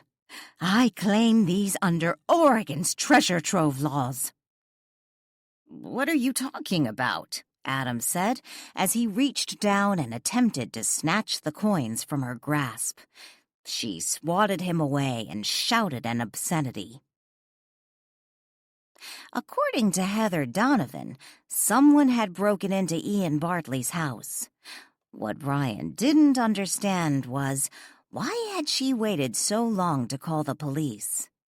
It had been over an hour since she had seen the man slip into Ian's back door. Apparently, she had been jogging at the time. Her reason for not calling sooner was that she thought the man was probably a friend of Ian's, but after thinking about it for a while, decided she should probably call the police. When Brian arrived at the scene, there were 3 vehicles parked in front of Ian's house. He recognized the truck. It belonged to Bill Jones, the handyman who worked for Adam Nichols. If Brian wasn't mistaken, the car parked behind the truck belonged to Adam. He didn't recognize the 3rd vehicle. Ian's car was parked in the driveway. Brian didn't notice the open front door until he was halfway up the walk. By that time, he could hear the shouting coming from inside the house. By the colorful expletives and number of different voices he heard, it sounded like a riot. Pausing a moment, he called for backup before going inside. He didn't know what he was facing. By the sound of it, Brian imagined he was walking into a dangerously volatile situation, possibly with weapons drawn and blood spilled. What he found was something entirely different, more like a scene from a slapstick comedy. Adam Nichols was playing slapsy with Jolene Carmichael, who kept yelling, "Mine! Mine!" while she hugged what appeared to be a pile of gold coins, many of which had already fallen from her grasp and landed on the floor around her. Bill Jones was attempting to snatch some of the coins from the floor, while Adam kicked his hand away while shouting at Jolene to let go of his gold. Meanwhile, Ian stood calmly on the sidelines, iPhone in hand, while he recorded the mayhem. Brian's authoritative shout for everyone to quiet immediately silenced the group, which turned to him, including Ian, who now aimed the iPhone's lens at the officer and continued to record. When Brian realized Ian was recording him, he gestured for him to stop. Reluctantly, Ian complied, turning off the video app and tucking his phone into his back pocket. The quiet didn't last long. Soon, everyone was talking again, this time directing his or her words to Brian. In their competition to be heard, their volume increased, and soon they were shouting more at each other than trying to explain to the police officer what was going on. Once again, Brian shouted to be quiet. He looked at Ian, the calmest of the group, and told him to explain what was going on. "To be honest, I'm not really sure," Ian admitted. Jolene started to say something, but Brian immediately hushed her and turned his attention back to Ian. "First, Jolene Carmichael here." Ian gestured toward the woman, who was now stumbling to her feet while snatching the fallen coins from the floor and returning them to the booty in her arms. "Stopped by, asking to look around the house. She said the Historical Society was considering putting this house on some historical home tour." "What home tour? No one's ever mentioned that to me," Adam piped up. Brian immediately hushed him and looked back to Ian again. "I was in the middle of looking for some papers, so I told her to go ahead, have a look around. And then Bill stopped by, saying something about GFI switches needing to be looked at." "GFI my ass," Adam snapped, glaring at Bill. Bill snapped back, and soon the two were arguing. Once again, Brian hushed them and turned his attention back to Ian. "I told Bill to go ahead, do what he needed to do, and I went back to looking for my papers. That's when Adam stopped by and asked why Bill was here. The next thing I know, someone is screaming bloody murder, and I run in here and find Mrs. Carmichael in my closet. It's pretty obvious to me her story about the home tour was just a ruse to get in and look for the treasure they've been talking about. And apparently, she found it." "It's mine," Jolene screeched. "It's not yours," Adam shouted back. "It was found in my house." "Technically, it's your grandma's house," Bill muttered. "Shut up, Bill," Adam snapped. "This wouldn't have happened if you had just listened to me," Bill countered. Adam turned to Bill. "And that's why you're here. GFI my ass, you were treasure hunting." "If you hadn't gotten greedy," Bill started to say. "What do you mean, greedy?" Adam asked. "Get real, Adam, I know you. You were going to keep the treasure for yourself." "It's in my house." "Your grandmother's house," Bill shouted back. "It doesn't belong to either of you. I found it first," Jolene yelled in a shrill voice. Again, the three started screaming at each other while Ian and Brian watched on and exchanged glances. Taking a deep breath, Brian expelled a frustrated sigh and yelled, "Shut up! And I swear if anyone says another word, I'm going to shoot him." Everyone got quiet.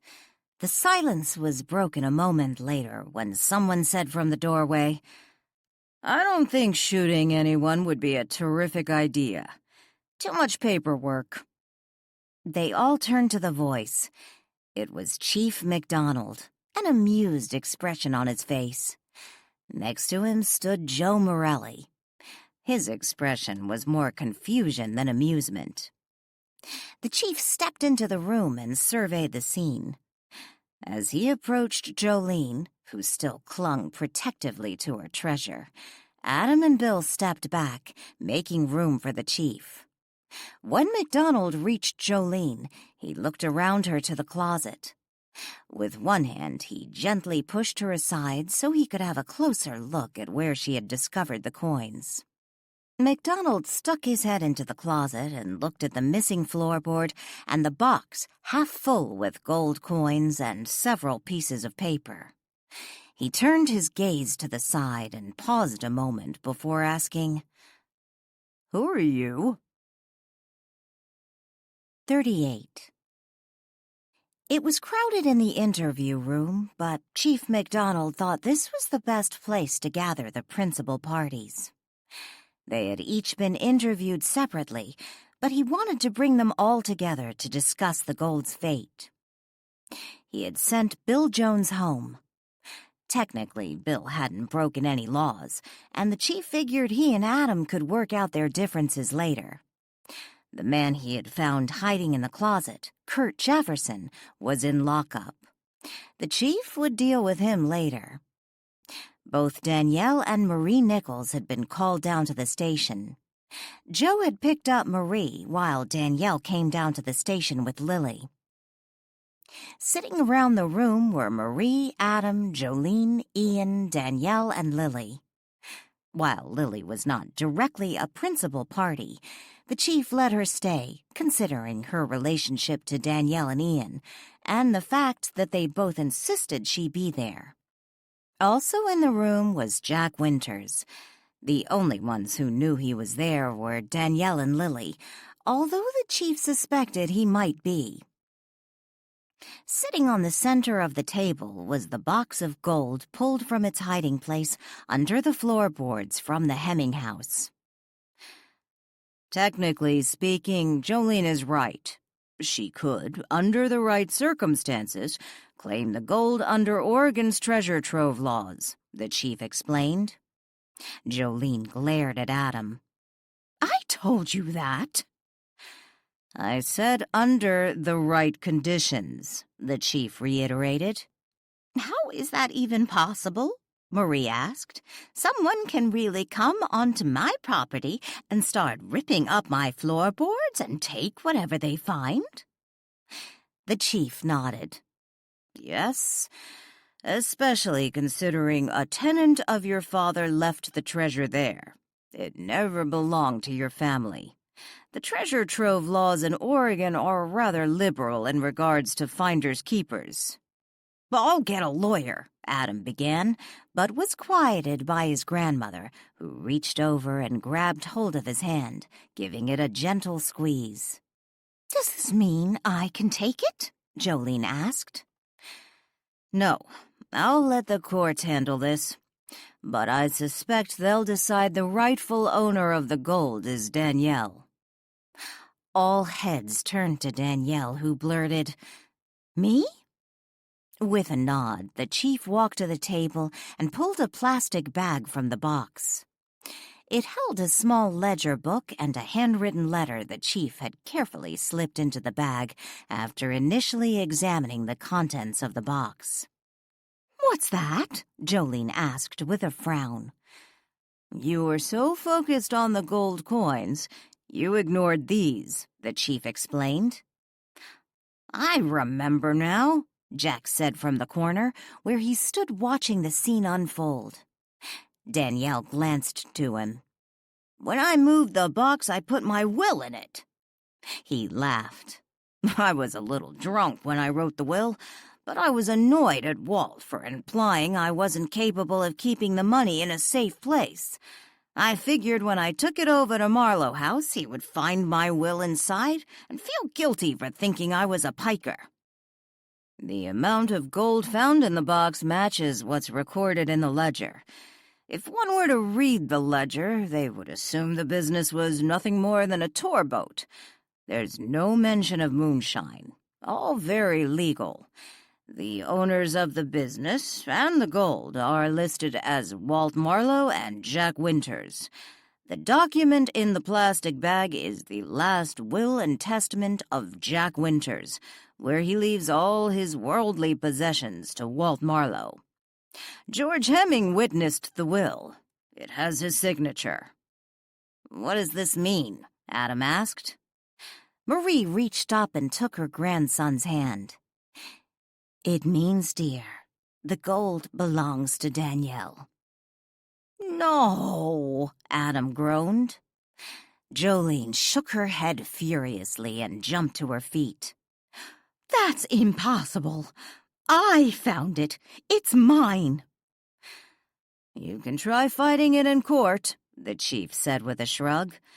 "But Winters left all his worldly possessions to Marlow.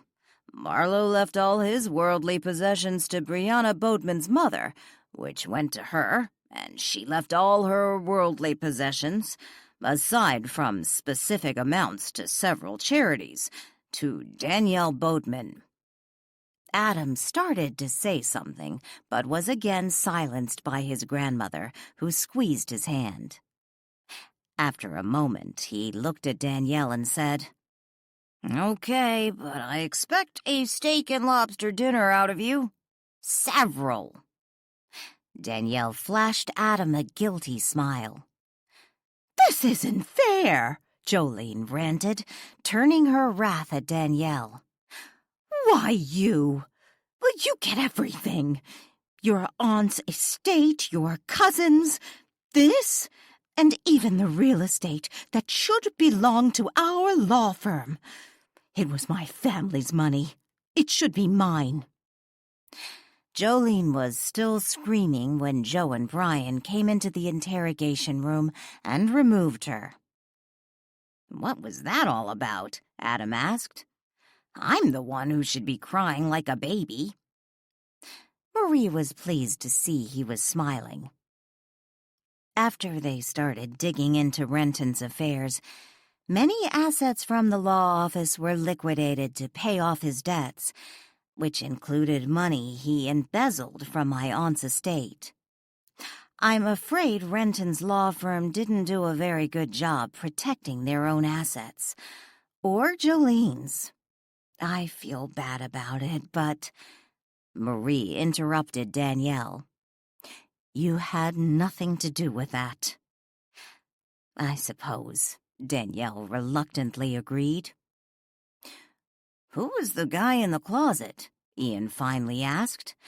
"I figured that's why you wanted me here." "I thought you should be here in case you felt you had a claim to the gold, since you were renting the property. That's for the guy we found hiding in your closet. He's another treasure hunter," the chief explained. "Do you want to press charges?" the chief asked Ian. Adam had already taken Marie home, and the chief had returned to his office with Ian, Lily, and Danielle. Jack, who had gotten bored, had vanished after they left the interrogation room. The chief sat at his desk while Danielle and Ian sat in the chairs facing him, and Lily perched casually on Ian's left knee. "Does he have a record?" Ian asked. "Nothing. He has a diving and salvage company in Astoria. I suspect he heard Paul's interview with Ben and, like the others, wondered if the gold was still in the house." A knock came at the office door. They all turned to the open doorway. Heather Donovan stood there, wearing a sheepish smile as one of her hands twirled the tip of her right pigtail. "Come on in, Heather." The chief waved her in. Heather here was the one who called us about your break-in. She saw him sneak in your back door. At first she thought it was someone visiting you, and then—" "I lied," Heather blurted out. "Excuse me?" the chief said. "I knew who it was. I recognized him. Kurt Jefferson. I know him because I hired him to do some diving for me." The chief frowned. "What kind of diving?" "I hired him to put the jewelry back on the Eva Aphrodite." "You?" Danielle gasped. "You were responsible for the box getting on the boat?" "I was trying to get rid of all this bad karma, but I blew it today. I saw Kurt going into Ian's house, and I knew why he was there, but I just didn't want to deal with it. And then I realized if I ignored it, then my karma would never get straightened out." The chief stood up. "Maybe we should go back to the other room. There are more chairs there, and you can explain it to us." Another knock came at the door. It was Joe. "Sorry to bother you, but Jolene refuses to leave." "Jolene Carmichael?" Heather asked. "Yes." Heather turned to face the chief. "I think you should have Mrs. Carmichael join us. She's dealing with some pretty messed up karma, too, and this might help her understand." The chief, Danielle, Lily, Ian, Heather, and Jolene were back in the interrogation room. Joe and Brian quietly watched and listened from the adjacent room through the two-way mirror. Jolene kept muttering, "I don't know why I'm here." Heather stood up and took a deep breath. She looked around the room. "As many of you know, my great-grandfather was a very bad man. He killed a young boy after that boy found some of the stolen gems from the Thorndyke necklace. What you don't know is Harvey Crump was not the only person he ever killed." Everyone but Heather remained seated, their attention riveted on her. "Ephraim Presley, my great-grandfather, was friends with Anthony Taylor. Some of you know Taylor as the husband of Eva Thorndyke, who, with Ephraim, stole the gems from her necklace." "What does any of this have to do with me?" Jolene asked. Heather faced Jolene. "Your grandfather, Ralph Templeton, was also a very bad man." "What are you talking about? He was a wonderful man." "No," Heather said calmly. "He had financial troubles and tried to get Walt Marlow to finance a business deal with him. He had already been embezzling from the family business and was facing possible financial ruin." "That's not true. Walt Marlow wanted to go into business with him. I read Ethel Pearson's diary." "No, your grandfather needed his brother's support. And unfortunately, his brother believed Walt was having an affair with his wife. He wasn't. Your grandfather knew that. He knew his sister-in-law was really having an affair with Anthony." "So? Why is this important now?" "Because your grandfather decided the solution to his problems was to murder his brother and sister-in-law. After all, Thelma had brought a considerable fortune to the marriage, and she had no family. If both Howard and Thelma died, everything would go to your grandfather." "Wouldn't someone have been suspicious had the boat not sunk with everyone dead on board?" Lily asked. "I can't believe they knew there was going to be a storm." Heather looked at Lily. "The plan was to sink the boat after killing everyone. The storm, that was a gift. They watched the boat sink. The storm didn't come up until they were back at shore. Like I said, a gift. No one ever suggested foul play.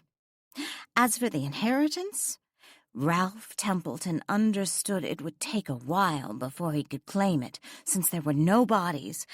But that didn't really matter, because in his brother's absence, he would have control of the estate. He also hoped that with his brother gone, he could approach Walt about his deal, but Walt wouldn't even talk to him. He was too upset after both his yacht and business partner went missing. "How do you know all this?" Ian asked. "I found more than the emerald in my grandfather's trunk. I just never told any of you. I found Ephraim's detailed confession about the murders, along with some of the jewelry taken off the passengers. I think he initially wrote that to protect himself should Ralph Templeton ever suspect he knew who had paid for the hit." "Well, how would Ephraim be privy to all that was going on with Ralph and Walt?" Lily asked. Heather smiled. Ephraim had his own spies. He liked to keep tabs on anyone who he saw as a threat. "I'm assuming Ephraim and Anthony helped carry out the murders," Danielle said. Heather nodded. Ralph knew Anthony wanted to get rid of Thelma. If the rich widow he was courting found out he had been carrying on with Thelma at the same time, it would end their relationship. So Ralph blackmailed Anthony while providing a financial incentive. He told Anthony that Thelma was a liability for both of them, and with her gone, they could both profit. "Monsters," Lily muttered. "I don't believe it," Jolene protested. "Anthony arranged everything. He was supposedly the only one who knew the true identity of the person behind the hit. Ralph naturally wanted it that way to protect himself. What Ralph didn't know was Anthony had spilled it all to Ephraim, who then documented in detail the series of events, including the location of the wreckage and the fact that Anthony mysteriously went missing not long after the Eva Aphrodite disappeared. When you hired the diver to put the jewels back on the boat, you wanted to return them, like you did with the emerald," Danielle said. Heather smiled at Danielle and then looked to Jolene, her expression now somber. "The only descendant I was able to identify attached to the jewelry was you, Jolene. And while you inherited the estate through your grandfather, I didn't think it was right returning the jewelry to you. After all, your grandfather was the one who had those poor people murdered." Jolene suddenly stood. "It's all lies!" she shouted. 39. Alone with the chief in his office, Danielle slouched down in the chair, her head leaning against its backrest as she stared up at the ceiling. What now? "Jolene could fight you in court for the gold coins, but I don't think she will." Danielle lifted her head and looked at the chief, who sat behind his desk. "Why wouldn't she? From what I heard, Joe and Brian had a heck of a time prying those gold coins out of her fingers before they brought her down here this morning. For one thing, Jolene knows enough about the law to realize it's legally yours. And for another, I don't think she'd welcome that kind of publicity." "You mean because of her grandfather?" Danielle asked. With a nod, he said, "The story will come out in the paper, but it'll die down and people will forget. But if she takes this to court, the horrific deeds of her grandfather will be amplified for everyone to see. I've known Jolene for a long time. She wouldn't want that." "What about Thelma's jewelry? If the gold legally belongs to me, I would think Thelma's jewelry would go to Jolene." The chief leaned forward, resting his elbows on the desktop. "I agree." "It's obvious Heather doesn't, considering what she tried to do with them." "True, but it's really not Heather's call. If Ralph was still alive and went on trial for his part in those murders and was convicted, his brother's will would be overturned and Jolene wouldn't have inherited through her grandfather. Yet, since she's the next living relative and wasn't involved in the murders, she'd probably inherit through her father, who would have been the next in line to inherit his uncle's estate back then, had his father been convicted for the murders. Danielle sat up in the chair. Even if there was a trial now, I can't imagine someone of Ralph Templeton's stature ever being convicted on a letter written by someone like Ephraim Presley. Agreed. I don't know about the statute of limitations on these things, but couldn't the families of the victims sue her grandfather's estate? Even without Ralph being formally convicted of the crime. Look at O.J. He got off on the murder charges, but the victims' families still managed to sue him in a civil court. The chief shrugged. If the victims' families of the Eva Aphrodite could sue, it wouldn't get them anything. I thought Ralph Templeton left Jolene a fortune. He did, but it's all gone. I sort of heard that, but I wondered if it was really true, if she really lost it all. Like I said, I've known Jolene for a long time. My wife was a close friend with her daughter. They went to college together. She's an attorney in New York. We still keep in touch. She and her mom have always had issues. I heard Jolene moved back to New York to be with her daughter after her husband died. That's what Jolene claimed. I know she had money coming in from the law firm and did her own thing in New York. From what I understand, all that stopped when Clarence was arrested. Danielle stood up. I guess that explains why the woman hates me. There is one more thing I think you should be aware of. The chief stood. Your neighbors have made it perfectly clear to the city council that they don't want that wreckage left on the beach. Even the Historical Society has backed off. What does that mean? There's been talk that you should be the one to pay for having it removed, not the taxpayers, since Walt Marlow owned the yacht. I suppose I could argue Jolene should pay for cleanup, since her grandfather was the one responsible for sinking it. Perhaps, but Jolene doesn't have any money, and I'm sure it won't take long before everyone realizes that gold will probably be going to you. Me and Uncle Sam. The IRS loves me these days. On the bright side, I doubt they can make you pay for it. Instead of turning into her driveway, Danielle impulsively continued down the street. She parked near Chris's house. Getting out of her vehicle, she glanced up at the sky. Gray clouds blocked the afternoon sun. Pulling the front of her sweater tightly closed to ward off the damp chill, she slammed the car door shut and walked down the sidewalk to the opening leading to the beach. Once there, she looked out to the Eva Aphrodite, and beyond it to the ocean, its waves breaking along the shoreline. They're gone, a voice said. Danielle looked abruptly to her right.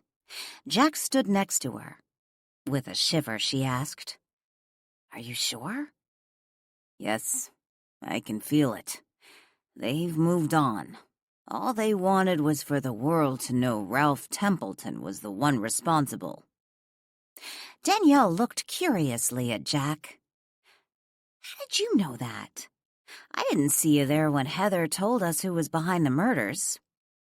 Lily, Jack smiled. "Lily? I don't understand." When she got back from the police station, she came up to the attic and told Walt and me everything. I had just finished telling Walt what I'd heard at the station before she arrived. An image of Lily, seemingly alone and talking to herself in the attic, flashed through Danielle's mind. She couldn't help but wonder where Ian had been when Lily was up there, but the picture made her smile. If anything could convince me to stick around, it's that little doll Lily.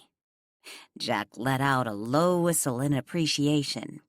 If I was alive, I'd give that Evan guy a run for his money. You mean Ian, Danielle corrected. Yeah, him too. She's one hotsy-totsy.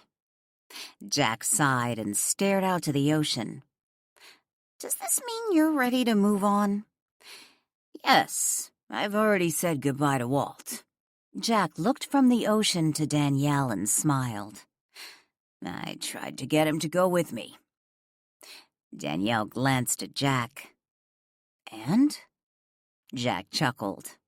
I think you know. He's not going anywhere, at least not yet.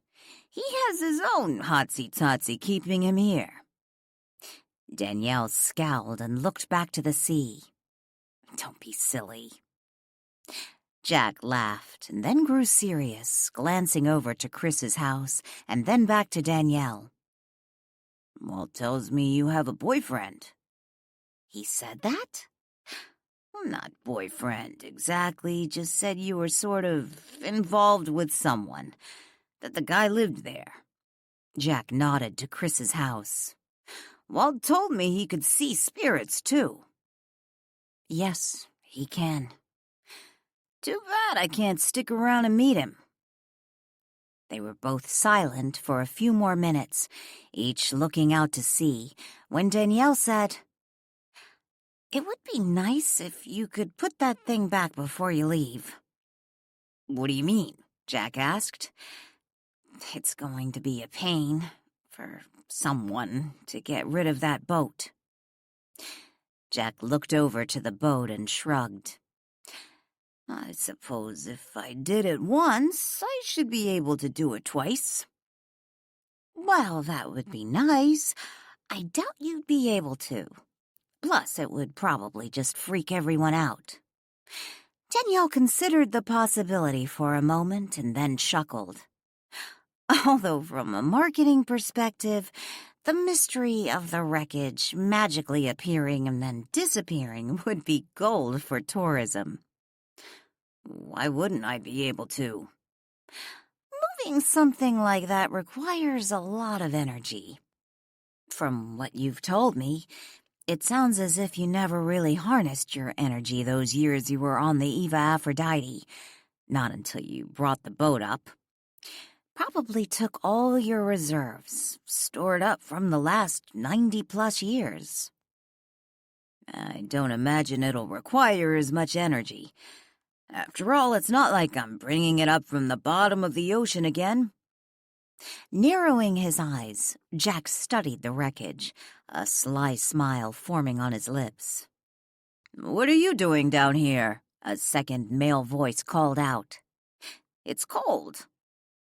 Danielle turned toward the street and saw Joe Morelli walking toward her. When she looked back to Jack, he was gone. "Hi, Joe," Danielle greeted him when he reached her side. Shivering, she wrapped her arms across her body, warding off the chill.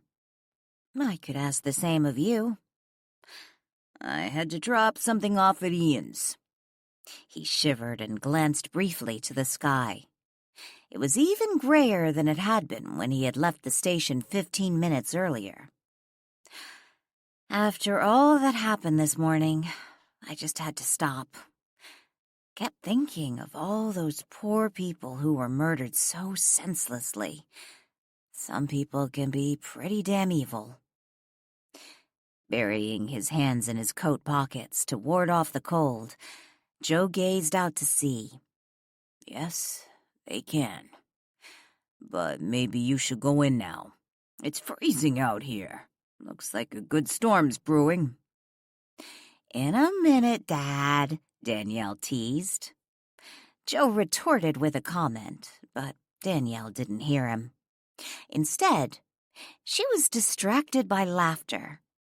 She looked to the Eva Aphrodite and spied Jack standing on the top deck, his arms outstretched as he looked up into the sky, laughing and shouting to the universe. The wind started to howl. "See what I mean?" Joe said, protectively wrapping his arm around Danielle's shoulder in an effort to provide warmth while attempting to nudge her in the direction of her car. "Just a minute, Joe." Mesmerized, she watched Jack. With a frown, Joe's gaze followed Danielle's. "What are you looking at?" "I thought I heard something." The wind intensified, loosening strands of her dark hair from the confines of her braid. They slapped against her face as she attempted to push them away with one hand. "It's just the wind. Looks like it's going to be a big one." Joe, his arms still wrapped around her shoulders, looked up to the dark sky. The wind intensified. When he looked back to the wreckage, his eyes widened, not believing what he was seeing. The massive hull rocked slightly as it inched its way toward the ocean. "It's moving!"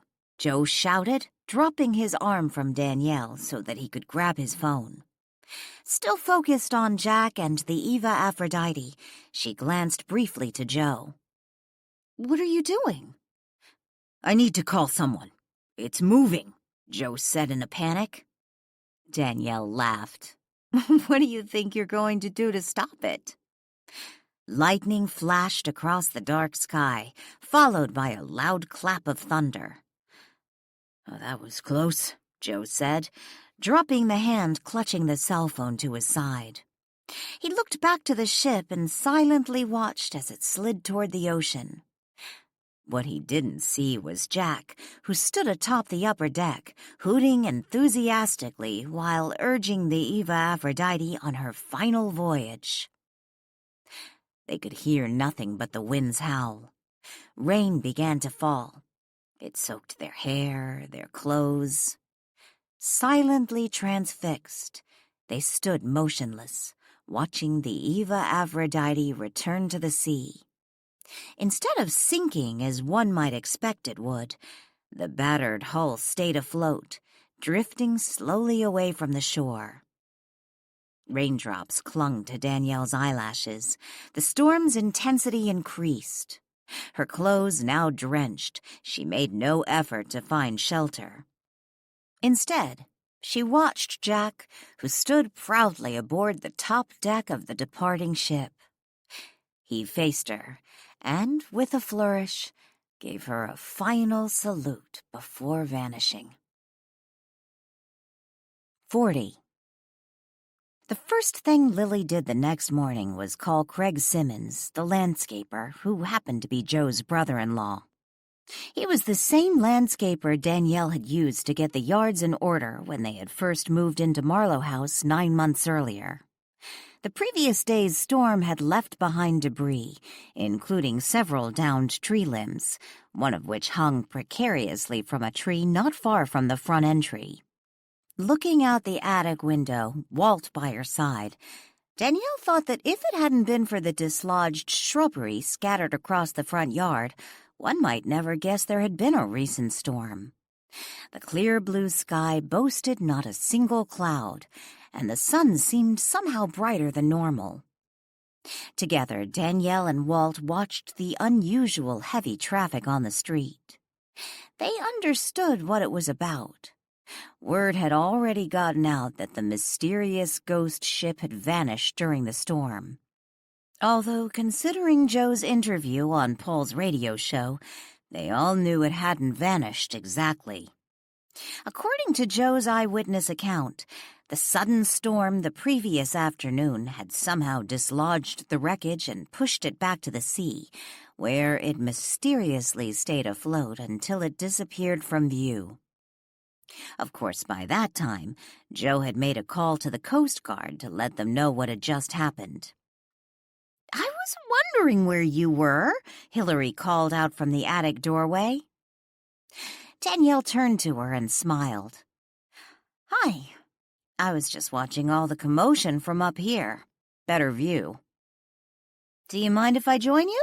the woman asked as she made her way toward Danielle without waiting for an answer. "I saw you walking back up the street," Danielle said when Hillary reached the window, taking Walt's place. Annoyed, Walt quickly moved out of the way and took a seat on the sofa before summoning a cigar. I had to see for myself. It's really gone.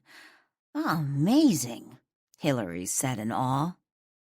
She paused a moment and took a deep breath. I smell it again. Reminds me of my second husband. That smell comes and goes in Marlow House. I believe the previous owner used to smoke a cigar, Danielle said, stifling a giggle.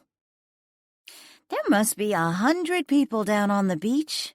Are you going down there? Hillary asked.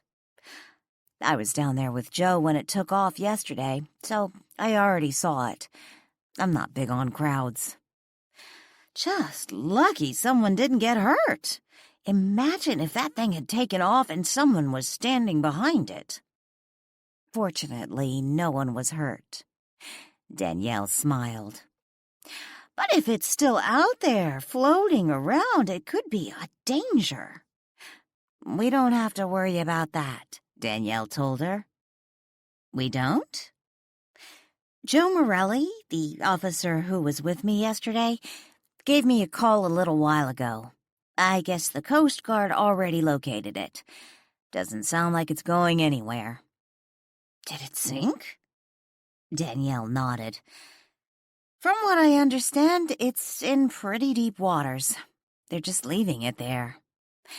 The Eva Aphrodite's final resting place. Oh, look! A police car just parked out front. Hillary pointed out the window toward the street. It was Chief McDonald, and he was walking toward Marlow House. Yikes! I better warn him about that tree limb, Danielle said as she darted from the room. 5 minutes later, Danielle sat alone in the parlor with Chief McDonald. I came to apologize to Walt, McDonald told her. For thinking he was a mass murderer? Danielle teased. Pretty much, he said sheepishly. He's up in the attic right now, watching all the commotion. Seems like everyone in town is here, even more than when the Eva Aphrodite showed up. And this time, there's nothing to see. Well, it solves a big problem and saves the taxpayers some money. I thought you were going to make me pay. Hey, I never said I was going to make you pay, he said with a laugh. I was just letting you know what some people were saying. Yeah, right, Danielle grumbled, feigning annoyance. She then smiled and said, But you can thank Jack for taking her back to sea. Well, you could thank him if he hadn't already moved on. They found where she landed, by the way. Yeah. Joe called me about a half an hour ago and told me. Without Jack to bring her back up again, I imagine she'll stay put this time. Speaking of Jack, the chief stood up and reached into his pocket. He pulled out Jack's Masonic ring and handed it to Danielle. I wanted to give you this. Standing briefly, she took the ring and then sat back down. Looking at the Masonic emblem, she rolled the ring between her fingers. Jack's ring. I figured legally it belongs to you, and I thought Walt might want it since Jack was his best friend. Smiling softly, Danielle studied the ring in her hand. Thanks. That's sweet. But doesn't the will have to go through probate or something? You don't see me turning over the gold coins right now. Danielle laughed. Grinning, the chief said, I figured it wouldn't hurt to go ahead and give this to you. Not sure what's going to happen with everything we found in the box Heather left on the ship. The court will have to figure that one out. As for Jack Winters, I already did some checking, and it looks like he didn't have any family. No, he didn't, Walt said, when he appeared in the parlor a moment later. Hi, Walt. Look what the chief brought. Danielle held up the ring for Walt to see. The chief looked to where he imagined Walt might be standing. I wanted to apologize, Walt, for thinking you might have killed those people. Tell the chief there's no hard feelings. I understand he was only worried about you and Lily. It'll be comforting to know you have friends looking out for you when I'm gone. When Walt showed up in Danielle's room that evening to say goodnight, he found her already under the sheets and blankets. But the light on the nightstand was on, and she was sitting up, leaning against the headboard, waiting for him. "What did you mean earlier today when you said it'll be nice knowing I have friends looking out for me when you're gone?" He sat down on the edge of the bed next to her. There was no dip in the mattress. It was as if he wasn't even there. Just that. When I'm gone, I want to know you and Lily will be okay. Is that why you're sticking around? Because you're not sure we'll be okay on our own? Walt smiled and swung his legs up onto the bed. Without thought, Danielle scooted to the other side of the mattress, making room for Walt. They lay side by side, Danielle tucked under the sheets and blankets, wearing her pajama bottoms and t-shirt, while Walt stretched out atop the bed linens, wore his blue pinstriped suit. They both leaned back against the headboard. You are both helpless women, he teased. Danielle let out a snort. That's not very feminine, Danielle. We will not get you married off if you go around snorting. Danielle giggled. Since when did you decide I needed to get married off? Don't you want to get married? Danielle shrugged. I already was. Don't you want to get married again? Have children? Danielle looked over at Walt. What's this all about? I just want to see you happy. Danielle smiled. I am happy. Do you miss Chris? Chris? Danielle studied Walt for a moment. Sure, he's a good friend. Have you talked to him much since he's been gone? Walt asked. Yeah. How often? Every day. Walt, why did you tell Jack I was involved with Chris? He turned to Danielle, studying her for a moment. Aren't you? Danielle shrugged. I guess. Sort of. He's a good friend. Has he kissed you again? Walt said, thinking of the brief New Year's kiss. Danielle groaned and scooted down in the bedsheets, turning her back to Walt. That is none of your business, Walt Marlow. Sheesh. I'm tired. The light went out. Danielle stared off into the darkness. After a moment, she said in a whisper, Walt? No answer. Walt! Still no answer. Letting out a deep sigh, Danielle snuggled down in the bed and went to sleep. The sea air caressed her face. Danielle opened her eyes. She stood on the deck of a ship, a yacht. Her hands gripped the railing as she looked out to sea. Glancing to her right, she spied a life preserver hanging from the railing. The words Eva Aphrodite arched over the top half of the ring. Spinning around, she came face to face with Walt, whose blue eyes looked out at her from under the rim of a Panama hat. He wore a white linen suit, and when she glanced down, she noticed the dress she wore was also white. Genteelly, he took her arm and led her down the deck.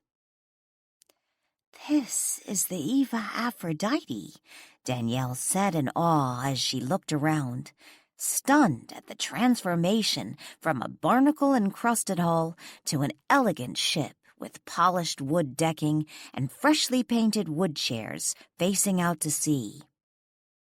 As it used to be, Walt said, pausing a moment to snag 2 glasses of champagne from a passing waiter. It's beautiful, Danielle whispered. She accepted the glass Walt offered and took a sip. Pausing a moment, she looked up at him and said, I can taste it. It tastes like champagne. He laughed. I suppose I'm getting better at this. He guided her to several chairs. They sat down. Danielle took another sip of the champagne. Oh, amazing, she murmured. I thought I'd use this opportunity to let you say hello to someone. Or perhaps goodbye. Danielle looked up from her glass and noticed a young black couple walking in their direction. Dressed elegantly in the fashions of the 1920s, they were obviously lovers, the way he repeatedly leaned over to kiss her cheek while she laughed gaily, looking into his eyes with adoration. Recognition dawned. Danielle stood abruptly. Emma?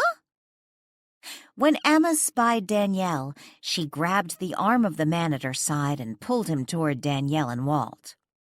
Looking up at Walt, she said, I have to thank you again, Mr. Marlow, for inviting us. Please call me Walt. Confused, Danielle looked from Walt to Emma. I wanted to introduce you to my Emmett, Emma explained. You've moved on? Danielle asked. Yes, thanks to you. Emma reached up and kissed her husband's cheek, and then formally introduced him to Danielle. The four chatted a while before Emma and Emmett walked off, disappearing into one of the cabins. Are they really here? Danielle asked. Their spirits are. I wasn't sure if I could really pull it off. It's a little tricky once they've moved on. Like my Christmas dream? Walt nodded. If it was possible for me to bring back all your family for regular visits, I would, Danielle. But unfortunately, it doesn't work that way. Danielle set the half-full champagne glass on the table between their chairs. This is lovely, Walt. Your yacht was beautiful. I can't imagine how it would be to have something like this. Chris could afford a boat like this. I should talk to him. Blushing, Danielle stood up. You're funny, Walt. I'm not trying to be funny. I just meant he seems crazy about you, and if you two get together, he should spoil you. You deserve it. If you'll remember, I have money of my own, thanks to you. Danielle flashed Walt a grin and sashayed to the railing. Leaning against it, she gazed out to sea and took a deep breath. In the distance, she spied dolphins. She stood there a moment, watching them leap and dance like a water ballet, when she felt something brush over her cheek. Turning from the railing, she found Walt's blue eyes staring into hers. They were just inches apart. His right hand reached up and cupped her face, his thumb gently caressing her skin. Unable or unwilling to move away, Danielle's eyes widened as he moved closer, his lips a breath away from hers. Walt hesitated, as if rethinking his bold advance. In that moment, she was certain he was going to pull away. So, she did the only thing she could. Danielle leaned forward, claiming Walt's kiss while wrapping her arms around his shoulders, pulling him close. Her eyes flew open. Danielle was in her bed. Moonlight streamed through the bedroom window. She was alone. Oh, crap, she groaned. Grabbing the tops of her sheets and dragging them over her head, She scooted down in her bed, hiding under the bed linens. This concludes The Ghost from the Sea by Bobby Holmes, also known as Anna J. McIntyre. Narrated by Romy Nordlinger. Copyright 2016 by Bobby Holmes. This unabridged audiobook is published by arrangement with Robeth Publishing, LLC, care of Hirschman Rights Management, LLC, and was produced in the year 2018 by Tantor Media Incorporated, a division of Recorded Books, which holds the copyright thereto. Please visit tantor.com for more information on our growing library of unabridged audiobooks.